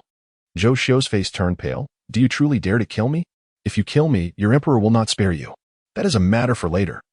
You are about to die, so do not concern yourself with such trivialities. Fang Chen chuckled. Just then, a chilling whistle pierced the air. In the crowd, Fang Sangyo was the first to react, recognizing that sound. Yin Beihan has made his move. He is acknowledged as the finest archer in Great Xia. He truly dares to act. Fang Chen chuckled lightly, suddenly waving his hand, producing an arrow that trembled violently at its tail, while his arm remained still. The emperor's expression darkened at this sight. In the next moment, Fang Chen flicked the arrow back, causing it to return with an even more intense whistle. Not far away, a figure fell from the watchtower. Commander Yin. The members of the arrow squad rushed forward, disbelief written across their faces. Their commander had been shot back with his own arrow. Yin Beihan's legs were pierced by an arrow, leaving him in a pitiful state. After being helped up by his subordinates, he gritted his teeth and pulled the arrow from his leg. General Fang's cultivation is indeed unfathomable. A bitter smile crept across Yin Beihan's face. He understood that this arrow was intentionally returned to him, as he had once shot through Fang Sangyo's legs in a similar manner. Just then, a thunderous voice echoed in Yin Beihan's ears. Strike. Instantly, the cries of countless citizens of Great Xia rose, a wave upon wave of fervor. Yin Beihan's expression shifted. He realized Zhou Xiu was dead. He also understood the grave situation Great Xia was about to face. General Fang, if you truly possess a backup plan, then this arrow is worth my injury. If not, Yin Beihan murmured to himself. Before the Meridian Gate, Zhou Xiu's head rolled on the ground, tumbling far away, leaving the scholars of Longdu momentarily voiceless. Good and Izhou suddenly felt a sense of impending doom, casting a look of hatred towards Fang Chen. At this moment, all the civil and military officials fell silent. The deed was done. Kindly inform your superiors that, though I, Fang Chen, currently hold no military command, I am still a warrior of the Danchi, and I can freely enter your imperial palace. Henceforth, when you encounter our Great Xia merchant convoys, please afford them due respect. Should you dare harm us again, I shall personally pay you a visit. Fang Chen smiled at the scholars of the three kingdoms. Father, quickly order someone to take him down. The prince's face turned pale. The emperor remained silent for a moment, then scoffed and left, followed by the officials. The prince stood frozen. Everyone knew that Fang Chen's recent words held weight not only for good in other nations but also for Great Xia itself. Prince, in the future, do not associate with such minor characters. They will not solidify your claim to the throne but will instead bring you harm. Fang Chen smiled faintly at the prince, casually kicking Zhou Xiu's head away, then turned to Fang Songhai with a grin. Father, let us return for dinner. Fang Chen departed. Yet, many in the crowd remained in shock, unable to regain their senses for a long while. Tao Yu and Yi Qinghe finally shook off their stupor and rushed to the prince, hesitating to speak. Do you think Fang Chen will rebel in the future? The prince spoke with a somber expression. Upon hearing his words, the two were taken aback, rendered momentarily speechless, uncertain of how to respond. A cold laugh escaped the prince's lips as he cast a glance at the lifeless body of Zhou Xiu on the ground, before turning away, his silhouette appearing somewhat despondent. Chapter 62. The display of a corpse before the clamorous South Gate. The scholars from Longdu Nation appeared oddly out of place. Their eyes fixated on the scene of Fang Chen slaying Zhou Xiu, staring vacantly at the corpse of Zhou Xiu. Finally, one of the scholars from Longdu Nation spoke slowly. Longdu and Daxia are on the brink of a national war. How can a Viscount of Longdu perish in such a humiliating manner? They belonged to the noble class in the capital of Longdu, and even though they were not barons, there existed intricate connections among the nobility. When facing external threats, they would undoubtedly unite. Indeed, a national war must commence. At the very least, Daxia should pay with 1,000 lives to balance the scales for Viscount Zhou Xiu. They demanded the compensation of several cities as well. Suddenly, someone remembered the need to retrieve Zhou Xiu's remains and called out. Just as he was about to pick up Zhou Xiu's head, he discovered a large foot already resting upon it. The scholars from Longdu were instantly enraged. How could they endure such humiliation even in death?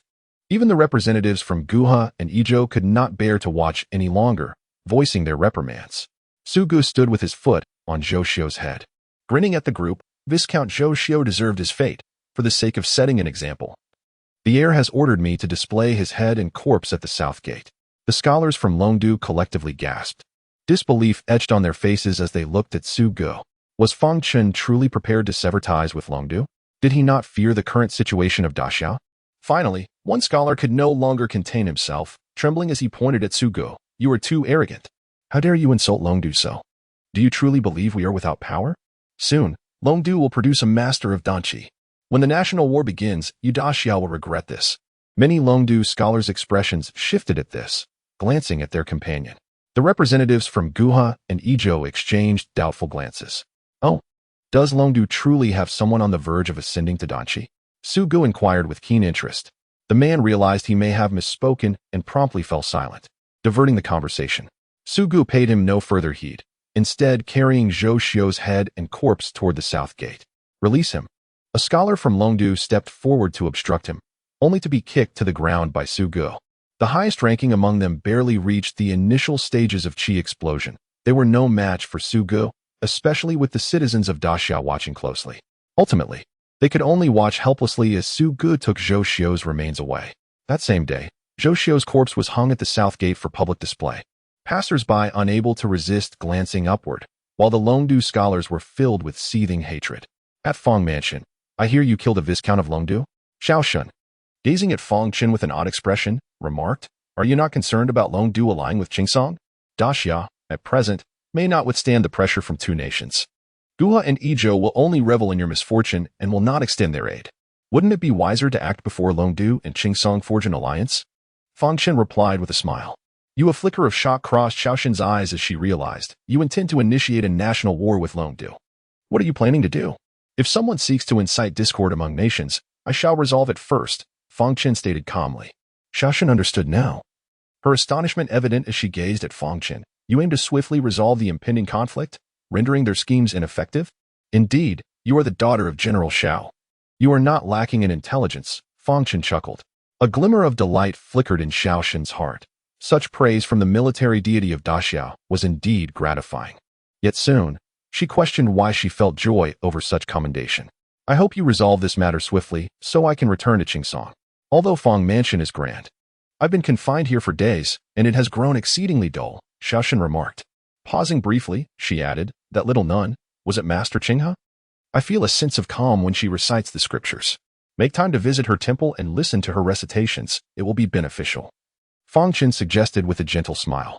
Master Qinghe, being at the second level of Qi refinement, naturally exuded a flow of spiritual energy while reciting scriptures, which was an invaluable nourishment for martial artists. In daily life, spiritual energy resides within the heavens and earth, inaccessible to mortals and martial artists, akin to the chasm between a beggar and an emperor. This was also why Fang Chen wished to keep Master Qinghe. Xiao Shen would benefit, and naturally, so would his parents, or indeed, everyone in Fang Mansion could share in the blessing. Not long after Zhou Xiu's corpse was displayed at the south gate, several groups of visitors arrived at Fang Chen's door, all merchants and stakeholders from various trading associations. Fang Chen's decisive action made them acutely aware of his stance. It was rare for someone in Daxia to stand up for merchants like them. Overcome with gratitude, they brought lavish gifts for their visit. Although they did not meet Fang Chen, their offerings were declined by Fang Mansion.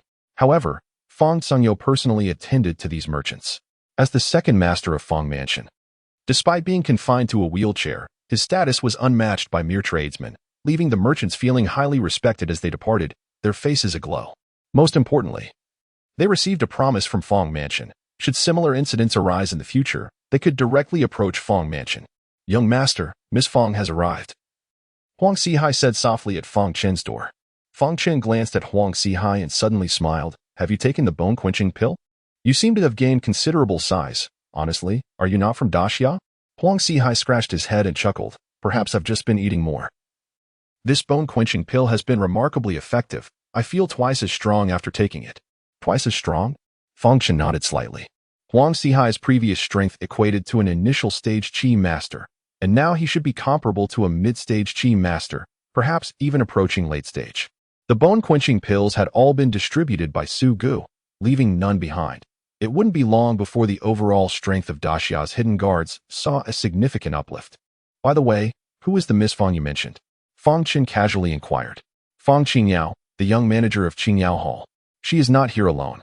She brought along the big boss of Longting Chamber of Commerce, Li Maokai," Huang Sihai replied. "If you do not wish to meet, I shall inform them. Let us meet." Fang Chen smiled. In the front hall, a man in his 60s appeared somewhat restless. Observing this, Fang Qingyao could not help but say, bossly, "General Fang is not as fearsome as you think." "I am not afraid. I am merely a bit excited," Li Maokai replied. "You must understand. The challenges faced by your Qingyao Hall have not been rare for us at Longting Chamber of Commerce over the years. General Fang's emergence to speak on behalf of us commoners is immensely beneficial. I am at a loss for how to express my gratitude. There is no need for thanks. The people of Daxia should not be treated this way," Fang Chen said as he walked into the front hall, offering a gentle smile to Li Maokai. Chapter 63. The Moon Sinks in Gold, General Fang. Li Maokai hurriedly stepped forward and performed a deep bow, saying, "I am the aged Li Maokai, paying my respects to General Fang. There's no need for such formality. Please take a seat." Fang Chen waved his hand and settled into the main seat, turning to Fang Qingyao with a smile. "Miss Fang, how have the arrangements at the Compassion Hall been? Has there been anyone to hand over matters to you?" A peculiar expression appeared on Fang Qingyao's face as she slightly nodded. "An official from the Ministry of Justice has come to transfer ownership, and now the Compassion Hall in the capital is under my name." She truly admired Fang Chen. It was remarkable that one of the 6 ministries, the Ministry of Justice, would personally assist him in the transfer for her. What kind of influence could be found in the capital? "That is excellent." Fang Chen nodded with a smile. "I can see that you are a kind-hearted person, Miss Fang. The orphans and widows at the Compassion Hall will finally have some support. Rest assured, General Fang. Our Longting Merchant Association plans to donate a total of 5,000 taels of silver to various Compassion Halls in the capital each year." Li Maokai interjected. Fang Chen's eyes brightened slightly as he clasped his fists towards Li Maokai. "I did not expect you, Boss Li, to also possess such benevolence. 5,000 taels of silver can indeed resolve many issues." "That is only right, only right," Li Maokai nodded repeatedly. After a moment, he continued, "General Fang, I have brought some humble gifts for this visit. I hope you will graciously accept them as a token of my sincerity." "There is no need for gifts. Please take them back. I have already declined several offerings today," Fang Chen replied with a smile, shaking his head. "Your goodwill is sufficient." Li Maokai became anxious and quickly turned to Fang Qingyao. She smiled wryly and said to Fang Chen, "General Fang, among Boss Li's gifts is a weapon that seems extraordinary. Perhaps you might want to take a look." Yes. While other gifts may be refused, those are mere trifles unworthy of a person of your stature, General. However, that weapon is something you must see. It was brought back by a manager of our merchant association 3 years ago and is quite remarkable." Li Maokai hastily added, "A weapon?" This piqued Fang Chen's interest, and Huang Sihai, Su Gu, and Tai Ma, who were outside, exchanged curious glances. The fact that this weapon was brought to Fang's residence indicated its uniqueness. Otherwise, ordinary weapons would not be presented. "Then I shall take a look." Fang Chen nodded with a smile. Li Maokai promptly rose to summon his attendants, and soon, a cart slowly entered the courtyard, its wheels leaving deep impressions, indicating it carried something heavy. "What are you all doing?" Fang Sangyo, gliding in his wheelchair, inquired as many guards nearby approached with curiosity. "What's inside? Is it filled with gold? How is it so heavy?" Fang Sangyo exclaimed in surprise. Li Maokai quickly explained, "Everyone. Inside is a weapon that our Longting Merchant Association's manager obtained from elsewhere. Its uniqueness lies in its weight." "Weight?" Fang Chen stepped forward to lift the curtain, only to find the cart empty except for a long and heavy Konglong mace. This type of weapon is quite common in the Great Xia, often used by the armies of Guha and Izhou to equip their infantry. The mace resembled a whip, long and bladeless, with 4 edges. However, its size differed. The Great Xia's Konglong mace measured 4 feet, while Guha and Ijo's were approximately 3.5 feet. This particular mace, however, measured at least 6 feet. Konglong mace. The crowd gathered around, their faces displaying strange expressions. How could such a Konglong mace cause the cart to sink so deeply? General, this Konglong mace is certainly not an ordinary object. It appears similar to common weapons, yet it is incredibly heavy. The manager had 4 late-stage qi condensation experts assist him, and they barely managed to move the mace into the cart, Li Maokai hurriedly elaborated. Simply moving it nearly exhausted the strength of those 4 experts. I have even asked a martial artist to test it, and he could not lift it at all. If someone can wield it, its power must be indomitable. Is it truly that incredible? Huang Sihai's face showed slight disdain upon hearing about the mace's weight. Old Huang, why not give it a try? Fang Chen suggested with a smile. All right, young master, please watch closely. Huang Sihai chuckled and immediately leapt onto the cart, reaching for the Konglong mace. Taima and Suga watched with interest, while Fang Jixue, Xiaoxin, and Qinghe Shirtai arrived just in time to witness the spectacle. How did the 3 of you come together? Fang Chen observed them. What a stunning priestess, and this maid also possesses remarkable beauty. Ah, this must be General Fang's sister. Fang Jixue, Fang Qingyao mused as her gaze lingered on the 3 women. At that moment, Huang Sihai suddenly shouted, seizing the Konglong mace and lifting it effortlessly, causing the cart to shatter under the strain. Huang Sihai's face flushed red as he swung the mace a few times. Wow, Li Maokai gasped, while his attendants looked on in astonishment. Indeed, he is the Dragon General. Admiration flickered in Li Maotsai's eyes as he witnessed someone wielding this extraordinary Konglong mace with such ease. How does it feel? Fang Chen asked with a smile. Huang Sihai's face turned crimson. Just as he was about to respond, he lost his strength, and the mace fell heavily to the ground, causing the ground to tremble slightly. Haha. Suga chuckled lightly, and Taima wore a faint smile, clearly indicating that Huang Sihai could not wield the weapon. Since even Huang Sihai could not lift it, how could they manage? It seemed that only a martial artist of the caliber of the young master could hope to use this weapon. General Fang, you are a martial artist. I believe this weapon will surely be within your capabilities, Li Maokai said, clasping his fist towards Fang Chen. This item is indeed extraordinary, not of common origin. Are you truly willing to gift it to me, Boss Li? Fang Chen smiled. This object is of no use remaining with our Longting Merchant Association. If it were to fall into the hands of an enemy nation's martial artist, it could potentially endanger the lives of our Great Xia citizens. Therefore, I sincerely hope, General Fang, that you will accept it. Even if you do not use it, it will be safest within Fang Manor. Li Maokai bowed respectfully. Xiaoxin's expression shifted. This weapon was indeed surprising, and if Fang Chen were to acquire it, it could pose a significant threat to Qingsong. This item.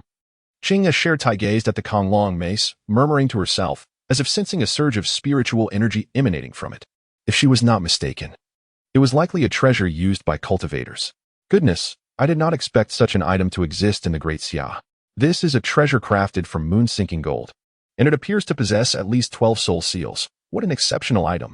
Suddenly, a somewhat frivolous voice rang out, and everyone turned to see a gray-robed Taoist who had appeared beside Qinghe Shirtai, pointing at the Konglong mace.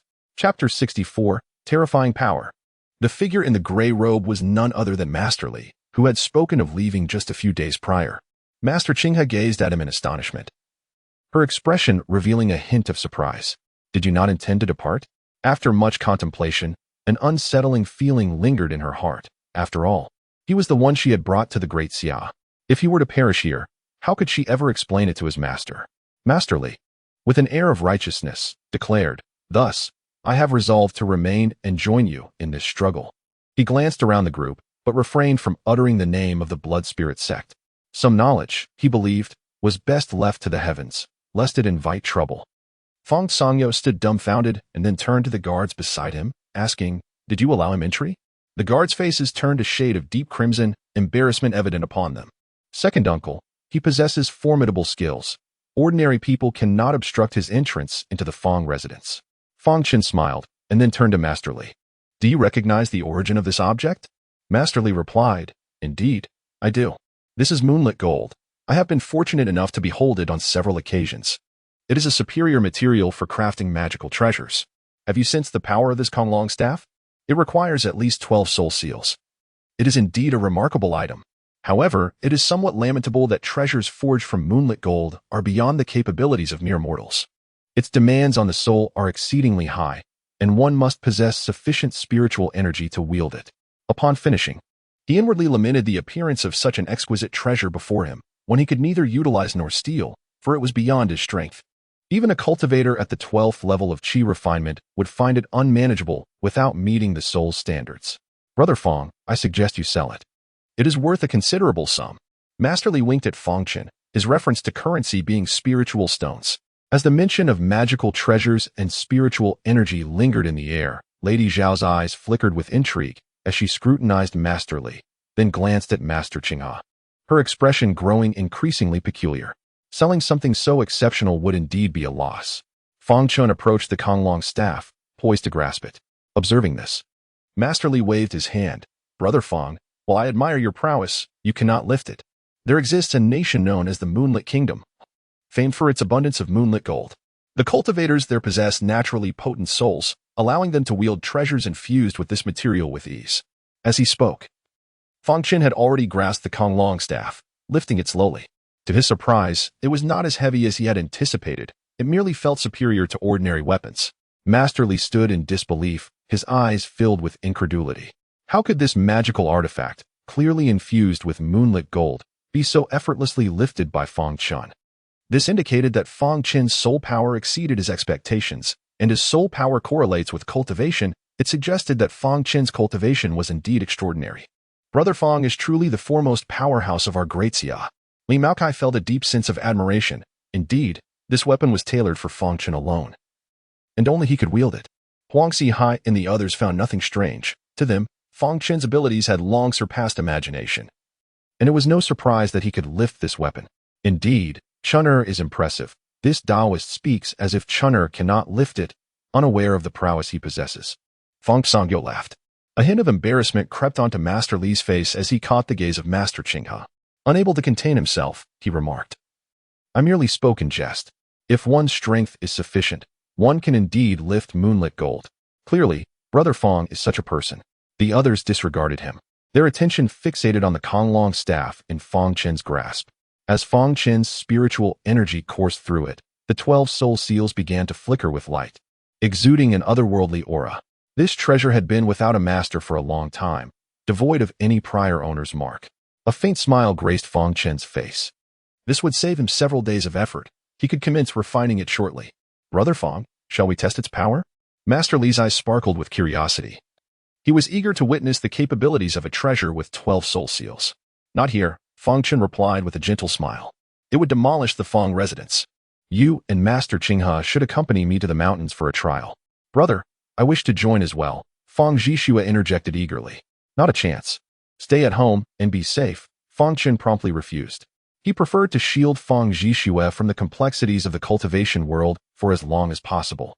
He would seek an appropriate cultivation manual for her and others in the future to see if they could cultivate, but the 3,000 methods adhered to sect regulations, which he could not share with outsiders. The blood spirit great method, being a demonic technique, was likewise not to be imparted. Half an hour later, in a desolate mountain on the southern outskirts of the capital, Taima, Sugu, Huang Xihai, Master Li, and Master Qinghe stood behind Fang Chen, who faced a colossal boulder. This stone towered over 10 zhang, resembling a small mountain. Anyone standing before it would appear as insignificant as an ant. Fang Chen raised the Konglong staff and hesitated for a moment before gently tapping it against the boulder. In an instant, a surge of terrifying spiritual energy erupted. Fang Chen felt 3/4 of his spiritual energy dissipate, magnified countless times by the Konglong staff. Without a sound, the entire small mountain crumbled into dust. Taima hiss. Sugu hiss. Huang Xihai. Wow. Master Qinghe. Oh. Master Li? Everyone stood in stunned silence. Even the cultivators Master Li and Master Qinghe were taken aback by the scene before them. With such a light touch, a small mountain had been utterly obliterated? Such terrifying power. What would the consequences be if it were unleashed upon a person? It was truly frightening. No wonder it was a treasure with 12 soul seals. Such might could perhaps even pose a threat to foundation-building cultivators. What a pity, what a pity, why had such fortune eluded me? Master Li's face was full of discontent. Yet, he understood that even if he possessed this treasure, he would be unable to wield it. With such a magical artifact, Perhaps Fang Chen would find it considerably easier to cleanse the blood spirit sect cultivators from the Great Xia. That would indeed be a good thing. Master Qinghe cast an excited glance at Master Li. Yes, indeed. Master Li perfunctorily nodded. The blood spirit sect? It is best to avoid contact. For even a mere 12 soul seal treasure wields such fearsome might. Just imagine how formidable the treasures possessed by those foundation building and even golden core cultivators within the blood spirit sect must be. They could easily incinerate the heavens and boil the seas. Congratulations, young master, on acquiring this treasure. Huang Sihai suddenly clasped his fists and exclaimed, with this in hand. If it were wielded amidst an army, how many would perish? I doubt anyone would dare to trouble our great Xia again. Tai Ma and Su Gu also displayed expressions of joy. The stronger Fang Chen grew, the happier they became. This treasure is indeed remarkable. Though it consumes quite a bit of energy, Fang Chen murmured softly to himself. His cultivation level was still insufficient. If he were at the 6th or 7th level of qi refinement, it would be much easier to handle. For now, he could only use it as a trump card.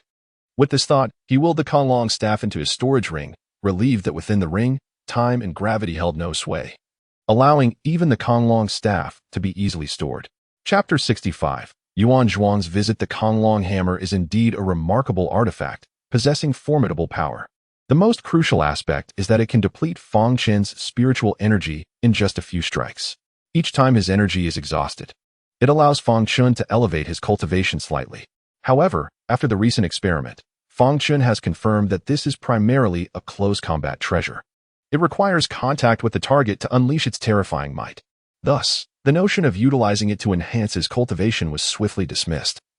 There aren't ample desolate mountains nearby for him to dismantle, and its destructive capacity is too astounding. What sorcery is this? Could it be a storage ring? Li Daogong felt a surge of trepidation. In the cultivation world, storage rings are a peculiar type of artifact, although they possess no offensive capabilities. Their value surpasses that of ordinary treasures. Possessing one is a testament to one's status. Your Highness. Today a scholar from Longdu Kingdom let slip that they may have a peak qi master on the verge of advancing to Danqi. Su Gu stepped forward, cupping his fists in respect. Longdu Kingdom is known to have 7 peak qi masters, among whom 3 are Grand Dukes and 4 are Marquises. Notably, Marquis Xian has the greatest chance of advancing to Danqi. Fang Chen smiled. If Longdu were to lose control and initiate a national war, he would become a trump card in the conflict. Brother Fang, those mere warriors are no match for you. It would be wiser to subdue them directly and focus our attention on the blood spirit sect, Li Daogong suggested. The identity of the cultivator must remain undisclosed. No one knows when the remaining 4 members of the blood spirit sect will return to Daxia, nor their cultivation levels. Fang Chen replied with a faint smile. Pausing for a moment, he inquired, but why have you returned so suddenly? A gentleman knows when to act and when to refrain. As for me, Li Daogong was about to launch into an elaborate explanation when he noticed Fang Chen's enigmatic smile, prompting him to chuckle awkwardly. A rival has tracked me down. I have no idea how he discovered my whereabouts. If he finds me, my life would be in jeopardy, so I had no choice but to seek Brother Fang's assistance.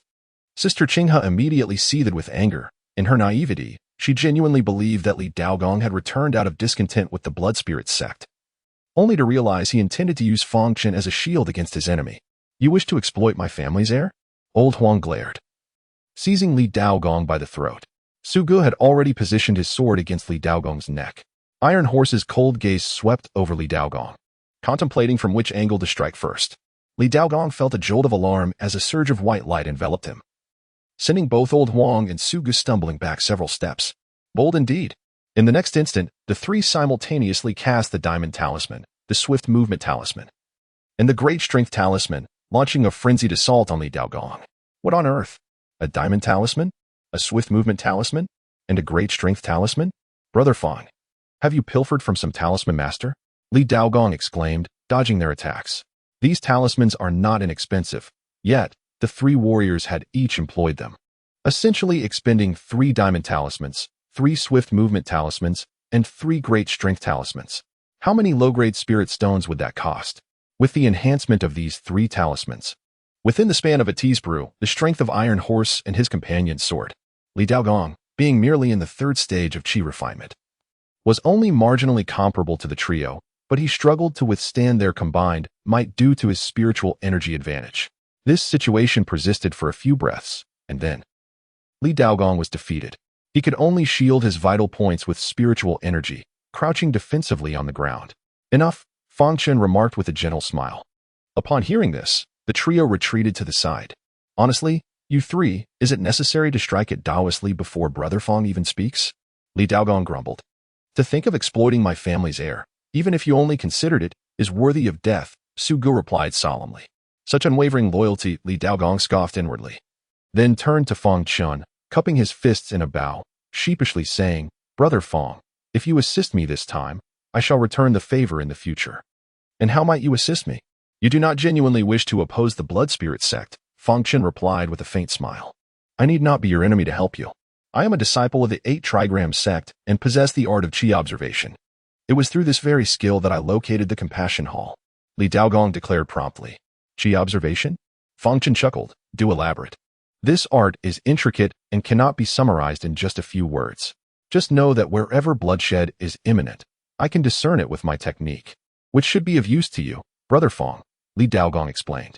That certainly holds some merit, Fang Chen nodded. What is the cultivation level of your rival? 5th stage of Qi refinement, Li Daogong hastily replied. Provide me with this detailed information, Fang Chen instructed with a smile. Upon returning to Fang's residence, Li Mekai waited anxiously. Upon seeing Fang Chen return, Fang Qingyao cast a curious glance his way, eager to learn about the experiment's outcome. Fang Jixue stood pouting nearby. When she caught Fang Chen's gaze, she deliberately averted her eyes. I will accept this Konglong hammer, Fang Chen smiled at Li Maokai.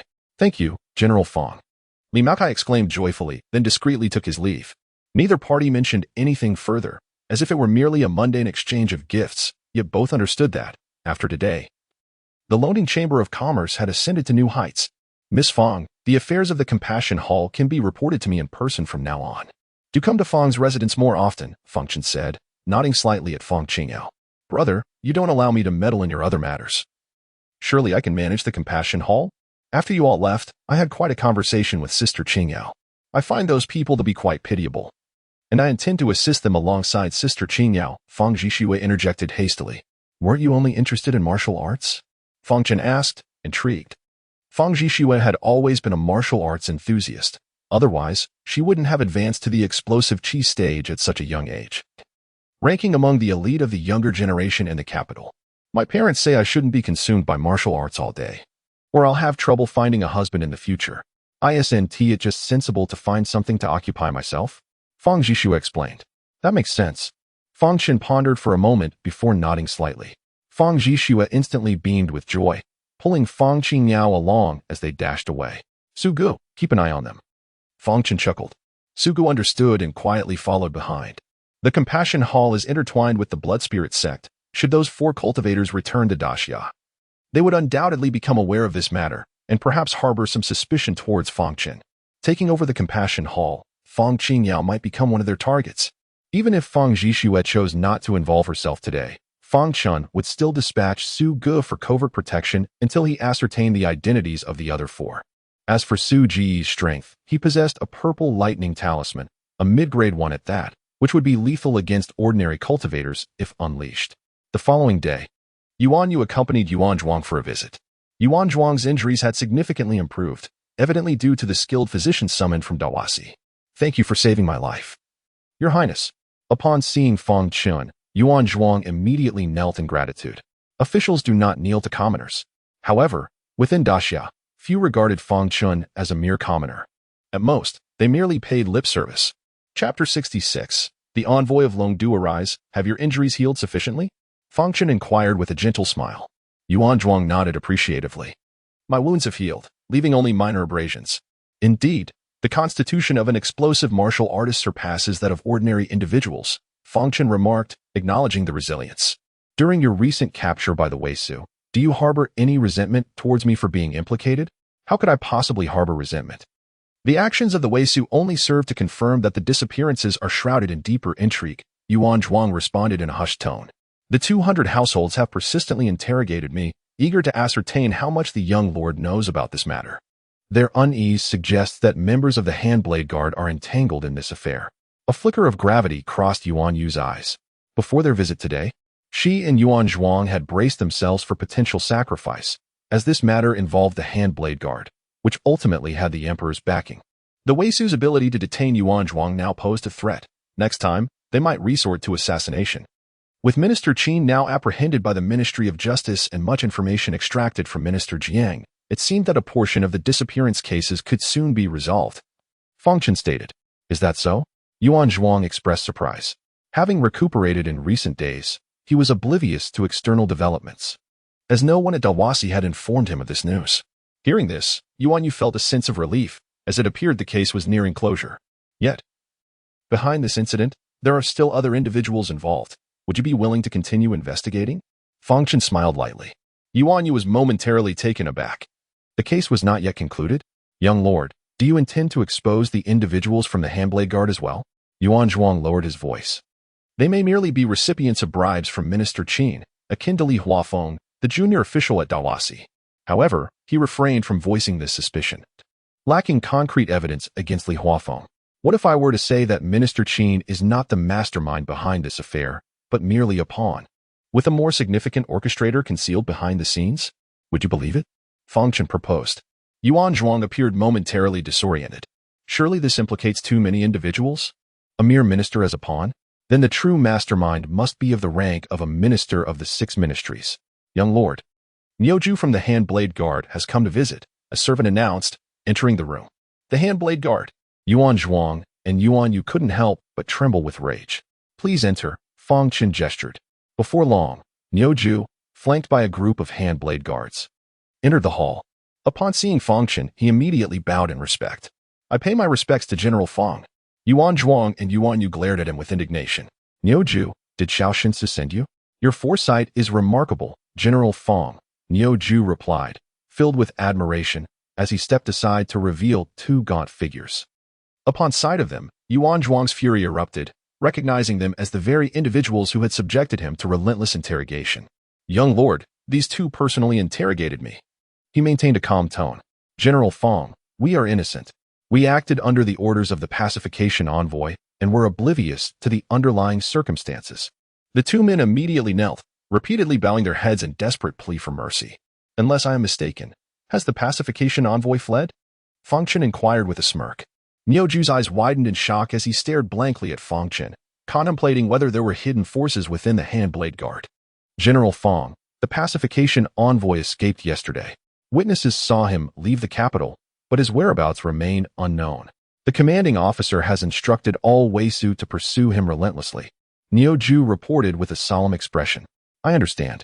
Take them to Dawasi for questioning, Fang Chen instructed with a smile. Niuju anticipated this outcome. These unfortunate individuals had offended both Dawasi and Fang Chen, and with the pacification envoy on the run, they were bound to be presented as scapegoats to appease both parties. Captain Yo, are you heading to Dawasi now? In that case, we shall accompany you, Yuan Zhuang suggested, his eyes lighting up. Then I shall trouble Yuan Ciji to lead the way, Niuju replied with a grin. Once this group departed, Taima approached Fang Chen, a look of confusion in his eyes. Young lord, what is the meaning of the Handblade Guard's actions? Their message is clear. Do not pursue the pacification envoy any further. I suspect many officials will soon be dismissed and imprisoned in the Ministry of Justice. Fang Chen replied with a serene smile. With the pacification envoy in hiding, his subordinates have become scapegoats. Xiao Shinsu likely instructed Niuju to visit, which may be a signal from someone within the palace. This implies that the individuals connected to the pacification envoy are not to be dealt with lightly, Fang Chen mused. Ensure that we keep a close watch on the Crown Prince. I wish to ascertain whether he acted out of personal vendetta against me, or if he is genuinely implicated. Fang Chen ordered. Taima nodded slightly. Our people have been keeping a close eye on him. Days later, the case involving Minister Qin finally erupted.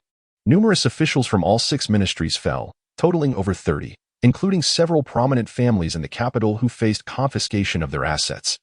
The common folk of Daxia were shocked to discover that the charitable halls had been engaged in dubious dealings, leading to the untimely demise of many, yet remaining shrouded in secrecy.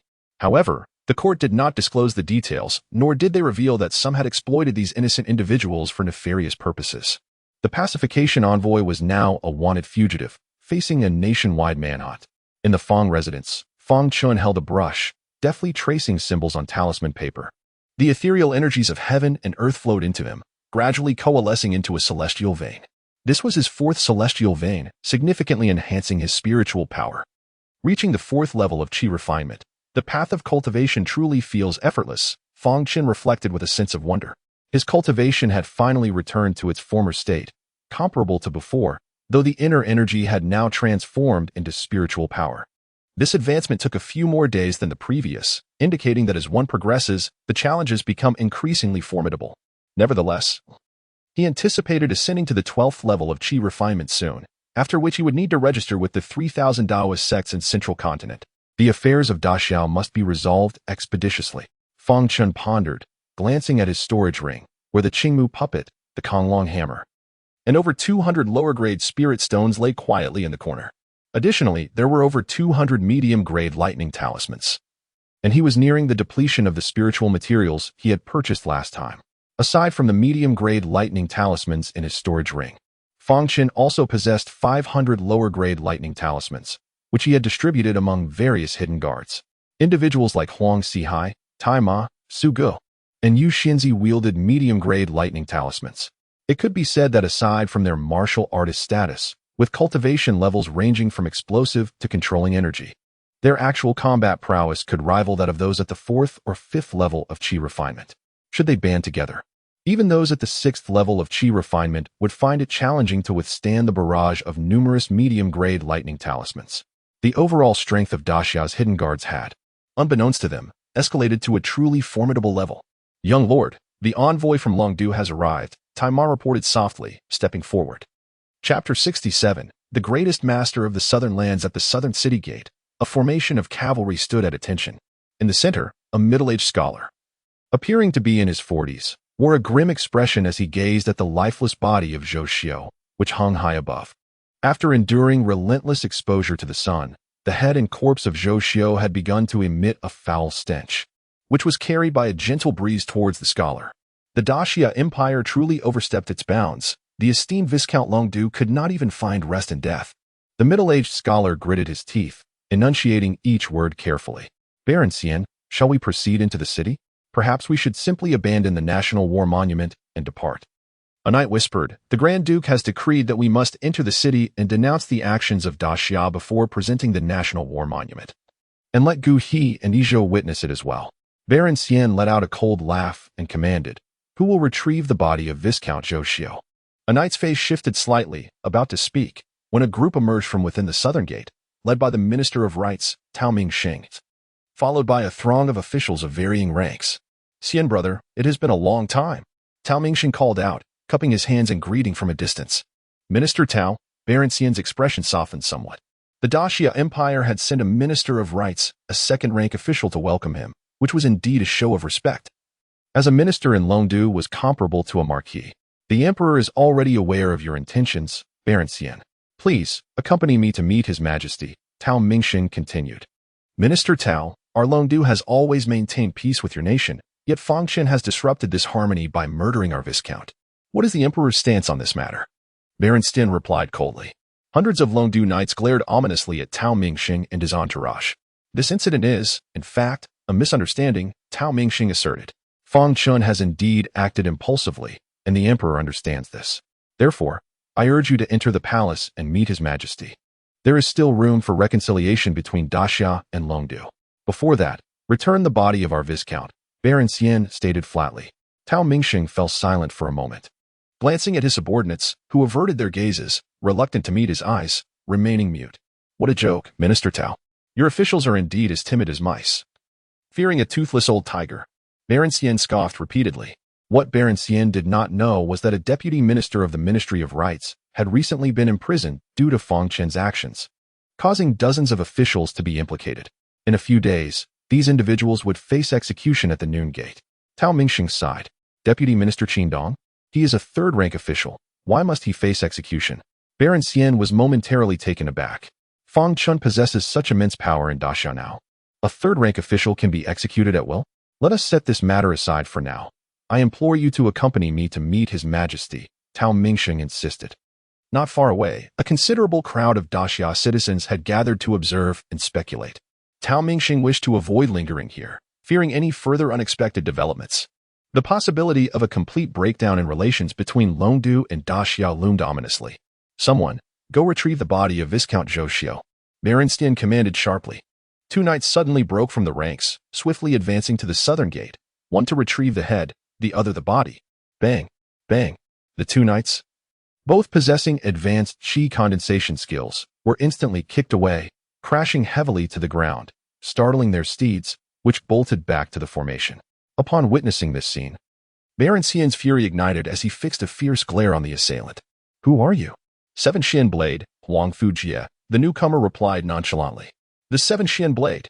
When did he arrive in the capital? This man is the greatest master of the southern lands. Rarely does he tread upon the capital. What brings him here now? A murmur of recognition spread through the crowd, as they were evidently well acquainted with the reputation of the Seven Xian Blade. Da Xia is divided into northern and southern regions, with the capital located in the north. The southern lands are quite distant from the capital, where power is predominantly held by court officials, and encounters with martial artists are infrequent.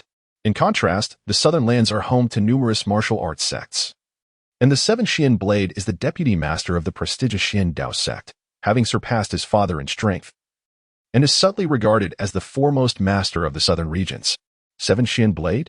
Baron Xian furrowed his brow, and then coldly directed his gaze at Tao Mingxing. Minister Tao, a mere martial artist dares to attack the knights of an envoy and obstruct our retrieval of the Viscount's body. This reflects the stance of your Daxiao Empire? If that is the case, we shall abandon the National War Monument and forego our audience with your emperor.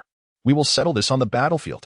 Tao Mingxing cast a glance at Huang Fujie, his eyes flashing with anger as he sternly commanded, "How dare a martial artist meddle in court affairs? Seize him." In an instant, a multitude of figures materialized around Huang Fujie, for as a high-ranking minister, Tao Mingxing naturally had a cadre of elite guards at his side, ensuring he was not caught off guard. Fang Chen has decreed that Zhou Xiu's body must remain here as a warning to all nations. Should you dare to obstruct us, you are complicit in his tyranny. Huang Fujie stated calmly. The elite guards froze, hesitating to advance. Fang Chen, Tao Mingxing's fury boiled over. How dare a mere martial artist invoke the name of Fang Chen to intimidate him? Do you understand who you are addressing? This is Berenstein of Longdu, and they seek nothing more than the return of Viscount Zhou's body. What wrong have they committed?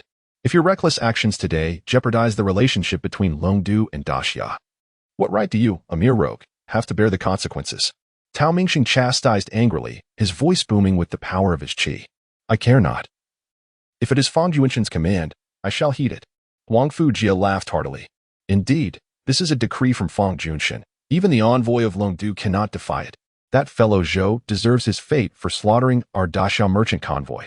Murmured voices circulated around, noting that they had been pursuing Qing Yao Tang, whose young mistress, Miss Fang, had since taken over various charitable endeavors, caring for the needy while selling affordable herbs. Tao Mingxing's countenance darkened considerably, just as he was about to speak again. A figure approached slowly, and he recognized it as Su Gu, the renowned wind and cloud sword under Fang Chen. Su Gu, you too have mastered qi? Huang Fujie clearly recognized him, focusing intently with a hint of curiosity in his gaze. Ah, I didn't expect you to arrive in the capital today. Perhaps we shall compete again. This time, I may not lose to you. Su Gu responded with a grin. Agreed, Huang Fujie nodded. Su Gu chuckled, and then called out to Tao Mingxing from a distance. Minister Tao, the young master has declared that no one is permitted to touch Zhou Xiu's remains. Not even the envoy of Longdu. Anyone who dares to do so shall face the consequences.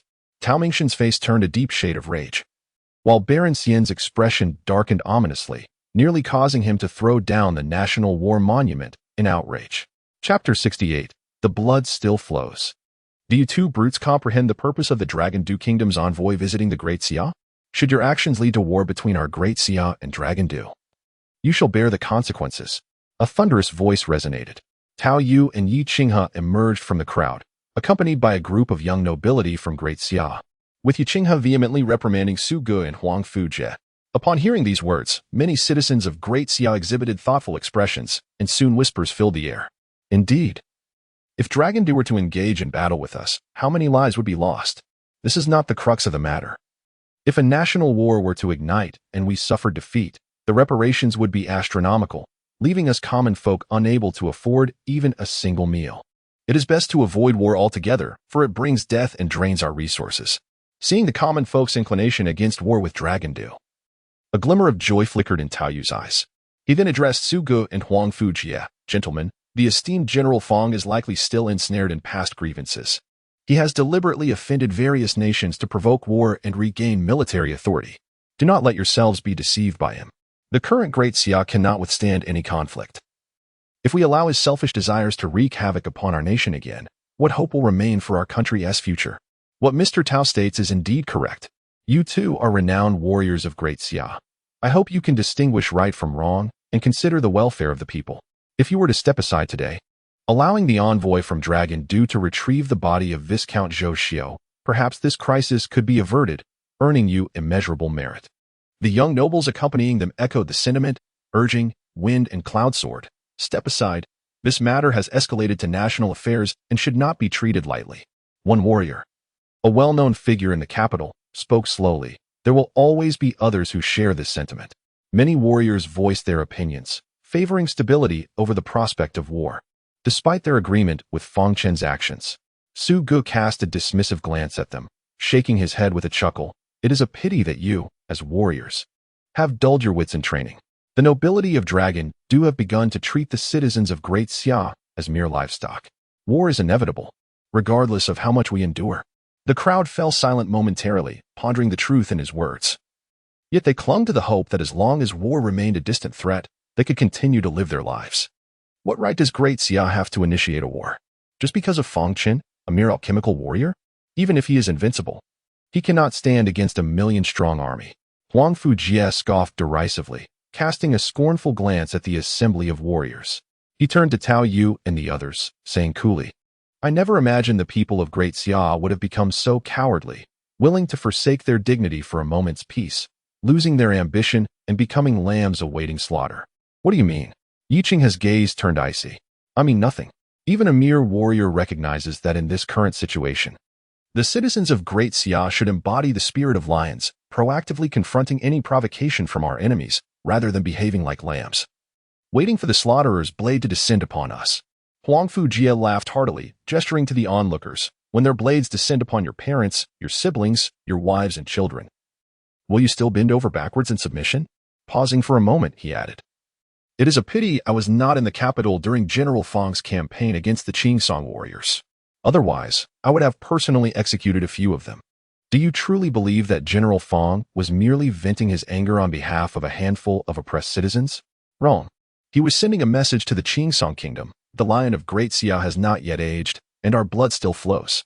The words "the blood still flows" resonated with many citizens of Great Xia, their eyes gradually igniting with a glimmer of hope, as if their thoughts were slowly being transformed. A mere bumpkin dares to speak so boldly. Tao Mingxing and his companions had arrived at the city gate, and with a cold shout, he commanded an official from the Ministry of Rites to lower Zhou Xiu's corpse. The official felt an urge to curse but was constrained by Tao Mingxing's direct order, forcing him to steel himself and proceed to retrieve Zhou Xiu's body. However, at that moment, numerous citizens of Great Xia stepped forward, their gazes fixed intently upon him. The official felt a chill run down his spine, unable to make another move. Tao Mingxing, quick to react, realized that retrieving Zhou Xiu's corpse today was likely an impossible task. Baron Xian, proceed to the palace to meet His Majesty. After everything is settled, the Emperor will surely send someone to retrieve Viscount Zhou Xiu's body. I believe Fang Chen would not dare to openly defy the crown, Tao Mingxing murmured. Baron Xian's expression darkened, and after a moment of silence, he waved his hand. Enter the city. Several hundred knights spurred their steeds, entering the capital alongside Baron Xian and Tao Mingxing. Each time they passed beneath Zhou Xiu's corpse, they could not help but glance upward, their faces growing increasingly grim. Seeing that Tao Mingxing was at an impasse with Su Ge and Huang Fujie, Tao Yu and the others could only leave in frustration. Huang Fu, you remain as sharp-tongued as ever, Su Ge remarked, watching the group depart with a smile. When reason can be expressed, it should be.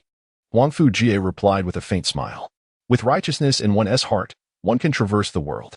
Who would have thought that the esteemed 7 mystical blades would be so fond of reason? But speaking of which, what brings you to the capital this time? Su Ge asked. Significant events have transpired in the southern lands. Huang Fujie's expression suddenly turned grave, glancing around. This is not a place for discussion. Take me to Fang Chen. I must inform him directly. Very well, let us go. Su Gu's demeanor also shifted to one of seriousness. If Huang Fujie deemed this matter significant, it was surely no trivial affair. Not long after the two departed, a weary figure arrived at the southern city gate. Upon seeing Zhou Xiu's body hanging in midair, he frowned. Such cruel methods. Even in death, he is denied a dignified farewell. However, he did not linger on this matter. After consulting a compass, he smirked darkly and made his way into the city. I'm somewhat parched. I'll have some tea first. That lad won't stray far. He probably doesn't realize I'm already on his trail. Muttering to himself, he found a tea stall in the shade and sat down. 2 cups of tea, please. Of course, Taoist. The young attendant nodded and went to pour tea for the weary traveler. Don't call me Taoist. The traveler huffed, his expression peculiar. Is that him? Just like the portrait. What are you whispering about? The traveler grew impatient. Hurry up with the tea. In the next moment, 2 heavy blows struck the back of his head, and as he slipped into unconsciousness, his final thought was, could this place be a den of bandits? Why is the local populace so fierce? He merely wanted a cup of tea, yet in broad daylight, he was assaulted on the street. Chapter 69.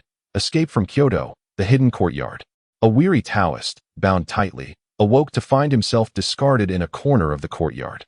Enraged, he struggled against his restraints, cursing under his breath. What kind of wretched place is this? Why have they attacked me without cause? Their audacity is simply outrageous. If they knew I was a cultivator, they would likely be on their knees, begging for mercy. Fortunately, no one would learn of this incident. If I were to tell it, I doubt anyone would believe me, struck down by mere mortals. The Taoist grumbled. I believe you. A voice suddenly interrupted. The Taoist turned, startled to see a young man smiling at him from a short distance away. How long have you been here? The Taoist muttered, bewildered. He had not sensed this person's presence at all. How could this be possible? Cultivators are known for their keen awareness, and he was a 5th-level Qi refinement master. A formidable figure wherever he went. I have always been here, Fang Chen replied with a faint smile. May I inquire your name? Did you order them to strike me? The Taoist's gaze turned icy. At that moment, a flash of lightning erupted, creating a deep crater at his feet. The Taoist, startled, looked at Fang Chen with uncertainty. You are a cultivator? May I ask your name? Fang Chen inquired with a smile. I am Mingjing, the Taoist responded, his expression peculiar. Li Daoi said you were pursuing him. Is this true? Fang Chen chuckled softly. So you were in league with him? Finally, Mingjing understood why he had been attacked without provocation. Li Daoi has been tasked with assisting me lately. I hope to resolve any animosity between you two, Fang Chen explained. What animosity? Oh, I see, he is spouting nonsense again. Mingjing exclaimed in anger. I am an elder of the Bagua sect, and Li Daoi is the young master. His father arranged a marriage for him, hoping he would comply, but he ran away. I am here to bring him back to wed. I see, Fang Chen nodded thoughtfully. However, he has now offended the Blood Spirit sect. If he were to return in this state, would it not bring danger to your Bagua sect? What are you talking about? I do not understand. I do not know Li Daoi, and I must take my leave. Mingjing cupped his fists and turned to go. Leaving like this could lead you to encounter Blood Spirit sect cultivators, Fang Chen warned. Mingjing paused, then turned back to Fang Chen. Are there truly Blood Spirit sect cultivators here? Fang Chen nodded. They intend to refine the Blood Spirit divine pill here. Li Daoi just happened to stumble upon their scheme and even killed one of their members. Hiss, Mingjing gasped, his body trembling.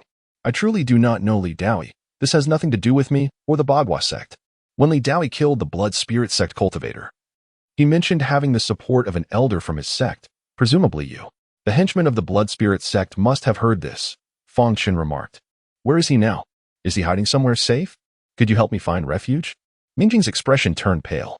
His location is not safe, but if you are willing, I can have someone arrange a room for you at an inn. For the time being, the Blood Spirit sect will not come looking. When the time is right, I will arrange a meeting between Li Daoi and you. At that time, you may take him back, Fang Chen stated. Then I am much obliged, Mingjing replied, a glimmer of gratitude in his eyes. Soon, several figures appeared quietly, taking Mingjing away from the location and to an inn. However, after their departure, Mingjing stealthily packed his belongings and escaped Kyoto, vanishing without a trace. The others returned to the hidden courtyard and reported to Fang Chen, young master. That Taoist has already fled Kyoto. I believe he will not return anytime soon. Fang Chen smiled and waved his hand. You may go about your business. He left the hidden courtyard and returned to the Fang residence, where he fortuitously encountered Su Gu and Huang Fujie. Huang Fujie, it has been a long time. Have you made progress in your cultivation these past years? Fang Chen inquired with a gentle smile. Fang Junshin, after 5 years of arduous training, I have reached the pinnacle of qi mastery, Huang Fujie replied, a hint of pride in his eyes. Although he was older than Fang Chen, he had yet to advance to Danqi, but his talent was among the finest. You have always preferred staying in the southern regions. Why have you come to the capital without reason? Fang Chen asked with a smile. Something significant has occurred. I have come to seek your guidance, Fang Junshin. And it would be best if you could send some adept detectives to accompany me to the southern regions, Huang Fujie said, his expression serious. Please elaborate, Fang Chen prompted. The Tianjin Villa, one of the 4 major sects alongside our Xiandao sect, was annihilated overnight. All members were found lifeless, as if they had been dead for years. Yet, the young master of Tianjin Villa had been drinking and discussing martial arts with me just days prior. Huang Fujie spoke in a low voice. This incident is shrouded in mystery. Even our Xiandao sect lacks the power to destroy Tianjin Villa in a single night, let alone leave them in such a bizarre state. This incident has occurred recently, and several smaller sects have also been wiped out, with only a few fortunate disciples managing to escape. The martial world in the southern regions is in turmoil, and even the Han Dao Guard cannot uncover the perpetrator. Many have pointed fingers at our Xiandao sect, claiming we are the culprits. If we do not resolve this matter soon, not only will those martial artists come to cause trouble at our sect, but the Han Dao Guard may also take action against us. Are you certain they were corpses? Fang Chen asked, his expression darkening. Absolutely. Huang Fujie nodded gravely. Su Ji's expression shifted, as he had begun to piece things together. Previously, Su Hui had mentioned to Qin Dong that the senior brother from the north had urgent matters and had taken the others far away. This senior brother was likely the leader of the blood spirit sect in this area. Now, either he would return with his men, passing through the southern regions to gather the blood essence of martial artists for cultivation, or blood spirit sect cultivators had already returned first. Regardless of which scenario, there were certainly blood spirit sect cultivators lurking in the southern regions, causing death and destruction. I will have the Dahua Temple send several officers and some constables with you to the southern regions, Fang Chen said. Thank you, Fang Junshin. Huang Fujie quickly cupped his fists in gratitude, then quietly added, if possible, could you personally make the trip? I trust your investigative abilities even more. I will go over shortly, after I deal with the matter in Longdu Kingdom, Fang Chen nodded. That is wonderful. Huang Fujie's eyes lit up with delight. With Fang Chen personally involved, this case would undoubtedly be resolved. Chapter 70, From the Future in the Grand Palace of the Daxia, within the majestic Taya Hall. Baron Xian observed the atmosphere with an air of importance. Daxia has always valued harmony above conflict, he stated. Please convey to your 3 great dukes of Longdu that we harbor no desire to instigate a war. The emperor sighed softly as he glanced at Baron Xian. Engaging in a reckless war would spell disaster for both Daxia and Longdu. Li Guozhu spoke slowly, and the officials present nodded in agreement, endorsing his sentiment. Humph. Baron Xian scoffed, surveying those around him. If we are to avoid war, let the life of Viscount Zhou be returned, and those 2 subordinates of Fang Chen must die. Furthermore, Fang Chen is required to pen an apology, which should be publicly displayed at the gates of your royal palace.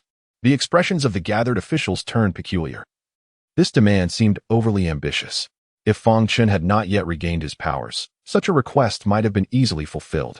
However, now that he had returned to his formidable status as a Danqi warrior, even the emperor would find it difficult to confront him directly. Everyone understood that at this juncture, Daxia could not afford to antagonize Fang Chen. He was the sole Danqi warrior of Daxia, and his presence served as a deterrent against nations like Qingsong. By the way, I have heard tales of a jade celestial boat on the banks of Daxia, where a captivating jade fairy performs. It would be a rare opportunity to witness such a sight, Baron Xian remarked lightly. The women of Daxiao are indeed renowned for their beauty. A fact often spoken of in Longdu, the prince interjected. Father, why not have Yi Qinghe, the son of Minister Yi, escort Baron Xian to meet the jade fairy? After all, Baron Xian will be staying for a few days, and discussions between Daxia and Longdu can proceed at a leisurely pace.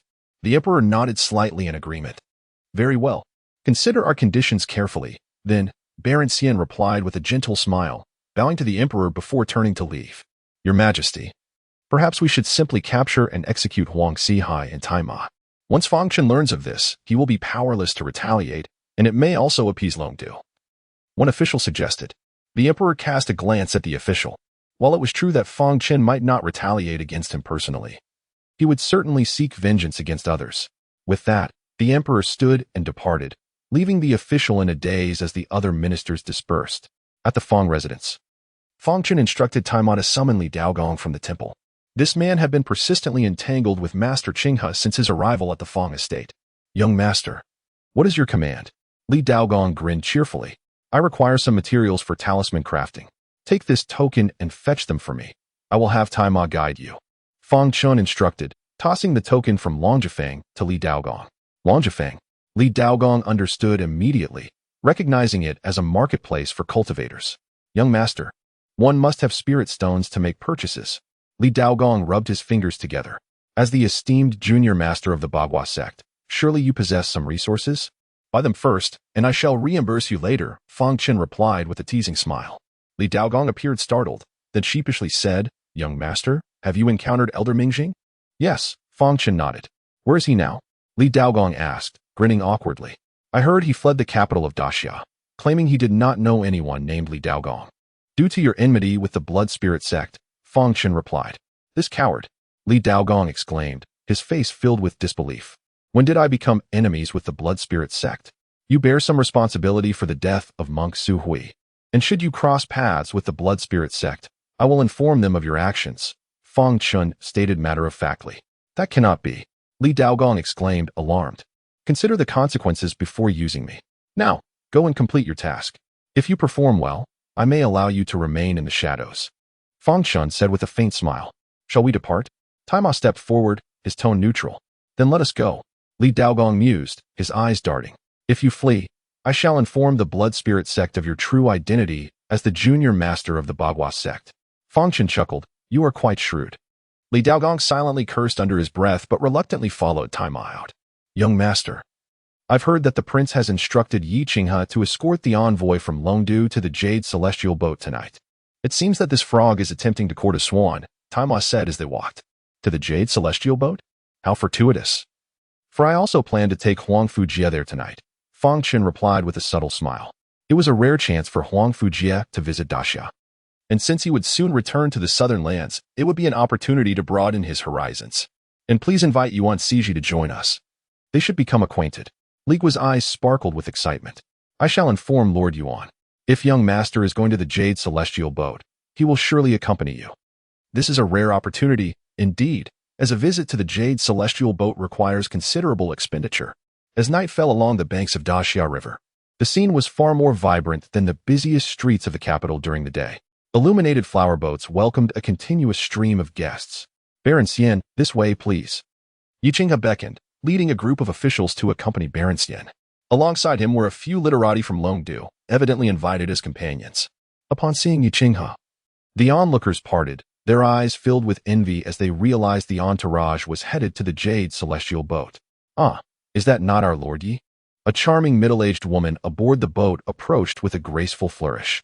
Lady Lu, I intend to reserve the entire Jade Celestial boat tonight for esteemed guests. Yi Qinghe replied with a calm smile. Lord Yi, it is better to share joy than to revel alone, Baron Xian remarked with a light chuckle. Indeed. Baron Xian speaks wisely, Yi Qinghe responded, choosing not to press the matter of reserving the boat further, and ushered Baron Xian and the others aboard. The Jade Celestial boat would remain moored for half an hour, during which time several dozen more guests boarded, each one a figure of wealth, status, or renowned talent, certainly not ordinary folk. As the boat prepared to set sail, another group of guests boarded. Younger master, it seems they do not recognize you, Huang Fujie noted. Observing that the attendant leading them did not seem to know Fang Chen. That is because I have never been here before, Fang Chen replied with a faint smile. Chapter 71. The contest of the tower ships. Huang Fujie displayed a peculiar expression, accompanied by Yuan Zhuang and several other officials, all sharing a look of incredulity directed at Fang Chen. How could the illustrious Fang Junshin have never visited this place? It seemed impossible. The tower ships along the banks of the Great Xia River were said to conceal breathtaking beauties, with rumors suggesting that even the emperor had once donned common attire to secretly visit this locale. Young masters from various families frequented this place, and occasionally, the crown prince would come incognito to enjoy the melodies of the performers.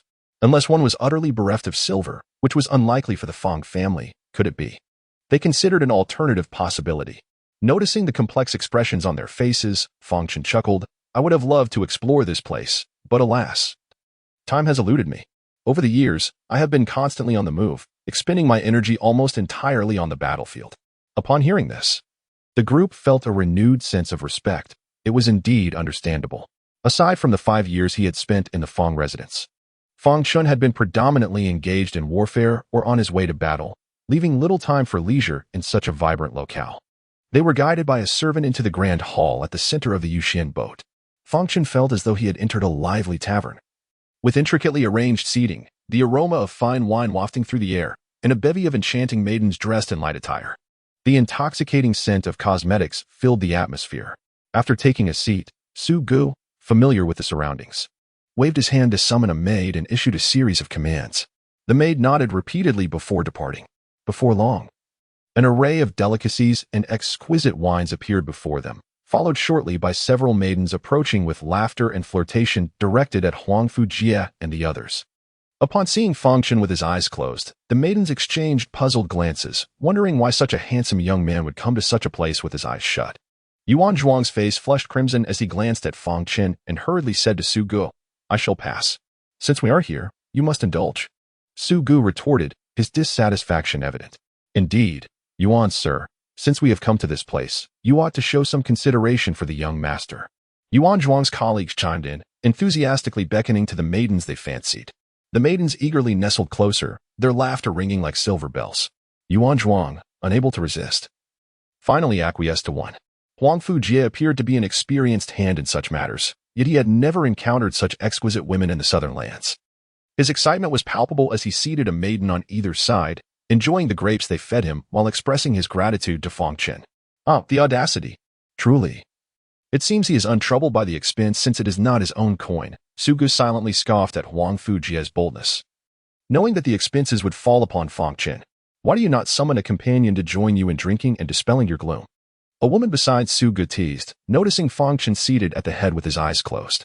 "I suggest you manage your own husband, as the young master's affairs are not for you to meddle in." Su Gu chided playfully. Yes, dear husband. I was mistaken. Allow me to serve you wine." The woman cooed, her eyes sparkling with mischief as she took a sip of wine and gazed alluringly at Su Gu. After a few moments, Su Gu wiped his mouth, laughing heartily with satisfaction. The revelry continued, and even the initially reserved Yuan Zhuang began to loosen up after consuming a few cups. He even learned some of the customary toasts used aboard the tower ships, engaging merrily with the maidens. Suddenly, a cheer arose. "Today, the noble baron from Longdu Kingdom is treating us, with each table receiving a bottle of the exquisite Zui Xian wine." The guests marveled at the generosity of the Longdu nobility. Su Gu and the others exchanged knowing glances, a hint of disdain in their expressions. Not far away, Baron Xian and Yi Qinghe were thoroughly enjoying themselves, frequently tossing coins to the maidens in attendance. "I must ask, young Master Yi, when will the Yuxian come forth?" Baron Xian inquired impatiently, setting down his cup to address Yi Qinghe. Yi Qinghe smiled and replied, "There is no need for haste, Baron Xian. The time is nearly upon us, and tonight coincidentally features the contest of tower ships. Soon, you shall witness the breathtaking dance of the Yuxian." The contest of tower ships. How intriguing, Baron Xian exclaimed, a look of excitement illuminating his face. Before long, a fleet of brightly lit tower ships had gathered in the center of the Great Xia River, forming a circle with their decks facing one another. The servant aboard the Yuxian promptly drew back a massive curtain, revealing the decks and the vibrant scene beyond, allowing the guests to catch sight of patrons on the opposing ships. Many guests grew animated, having previously participated in the contest of tower ships, now secretly rallying their spirits in anticipation for an unforgettable evening. In the next moment, a series of graceful figures emerged on the decks of the respective ships, beginning to dance elegantly. Each tower ship showcased its unique style, offering the audience a simultaneous glimpse of the finest dances from the premier tower ships along the Great Xia River. The atmosphere gradually intensified, reaching a crescendo as the most exquisite courtesans made their appearances, accompanied by enchanting melodies and jubilant cheers. All guests aboard the Yuxian beheld the Yuxian herself, adorned in delicate veils, exuding an ethereal aura, with an alluring figure and feet so fair they seemed to glow even when barefoot. Almost immediately upon her entrance, she eclipsed all other courtesans, captivating the gaze of every admirer present. It was clear that her mastery of the arts was unparalleled, thanks in no small part to the bone-refining pills she had consumed. Fang Chen savored the sight of the Yuxian's dance, nodding appreciatively from time to time. The woman beside Su Gu, observing him with his eyes closed yet occasionally nodding, grew increasingly perplexed, wondering how he could perceive the performance in such a state. At that moment, a voice rang out from a nearby tower ship. 2,000 taels, I invite the Yuxian to share a drink. Baron Zhao is quite generous. However, 2,000 taels seems rather modest. I offer 3,000 to invite the Yuxian for a drink and to forge a connection. To drink with the Yuxian, one ought to be prepared with at least 5,000 taels. If not, you two should find somewhere cooler to linger. Such audacious offers showcase the wealth of these gentlemen. Leaving Su Gu and Huang Fujie exchanging glances, both sharing the same thought. Such amounts were beyond their means, unless they resorted to robbing others. Haha. Baron Xian chuckled softly, sipping his wine while casting a sidelong glance at Yi Qinghe. Understanding the implication, Yi Qinghe calmly announced. The noble baron from Longdu Kingdom bids 5,500 taels to invite the Yuxian for a drink. His voice resonated across all the tower ships. And as he spoke, a palpable silence enveloped the surroundings, with no one daring to counter his offer. Baron Xian wore a smug expression. Raising his cup and calling out to the Yuxian, Yuxian, I have heard of your unrivaled beauty in the capital of the kingdom. Would you do me the honor of sharing a drink? Chapter 72, Marquis Xianyu. How could the envoy from Longdu country dare to compete for the favor of the Jade Fairy aboard the pleasure boat? This leaves us apprehensive about bidding. Hush. Keep your voice down. Have you not seen the hundreds of knights standing on the shore? Be careful, or you might find your mouth torn apart. Tonight, the Jade Fairy must yield to the envoy from Longdu country. I wonder if, given his status, she will acquiesce. It is said that even the Crown Prince has not truly possessed the Jade Fairy in recent years. If she were to yield, it would present us with an opportunity to savor her beauty. A murmur of whispers arose among the guests aboard the pleasure boats as they gazed toward Xian Baron and his companions. Xian Baron smiled at the Jade Fairy, exuding sincerity and composure. Unexpectedly, the Jade Fairy merely cast a fleeting glance in his direction before her gaze wandered elsewhere. She spotted Fang Chen, Su Good, and the elegantly adorned women beside them, and a flash of anger ignited in her eyes. Why had the young master come to the Jade Fairy's boat without informing her? Incensed, she immediately made her way toward Fang Chen. The crowd assumed she was approaching Xian Baron, and even he believed so. As the Jade Fairy drew near, he stood, raising his cup with a smile, saying, Jade Fairy. His words were abruptly cut short. The Jade Fairy brushed past him without a glance, even ignoring Yi Qinghe. A familiar face, leaving the onlookers dumbfounded. Lu Nyang, who had been smiling at the scene, now wore a frozen expression. Her eyes filled with confusion as she regarded the Jade Fairy. What mischief is this girl up to? Lu Nyang could not help but curse inwardly. The Jade Fairy arrived before Fang Chen, and the expressions of Huang Fujie, Yuan Zhuang, and others turned to astonishment as they exchanged glances. The women nearby instinctively stood up in surprise. Young master, you arrived without a word? The Jade Fairy chuckled lightly, then, in front of everyone, squeezed in beside Fang Chen. Jade Fairy, I am not the one placing bids. Fang Chen couldn't help but laugh.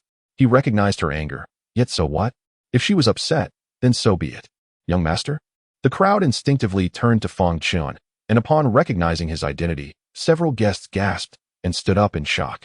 Guests from the other pleasure boats craned their necks to see, and once they identified Fang Chen, expressions of astonishment washed over their faces, followed by excited explanations to those nearby about who they had just seen. No wonder the Jade Fairy ignored the envoy from Longdu country. It turned out there was a person of even greater significance aboard today. Xian Baron's expression darkened as he recognized Fang Chen. Yi Qinghe and others also wore uncertain expressions. Wasn't Fang Chen known for avoiding such places of indulgence? Otherwise, they would not have often discussed him while aboard the Jade Fairy. Yet today, not only had Fang Chen come, but he had also brought a notable entourage.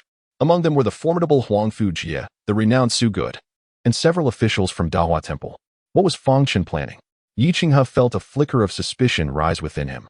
A young lady has the right to choose with whom she drinks. With the young master present today, no one else's bids can compare. The Jade Fairy said with a smile as she poured wine for Fang Chen. The woman beside Su Gu finally realized who was before them, and along with a few others, their faces lit up with excitement. They never imagined they would have the fortune of sharing a table with the legendary Fang Jushin today. And they had even playfully teased him more than once during their time together, a tale worth boasting about for years. Hearing the Jade Fairy's words, Xian Baron's expression grew even darker. He cast a disdainful glance at Yiqinghe and said, "I am weary. I shall take my leave." With that, he made to depart. Yiqinghe's heart sank. If he left, the negotiations between the two nations would undoubtedly collapse, and since he had been tasked with escorting Xian Baron here, he would bear the consequences. The crown prince would certainly be deeply disappointed. Realizing this, Yiqinghe hurriedly detained Xian Baron, attempting to placate him, and then approached Fang Chen and his companions, stating sternly, "Fang Chen, I am here on orders to entertain Xian Baron. You are not suited to be here, so I ask you to leave." As long as Fang Chen departed, he believed the Jade Fairy would surely accompany Xian Baron for a drink. Fang Chen smiled gently. "You continue your discussion. I shall enjoy my time with my friends, completely unrelated to your affairs. Why must you insist on driving me away? What reasoning is this?" "You know full well." Yiqinghe's eyes glinted with coldness. Did Fang Chen truly not understand why the Great Xia and Longdu were engaged in negotiations? With that, Yiqinghe turned to the Jade Fairy, his voice darkening. "Jade Fairy, you must consider the greater picture and understand what is appropriate to do today and what is not. Young master, here are some grapes. I have peeled them for you." The Jade Fairy offered a glistening grape to Fang Chen's lips. The onlookers were filled with envy and jealousy, astonished, for they had never witnessed the Jade Fairy treat anyone this way. It was as if she were a maiden being carried off to her wedding for the first time. Xian Baron suddenly let out a sinister laugh. "Even a mere lowly woman from Great Xia dares to humiliate me in public. It seems your nation is indeed beyond cure. If that is the case, I shall send your Fang Junshin to the underworld today." Boom! Suddenly, the surrounding walls erupted, and amidst the chaos, over a dozen figures stormed into the hall, encircling Fang Chen and the others. Simultaneously, the pleasure boats on the Great Xia River erupted with fierce flames, followed by screams and cries as countless individuals, fearing drowning, leaped into the water. "Xian Baron, what is happening?" Yiqinghe exclaimed, bewildered. The guests aboard the Jade Fairy also stood in shock, their faces filled with disbelief. Xian Baron remained silent, merely sneering as the dozen figures unleashed a tremendous aura, their formidable inner energy surging forth, enveloping them. Their presence surpassed that of Su Gu and even approached the level of Huang Fujia. These individuals were all masters at the pinnacle of qi manipulation. At this moment, even Yiqinghe could comprehend that Xian Baron had come prepared, and his aim was likely to eliminate Fang Chen. Otherwise, why would Longdu country dispatch over a dozen masters at the pinnacle of qi manipulation, but without Danchi masters? As Yiqinghe's thoughts began to form, Fang Chen remarked with a smile, "Xian Marquis, judging by your aura, you do not seem to have recently ascended to Danchi." "Marquis, wasn't he the Xian Baron?" Why did Fang Chen refer to him as Xian Marquis? He was indeed the most prominent marquis in Longdu country in recent years, on the verge of advancing to duke, as his territories were nearly comparable to those of the great dukes. Xian Baron's demeanor shifted as he calmly returned to his seat, regarding Fang Chen with a half-smile. "The rumors are indeed true. Fang Junshin is remarkably perceptive, even deducing my identity. However, today, I wonder what means you possess to alter this situation?" The screams from the nearby pleasure boats continued, with not only fires being set but also guests being hunted down. Meanwhile, cries of alarm echoed from the shore as the hundreds of knights from Longdu country began a massacre. The onlookers, witnessing the scene from afar, gasped in disbelief. Had Longdu country gone mad? Chapter 73. The Veil of Malice revealed, "Your Highness, I am at a loss." A flicker of panic crossed Yu Xianzi's eyes, akin to a child caught in wrongdoing. The current predicament seemed to stem from her minor temper. "It has nothing to do with you. As long as I board the ship today, he will strike against me." He merely concocted an excuse, Fang Chen replied with a faint smile. Yuan Zhuang and the others were taken aback. Could it be that Fang Chen had already discerned the true identity of their adversary? Yiqinghe silently gasped, suddenly recalling that it was Baron Xian who had explicitly stated his desire for communal enjoyment, which led to the Yuxian boat not being chartered and a multitude of guests boarding. Although these guests were not officials, they were quite influential in the capital, and the same applied to those aboard other ships. If they were all to perish, it would plunge the capital into chaos within a short span of time. Was this his true objective? Yiqinghe gazed incredulously at Marquis Xianyu, bewildered by the intentions behind such a move. While this action would indeed devastate the Great Xia, it would not shake its foundation, and the adversary would find it difficult to escape the capital. Marquis Xianyu seemed to sense his confusion and smiled lightly, saying, 100,000 Longdu cavalry have already arrived near the capital, scattered and prepared. Deception is the essence of military strategy. rather than naively discarding the national war monument and treating warfare as a mere child's game to be carelessly toyed with. 100,000 Longdu cavalry? Scattered? The crowd collectively inhaled sharply, and even Su Gu regarded Fang Chen with uncertainty, unaware of what means Fang Chen possessed to counter the current crisis.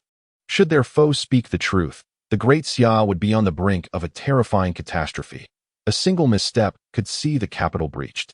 The only one I truly fear in the Great Xia is you, Marquis Xinyu continued. However, 5 years ago, I, like you, ascended to the realm of Danqi. In these 5 years, I have made another breakthrough, while you have stagnated, rendering your cultivation inferior to mine. Coupled with these over 10 peak Qi warriors, Fang Chen, what do you possess to confront today's dilemma? Is your intention to kill me here? Fang Chen inquired with a smile. To kill you would be ideal. If not, it would suffice to keep you preoccupied. Marquis Xinyu chuckled softly, then gestured to his ear. Listen closely. Boom, boom, a series of drumbeats resonated from the 4 city gates, signaling the assault of enemy forces. The simultaneous drumming from all gates indicated that the capital was encircled and under siege. The expressions of the gathered crowd shifted dramatically.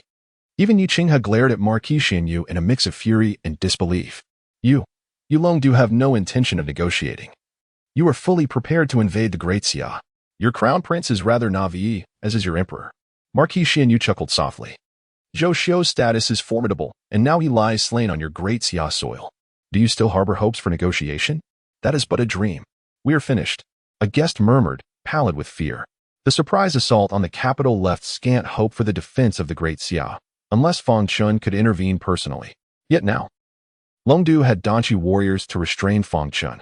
With 1 mid-Danqi and over 10 peak Qi warriors, even if Fang Chen possessed extraordinary abilities, he could not possibly divide his attention. General Fang, trouble brews. These are Longdu cavalry. They have begun their siege. At the east gate, 100 soldiers on duty rushed before Fang Songhai, visibly alarmed. Below, a dense throng of Longdu cavalry wielding siege equipment relentlessly battered the city gate, throwing grappling hooks onto the battlements in an attempt to breach the east gate. Faced with such a multitude, the soldiers had no capacity to resist, merely striving to prevent the Longdu cavalry from breaching the gate. Fang Songhai's expression darkened. He bellowed in fury, cleaving through several Longdu cavalrymen who leaped onto the battlements. Commanding his men, hold the line. Reinforcements shall arrive shortly. Yes, the soldiers steeled themselves, gritting their teeth in determination. As Fang Songhai dodged arrows, he surveyed the battlements, slaying any Longdu cavalry that entered. This contingent was merely a fraction. How had so many cavalry infiltrated the Great Xia without detection? Anger surged within Fang Songhai. If not for negligence, he could scarcely fathom how the Longdu cavalry could stealthily breach the borders of the Great Xia, even reaching the capital. There is a traitor within the Great Xia, he exclaimed. Send someone to inform my son, Fang Chen. Yes. A soldier promptly turned to depart. The other gates had also been caught off guard, yet the response from the capital was swift. As the East Tiger Camp and West Tiger Camp rushed to the various gates, news reached the palace promptly, and many civil and military officials hastily entered for an audience. In the imperial study, the emperor's countenance was grim, surrounded by high-ranking officials, including Prime Minister Li Guizhou and Minister of War Yi Dongming. You are all a bunch of inept fools. Longdu's cavalry can silently reach the gates of the capital, yet none of you noticed? What have you been doing?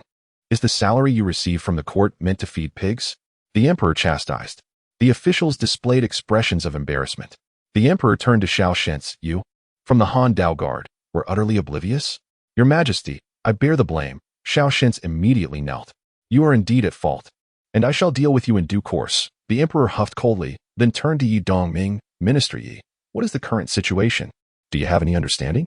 Cold sweat beaded on Yi Dongming's forehead as he wiped it away, responding, I have dispatched men to investigate.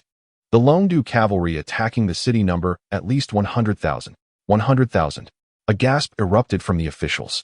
Our forces in the capital barely number 70 to 80,000. Following the defeat 5 years prior, the Great Xia's military had suffered significant attrition. Currently, the East Tiger Camp and West Tiger Camp combined barely exceeded 70,000. Even accounting for the Han Dao Guard, the captains of Dawasi, and some martial artists. Gathering 8,000 would be a struggle. 80,000 against 100,000. Our adversary is well prepared, and reinforcements may continue to flow. How can we possibly contend with this? And Baron Xian? The emperor asked sternly. Baron Xian is aboard the Yuxian boat, accompanied by his son. Yi Dongming replied with a wry smile. Longdu's arrangements indicated that his son, Yi Qinghe, had also fallen into a trap. Moreover, by nightfall, the banks of the Great Xia River would be teeming with high-ranking officials. The 300 cavalry accompanying the envoy were also present. Seize him at once. I shall demand an explanation from Longdu. The emperor scoffed coldly. Report. A member of the Han Dao Guard burst into the imperial study, disregarding decorum. Your Majesty, the Great Xia River is under attack. The envoy from Longdu, Baron Xian, is actually a guise for Marquis Xianyu. He is a Dachi warrior and has now trapped Fang Chen in alliance with his Peakchi warriors. At this revelation, the crowd was struck with horror. Chapter 74. Count Longdu and the frigid light Fang Chen is trapped at the Great Summer River. Baron Xian is masquerading as Marquis Xianyu. This news left everyone in the imperial study utterly stunned. The only Dachi warrior of Great Summer is ensnared. And the one who ensnares him is also a Dachi warrior from Longdu? This is intolerable. Longdu never intended to negotiate with us. The emperor's voice was somber. Your Majesty, I shall immediately lead men to support General Fang, Xiao Shenqi said, clasping his fist in respect. Go, and if possible, assist Fang Chen in capturing Longdu's Dachi. The emperor nodded slightly. Xiao Shenqi turned and departed. Your Majesty, the palace has already been fortified, as solid as a fortress, even if Longdu's cavalry charges. They cannot breach it for the time being. Commander Yin Beihan of the Imperial Guards entered the study, his expression grave. His movements were somewhat stiff, clearly hindered by an unhealed leg injury, relying solely on the internal energy within. Otherwise, a typical warrior pierced by arrows in both legs would be bedridden for at least 10 days to half a month. Why do you insist on holding the palace? If Longdu's cavalry breaches the capital, this place will be untenable, the emperor coldly remarked. Take the Imperial Guards and fortify all the city gates. Your Majesty, if we do so, the palace will be left vulnerable, and your safety. Yin Beihan was momentarily taken aback. Yi Dongming and the others quickly voiced their concerns, insisting that adequate forces must remain to guard the Emperor of Great Summer. This is my command, the Emperor replied coolly. Understood. Yin Beihan nodded slightly and took his leave. Li Guizhou sighed. Your Majesty, if we proceed this way, the palace will be left exposed. If someone takes advantage of this at this juncture, who would dare harbor treasonous thoughts? The emperor chuckled softly. There are no further matters. You may all withdraw. Yes, the officials bowed and exited the imperial study. Yi Dongming's face immediately revealed a look of urgency as he hurried away. Li Guizhou and the others understood that he intended to head to the banks of the Great Summer River. After all, Yi Qinghe was with Marquis Xianyu. Your Excellency, what shall we do now? With our forces in the capital, we cannot withstand the assault of 100,000 dragon cavalry indeed. Should we not advise His Majesty to retreat from the capital and wait for the conflict to settle, you fools? If His Majesty departs, the capital will be even more defenseless. For now, we must leave our fates to chance. We, mere scholars, can offer no assistance. Li Guizhou shook his head and departed. The ministers exchanged glances, realizing that at this moment, their abilities were utterly impotent in the face of such a crisis. At the Fang residence, all members gathered in the front hall, surrounded by guards. With Fang Songhai absent, Fang Chen's mother took charge. Her demeanor calm as she addressed the somewhat panicked Fang family youths. There is no need for fear. Longdu cannot breach our defenses. As the matriarch spoke, the youths began to regain their composure. Just then, a soldier rushed into the Fang residence. General Fang, is General Fang here? He shouted, quickly being directed to the front hall. Madam, General Fang sent me to inform the heir that Longdu is attacking the city.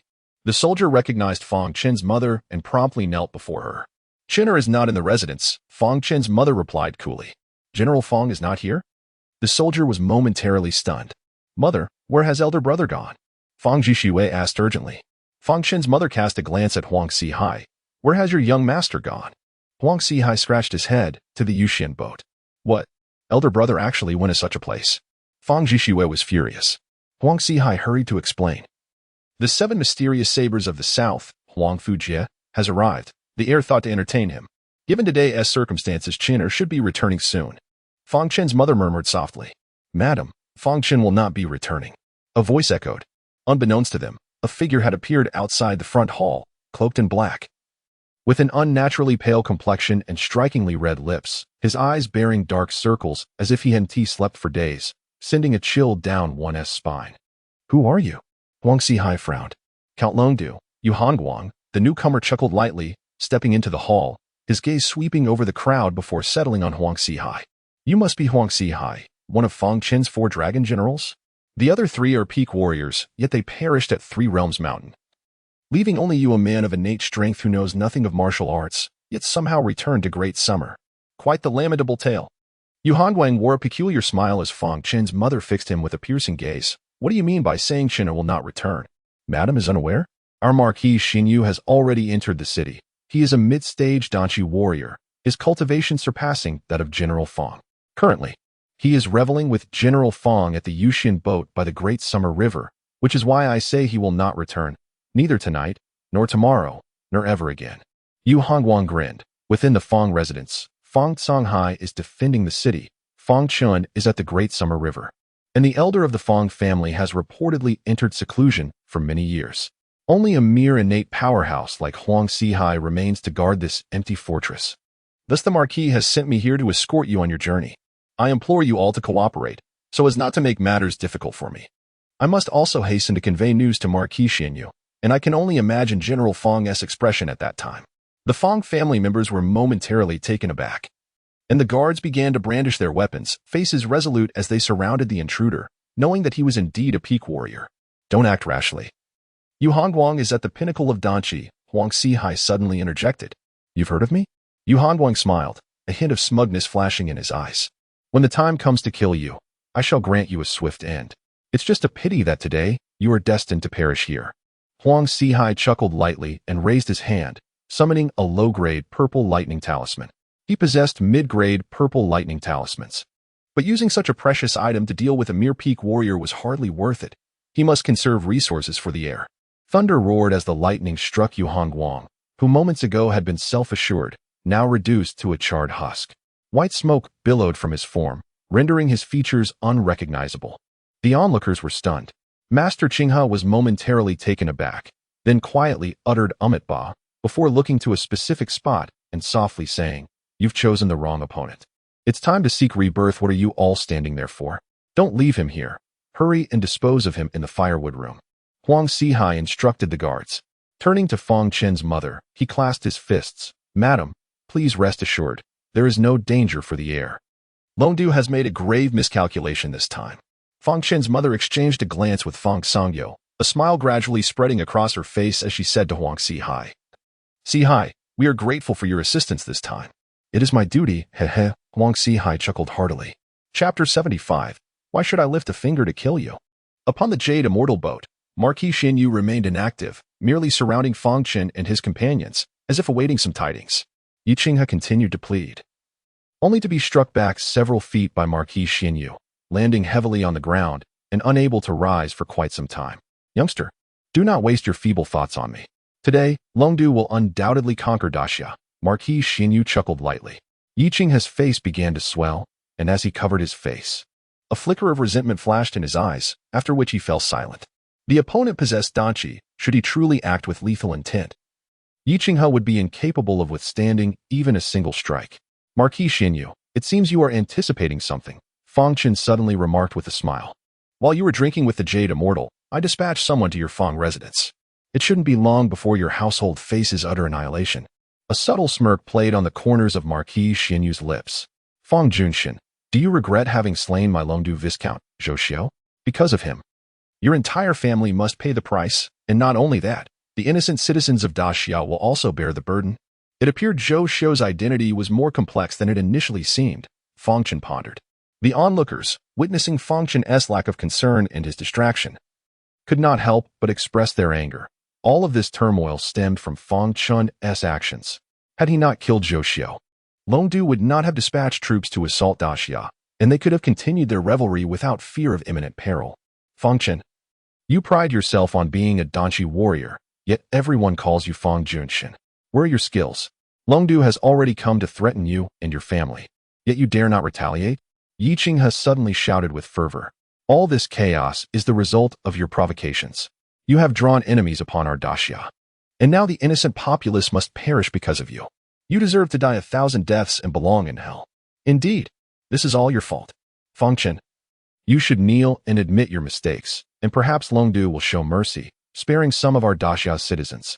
Yi Qinghe's companions chimed in vociferously. Marquis Xinyu observed this spectacle with keen interest, nodding slightly. What they say holds some truth. All of this is your doing. Perhaps if you kneel and confess, I might spare a few Daxia lives. The expressions of Huang Fujie and others darkened. Was the opponent truly intending to humiliate Fang Chen in such a manner? At this, Yi Qinghe's spirits lifted. He immediately urged Fang Chen, "Why are you not kneeling and apologizing?" Fang Chen smiled and calculated the time. "Your martial artist should be returning to my residence by now. Hasn't he appeared yet? Do you not feel something amiss? What are you insinuating?"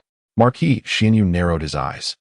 Yuhan Guang is at the peak of the Qi manipulation realm. Without you at the Fang residence, he could easily slaughter everyone there.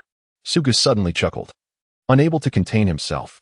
When he noticed Marquis Xinyu's gaze upon him, he waved dismissively. "It's nothing, really, just couldn't he help it?" At that moment, a figure approached Fang Chen and whispered, "Young lord, they have no other means. They merely sent someone to the Fang residence. And there has been no movement from the palace. Is there someone in the capital colluding with Longdu?" Fang Chen inquired. "I am unaware," but all parties remained silent. With no unusual activity, the individual replied softly, "I understand. You may go." Fang Chen nodded. The individual immediately departed toward the exterior of the Jade Immortal boat. The onlookers were taken aback, perplexed by Fang Chen's actions, while Marquis Xinyu, filled with rage, scoffed, "Do you think one can come and go freely here?" He signaled to a peak Qi manipulation martial artist from Longdu, who charged toward the departing figure. Boom! A flash of lightning erupted.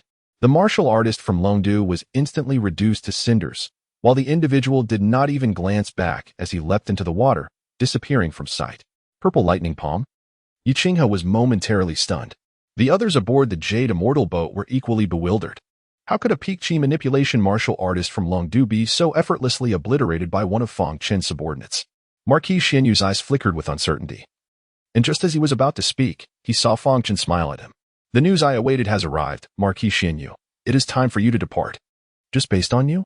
Marquis Xinyu's expression darkened. "Me? Not necessary. Why should I lift a finger to kill you?" Fang Chen shook his head with a smile. "Suga. Finish him off. Ensure it's done properly." Suga nodded. Initially intending to use a low-grade purple lightning talisman, he decided to employ a mid-grade one instead. Feeling a thrill at the prospect of killing a Danchi martial artist for the first time, the crowd was left speechless.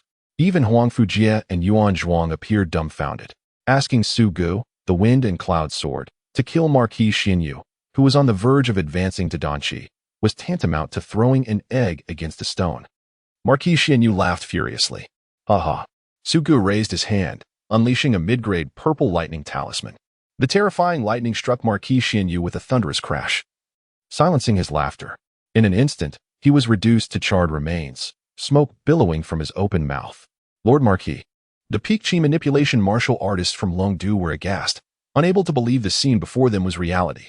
5 years ago, you profited from the conflict between Daxia and Qingsong, gaining much at Daxia's expense. After today, Longdu shall surely suffer grievously. And all that you have taken must be repaid tenfold. Fang Chen smiled at them, then turned to Su Gu with a slight nod. Su Gu unleashed over a dozen purple lightning talismans in rapid succession, swiftly dispatching the remaining peak Qi manipulation martial artists. Inside the Jade Immortal boat, silence reigned. Gradually, disbelief crept into the eyes of the onlookers, Yi Qinghe and his companions gaping as if struck by lightning.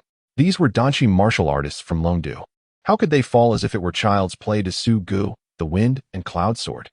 As they slowly regained their senses, they regarded Fang Chen with terror, Yi Qinghe included. If his subordinates could slay Danchi warriors, how formidable must Fang Chen's own strength be? They realized that ever since Fang Chen's defeat 5 years ago at the Three Realms Mountain, they had underestimated him, leading to their previous antagonism. "Su Gu, what you said earlier was rather ungracious. Out of respect for Lord Yi, just slap him a few times, and that will suffice," Fang Chen instructed. "Understood, young lord." Su Ji's lips curled into a sly smile as he approached Yi Qinghe. "Young Master Yi, I beg your pardon." Before Yi Qinghe could react, Su Gu seized his collar and struck him repeatedly across the face, rendering him unconscious. Yi Qinghe's companions dared not utter a word, heads bowed and trembling. "Young lord." "He is too fragile." Su Gu feigned innocence as he glanced at Fang Chen. The onlookers felt a chill. Being struck so many times would leave anyone senseless. "Let us talk," Fang Chen said with a gentle smile. Chapter 76, The arrangement the Han Dao Guard had arrived at the banks of the Great Xia River, where a contingent of troops from the Western Tiger Camp had also gathered to join forces. In the rear, Xiao Su, mounted on a magnificent steed, issued a sudden command: deploy the assault boats. There are also Longdu warriors aboard those ships. We must eliminate them. As for the Jade Immortal boat, we shall assess the situation further. No one is permitted to approach without authorization. Within the Jade Immortal boat are the elusive spirit energies, and even my Han Dao Guard would be of little use unless the vessel could dock. The captains complied without hesitation. Soon, Han Dao Guards boarded the assault boats and made their way to the various large ships to eradicate the Longdu warriors. Suddenly, Niu Ju exclaimed, pointing towards the Jade Immortal boat, "Commander, look! The Jade Immortal boat is nearing the shore. Prepare for battle." The adversaries are spirit energy warriors, however. General Fang is also a spirit energy user, and as long as we coordinate with him, we shall prevail, Xiao Su replied solemnly. Niu Ju and the others nodded in agreement, their expressions grave, as it was their first encounter in direct combat against spirit energy users. "Commander Xiao, how is my son?" Yi Dongming, accompanied by a group, rushed over and immediately inquired about Yi Qinghe's condition upon seeing Xiao Su. "Minister Yi, your esteemed son should still be aboard the Jade Immortal boat, but it will soon be docking," Xiao Su replied, gazing at the approaching vessel. Yi Dongming's expression shifted between anxiety and gravity. He had but one son, and the loss would spell the end of his lineage. Before long, the Jade Immortal boat had successfully docked. The Longdu cavalry, amidst the chaos, felt a surge of morale. With some shouting, "Marquis Xinyu has landed.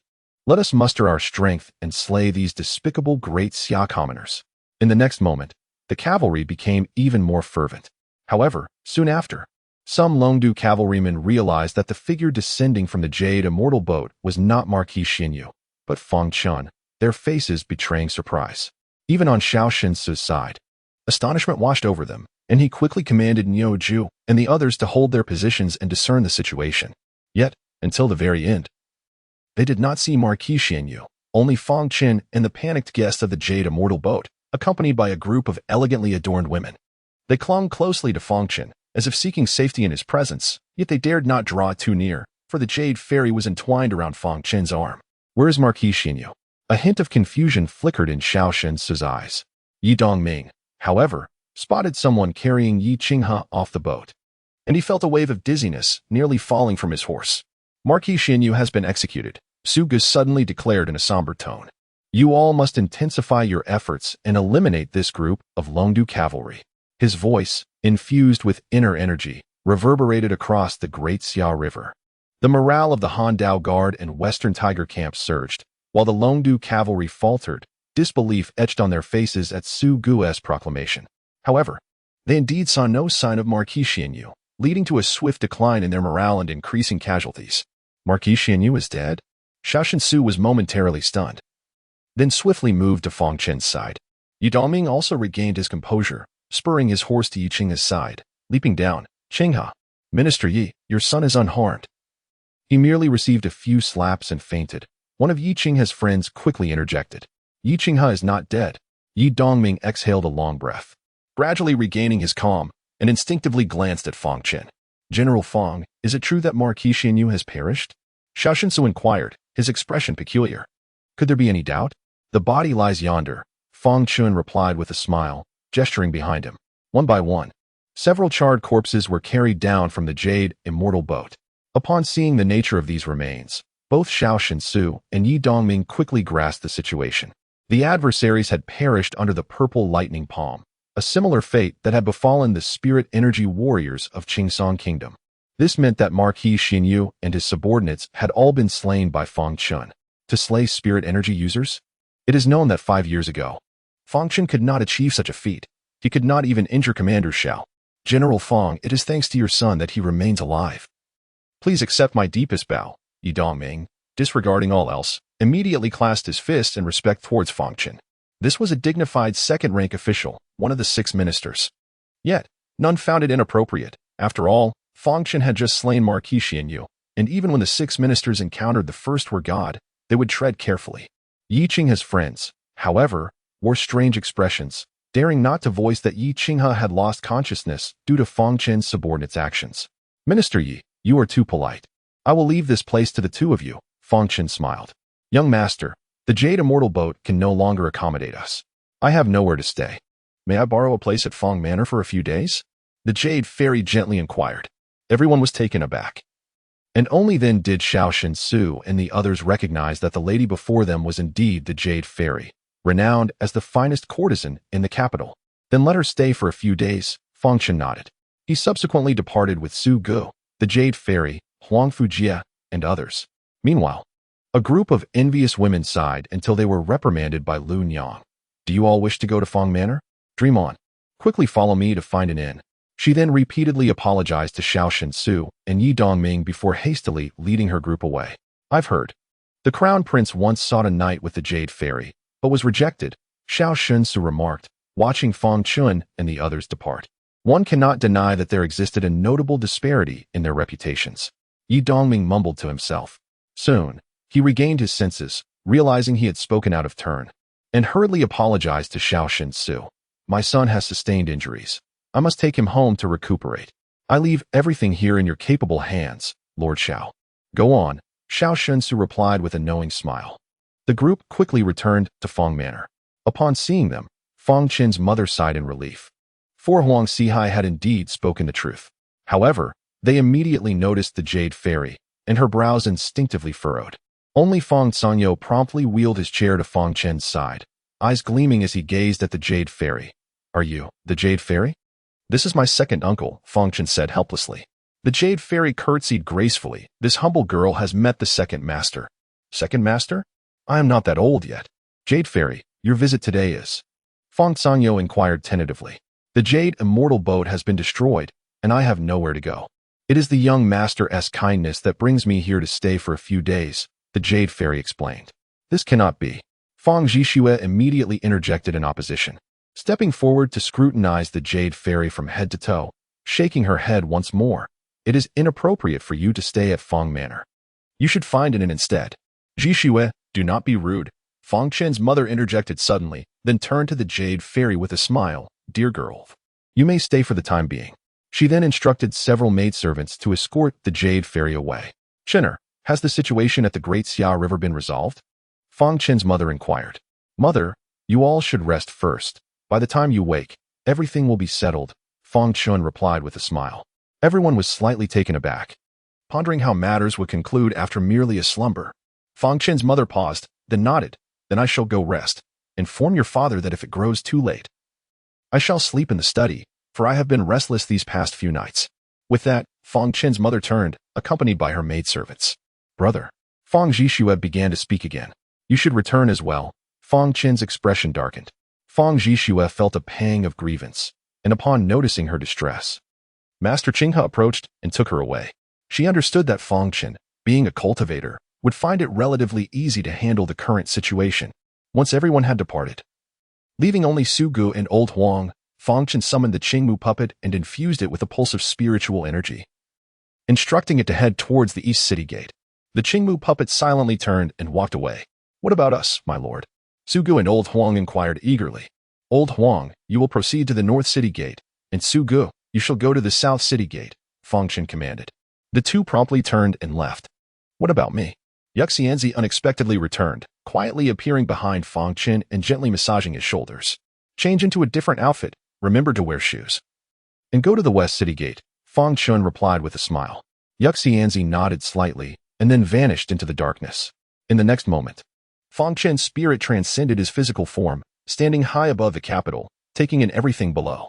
Chapter 77, The 10 Days of Carnage at the East City Gate.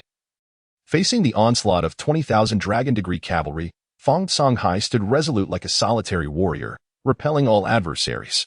Each time a Dragon Degree cavalryman ascended the battlements, he would swiftly dispatch them with a single stroke.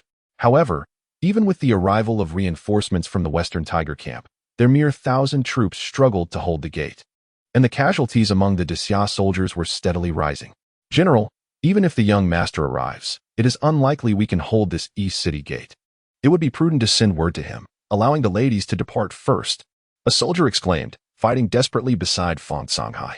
The true aim of the Dragon Degree siege was undoubtedly Fang Chen, and they would not spare the Fang family if they could not hold. Preserving Fang Chen's life was their only chance for resurgence. Do not dwell on such thoughts. We must hold our ground.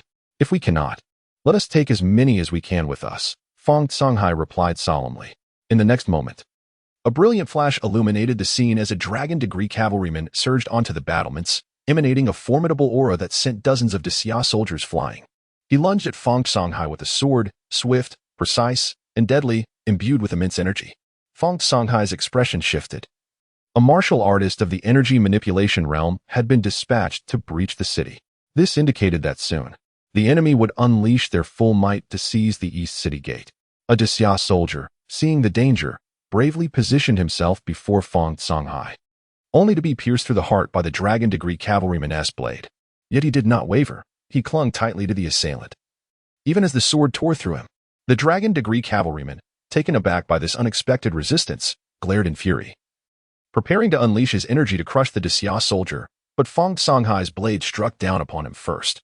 With a sickening sound, the head of the dragon-degree cavalryman flew, his face frozen in disbelief.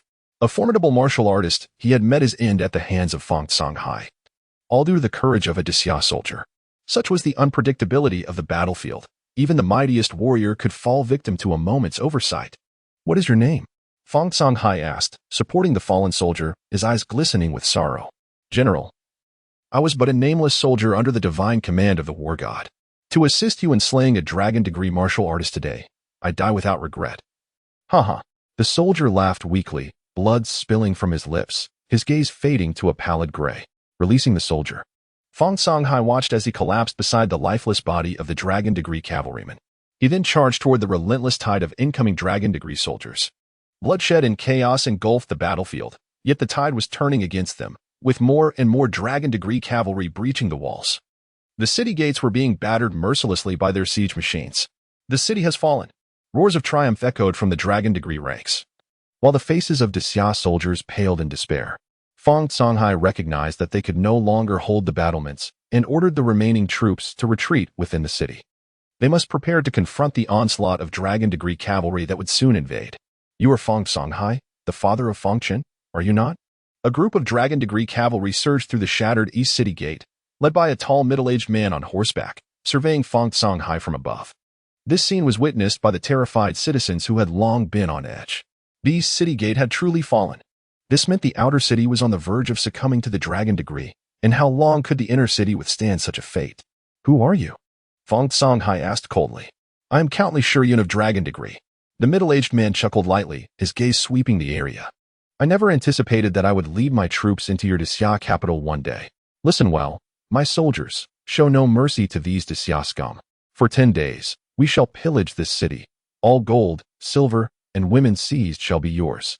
A cacophony of cheers erupted from the dragon-degree cavalry. Their expressions twisted with excitement and malice, causing the citizens to tremble in terror, their eyes filled with despair. 10 days of slaughter. How many souls will remain in Xia after such a massacre? The dragon-degree intends to eradicate us entirely. Fang Songhai seethed with fury yet maintained his composure, aware that they lacked the strength to confront the enemy directly. Their only hope was to stall for time, praying for reinforcements to arrive swiftly. If they could force the enemy out of the city, they would have a chance. Fang Songhai, you are utterly inferior to your son. If Fang Chen were here, I doubt breaching the East City Gate would be so simple for us. Unfortunately, our Marquis, Xian Yu, has personally gone to confront him. He is likely unable to lend assistance and may already be dead before you. I shall be a good man and send you and your son to reunite today. Li Shiyun laughed heartily, waving his hand. Listen to my command. Tear them apart. At that moment, a figure dashed forward, appearing before Li Shiyun and grasping his head firmly. Who are you? Li Shiyun exclaimed, astonishment flashing in his eyes. As a peak energy manipulation martial artist, he could hardly fathom how someone could approach him unnoticed and seize him thus. Denshi? Fang Songhai gasped in shock, realizing the implications. Before anyone could react, Li Shiyun's head was crushed effortlessly by the newcomer. Instead of departing, the figure turned to attack the nearby dragon-degree cavalry, each strike claiming the lives of dozens of them. Charge. Fang Songhai hesitated not, recognizing the newcomer as an ally of remarkable prowess. He rallied his remaining troops to push back the dragon-degree cavalry at the East City Gate. With this mysterious expert joining the fray, the battle became remarkably straightforward. In no time, the invading dragon-degree cavalry were expelled from the East City Gate. However, The mysterious warrior did not relent, pursuing them beyond the city limits. A relentless engine of slaughter that claimed the lives of Dragon Degree soldiers without pause. The onlookers were left in awe within a short span. This enigmatic figure had dispatched over 300 Dragon Degree cavalrymen without showing any signs of fatigue. Even a Dan Chi martial artist would find such feats extraordinary. In the ethereal realm, Fang Chen observed as the Qingmu puppet joined the fray and then shifted his attention to the other 3 city gates. The East City Gate was now secure. Besides the Qingmu puppet, there were also over 10 Xia hidden guards on standby, ready to unleash their lethal talismans for a one-sided slaughter. At the North City Gate, Huang Sihai had entered the battlefield like a divine warrior, rampaging through the ranks of Dragon Degree cavalry with the enhancements of the Diamond Talisman, Speed Talisman, and Strength Talisman, invigorating the morale of the Xia defenders. At the South City Gate, Su Ge, alongside a dozen Xia hidden guards, formed a formidable strike force, utilizing the 4 talismans to carve a path and slay the commanders of the Dragon Degree siege. At the West City Gate, the reinforcements led by Yu Longcheng nearly fell victim to encirclement by Dragon Degree cavalry, but a shadow emerged, dancing through the battlefield with ghostly agility, dispatching the encircling soldiers and even slaying several Dragon Degree energy manipulation warriors. With lightning flashing, Yu Longcheng stood awestruck, only to suddenly realize with great excitement that this was Fang Chen's ally, and Fang Chen had indeed made his move. Chapter 78. May I inquire, dear brother, about the state of the battle outside? As you all indulge in your libations, it seems that the great Siam may not endure for many more years. However, fear not. For you from Guha and Izhou have always been steadfast allies of our Longdu. The massacre of cities shall not affect you. Any business ventures in which you are involved will remain unscathed, while the external conflict rages within a grand residence. The ambience is illuminated with bright lights and the aroma of fine wine. A scholar from Longdu rises, raising his cup in salute. Seated before him are the prominent figures of Guha and Izhou engaged in commerce within the capital, such as Long Huaxin, exchanging glances. The crowd smiles and raises their cups in unison. After finishing his drink, Long Huaxin, with a gentle smile, inquires, how does your Longdu intend to deal with the Fang residents? To speak candidly, the Fang residence is indeed our primary target for elimination. Even before the Emperor of the Great Xia, long before the siege commenced, we had dispatched our elite to the Fang estate, the Longdu scholar boasts with pride. Long Huaxin's eyes glimmer with interest, yet he quickly frowns. Fang Chen possesses extraordinary prowess, being a master of Danqi. I fear your elite may not match him. Ha ha. The Longdu scholar laughs heartily, noticing the puzzled expressions on the faces around him. Fang Chen is currently trapped aboard the Yuxian boat and cannot possibly spare any effort. What? You have captured Fang Chen? The crowd gasps in surprise. Long Huaxin is incredulous. How could this be? There is nothing impossible about it. Our Marquis Xinyu has taken action. Fang Chen shall find no escape. 5 years ago, he ascended to the level of Danqi, and in this time, his skills have advanced significantly, now reaching the mid-stage of Danqi. The Longdu scholar replies with a calm smile. A collective intake of breath reveals the audience's shock, their eyes betraying a deep-seated wariness. The Longdu has concealed this information, and it poses a grave concern for both Guha and Izhou. The stronger Longdu becomes, the more the balance of power is disrupted. Suddenly, a cacophony erupts from outside, prompting laughter among the Longdu scholars. Surely, it is the Longdu cavalry that has breached the inner city. Let us go and see. As they step outside the grand residence, they are met with the sight of Longdu cavalry, dejected and shackled in chains, being escorted by the formidable blade guards. The crowd is taken aback. Didn't T Longdu advance into the city? How could their cavalry be captured? There are surely hundreds of them. Long Huaxin and the others were expressions of disbelief, and the smiles of the Longdu scholars gradually fade. They then notice, at the rear of the procession, several charred corpses being carried. Pray tell, dear brother, what is the state of the battle outside? One Longdu scholar cannot contain himself, addressing one of the blade guards. Without even a glance, the guard responds, fear not. The situation has stabilized. The Longdu cavalry cannot break through. What? The situation has stabilized? The Longdu scholars' faces grow increasingly grim. One of them casually inquires, what of those charred corpses? Those corpses? Ha ha ha, it is quite amusing. Marquis Xianyu of Longdu fancied himself a Danqi warrior and attempted to trap General Fang's forces aboard the Yuxian boat. In the end, he and the several Qi warriors he brought along were reduced to charred remains by General Fang's subordinate, the wind and cloud sword, Sugo. The technique employed was reminiscent of General Fang's purple lightning palm, truly terrifying in its power, the blade guard explains. What? The Longdu scholars are struck with shock. Their faces turning pale, their bodies swaying as they struggle to maintain their footing. The Marquis Xianyu has perished? Has he become one of those charred corpses? The assailant was not Fang Chen, but rather Fang Chen's subordinate. Long Huixin and the others instinctively step back, distancing themselves from the Longdu scholars. And the blade guard, who was just questioned, responds swiftly, signaling for the procession to halt. Are you from Longdu? Niuju asks with a grin. The Longdu scholars' faces turn to ash. Seize this group of miscreants and take them to the garrison for interrogation. Niuju grins wickedly, and immediately, blade guards, fierce as wolves, advance to bind the Longdu scholars and escort them away. Niuju's gaze shifts to Long Huixin and the others. We are from Guha. They reply. We hail from Izhou, with no ties to Longdu. We are entirely unaware of this siege. Both parties hastily distance themselves from any connection to Longdu. Oh. Do take care. Many remnants of Longdu are lurking in the capital, eager to stir trouble. Ensure your safety to avoid being exploited by malicious actors who may seek to incite discord between Guha, Izhou, and the Great Xia. Niuju feigns concern. Perhaps it would be wise for you to temporarily seek refuge at the garrison. It is quite secure. No, you worry too much. We can assure our own safety, they respond, shaking their heads vigorously. The garrison is a place of torment, where anyone who enters is flayed alive. They dare not go there in such perilous times. Then do be cautious, and refrain from engaging with any individuals from Longdu. If you discover their whereabouts, do inform the garrison, Niuju admonishes before leading his group towards the garrison. Once they depart, the crowd exhales in relief. Long Huixin's expression is grave. What do you think? Was the blade guard's statement true? Does Fang Chen's subordinate possess the prowess of Danqi? One scholar from Izhou murmurs. I heard that during the last incursion into the city by the divine maiden of Qingsong, one of her subordinates was cleaved into charred remains by a single palm strike. There are literati who also understand martial arts, each possessing varying degrees of mastery. And they hold a skeptical view of the notion of being turned to ash by a mere strike. Yet now, they find themselves compelled to accept the reality. Fang Chen's strength far exceeds their imagination. If Fang Chen's subordinates are indeed so formidable, how has the Great Xia been so thoroughly suppressed by Qingsong in recent years? Long Huixin furrows his brow.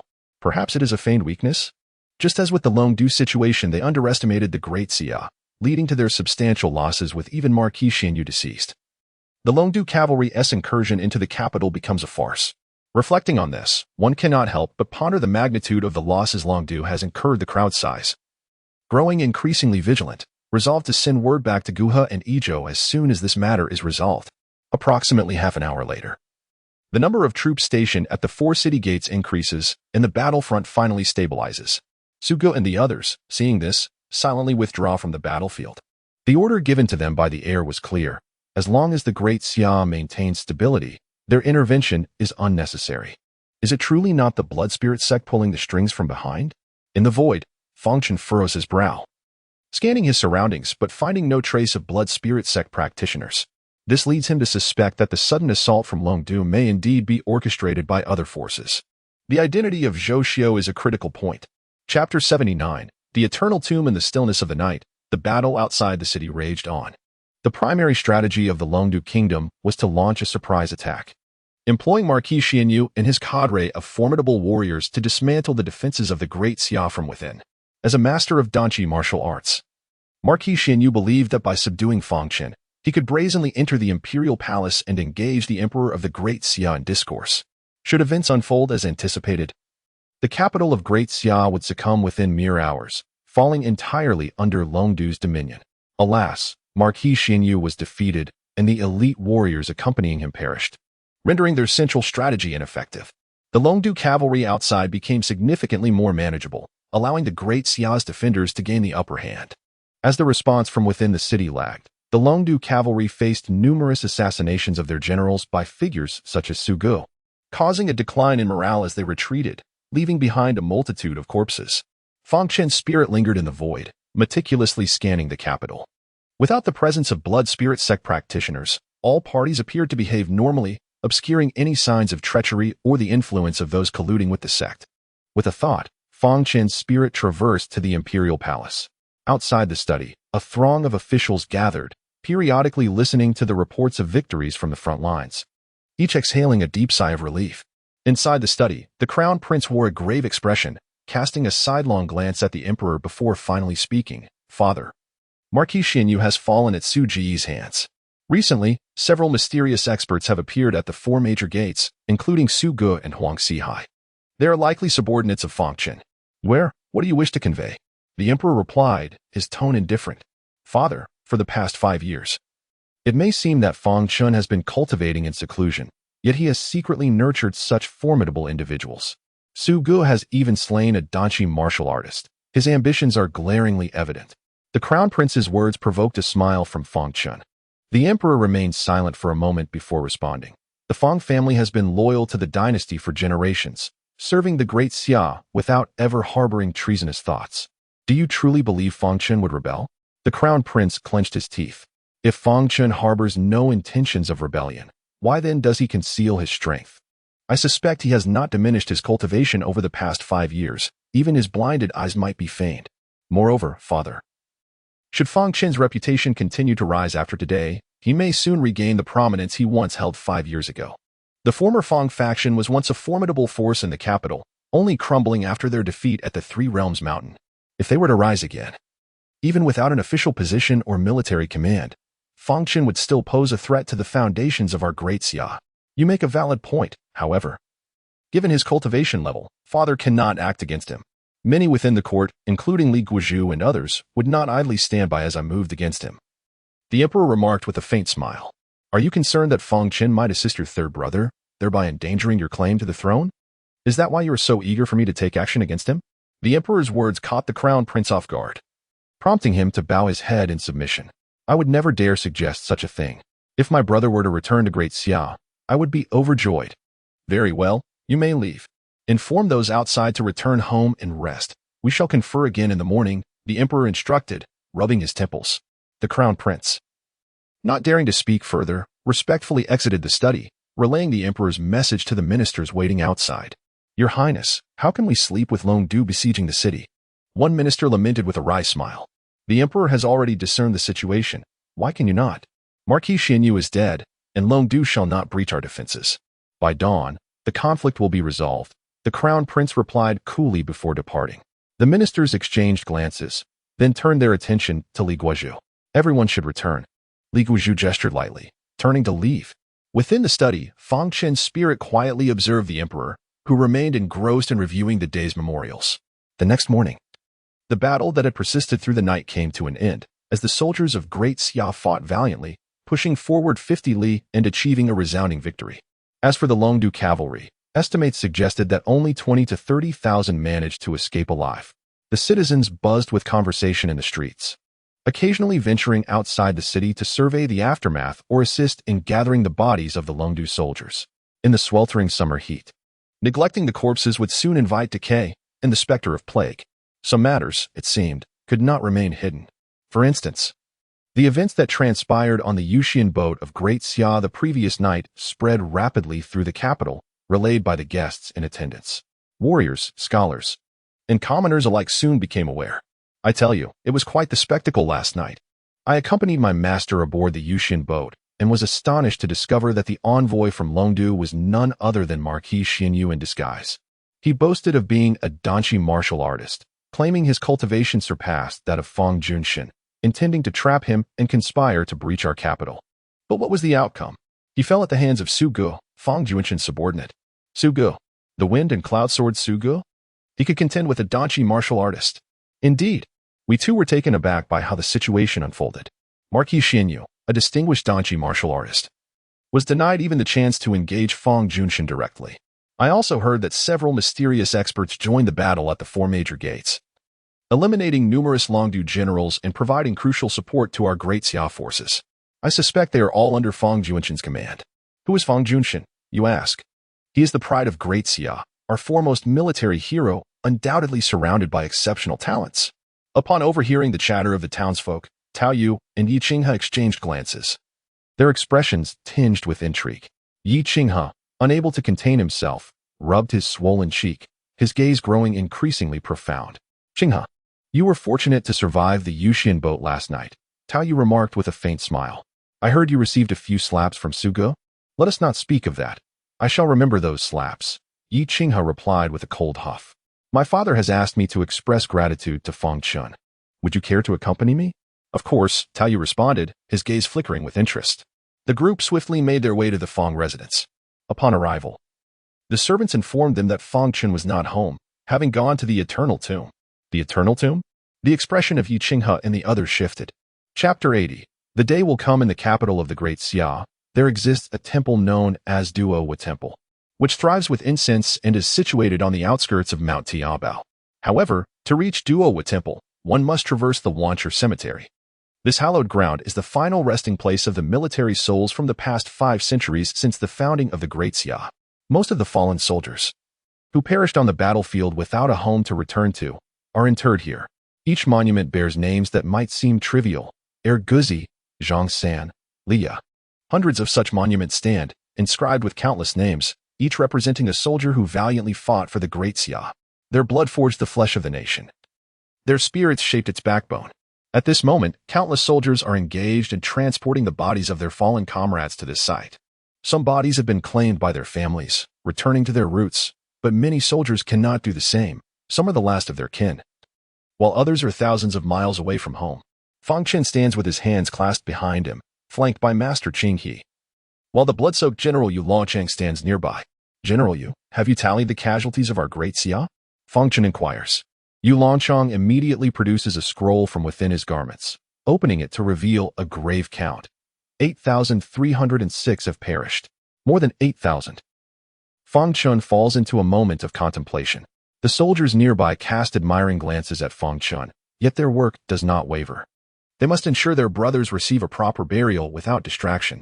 How could this brother have captured a Draganda cavalryman so tightly? We can't bury the remnants of Draganda here. Can we? A murmur arises from nearby. As the soldiers glance over, they see one of their own tightly clutching a Dragandu cavalryman, whose head has been severed. Yet the soldier's hand grips a sword that has pierced through the heart of the Xia soldier.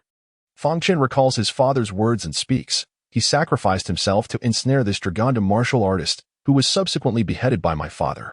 The surrounding soldiers immediately express their respect. Capturing a Draganda martial artist is indeed a monumental achievement. Let us bury them together. This is his merit, Fang Chen asserts. Yes, General Fang. The soldiers nod vigorously, disregarding any sense of propriety, for this Xia soldier, with his mortal form, had aided Fang Songhai in slaying a Dragandu martial artist. Such valor deserves recognition, and to be buried together is akin to inscribing his glory upon the monument. Master Qing He, they are present, Fang Chen suddenly murmurs. Master Qing He, who had kept her eyes closed, slowly opens them upon hearing Fang Chen's voice. Her complexion pales slightly as she nods. They are all here. In her vision, figures steeped in blood stand around. Yet these apparitions are not as ferocious as some spirits she has encountered before. They do not wail or lament, but gaze silently at Fang Chen, their eyes reflecting a yearning and reluctance for this world. Farewell, noble souls, Fang Chen bows respectfully. Countless military spirits return the gesture before gradually making their way towards the Wancher Cemetery. At that moment, Yi Qinghe and others happen to witness this scene. Tao Yu's eyes flicker with a hint of cold mockery. General Fang, I thank you for last night's events. Yi Qinghe approaches with forced gratitude. Fang Chen replies with indifference, turning his gaze elsewhere. Yi Qinghe, feeling slighted by Fang Chen's aloofness despite his personal visit to express thanks, is about to speak when Tao Yu interjects. General Fang, are you here today to personally bid farewell to these fallen soldiers? Am I blind, or are you? Fang Chen looks at Tao Yu, his grayish-white eyes devoid of luster. Tao Yu smirks. I believe your actions are suspect. As if performed for the sake of the nearby populace. The crowds that come to pay their respects have surged today, following Dragandu's failed siege. And many will pause to observe, showing their respect for these fallen soldiers. His words draw the attention of those around.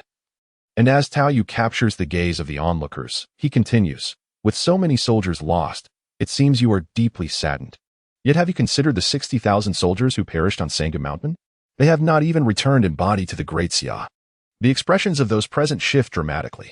This matter weighs heavily on the hearts of the Great Xia citizens, having endured for 5 long years. 60,000 valiant souls fell on Sangha Mountain, their remains never to be retrieved. Yu Longchang furrows his brow and speaks with gravity. young Master Tao. If you do not understand the brutalities of warfare, it is better to remain silent. Not only have our Xia soldiers not returned, but the Qing Song warriors who fell on Sangha Mountain have also not been brought back. How many lives and resources would it take to recover each body? Moreover, there are those who would take advantage of such a transport, ambushing and assassinating. Even if we won that battle, our fallen would be buried where they fell. Is this the justification you martial artists offer? Laughable. We know that those Fang Chen led not only perished but could not return to the great Xia. Tao Yu scoffs. Thus, while you mourn here, perhaps you should contemplate how to bring our 60,000 military souls home. Yu Longcheng opens his mouth to retort but is halted by Fang Chen's gesture. You are correct. Fang Chen smiles at Tao Yu, regardless of his intentions. Your words hold truth, and I too believe that day will come. Tao Yu is momentarily taken aback, seemingly unprepared for Fang Chen's agreement but quickly recovers. Pressing for a timeline, when will that day be? Does it concern you? Will you accompany me to Sangha Mountain? Fang Chen responds with a light smile. Your words are intriguing, but I have no need to accompany you. Tao Yu, stifled, cannot retort. He cannot promise to join Fang Chen on such a journey, for the peril of survival is uncertain. I only hope General Fang is not merely speaking empty words. He sneers before turning away. Regardless, many citizens have overheard Fang Chen's words today. If he fails to retrieve the remains of 60,000 soldiers, whispers will inevitably circulate, tarnishing his reputation over time, thus fulfilling Tao Yu's objective. General Fang, do not take Tao Yu's words to heart. The 60,000 remains, they cannot be recovered. Qing Song will not simply stand by. Yu Longcheng offers consolation. Fang Chen gently pats Yu Longcheng's shoulder. There is nothing that cannot be achieved if one truly desires it. Everything is possible. With that, he and Master Qing he depart slowly. Yu Longcheng remains rooted in place, pondering Fang Chen's words. Though he cannot shake his disbelief that Fang Chen could retrieve the remains of 60,000 great Xia soldiers from Sangha Mountain, it is not merely a question of distance. The resources required would be monumental. Those remains are akin to bait for the Qing Song, waiting for the great Xia to take the hook. Chapter 81. Departure from the capital, Your Highness. Now that the siege of Longdu has just concluded, would it not be unwise for you to accompany me to the southern lands? If it is necessary to maintain a presence in the capital, Brother Yuan and the others can accompany me instead. Wang Fujie expressed his concerns. He had hoped that Fang Chen would join him on the journey to the south, but the suddenness of the Longdu siege left uncertainties regarding any subsequent actions from them. It would be far more prudent for Fang Chen to remain in the capital. There is no need for excessive worry about Longdu. Their resurgence will require time. Besides, I have been away from the capital for too long. It would be refreshing to venture out, Fang Chen replied with a smile. With Su Gu and Huang Sihai monitoring things in the capital, there should not be any significant issues. That is indeed reassuring, yet. Huang Fujie glanced at Fang Chen, noting the two women at his side, a nun and a celestial maiden. Would it not be perilous to bring along such delicate ladies to the southern lands? Unbeknownst to him, both women were far from weak. Although Master Qinghe was merely at the second level of qi refinement, she was still a practitioner, and against mere martial artists. Unless they wielded Dan Qi, she posed no threat. Her spiritual energy could easily counter any internal energy damage from martial practitioners. What is it? Fang Chen questioned with a knowing smile. Huang Fujie, feeling awkward, chose not to elaborate and instead shifted the conversation. Meanwhile, Yuan Zhuang and several other officials, along with the constables they had brought along, remained silent.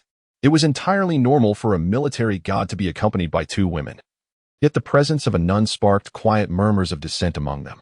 Lightly equipped, each rode a sturdy horse and soon galloped away. On the city tower, several figures appeared.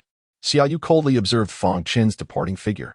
Fang Chen's decision to follow Huang Fujie to the southern lands, accompanied by several officials and constables from Dawasi. What could be his intent? I have heard that a peculiar case has arisen in the south, one that they cannot resolve, involving the four major sects of the southern lands, prompting Huang Fujie to seek Fang Chen's assistance. Li Huafeng responded in a detached tone, let them go. Why bring along the celestial maiden and a nun? Fang Chen certainly presents himself with a facade of righteousness. Jealousy does not become you. Yi Qinghe, he retorted coldly, clenching his fist involuntarily.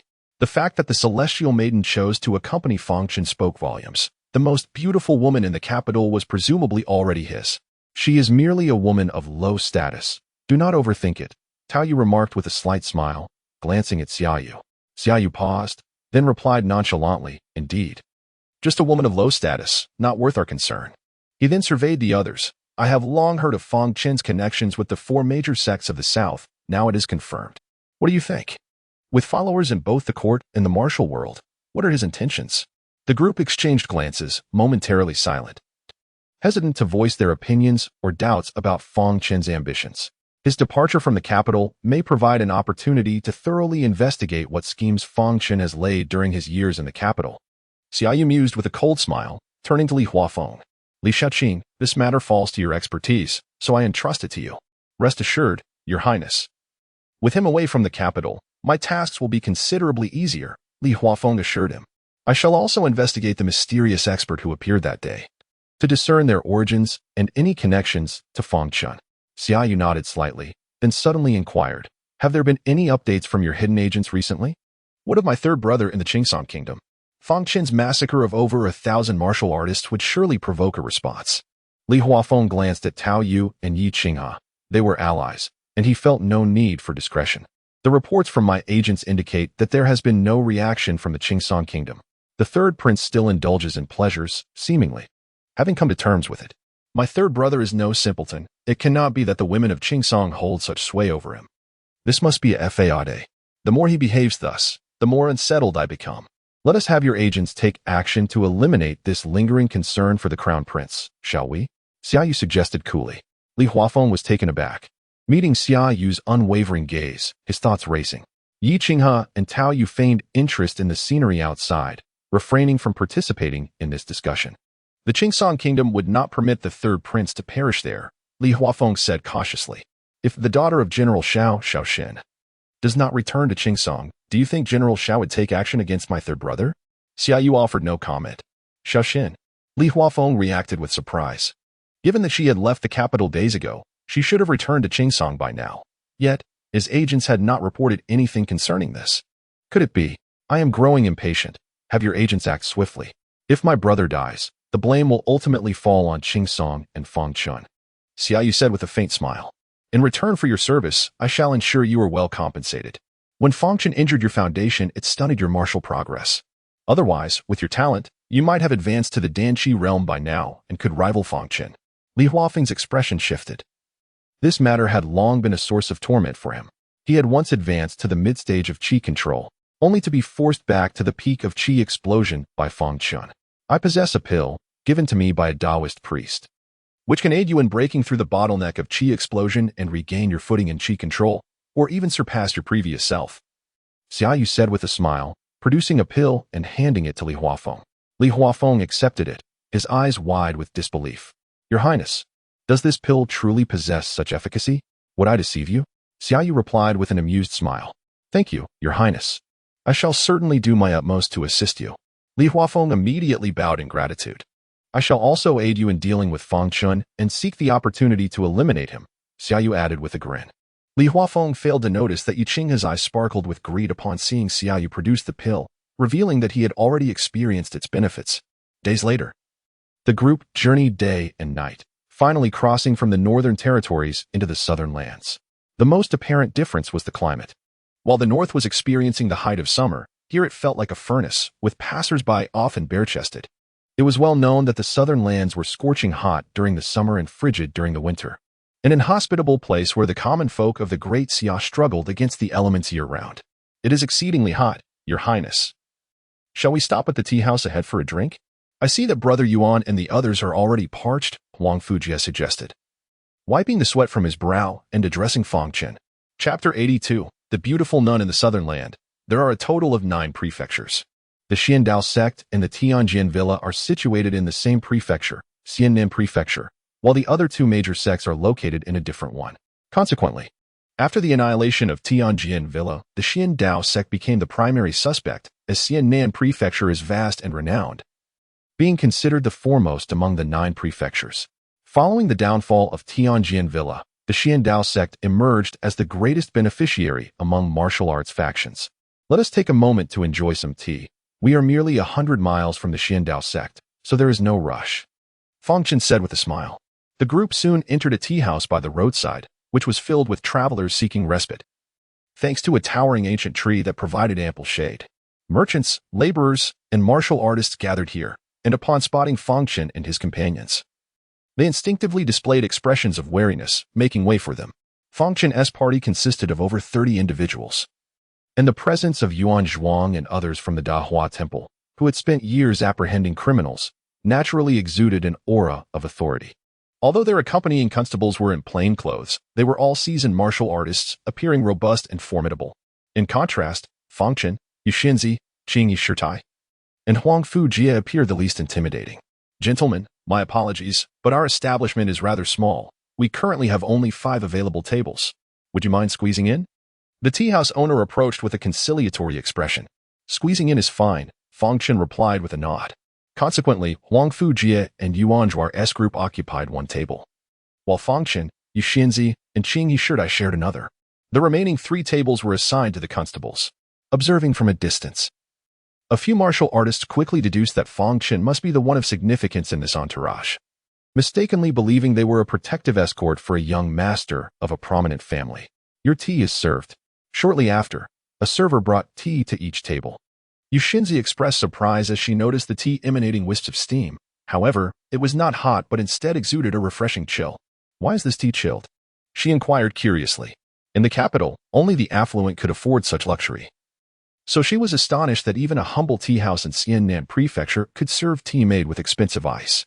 You may not be aware, but this is a local specialty, Fang Chen explained with a smile. 30 miles from here, there is a spring whose water is inherently cold. Tea brewed with it does not require boiling, yet it extracts the essence of the leaves, elevating even the most mediocre tea to a higher quality.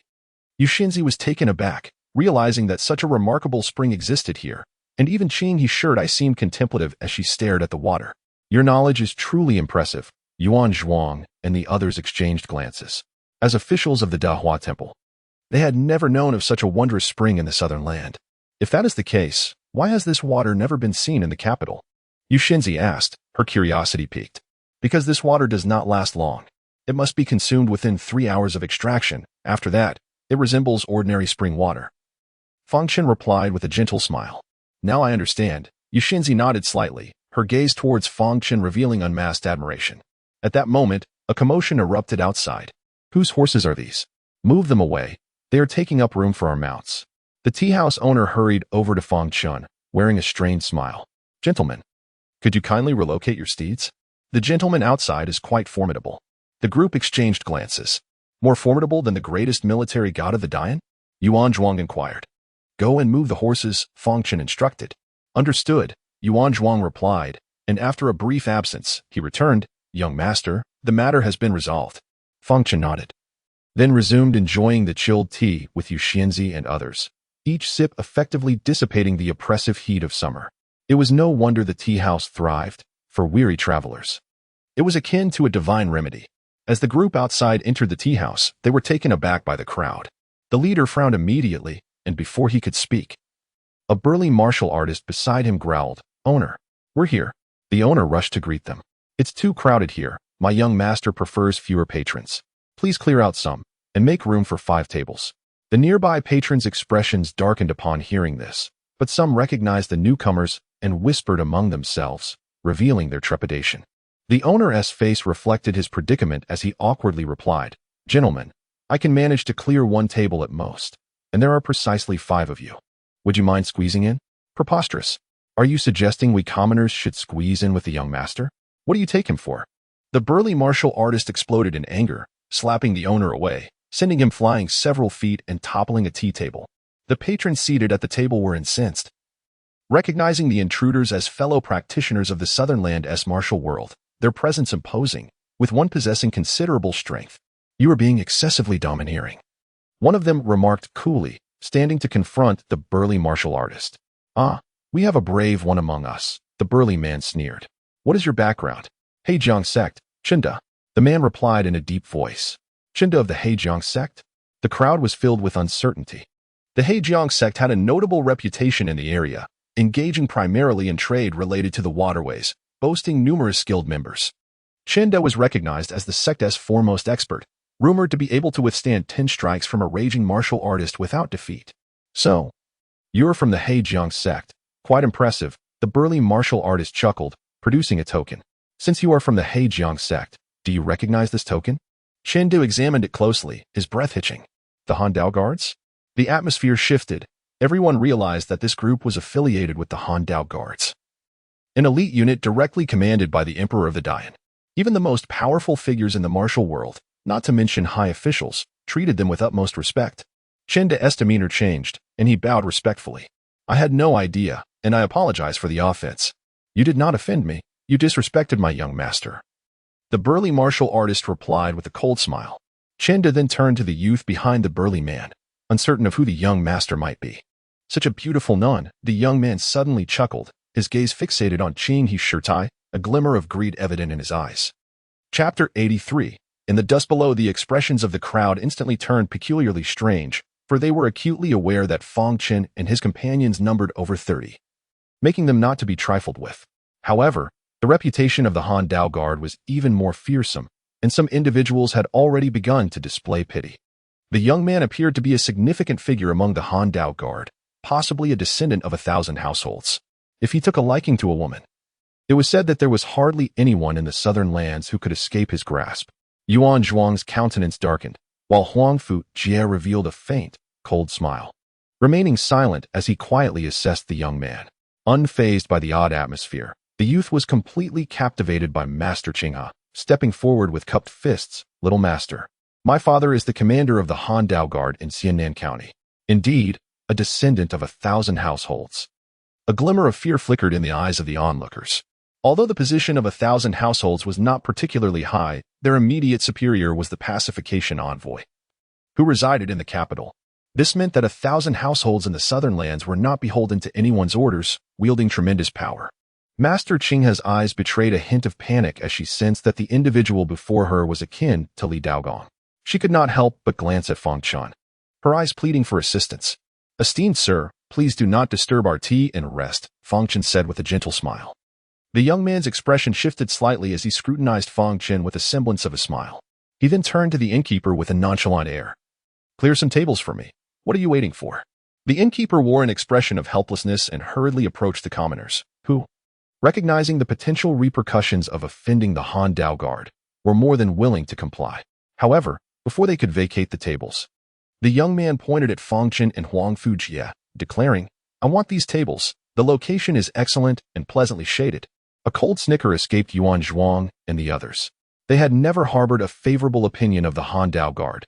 Not long ago, Yuan Zhuang had been brutally tortured by them, and the sight of their enemies now filled him with a fierce resentment.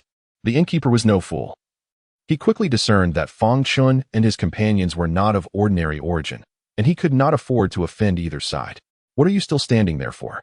If you do not clear the tables, I will send my men over, the young man sneered, his gaze fixed provocatively on Fang Chen.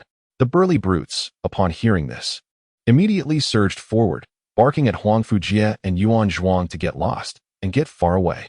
Young master, shall we apprehend them? Yuan Zhuang inquired, glancing at Fang Chen.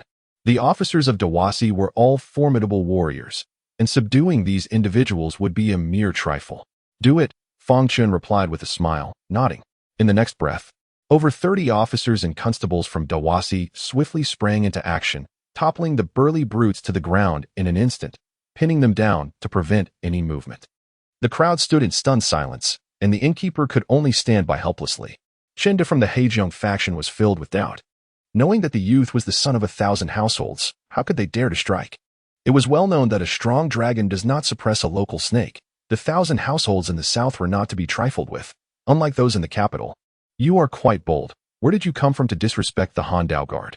The young man remained composed, a cold smile playing on his lips as he stared at Fang Chen and his companions. You were doomed. Though the burly brutes were pinned down, they did not forget to hurl threats, exuding an air of confidence as they imagined the tragic fate that awaited Yuan Zhuang and the others. Yuan Cixi. I have heard that Lu Tian may have fled to the southern lands, Fang Chen suddenly remarked. Yuan Zhuang and the others immediately reacted, replying in unison, Yes, yes. Dawasi has verified that Lu Tian is likely to have escaped to the southern lands. Since these individuals are also from the Han Dao Guard, they may have some connection to Lu Tian. Keep a close watch on them, and we shall return to the capital together. Fang Chen smiled. The young man's expression shifted, and the crowd began to sense that something was amiss. Dawasi? Lu Tian? This name had been quite prominent in the southern lands recently. As the capital had issued a wanted notice for Lu Tian, the former pacification envoy of the capital's Han Dao Guard. You are from Dawasi? The young man's eyes flickered with intrigue. Yuan Zhuang, officer of Dawasi. Yuan Zhuang replied with a cold chuckle. A mere officer dares to provoke me. The youth chuckled, clearly dismissing the significance of a mere officer. This is the southern lands, Xiannan County, not the capital. Dawasi has no branch here and can only manage affairs within the inner city of the capital. You also have suspicions of colluding with Lu Tian. Yuan Zhuang retorted with a sneer. Upon seeing this, Yuan Yu and the others, fierce as wolves, surged forward and bound the young man as well. In a matter of moments, the young man and his companions were reduced to captives, their once haughty demeanor replaced by utter disgrace, drawing the astonished gazes of those in the tea house. Such audacity! The young man seethed, masking his rage with a forced smile as he turned to Fang Chen. Are you their superior? Do you not know that my father is 1,000 households of the Han Dao Guard in Xiannan County? Once you bind me, you will have to kneel before me and personally free me. Kneel. Yuan Yu shouted coldly, delivering a kick to the young man's inner thigh. With a thud, the youth fell to his knees before Fang Chen, utterly humiliated. His face flushed crimson, eyes wide open in a fierce glare, as if he wished to kill with his gaze. Tell me your name, the young man demanded coldly. I am Fang Chen. Fang Chen replied with a smile. Fang. The youth began to speak, but his expression suddenly changed, feeling an uncanny familiarity with the name. Chinda from the Hejiang faction, however, immediately gasped in shock, half kneeling as he exclaimed, Is it the arrival of the war god Fang? War god Fang? The remaining patrons in the tea house, whether merchants or commoners, stood up in astonishment, their eyes fixed on Fang Chen. The people of the rivers and lakes generally held disdain for high-ranking officials. Yet there was one individual in the Great Xia whom they revered immensely, the war god Fang Chen. The recent news of Fang Chen leading a group to obliterate the Qing Song faction had already spread to the southern lands. Anyone who mentioned it would raise a thumb in admiration. Many from the Qing Song faction, who had previously acted with great arrogance, had either hastily departed Great Xia or adopted a low profile since then, seldom seen on the streets. This was all thanks to Fang Chen's thunderous methods. Fang War God. How could it be him? The youth's eyes widened in shock, his previous arrogance vanished, and his body trembled slightly. Though his father was 1,000 households, even he would have to bow his head in the presence of this individual. The difference in their status and power was akin to heaven and earth. Chapter 84. You are not my son. Rise, Fang Chen instructed, not responding to Chen Da's inquiry. Chen Da had already confirmed in his heart that the man before him was indeed the legendary Fang Junshin. As the rumors suggested, he was at a flourishing age, possessing a valor that could withstand thousands of adversaries. The towering warriors trampled beneath the feet of Yuan Zhuang, and his companions looked on in terror, staring blankly at Fang Chen. What is your father's name? Fang Chen asked the young man with a faint smile. Wait, how could Fang Junshin be here? With the surrounding pine trees and the multitude of significant affairs in the capital, there is no way he would come to the south for leisure. The youth's thoughts began to stir, leading him to sneer. Fang Chen? How dare you impersonate the name of Fang Junshin to deceive us? In this barbaric land of the south, how could Fang Junshin, a figure of such stature, easily tread here? If word gets out, it would surely attract the assassination of formidable warriors from various nations. Is it not Fang Chen? The crowd was momentarily stunned. A glimmer of doubt appeared in Chen Da's eyes. My lord, this person won't shed tears until he sees the coffin. Yuan Zhuang couldn't help but chuckle. Let us detain him.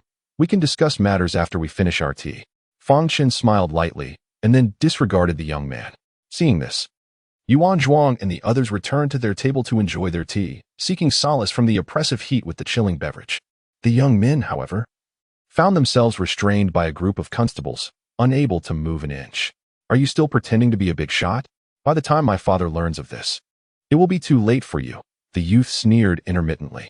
Unfortunately, no one paid him any mind as they leisurely sipped their tea, calling for more to drink to their heart's content.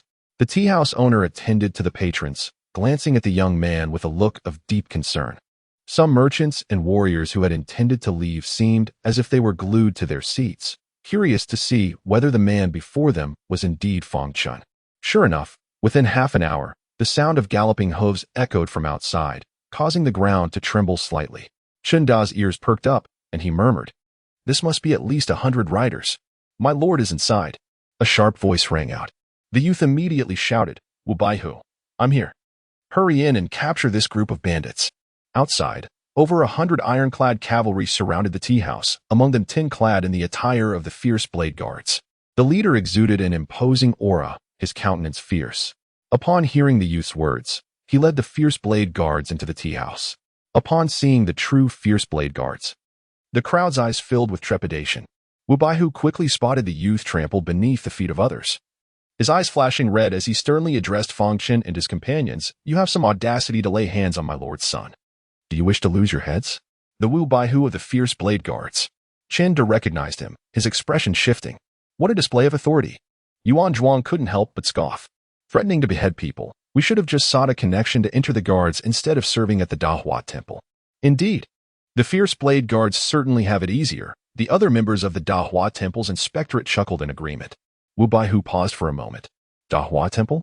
Wu Baihu. Do not be deceived by them. Not only are they impersonating the inspectors of Dahua temple, but this young man is also pretending to be Fang Chen, Fang Junshin. The youth struggled to raise his arm, pointing at Fang Chen.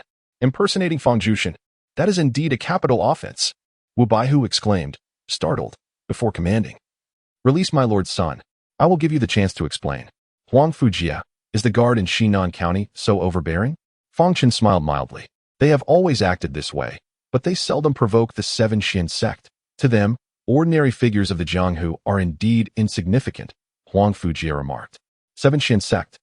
Huang Fujia, you are the Seven Xian blade. Wu Baihu suddenly recognized Huang Fujia, his heart sinking in shock. This was the greatest master of the South, not merely from Xinan County, but the foremost expert among the 9 counties of the South. A peak master of qi manipulation rumored to be the most promising prodigy in the Jianghu of the South in nearly a century. The youth was stunned. His subordinates were likewise taken aback, while Chen De and the others wore expressions of disbelief. You recognize me? Huang Fujia smiled gently at Wu Baihu. I once accompanied Lord Qianhu to the Seven Xian sect to investigate matters regarding the Tianjin villa. I met you once, Wu Baihu replied with an odd expression, cupping his fists in respect. I did not know how my lord's son offended you. I hope you will overlook this matter today. The youth remained silent. Since Wu Baihu recognized Huang Fujia, it indicated the latter's identity was valid. He suddenly recalled Fang Chen's identity, and the relaxation he had just experienced turned into intense anxiety once more. It cannot be easily resolved. You did not offend me. Huang Fujia shook his head with a smile. Ha ha. I must see who holds such a transcendent status in Xinan County that it is worse than offending the Huangfu family. A hearty laughter echoed from outside as a lean, middle-aged man strolled in, flanked by dozens of fierce blade guards. Lord Qianhu, Wu Baihu, and the others quickly bowed in respect. The Lord Qianhu of the Xinan County Guard has arrived? The crowd instinctively rose, recognizing the arrival of a true dignitary. Anyone living in Xinan County could not bypass this figure, including Chen Da's Hejiang sect, which often contributed to the guard. Father, the youth exclaimed with delight. Perhaps his father would turn the tide. After all, he was the Lord Qianhu of the guard. How dare you humiliate my son so? You truly have some audacity. The middle-aged man smiled ominously, his gaze sweeping across the room until it landed on Fang Chen, causing him to freeze in shock. In the next moment, he knelt on one knee with a thud, declaring, "This official, Jupansher, pays his respects to Fang Junshin." It truly was Fang Junshin. Chen De and the others were overjoyed, all kneeling in salute. The youth and his followers were left bewildered. Even if it were indeed Fang Chen, why would his father kneel so decisively? Wasn't the guard supposed to be above all departments, only answering to the emperor? Ju Qianhu, I have heard that your guard rules Xinan County with an iron fist? Fang Chen said with a smile. Absolutely not, absolutely not. Fang Junshin has misunderstood, Ju Pansher replied, drenched in cold sweat, repeatedly denying the accusation. Your son not only wishes to expel us, but also desires to take this esteemed nun by Fang Junshin's side. Is that not ruling with an iron fist? Yuan Zhuang interjected with a mischievous smile. Father, the youth struggled to speak. You are not my son. Do not call me father. Get away. Ju Pansher scolded harshly, then turned to Fang Chen with a forced smile. Fang Junshin, I have long suspected this child is not my biological son. It has now been confirmed. How do you wish to handle this matter? I will defer to your judgment. The youth's face was one of utter despair. Chapter 85. The Spring of Ice. Everyone was utterly astonished by the unwavering resolve displayed by Ju Pansher. This was indeed a testament to the instinct for survival. Moreover, they were once again acutely aware of Fang Junshin's intimidating influence over local officials. It was no wonder that the esteemed captain of the Xiannan County Guard would be so visibly shaken upon encountering Fang Chen, confirming the rumors that certain high-ranking officials' offspring in the capital frequently fell victim to his reprimands. "Have you heard about Lu Tian?" Fang Chen remarked with a faint smile. Zhu Pancher's expression shifted, and he replied in a hushed tone, "I have indeed heard of it and received orders from the commanding officer to apprehend Lu Tian within the borders of Xiannan County. I suspect these individuals are colluding with Lu Tian. Take them back and confine them for now. I will interrogate them once I have the time," Fang Chen stated with a smile. The young man and his subordinates changed countenance, clearly realizing they were being framed. They were all too familiar with such tactics, as they often employed similar methods to suppress others in Xiannan County. Zhu Pancher was momentarily taken aback, a storm of emotions brewing within him. This accusation was no trivial matter. If Fang Chen managed to substantiate it, he too would face repercussions. Fang Junshin, this lad is indeed incompetent. Yet he shouldn't be audacious enough to conspire with Lu Tian. What do you think? Zhu Pancher ventured, attempting to curry favor. "Indeed, I have no ties with Lu Tian," the young man interjected hastily. "Whether that is true is not for you to decide," Fang Chen replied, looking down at him with a gentle smile. A chill ran through the crowd. They understood well the implications of Fang Chen's words.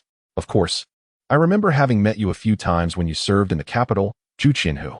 You were the deputy commander of the West Tiger Camp, if I recall correctly?" Fang Chen continued with a smile. Yes. It is rare for Fang Junshin to remember me." Zhu Pancher nodded repeatedly. "I have heard tales of your valor and impartiality during your tenure as deputy commander. Such accounts ought to be true. Your esteemed son, therefore, has no reason to conspire with Lu Tian. Today's incident must be a misunderstanding. Zhu Qianhu should take them back for proper discipline," Fang Chen suggested with a smile. Zhu Pancher hesitated for a moment, a glimmer of joy flashing in his eyes, and he sighed in relief, bowing repeatedly in gratitude, not daring to speak further, and promptly ordered his subordinates to escort the young man and his companions out of the tea house. "Fang Junshin, your visit to Xiannan County is regarding the annihilation of the Tianjin Villa, is it not?" Zhu Qianhu inquired cautiously, choosing not to depart just yet. Upon hearing this, the surrounding crowd perked up. This incident had spread like wildfire throughout Xiannan County. Not only had the Tianjin Villa been destroyed, but several smaller sects had also fallen victim. Rumors had begun to circulate that the Xiandao sect was responsible, aiming to dominate Xiannan County. With the 7 Xiandao led by Huang Fujie now appearing alongside Fang Chen, it was impossible not to speculate. "Zhu Qianhu, since you are aware of this matter, why have you not informed the capital? Do you not understand that if chaos ensues in the southern region, it would also pose a dilemma for the capital?" Fang Chen pressed. Zhu Pancher's countenance changed as he hastily replied, "I am aware of this, which is why I have dispatched several formidable blade guards to investigate the matter thoroughly, intending to report to the capital once we have a resolution." Fang Chen nodded noncommittally. "Has the Tianjin Villa been secured? Where are the bodies currently stored?" "I have ordered a lockdown, and the bodies are being preserved on-site," Zhu Pancher confirmed. Fang Chen nodded slightly. The fact that Zhu Pancher was able to secure the Tianjin Villa and preserve the bodies indicated that he had not colluded with the Blood Spirit sect. "You should wait at the Tianjin Villa. We shall proceed there directly after finishing our tea," Fang Chen instructed. "Fang Junshin, allow me to accompany you," Zhu Pancher began, but upon noticing Fang Chen's indifferent demeanor, he quickly fell silent, bowing respectfully before exiting the tea house. Once he departed, silence enveloped the tea house. Fang Chen finished his tea and turned to Huang Fujie, saying, "Pay the bill, let us depart." Huang Fujie promptly tossed some coins onto the table and smiled at the innkeeper. This should cover the tea and also compensate for the damaged tables and chairs. "You are too kind, too kind." The innkeeper expressed his gratitude hurriedly. After leaving the tea house, they continued on their journey, but midway, Fang Chen led Qing He Shirtai and Yu Xianzi on a detour. "Where are we headed, young master?" Yuan Zhuang and the others inquired with curiosity. Huang Fujie, observing their expressions, chuckled. "What kind of tea did you all drink earlier?" Suddenly, realization dawned upon them. It turned out Fang Chen intended to seek out the mystical spring. "Since we are waiting anyway, we might as well capture the one who has been following us and interrogate him to uncover his motives," Huang Fujie suggested. The captains, including Yuan Yu, looked surprised. "Someone has been tailing us." With Huang Fujie's reminder, Yuan Zhuang soon pinpointed the location of the tracker, and he promptly led Yuan Yu and the others to confront him. After a brief moment, Chenda of the Heijing sect was brought before them, tightly bound. "Chenda, why are you following us?" Huang Fujie asked with a bemused smile. I am not following you. I wish to report something to Fang Junshin. Chinda hesitated, glancing around and failing to spot Fang Chen, feeling increasingly anxious. You wish to report something? Yuan Zhuang inquired sternly. I am Yuan Zhuang, an officer of the Dahua Temple. You may speak to me. This matter is one I can only disclose to Fang Junshin, Chinda replied, shaking his head slightly. I did not intend to reveal it, as it poses a threat to my life. I hope you all understand. Very well, then you may wait here. Huang Fujie and Yuan Zhuang exchanged glances and nodded to Chinda. In the deep mountains, the path became treacherous. After trekking several miles, the three of them arrived at a secluded area, surrounded on three sides by cliffs, where a spring bubbled forth below. Numerous villagers were drawing water, drinking their fill before hastily departing, casting curious glances at Fang Chen and his companions without any signs of surprise. This spring was renowned for its mystical properties, known to all within 100 miles. Occasionally, young lords and ladies would visit for a taste, and the local populace had long since grown accustomed to it. You see, it is delightfully cool here. This spring is indeed extraordinary. The oppressive summer heat is dispelled by its mist, Yushinzi remarked, her large eyes reflecting astonishment.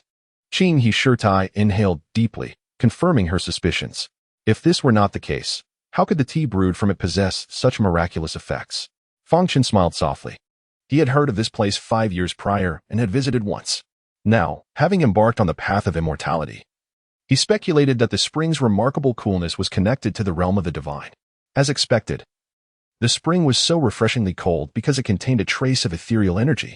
Chapter 86 Witness my lord, this is a spiritual spring. A glimmer of astonishment flickered in Master Qinghe's eyes. Frequent consumption of the water from this spring can fortify the body of an ordinary person and accelerate the cultivation speed of practitioners. It is indeed peculiar. Logically speaking, in a place like the Great Xia, where spiritual energy is scarce, it is exceedingly rare for cultivators to emerge, let alone establish sects here. Yet, not only has a practitioner like Fang Chen appeared, but there is also a spiritual spring. Entities such as spiritual springs, mountains, and trees are the very foundation for establishing sections.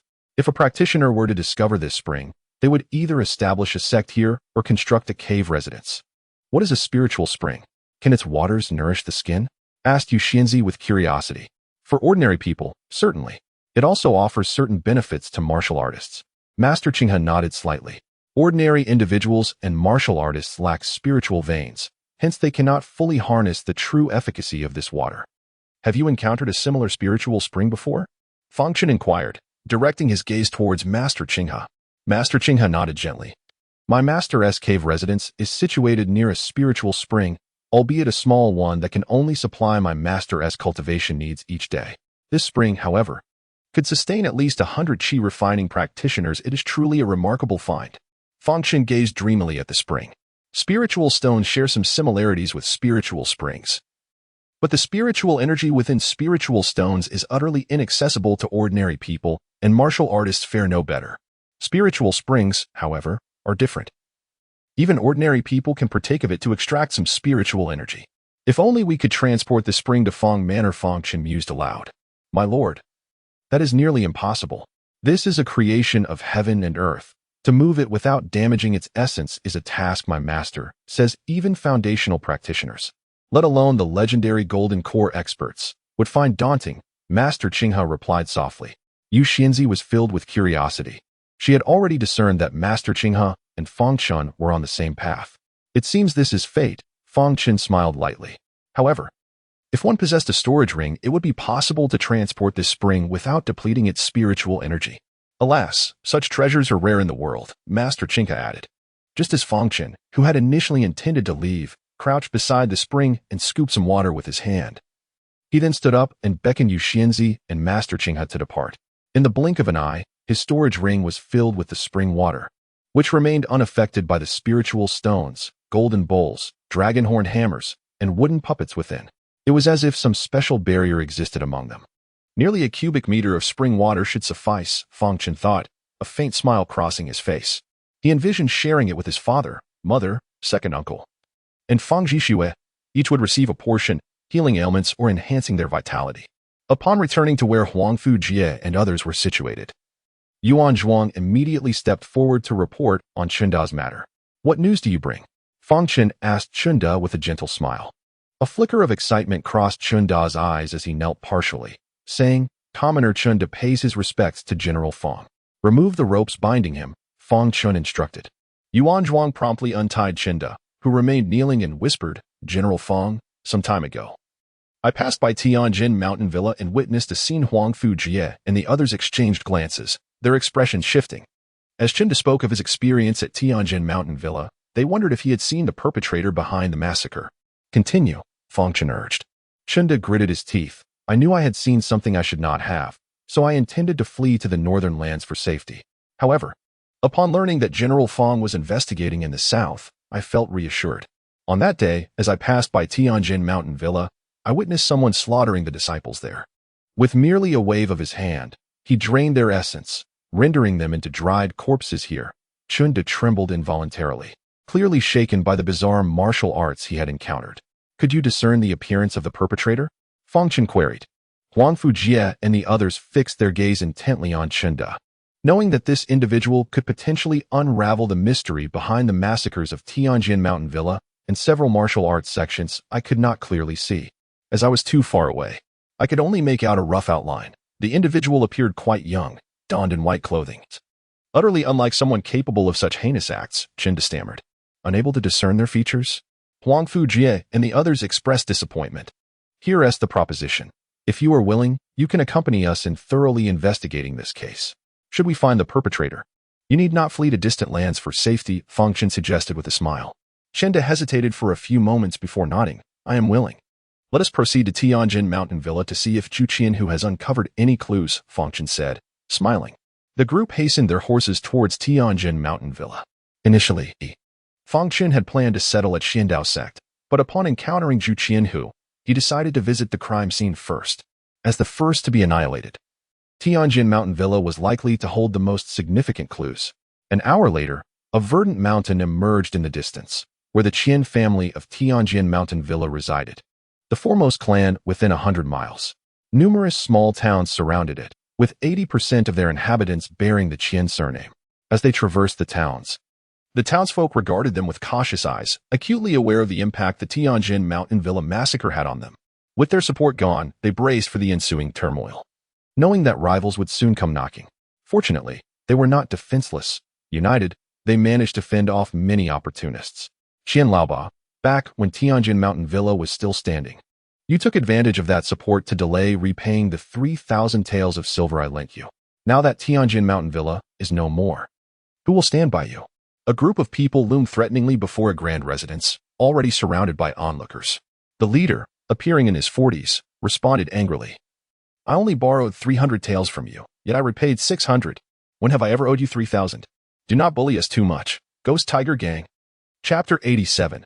Punishing such malpractices. Fang Chen and his companions observed the commotion from a distance. Curiously, he inquired, "What is the background of the Ghost Tiger Gang?" Huang Fujie casually replied, "A minor faction composed mainly of ruffians, with only a few having reached the level of qi condensation, and their skills are rather mediocre. They typically engage in lending for profit, and now, emboldened by the downfall of Tianjin Villa, they dare to come here to collect debts." As they spoke, tensions escalated between the Ghost Tiger Gang and their adversaries. Qian Laoba was not one to be trifled with. He had several guards at his disposal. Yet they proved no match for the Ghost Tiger Gang. "Fellow villagers, can we allow a band of outsiders to bully us? Today, the Ghost Tiger Gang dares to trouble me, Qian Laoba, and tomorrow they will dare to trouble you," he proclaimed loudly. The Qian clan members stirred restlessly, and the leader of the Ghost Tiger Gang smirked coldly, gesturing towards the towering mountains. "Behold, the Handao guards are currently stationed at Tianjin Villa. The moment I raise my voice, they will come to investigate. The Ghost Tiger Gang is not afraid of retrieving our debts." An immediate silence fell upon the crowd, and Qian Laoba's expression turned grave. These gangs often had connections with the guards, and uncertainty loomed over the strength of the Ghost Tiger Gang's ties. They could not afford to gamble with their safety. If the Handao guards truly intervened on behalf of the Ghost Tiger Gang, who could withstand such consequences? This was no mere faction. The Shinan Prefecture's guards commanded thousands of soldiers, and even a slight movement from the esteemed captain could send tremors across Shinan Prefecture. Seeing that he had silenced the crowd, the leader of the Ghost Tiger Gang let out a sinister chuckle and commanded, Bring me oil to douse Qian Laoba and his kin. Yes. The gang members promptly fetched barrels of oil, splashing it on Qian Laoba, his family, and the grand estate behind them. Qian Laoba, are you certain you will not repay these 3,000 taels? The leader taunted, brandishing a fire starter with a mocking grin. You are excessively cruel. Qian Laoba's face turned pale, his lips quivering. I do not have 3,000 taels on hand. I can sign a note. I can grant you a year or so without issue. The leader of the Ghost Tiger gang laughed. Huang Fujie, unable to bear the sight, snorted disdainfully. Leaping from his horse to stand beside the gang leader, snatching the fire starter from his grasp and kicking him to the ground. Who are you to lay hands on my Ghost Tiger gang? The gang members gasped in shock. Taking advantage of Tianjin Villa's misfortunes to rob is quite unsavory. You should vacate this place at once and not show your faces again, Huang Fujie stated coolly. Who are you? State your name. The leader of the Ghost Tiger gang squinted, rising from the ground. Xiandao sect, Huang Fujie. Huang Fujie regarded him with indifference. Do you remember my name? If you seek me, I shall await you at the Xiandao sect. Let us not miss our meeting. A collective gasp echoed through the crowd, and expressions of fear spread among the Ghost Tiger gang members, the leader paling in terror. Yet the Qian clan members cast glances at Huang Fujie that hinted at animosity and resentment. Rumors had it that the Xiandao sect was responsible for the annihilation of Tianjin Villa. So it was the 7 Xiandao, Huang Fujie. Once the leader of the Ghost Tiger gang regained his composure, his tone turned more resolute. Even you cannot meddle in my affairs with Qian Laoba. Perhaps I should summon the Han Dao guards to adjudicate this matter. Repaying debts is a matter of principle.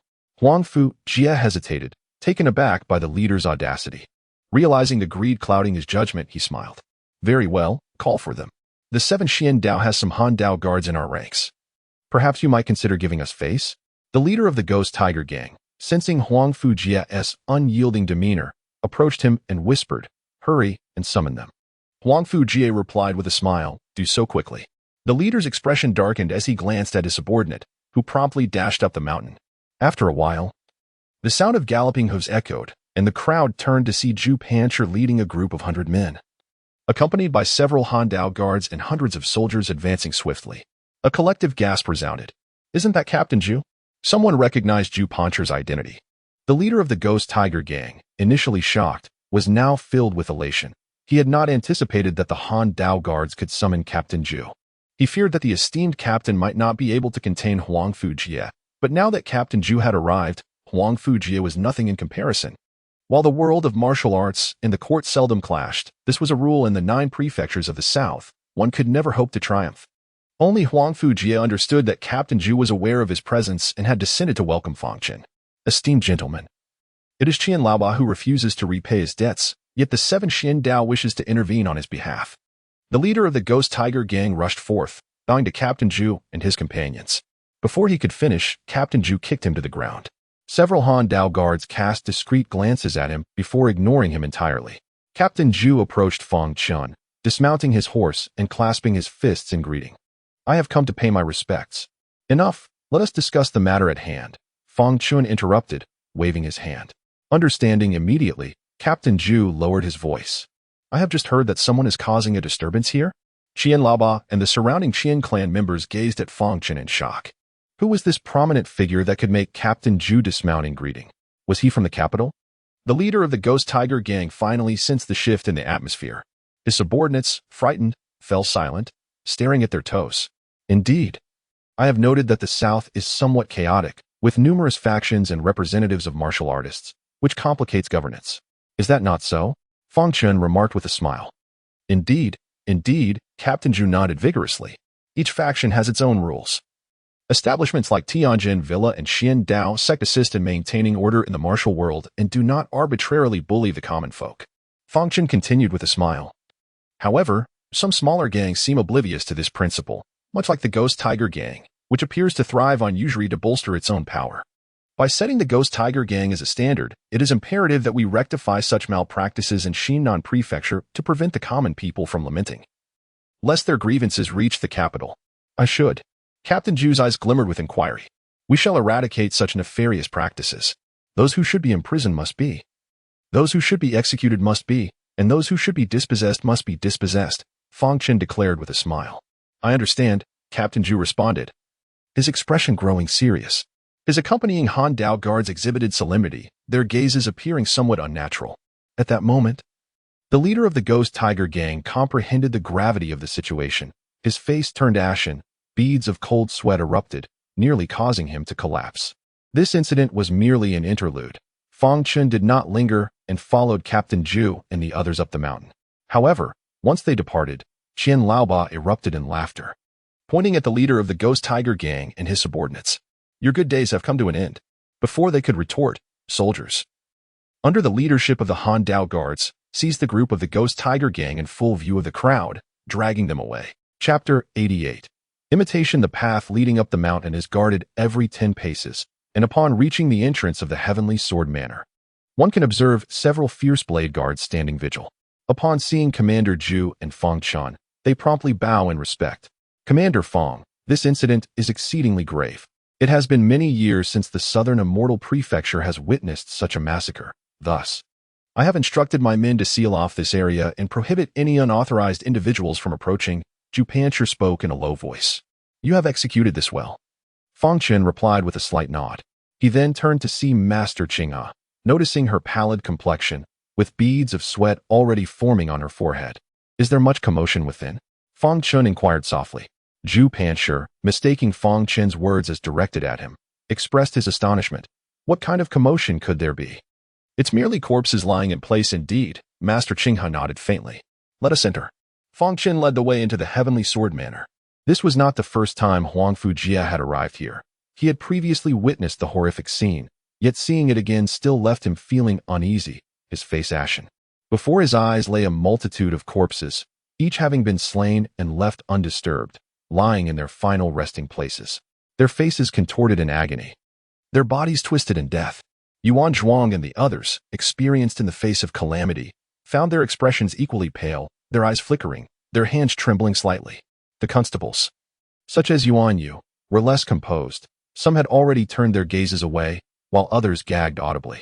The path was littered with corpses, innumerable in count. Among them, one particular corpse drew the attention of the crowd. Cradled in her arms were a larger child and an infant still swaddled. The larger child, around 7 or 8 years of age, had also succumbed to death. Beside her lay another corpse, seemingly having endured torment in life, marked by multiple wounds. She is the young mistress of the Heavenly Sword Manor, and the other is Qian Shuejuan, the young master, Huang Fujie murmured. Their child is in her arms. In life, Shuejuan had already reached the initial stage of Qi mastery. Had he not faced a formidable opponent, he surely could have escaped with his wife and child, he added somberly. Even in such a dire state as this, what manner of person could have committed such atrocities? Yuan Zhuang and the others pondered, recalling a recent incident in the capital. Could the corpses in the Compassion Hall be related? Contemplating this, they turned their gazes toward Fang Chen. For it was known that although the case seemed to have been solved by Yulong Chang, the true mastermind was Fang Chen himself. Otherwise, the Deputy Minister of Rites, Qin Dong, would still be at large. Master Qinghe's expression grew increasingly pale as to her, the surroundings were filled with the wailing souls of the departed, seemingly enduring the torment of their final moments. Do not fear, my dear, both your mother and father are here. Sleep now, and all shall be well.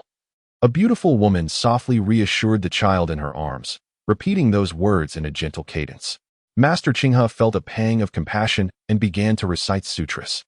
As the sound of the sutras filled the air, a faint golden light descended upon the souls, softening their expressions and granting them a moment of peace.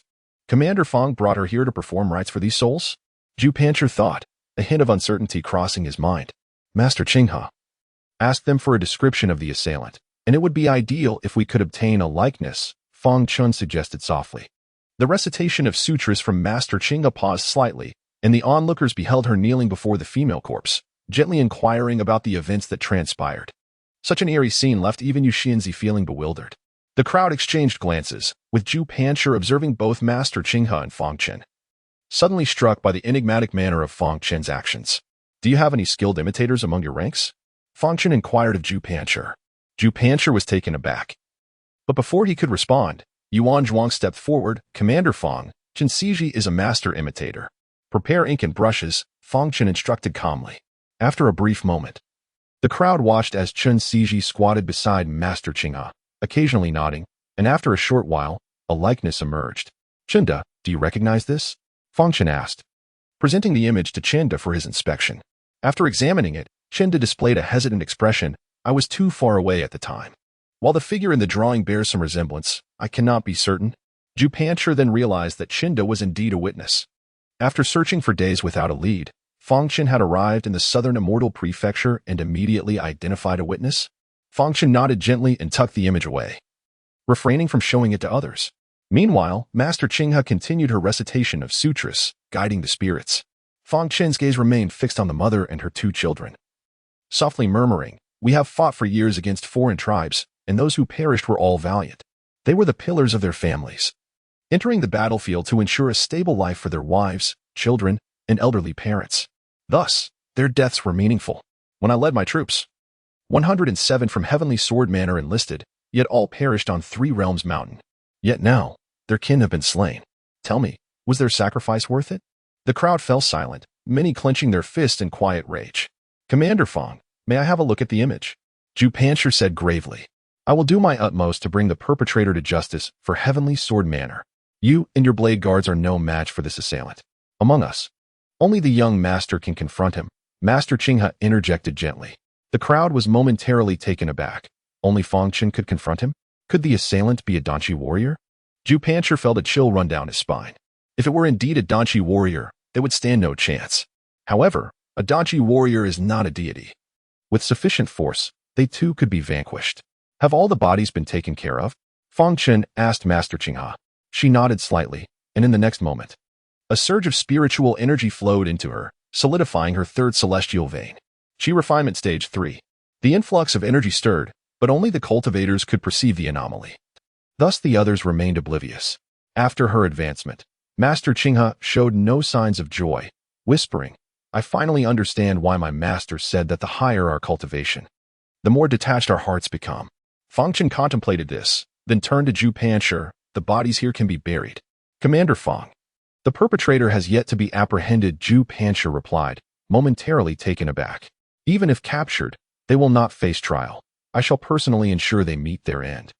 We do not require these corpses as evidence, Fang Chen replied nonchalantly. Understood. Ju Pancher's expression hardened, and he promptly directed his subordinates to begin the process of collecting the bodies. Prepare a few guest rooms. We shall stay here for the night. Fang Chen instructed Yuan Zhuang and the others. The crowd felt a jolt in their hearts. Were they truly to stay here? Chapter 89. The Agreement as Night Fell. Master Qinghe, your cultivation method differs from that of ordinary people? Fang Chen pondered the idea of how Master Qinghe could condense a 3rd celestial vein merely by performing a rite for the souls of the departed. My lineage practices the method of entering the world to refine the heart. To save others is to save oneself, Master Qinghe replied with a slight nod. To save others is to save oneself, Fang Chen murmured softly. However, my master once mentioned that entering the world to refine the heart is exceedingly difficult, which is why they ultimately switched to other practices. Master Qinghe contemplated. Perhaps I too shall follow in my master's footsteps someday. Why? Fang Chen inquired. My master entered the world and condensed 5 celestial veins in a single night, yet thereafter, her temperament became indifferent, and she could no longer elevate her cultivation through this method. I have heard that my uncles, aunts, and even our ancestors have experienced the same. Master Qinghe spoke softly. Perhaps, not long from now, I too will become indifferent like my master, and today's scene will no longer stir my heart. Is it true that witnessing the tragedies of the world leads to a callous heart? It seems that the first hurdle in refining the heart through worldly experience is to never deceive oneself. A person inherently indifferent, even if they feign the salvation of countless souls, would gain nothing from such actions, Fang Chen mused. No wonder I have not encountered any monks from the Buddhist sect on the battlefield in recent years. To save others is to save oneself, but how many in this world can truly do so? Pausing for a moment, Fang Chen gazed at Master Qinghe. Have you ever seen an immortal? An immortal? Master Qinghe was slightly taken aback, a peculiar expression crossing her face. I have never seen one. My master said that while there are countless cultivators in this world, very few achieve immortality. If one truly becomes an immortal, they may lose their humanity entirely. An immortal's heart is as cold as frost. To them, we may be no different from the practitioners of the blood spirit sect. The image of that immortal figure standing under the blazing sun at 3 Realms Mountain flashed through Fang Chen's mind. Perhaps it is indeed possible that in the eyes of an immortal, all beings are indistinguishable. Little nun Fang Chen suddenly smiled. Master Qinghe was momentarily startled, for Fang Chen seldom referred to her as such, and his smile reminded her of Li Daogong, causing her cheeks to flush. Let us make a pact, Fang Chen proposed with a smile. What kind of pact? Master Qinghe's eyes sparkled with curiosity. In the future, if we have the chance to become immortals, let us be ordinary immortals, with the hearts of mortals, Fang Chen suggested. Ordinary immortals. Master Qinghe was momentarily speechless, her expression strange. Is there really such a thing in this world? Why not? If we become immortals, then it shall exist, Fang Chen replied with a light laugh. Thus, even if you witness countless joys and sorrows, life and death, you must always remember your original intention and not forget, lest you become indifferent. Master Qinghe pondered for a moment before nodding earnestly. As the night deepened, Fang Chen urged her to return and rest. After seeing Master Qinghe off, his spirit swiftly traversed the void. If the practitioners of the blood spirit sect sought to extract the essence blood of warriors in the southern region to enhance their cultivation, why did they not do so initially? Instead, they secretly plotted war to obtain the essence blood to forge the blood spirit divine elixir? The senior brother mentioned by Su Hui had departed from the Great Xia with the remaining practitioners of the blood spirit sect, whose duty it was to remain in the Great Xia and monitor the progress of the blood spirit divine elixir. Their sudden departure, taking all but Su Hui, Granny Jean, and Dao Shui with him, could it be that he seeks revenge? Extracting the essence blood of warriors in the southern region, could it be that he was injured and needed the blood spirit great method to recover swiftly? There might be pursuers behind him. A series of subtle conjectures reassembled in Fang Chen's mind, transforming into a potential opportunity. That senior brother's strength and cultivation must far exceed Su Hui's. If he were at his peak, Fang Chen might not even be able to defeat him. If he cannot be killed, his existence would be known to the blood spirit sect, leading to further complications. But what if the senior brother was injured? As long as he could strike decisively, the blood spirit sect would not respond swiftly, granting Fang Chen more time to enhance his cultivation to face the formidable experts they would subsequently send. With a decisive thought, Fang Chen's spirit soared rapidly over the Xiannan prefecture. In a secluded valley within Xiannan, a young man clad in white sat cross-legged beneath the moonlight. Spiritual energy swirling around him, continually flowing into his body. After a while, he opened his eyes, revealing an exceptionally handsome visage illuminated by the moonlight. The essence blood of warriors is indeed purer than that of ordinary people. With another 100 or so warriors, my injuries could be completely healed. He chuckled. Those worthless wretches surely did not anticipate that the blood spirit great method would be so effective for recovery. Regrettably, all the individuals he brought this time perished. Fortunately, with Su Hui and the others remaining, the progress in the Great Xia would not be affected. Otherwise, it would be difficult to explain to the steward. If I can swiftly refine the last 4 blood spirit divine elixirs, I can ascend to the position of steward and no longer be forced to endure the confines of a 9th grade empire. The young man in white mused softly, his eyes gleaming with greed. The essence blood of warriors from an 8th grade empire is significantly purer than that of a 9th grade empire. In this place, one rarely encounters those at the pinnacle of the human transformation realm, whereas within the 8th grade empire, there are warriors at the earth transformation realm, which would greatly benefit his cultivation. Once I reach the 9th level of chi refinement, I can return to my family. And then I shall see who dares to look down on me. Haraha, you still think to ascend to the 9th level of chi refinement? Joey, let us see where you can escape this time. A cold laugh echoed as several figures emerged around the valley. The young man in white was momentarily taken aback. Then a faint smirk crossed his face as he looked at the group. You disciples of the Heavenly South sect truly pursue me relentlessly. Who let you offend our senior brother? You are indeed a rogue without any backing, fleeing to this desolate place, one of them mocked. You. A 7th level of chi refinement, 2 at the 6th level, and 4 at the 5th level. Do you truly believe you can deal with me? The young man in white smiled mockingly. Joey, you have already been severely injured by our senior brother. Don't say a 7th level. Even a 6th level can easily kill you. The leader, at the 7th level of chi refinement, sneered. Is that so? What if my injuries are nearly healed? The young man in white slowly rose, and with a thought, a long sword appeared from his back, floating in mid-air, shimmering with light. He has recovered from his injuries. The group was taken aback, as he had clearly been too injured to even use his magical weapon earlier. Simultaneously, a spirit emerged in the void, quietly observing the events unfolding within the valley. Chapter 90. The Great Xia as a cauldron in the vast emptiness. Fang Chen's spirit fixated intently on the monk Zhou Yi. The attire of this individual mirrored exactly that which Chen De had encountered on a previous occasion, and his aura bore a striking resemblance to that of Su Hui and his companions. Undoubtedly, this was the so-called senior brother of the North, as mentioned by Su Hui. His injuries are healed. We must not delay any longer. Let us all subdue him at once. With resolute determination, the 7 cultivators unleashed their respective treasures and employed a myriad of techniques, casting a kaleidoscope of colors across the valley. The clash of cultivators, regardless of the potency of their abilities, created a scene that could stir the hearts of mortals and leave warriors in awe. You are but a collection of jesters. Shoei chuckled as the sword at his back transformed into a dazzling beam of light, effortlessly shattering the various assaults of the Tian sect cultivators. The sword's momentum was terrifying, slicing through the chest of the Tian sect members like bamboo.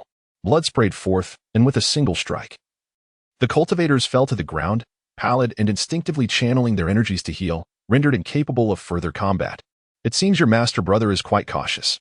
Fearing I may have ambushed him here, hence he did not pursue personally, Shoei remarked with a knowing smile.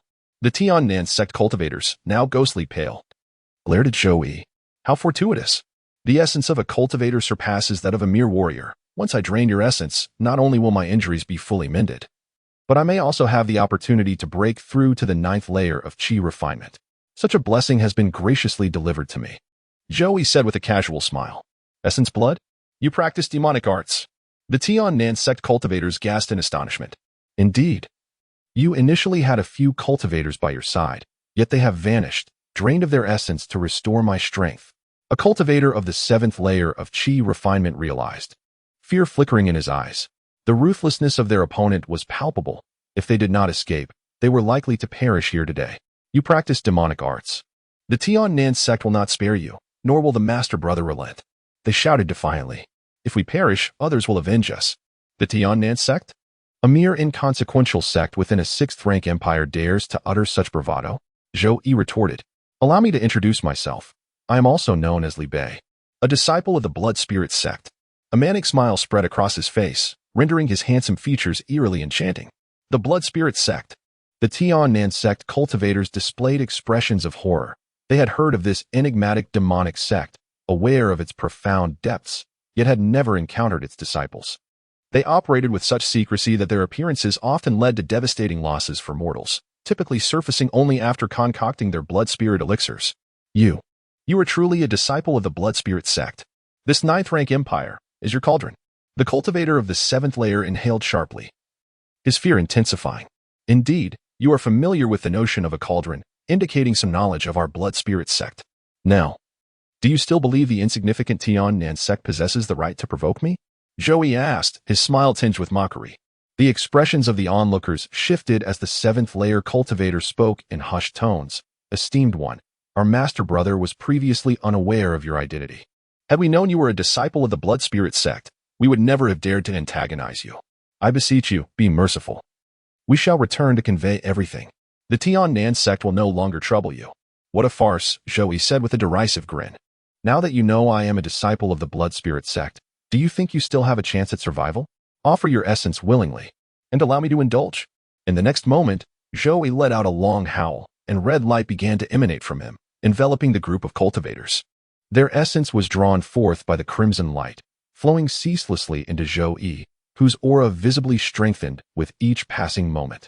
The cultivators grimaced in anguish as their essence drained away, their cultivation faltering, and their spiritual power dissipating with the loss of their blood. The essence of cultivators is pure. In just 3 hours, I shall drain you dry. Once I ascend to the position of an elder in the Blood Spirit sect, it will be the end for your Tian sect. Shoei proclaimed, a manic grin spreading across his face. Before long, 2 hours passed. The aura of the Tian sect cultivators had significantly diminished. They were emaciated, their remaining spiritual power nearly depleted, their eyes devoid of light.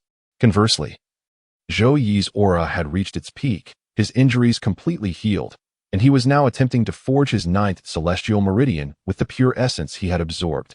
Under the refining influence of the Blood Spirit Great Method, the essence transformed into a tremendous surge of spiritual power, gradually revealing the embryonic form of his 9th celestial meridian.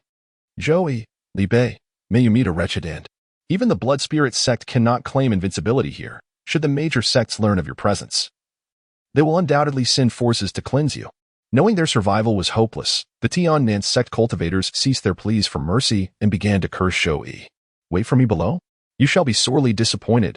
I will cultivate my foundation, perhaps even form a golden core and condense a nascent soul, becoming a great cultivator of this world.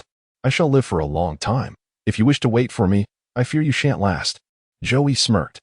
Just then, a flicker of movement caught Zhou's attention, his gaze slowly drifting toward the valley entrance, where a figure approached leisurely. Someone is coming. The Tian sect cultivators, on the brink of death, jolted at the sight, turning their gazes toward the newcomer, only to be met with disappointment. It was not their master brother, but rather a blind man, tapping a cane upon the ground as he advanced. This is not a place for you. Begone, and I may spare your life, Zhou said coolly. I have heard that you regard the great Xia as a cauldron. Fang Chen, eyes closed, moved closer to Zhou with measured steps. Zhou's expression shifted. Had he been nearby? Do you perceive the common folk of the great Xia as mere refuse in a cauldron? Fang Chen spoke softly, inching closer. Young brother, depart swiftly. He is currently attempting to forge his 9th celestial meridian and cannot afford to be distracted by you. Once you leave, should the opportunity arise, please relay to the Tian sect that we fell at the hands of the blood spirit sect disciple Li Bei, who masquerades as Zhou. The 7th layer cultivator of the Tian sect expended his final reserves of strength to implore Fang Chen. I see now. You are the legendary military god of the great Xia, Fang Chen. I have heard you have regained your danqi. Your presence here must be due to the affairs of the Tiandao Sword Manor? Zhou's gaze sharpened, a smirk of derision crossing his face. He not only recognized Fang Chen, but also deduced the reason for his appearance, seeing it as mere fortune that he had stumbled upon him here. Chapter 91. You should accompany them. Do they know each other? The cultivators of Tian sect exchanged puzzled glances, unable to comprehend why a monk like Zhou would recognize a mere mortal martial artist. You recognize me. Fang Chen stepped forward, halting before Zhou. 5 years ago, thanks to you, our blood spirit sect was able to successfully refine 6 blood spirit divine pills. Zhou's face twisted into a derisive smile. What a pity. Even in death, you will never grasp the truth of it all. The gap between you and me is insurmountable. To the eyes of mortals, you are the greatest military god of the great Xia, but to me, you are merely a pawn in my game. You have never even laid eyes on me. You truly cannot act, Fang Chen chuckled. What do you mean? Zhou narrowed his eyes slightly. If you were capable of action, you would have done so long ago instead of merely exchanging words with me here. They were right. You are consolidating your 9th celestial vein. If you act now, it would lead to the failure of your consolidation, thus forfeiting your chance to ascend to the 9th level of qi refinement. Fang Chen smiled. A flicker of surprise crossed Zhou's eyes. Clearly, Fang Chen possessed some understanding of cultivation. Yet how could a mere martial artist acquire such knowledge? I can sense your confusion. However, you will never uncover the truth before you perish. Fang Chen said with a faint smile, slowly raising his palm. Little brother, since you have some understanding of the path of cultivation, you should leave this place quickly and send word for us. One of the Tian sect cultivators urged anxiously. You are no match for him. No matter what means you employ, you cannot overcome his spiritual power. He speaks the truth. You cannot harm me. Even if I am unable to take action against you now, once I ascend, I will seek you out in the capital. You shall die, and your family shall perish as well. I will drain their essence one by one before your eyes, leaving you powerless to assist them. Such despair will haunt you even in death. Zhou's lips curled upward. Su Hui has already set forth, and Granny Jean Hua has also departed. Shui Daoren was the first to leave. You should accompany them. Fang Chen chuckled lightly, and in an instant, the Konglong hammer appeared in his hand, striking fiercely at Zhou's head. What? Zhou was taken aback by Fang Chen's words. Su Hui and Granny Jean Hua were dead. Yet, after the initial shock, he felt the terrifying aura emanating from the Konglong hammer. 1, 2, 3, 12 soul seals. How could the opponent possess such a treasure? Zhou could not react in time. Spiritual power surged from within him, attempting to protect its host. However, upon contact with the Konglong hammer, this power immediately disintegrated. Without any surprise, the Konglong hammer struck mercilessly against Zhou's forehead. In the next moment, Zhou's physical form crumbled instantly, and the 8 fully formed celestial veins within him, along with the unformed 9th vein, shattered as well. Countless streams of spiritual energy erupted, returning to the heavens and earth, where Zhou once stood. Only a solitary sword remained, still retaining his aura. The crimson light that had enveloped the Tiannan sect cultivators dissipated without a trace along with Zhou Yi's ashes. Yet they remained in a daze, staring blankly at Fang Chen, a pinnacle cultivator of the 8th level of qi refinement, on the brink of ascending to the 9th level. Was actually struck down by a mere martial artist? 12 soul-sealed treasures. Even our Tiannan sect possesses but a few. Someone murmured. Not even a storage ring. Fang Chen furrowed his brow. It seemed that storage rings were indeed scarce resources in the cultivation world. He picked up the sword from the ground and tossed it into his storage ring, then turned to the 7 Tiannan sect cultivators. Are you all right? Sir, we can no longer survive. Our essence has been completely drained by Zhou Yi. I have documented the events in this jade slip. I hope you can return it to Tiannan sect. It is located in the southern region of the Fire Flame Kingdom. I would be eternally grateful. A cultivator of the 7th level of qi refinement produced a jade slip and placed it beside himself, closing his eyes slowly, devoid of life.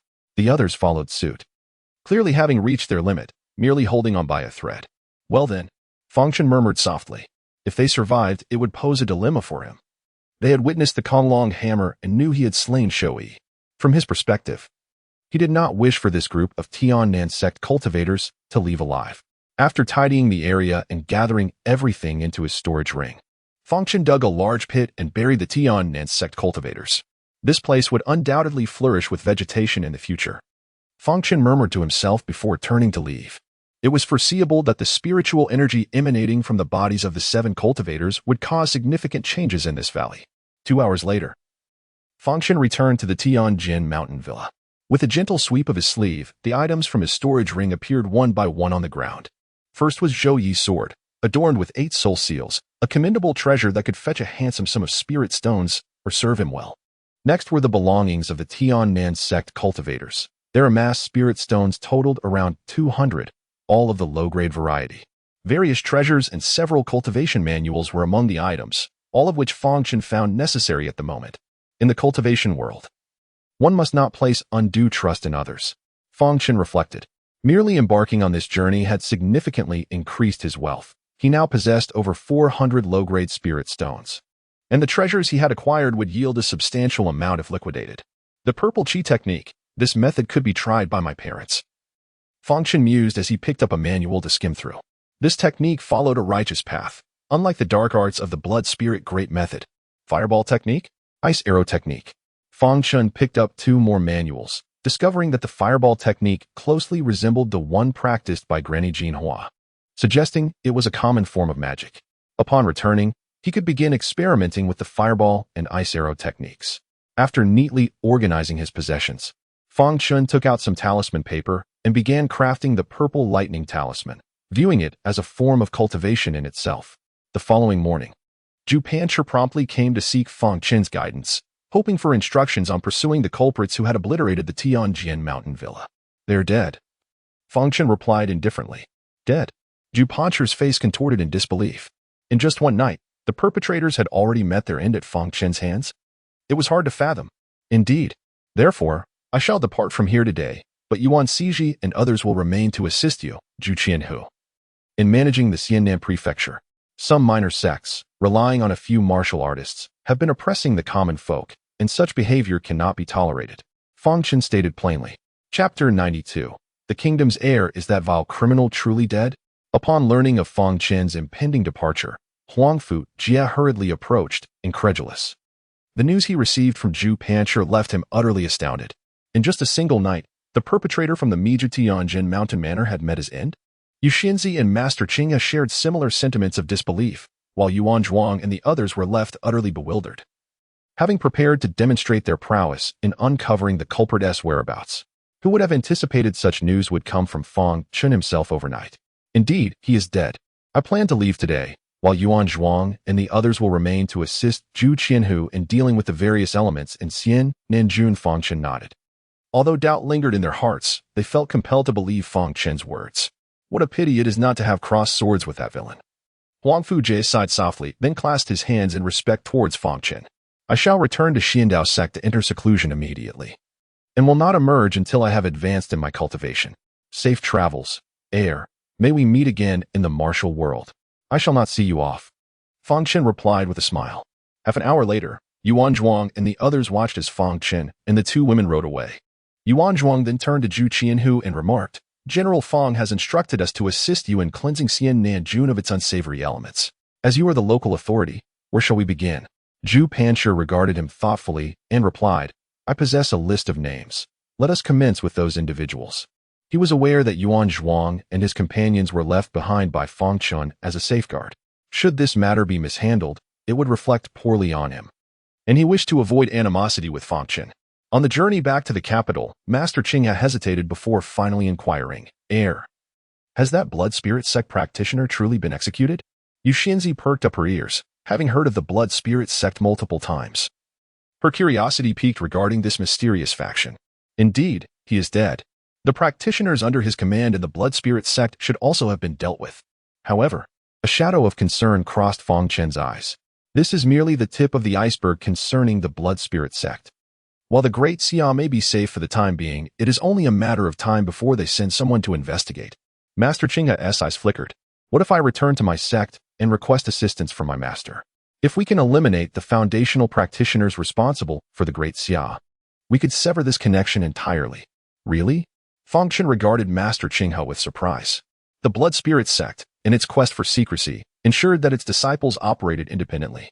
The foundational practitioners responsible for the Great Xia would likely be leaders of one of the sections. The higher-ups in the blood spirit sect would remain oblivious to where their foundational practitioners were concocting the blood spirit divine pills, thereby avoiding betrayal that could lead to their capture. Master Qinghe hesitated. My master has previously slain a foundational practitioner from the blood spirit sect, and it was from him that I learned this information. Ah, I see. Fang Chen's expression shifted with understanding. It appeared that Master Qinghe's sect possessed considerable strength, and her master had indeed slain a foundational practitioner from the blood spirit sect, acquiring vital intelligence in the process. Thus, if they could eliminate the foundational practitioner responsible for the Great Xia, the realm would enjoy a prolonged period of tranquility. Will your master be willing to assist the Great Xia? There are significant risks involved, Fang Chen cautioned. Master Qinghe's face flushed. I am uncertain, but I can attempt to persuade him. I believe he may be inclined to help. Then I shall have Li Daoj and Tai Ma accompany you on this journey. Your cultivation is still insufficient, and it would be prudent to have protection should any dangers arise along the way, Fang Chen decided.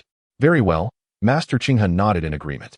In the bustling east city gate of the capital, a peculiar procession emerged, comprising over 100 individuals clad in black armor. Their steeds were equally equipped, leaving faint imprints on the hard stone pavement as they trotted forward. The surrounding populace gazed in astonishment, unaware of their origins, though some knowledgeable merchants whispered in awe. They hail from the Upper Kingdom. These are the nightmarish knights of the Upper Kingdom. It is said that each of them possesses strength rivaling the peak of qi manipulation. A collective gasp echoed through the crowd as the martial artists nearby murmured among themselves, their faces reflecting shock. Even 5 years prior, during the zenith of the Great Xia, qi manipulation warriors were a rare sight, and the entire capital could scarcely muster 100. Currently, they were even more scarce. Thus, the sight of this cavalry unit, composed of over 100 qi manipulation warriors, left them utterly dumbfounded. At the forefront rode a young man in purple robes, mounted on a similarly armored steed. His long black hair cascaded over his shoulders, and as he observed the astonished faces of the Great Xia citizens and listened to the hushed whispers of the martial artists, a slight smirk curled at the corners of his mouth, revealing a hint of disdain in his proud gaze. At that moment, a group of Great Xia officials approached at a brisk pace, led by the Minister of Rites, Tao Mingsheng, with a multitude of lower officials in tow, including scholars from Guha Kingdom and Izhou Kingdom. The Upper Kingdom has arrived. They must have reported to the Great Xia. Long Huixin exclaimed in the crowd, her face alight with surprise. I am Tao Mingsheng, Minister of Rites of the Great Xia, here to pay my respects to the esteemed individuals from the Upper Kingdom. Tao Mingsheng knelt before the young man in purple, while the other officials followed suit. The surrounding citizens, initially gathered to observe, were left in a state of shock. Some knelt out of respect, and soon, a vast sea of kneeling figures surrounded the purple-robed youth. In a tower within the palace, Xiaoyu, along with his mother, the noble consort, and several siblings, stood behind the emperor and empress. Envoys from the Cold Water Kingdom have arrived. Their intentions may not be benevolent, the emperor remarked, casting a grave glance at the purple-clad youth and his entourage of nightmarish knights. The empress wore a worried expression. The great Xia had just repelled Long Du and slain Marquis Xinyu, only to have the Cold Water Kingdom send envoys to the capital, likely to demand accountability. The Cold Water Kingdom was the upper kingdom of Long Du, as well as the sovereign of the great Xia, Guha, and Izhou. Long Du had doubled its tributes in recent years, earning the admiration of the Cold Water Kingdom, while the great Xia's tributes had steadily declined, leading to mounting dissatisfaction from them. Isn't this all your nephew's doing? The emperor glanced at the empress, snorting dismissively. The empress's expression shifted slightly, while the other consorts displayed expressions of schadenfreude. Seizing the opportunity, noble consort Hua stepped forward, saying, "Your Majesty need not worry. The root cause of this incident is Fang Chen. Simply have him apologize to the envoys from the upper kingdom, and all will be well." Chapter 93. Jiling Yue. The queen's expression darkened as she coldly regarded the noble consort. What wrong has Qin committed that requires an apology to the upper kingdom? If it were not for Qin's actions in Xia, where he dispatched Marquis Xinyu, whether you could stand here today would remain uncertain. The noble consort smiled lightly, maintaining her composure. "Your Majesty, all matters adhere to the principle of cause and effect. Had Fang Chen not slain Viscount Zhou Xiu of Longdu, would Longdu have dispatched troops to attack our Xia? Today, the upper kingdom would not have come to Xia to demand accountability. Zhou Xiu's cruelty towards the people of Xia is a consequence of his own actions." The queen replied. "That does not permit Fang Chen to take matters into his own hands." The noble consort's countenance grew serious. "This Xia belongs to the emperor, not to Fang Chen. Your Majesty, you must understand this principle." Seeing the two women at odds, the emperor, somewhat impatient, interjected, "What are you two arguing about? At this point, we should focus on how to resolve this matter. Now, let us proceed to welcome the representatives of the upper kingdom." The young man in purple gazed at Tao Mingxing kneeling before him and chuckled softly. "Every year, your Xia reduces its tribute to my Han Shui kingdom.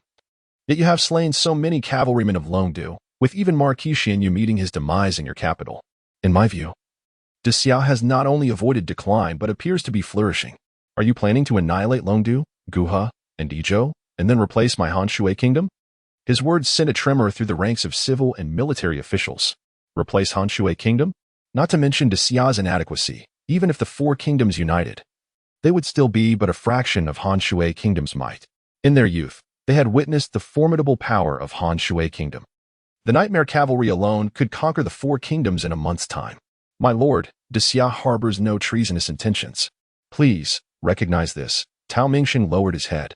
"Words alone cannot suffice. I have come here today to demand an explanation from Xia." The young man in purple smiled lightly, "By the way, my name is Jiling Yue. Interestingly, the Zhou Xiu who perished at your hands is my distant cousin." "What? Zhou Xiu has blood ties to the upper kingdom?" The crowd was taken aback, their expressions filled with shock. Tao Mingxing and others were left trembling in horror as they finally comprehended why Longdu's reaction had been so intense. Viscount Zhou Xiu of Longdu indeed possessed blood ties to the upper kingdom. Ji family, could it be? Tao Mingxing's body trembled, his face turning pale. He recalled that there was a prominent family in Han Shui kingdom with the surname Ji, which nearly held dominion over half of Han Shui kingdom. Even the Nightmare Knights were cultivated by the Ji family. It was said that these nightmare steeds were captured from a mysterious place. Each steed could rival a fierce martial artist. Coupled with peak Qi riders, a Nightmare Knight could dominate any battlefield, invincible and unstoppable. Among the crowd, several figures exchanged glances, seizing the opportunity to discreetly retreat while others were distracted, quickly heading towards the Fang residence. "Let us not keep your emperor waiting," Ji Lingyue remarked with a smile as he set forth on horseback, the Nightmare Knights following in disciplined formation behind him. Tao Mingxing and the others swiftly regained their composure and jogged after Ji Lingyue towards the imperial palace. As they watched him depart, a wave of murmurs erupted. "Our Xia is in peril. Fang Jun's slayer, Zhou Xiu, has ties to the upper kingdom. We cannot fathom how the upper kingdom will address this matter. To quell the situation, we may have to surrender Fang Chen." Though Fang Jun held a prominent reputation in Xia to the upper kingdom, he was but a mere insect, easily exterminated. Xia may struggle to protect him. Hearing these conversations, Long Huixin and her companions exchanged knowing smiles. "Miss Long, you shall finally achieve your desires," someone remarked. Long Huixin smiled softly. "I anticipated this day. Fang Chen's audacity will inevitably attract those capable of dealing with him." As she spoke, her gaze lingered on Ji Lingyue's retreating figure, a glimmer of greed flashing in her eyes. This young noble from the upper kingdom, entrusted with such a significant role, bore the Ji surname, indicating a formidable background. Should she gain his favor, it would undoubtedly bring countless benefits to Guha Kingdom. If she could inherit his bloodline, it would serve as a protective charm for Guha. Meanwhile, Li Daogong wore a dismissive expression. Such arrogance. A mere earthly profound martial artist believes himself to be of great significance. Earthly profound? Tai Ma's eyes flickered. Taoist, can you defeat him? What level of earthly profound is he? The two had just returned from Longji Fang when they witnessed this scene. And Tai Ma was somewhat astonished by Zhou Xiu's connection to the Upper Kingdom's Ji family.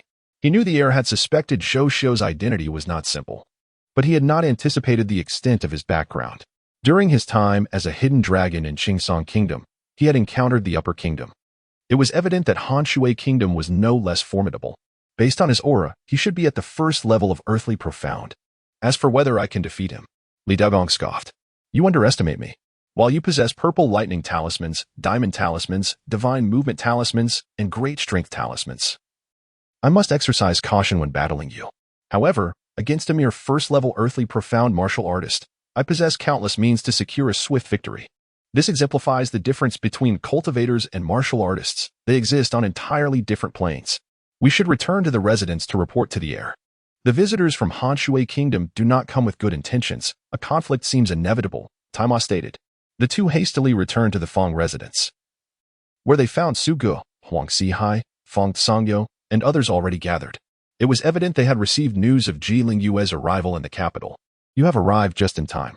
The heir is absent, and we must discuss how to deal with Han Shui Kingdom, Su Ge remarked.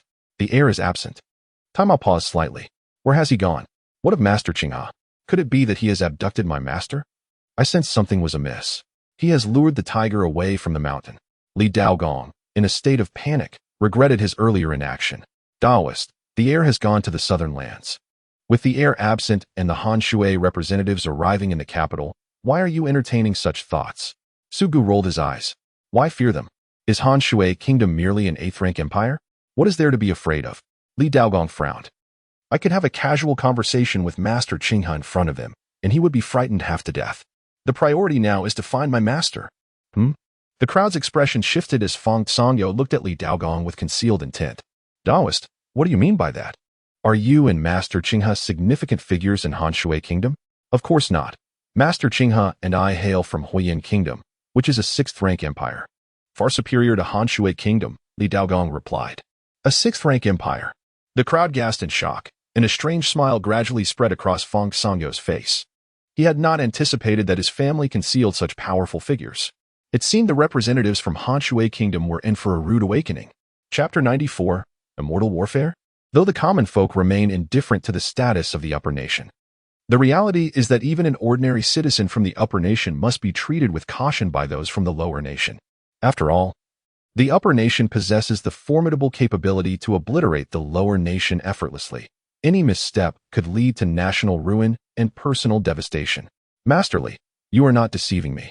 Are you? You hail from a 6th-rank empire? Su Ge gasped in disbelief. What is there to deceive? Master Li retorted, somewhat displeased.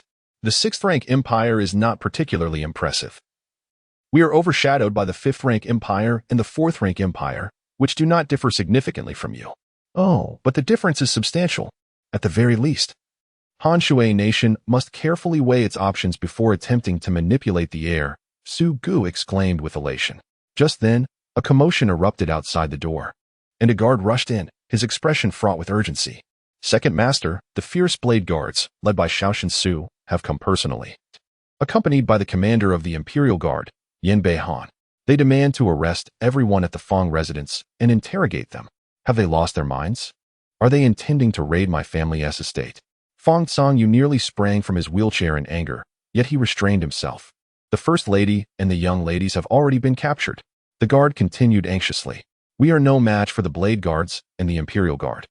They are numerous and powerful. Please, Second Master, tell us how to proceed. Those scoundrels. Huang Xihai smashed a nearby table with his palm, fury blazing in his eyes. Tai Ma wore a grim expression. Master Li appeared astonished. I will go and slay them all, Huang Xihai declared as he prepared to charge out. But Fang Songyu quickly interjected, Old Huang, do not act impulsively. Until Chen Er returns, do not provoke further trouble. Are we to stand idly by as they run amok and capture everyone in the Fang residence? Huang Sihai retorted angrily. Chen Er often employs calmness to counteract chaos. Old Huang, you must temper your temper, Fang Songyu replied with a cold smile. Let us go outside and see what tricks Xiao Shinsu and Yin Beihan are up to this time. The Fang estate was already in disarray. With Fang Chen's mother, Fang Jishui, and all the young descendants, guards, maids, housekeepers huddled together in the training grounds, surrounded by the blade guards. Yin Beihan surveyed the imposing crowd of hundreds and sighed gently, turning to Xiao Shinsu. By doing this, we have irrevocably offended Fang Chen. Whose command do we dare defy? Xiao Shinsu replied coolly. To refuse would be to oppose the imperial decree, a grave crime punishable by confiscation of property and execution. Fortunately, Fang Chen has left the capital. Otherwise, we would not know how to conclude this matter. I hope we can resolve it before he returns, Yin Beihan mused. What exactly do you intend to do? Fang Chen's mother coldly regarded Xiao Shinsu and Yin Beihan. This is the Fang estate. You must have a reason to apprehend anyone. Madam Fang, we sincerely apologize for the offense. It is the demand of a certain dignitary from Han Shui Nation that we must apprehend you for questioning, Yin Beihan bowed respectfully. Han Shui Nation? A ripple of surprise coursed through the crowd. This was the upper nation, whose vassals included Gu He, Yishou, Long Du, and Xia, all of whom were obligated to pay tribute annually. To put it plainly, your Fang estate is facing dire straits. The late Viscount Zhou Xiu, whom Fang Chen killed, has intricate ties to the Ji family of Han Shui Nation, Xiao Shunsu stated gravely. With Han Shui Nation seeking retribution, even the emperor must show them some consideration. We hope you will cooperate. How can it be Han Shui Nation? They still have the audacity to step into Xia? The younger members of the Fang family expressed their indignation. Most were orphans, their fathers laid to rest in the eternal tomb. They alone understood the sacrifices the Fang family had made for Xia. If Han Shui Nation had been willing to mediate back then, Xia would not have suffered such brutal conflict with Qing Song. Now, they dared to come and demand retribution. Madam Fang, please keep your kin in check. If the dignitaries from Han Shui Nation hear such remarks, it could spell disaster for your clan, Xiao Shinsu cautioned. What arrogance! Annihilation? This is Xia, not Han Shui Nation. Sugo pushed Fang Songyu forward, with Huang Sihai and Taima flanking him. While a group of watchful blade guards and imperial guards loomed nearby, wary of approaching them. Do you truly lack understanding of the world? Could you not wait for my elder brother to return before sending people here? Fang Songyu sighed softly. Second Master Fang, it is not our unwillingness. It is that the dignitary from Han Shui Nation cannot wait, Xiao Shinsu replied solemnly. Very well. Fang Songyu glanced around. Now that everyone from the Fang estate is present, speak your terms. Do you intend to imprison us? General Fang has already been summoned to the palace. As for Fang Junshan, I hear he has left the capital. We shall wait for his return. There is still one who is yet to arrive. Xiao Shinsu pondered. One who is yet to arrive? The crowd paused, bewildered. In the next moment, Fang Songyu's expression darkened, his tone icy. Are you referring to the old master? He has been in seclusion for many years, striving to break through to the pinnacle of imperial mastery. We dare not disturb him. What do you intend? Fang Chen's mother interjected sternly. No one is to disturb the old master. Otherwise, you will become sworn enemies of the Fang family. As long as there remains one man of the Fang family, we shall not rest until you are eradicated. To the death. The young members of the Fang family and guards shouted in unison. Alas, Xiao Shinsu sighed gently. I have already stated that this matter is not of our choosing. We are merely acting on orders. With that, he signaled to his subordinates. Immediately, several blade guards surged toward a quiet courtyard within the Fang estate. A place well known to all as the old master's sanctuary, which had been guarded for years and was not to be intruded upon. Xiao Shinsu, you dare? Fang Songyu roared in fury. If your men dare to set foot in that courtyard and disturb my family's old master, not one of you shall leave today. Old Huang grinned maliciously, his joints cracking ominously. Sugu and Taima drew their swords, coldly glaring at Xiao Shinsu. Are you truly contemplating rebellion? Xiao Shinsu's gaze flickered. Yin Beihan sighed internally. This situation had escalated beyond his expectations. You are to obey orders. Anyone who dares to rebel will be executed on the spot. Xiao Shinsu stated slowly. With a clamor, the blade guards unsheathed their weapons. And both sides stood poised for confrontation. Suddenly, an elderly voice broke through the tension. What is the cause of such a disturbance? An unassuming elder approached slowly from the distance. Upon seeing the elder, Fang Songyu and the others were struck with astonishment. The old master has emerged from seclusion. Chapter 95. Fang Zhentian. Before them stood an elderly man clad in simple attire, his face etched with deep wrinkles, giving the impression of imminent demise. Yet, none present dared to underestimate him. Fang Chen, a venerable figure of 3 dynasties, possessed a seniority that slightly surpassed even that of the Minister of Justice, Jiang Yushu. In his youth, he was a formidable warrior, having conquered a substantial portion of the Great Xia's territory with his own hands. His martial prowess was extraordinary. He had reached the pinnacle of qi manipulation in his adolescence. However, years of warfare had left him with countless hidden injuries, preventing his advancement to danqi. As he approached middle age, Fang Chen chose to retire, relinquishing 99% of his military authority. At that time, Fang Songhai and Fang Songyo were in their prime, stepping into the military spotlight as his successors. Nevertheless, both men fell short when compared to Fang Chen, lacking his martial talent and leadership skills. Consequently, the Fang household gradually lost its stature until Fang Chen emerged as a prodigy. It was widely acknowledged that Fang Chen's rapid rise to prominence within the military was attributed to the lingering prestige of Fang Chen. The elder generals, upon encountering Fang Chen, were reminded of the young Fang Chen. Xiao Shenqi and Yin Beian instinctively took a step back, their expressions heavy with doubt. Had the old master emerged from seclusion? Did this signify a breakthrough in danqi, or perhaps a failure? Old master, have you broken through? Fang Songyo inquired, hope flickering in her eyes. You little rascal. How is it that you have ended up in a wheelchair during my absence? I intended for you to establish a family and a career. Yet you chose to go against my wishes. If only you had married a good woman, you wouldn't have caused trouble and ruined your legs, Fang Chen admonished. Fang Songyo's expression shifted slightly, while a hint of embarrassment crossed Yin Beihan's face, for it was he who had rendered Fang Songyo's legs useless. Father. Fang Chen's mother quickly stepped forward to assist the elder, with Fang Zhixue flanking him on either side. Young lady, have you ignited your potential? Excellent. Among the women of the Fang household, your martial talent is the finest, Fang Chen remarked with a smile directed at Fang Zhixue. Fang Zhixue's face glowed with pride. Grandfather, I shall soon ascend to qi manipulation. Splendid. I hope to witness that day, Fang Chen gently patted her on the head. And Songhai? He asked, turning to Fang Chen's mother. They say my husband has been invited to the imperial palace, she replied calmly, summarizing the situation succinctly. Oh, Chen's cultivation has been restored? That is wonderful news. A glimmer of excitement shone in Fang Zhentian's eyes. Fang Songyo interjected, Father, not only has Chen's cultivation been restored, but it is even stronger than before. You need not remain in seclusion any longer. 5 years ago, after Fang Chen's defeat at Sanjia Mountain, where he lost his eyesight and cultivation, Fang Zhentian had entered a deep seclusion, never to emerge. And Chun? Fang Zhentian disregarded Fang Songyo's words and inquired of Fang Chen's mother. He has gone to the southern lands for a matter, and it is uncertain when he will return. She replied softly. Is there trouble with the warriors over there?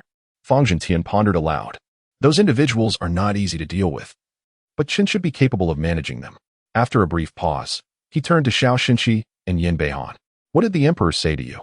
The emperor requests that all members of the Fang household proceed to the Taya Hall. The death of Zhou Xiao has led to inquiries from the Cold Water Kingdom. Xiao Shenqi answered. Who has come from the Cold Water Kingdom? Fang Zhentian inquired, his tone indifferent. Lady Jiling Yue, of the Ji family, Xiao Shenqi replied solemnly. Fang Zhentian's brow furrowed slightly.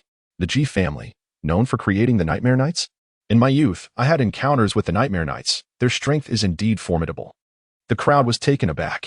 Xiao Shenqi and Yin Beian exchanged glances, astonished by the elder's formidable past. Since the emperor has summoned us, we should oblige. Fang Zhentian stated calmly. Let us clarify the matter at hand. Seeing the situation unfold, Lao Wang and the others refrained from any rash actions, fully aware that defying Fang Zhentian would result in severe repercussions from Fang Chen upon his return. By the way, leave someone behind at the Fang residence to inform Chen when he returns, Fang Zhentian directed at Xiao Shenqi. I will remain, Commander, Niu Ju suddenly volunteered. Xiao Shenqi regarded him with a nod. Very well, you shall stay. Outside the Fang residence, the commotion caused by the Blade Guard and Imperial Army was impossible to conceal, and the area was already crowded with onlookers, including servants dispatched by various noble families, eager to ascertain the situation. When they witnessed the Fang family being escorted out by the Blade Guard and Imperial Army, astonishment swept through the crowd, a glimmer of fear evident in their eyes. Was the Cold Water Kingdom intent on total annihilation, even seizing servants and maids? Where is the war god of the Fang family? Within the crowd, many displayed fierce expressions. Exchanging glances with Su Gu and others, ultimately suppressing their urge to intervene. I knew it. With the Cold Water Kingdom seeking retribution, the Emperor of the Great Xia would no longer turn a blind eye. It seems the Fang residence is doomed today. Who is that old man? Could it be the elderly patriarch of the Fang family? It does seem to be him. It appears that the Great Xia is serious this time. Naturally, the Great Xia would not dare to deceive the Cold Water Kingdom. Where has Fang Chen vanished to? I heard he left the capital. That lad. Could he have fled upon learning that the Cold Water Kingdom was coming to demand justice? Nearby, scholars from Guha and Izhou whispered among themselves, gesturing towards the Fang residence. Meanwhile, the younger generation of the Great Xia, led by Tao Yu and Yi Qinghe, stood on the street, observing the unfolding events. The patriarch of the Fang family has been compelled out of seclusion? Yi Qinghe's expression reflected his disbelief. From childhood, he had heard numerous tales of Fang Jintian's exploits from his father, tales that mirrored those of Fang Chen today. Such a figure, forced out of seclusion? The Fang family was surely finished. Tao Yu furrowed his brow. If the Fang family falls, the military strength of the Great Xia may falter significantly, impacting morale. Tao, is this not a fortuitous development? The Fang family has acted with great tyranny. Their downfall may indeed be a blessing for the Great Xia. Indeed, Fang Chen only attracts trouble, now that he has encountered a formidable opponent. Our Great Xia faces the consequences of his actions. Numerous young voices chimed in. Their envy of Fang Chen's achievements palpable, given their similar ages and the heights he had reached that they could only dream of. Fools, Tao Yu scoffed, disdain flickering in his eyes. Our discord with Fang Chen is merely internal strife. Do you truly believe that the downfall of the Fang family would benefit us? If the Longdu comes knocking again, who will stand against them? The group fell silent, and Yi Qinghe regarded Tao Yu thoughtfully. There are still many talents within the military, nearly overshadowed by Fang Chen's brilliance. If the Fang family collapses, others will rise to defend the Great Xia. Qinghe, if our Great Xia had no external threats, the fall of the Fang family would indeed matter little to us. But unfortunately, your perspective is too simplistic. The Fang family cannot fall, at least not now. Tao Yu gently countered. Yi Qinghe opened his mouth to retort, but suddenly he exclaimed in surprise, "Oh, the people from Dawasi have arrived." Chapter 96. Everyone stand down. The street was already congested due to the presence of the Fang family and the imposing figures of the Dagger Guards and Imperial Army. Now, with a group from the Dawasi approaching, the situation became even more cramped. Xiaoshen subtly raised his hand, signaling everyone to halt. His expression somewhat peculiar as he gazed at the leader ahead, who was none other than the abbot of Dawasi, Prince Wu. Prince Wu, what brings you here? Xiaoshen bowed slightly. Ah, you have emerged from seclusion. How could we, the lesser ones, not come to greet you? Prince Wu replied with a warm smile. Ignoring Xiaoshen and directing his subordinates, what are you dawdling for? Escort the elder and the Fang family to our Dawasi. The followers of Dawasi immediately advanced, intending to take over from the Dagger Guards and Imperial Army. Both Xiaoshen and Yin Beian were taken aback. Prince Wu, this is against protocol. Xiaoshen's expression darkened. What protocol? It has been years since I last saw the elder. What harm is there in inviting them to Dawasi for a chat? If the emperor requests them, I will personally escort them, Prince Wu retorted sternly. This cannot be allowed. His Majesty has ordered that they be taken to the Taiha Hall immediately. A significant figure from the Han Shui kingdom is awaiting them. Xiaoshen gently shook his head. Everyone from the Fang family holds an official position. If anyone is to be detained, it should be by Dawasi, not your Dagger Guards or Imperial Army. Prince Wu frowned slightly. Xiaoshen, have you forgotten this? Within the inner city, your Dagger Guards have no authority in such matters. After saying this, he turned to Yin Beian. Commander Yin, what are you doing out here? Shouldn't you be guarding the palace? Since when does the Imperial Army have a say in detaining anyone? Yin Beian's expression grew awkward. It was evident to all that Prince Wu was attempting to seize the individuals, but not for the sake of garnering merit in front of the Han Shui kingdom. In the distance, Yi Qinghe felt a surge of anger. Does Prince Wu not fear that his actions may implicate us in the Great Xia? The Han Shui kingdom has sent people. He cannot protect the Fang family. Tao Yu remarked calmly, he likely intends to stall for time, waiting for Fang Chen to return before deciding how to handle this. Delaying won't help, Yi Qinghe countered. In the presence of the Han Shui kingdom, how much influence can Fang Chen wield? Clearly, Xiaoshen had also deduced Prince Wu's intentions and could only offer a gentle plea. Prince Wu, I understand your desire to delay. However, this matter is of great importance. As a prince of the Great Xia, you wouldn't want to see the Han Shui kingdom mobilize against us, would you? What nonsense are you speaking? Prince Wu's anger flared. It is entirely reasonable for Dawasi to detain individuals. How dare you use the Han Shui kingdom to threaten me? Are you an official of the Han Shui kingdom or of the Great Xia? The dagger guards, witnessing their commander being so reprimanded by Prince Wu, gripped their weapons tightly, indignation evident in their eyes. Little Wu, it's best if you leave, Fang Chen stated coolly. You are welcome to visit the Fang residence for tea another day. But today is not suitable. That won't do. Today, we lesser ones must have a proper reunion with the elder. No one can stop me, Prince Wu insisted. Shaking his head, Xiao Shen's and Yin Beihan finally realized how high Fang Zhentian's standing was in the capital, as even Prince Wu dared to risk his position to delay matters for him. Prince Wu, your presence here today is uncalled for. Just then, another group arrived. Led by the Minister of Justice, Jiang Yushu, Xiao Shen's and Yin Beihan were utterly stunned. Old Jiang, what brings you here? Prince Wu paused slightly, taken aback. We have received word that the Fang family is implicated in several criminal matters, so we have come to invite them to the Ministry of Justice for a discussion. Jiang Yushu replied nonchalantly. Oh, I see. Prince Wu's expression turned strange. Then I shall not impede you. You may take them with you. Neither of you came here with the Emperor's consent, did you? Xiao Shen's finally could not contain his fury. If the Emperor were to learn of this, I doubt either of you would keep your positions, and your families would be implicated as well. Is my position of such value? If you desire it, feel free to take it, Jiang Yushu said, casting a faint smile at Xiao Shen's. At that moment, they heard the distant sound of iron hoofs. Unbeknownst to them, numerous soldiers had appeared nearby. These soldiers, dressed in various uniforms from different barracks, stood at a distance, gazing at the scene with a silent but palpable pressure. Elder, is the Fang family truly plotting a rebellion? Xiao Shen gasped inwardly, quickly glancing at Fang Zhentian. He had presumed that after years of retreat, and particularly after Fang Chen's defeat at the Three Realms Mountain, the Fang family's influence in the military had plummeted. Yet today's spectacle filled him with trepidation. Among the soldiers were generals he recognized, who frequently criticized the Fang family and were displeased with Fang Chen's actions. Yet now, they were present, and it appeared that at a mere command from Fang Zhentian, they would rally to revolt alongside him. These cunning old foxes. Xiao Shen could not help but curse inwardly, realizing that he needed to reassess the political climate in the capital and discern how many truly opposed the Fang family and how many were merely feigning enmity. You all. Fang Zhentian chuckled lightly, then his expression turned stern and commanding. Everyone stand down. Prince Wu was momentarily taken aback but nodded slightly, hastily leading the Dawasi group away. Jiang Yushu cupped his fists in salute to Fang Zhentian and also departed with his men. The nearby soldiers quietly vanished. This scene sent a chill through Xiao Shen's and Yin Beihan, as if the earlier spectacle had been but a figment of their imagination. Gentlemen, let us depart, Fang Zhentian said with a smile. The two exchanged glances, nodded slightly, and continued toward the palace with the Fang family. This was astonishing. Yi Qinghe and the others were utterly shocked, finally grasping the weight that the elder of the Fang family held in the capital. Should Elder Fang ascend to the level of Dan Qi, perhaps, the situation would undergo a significant transformation.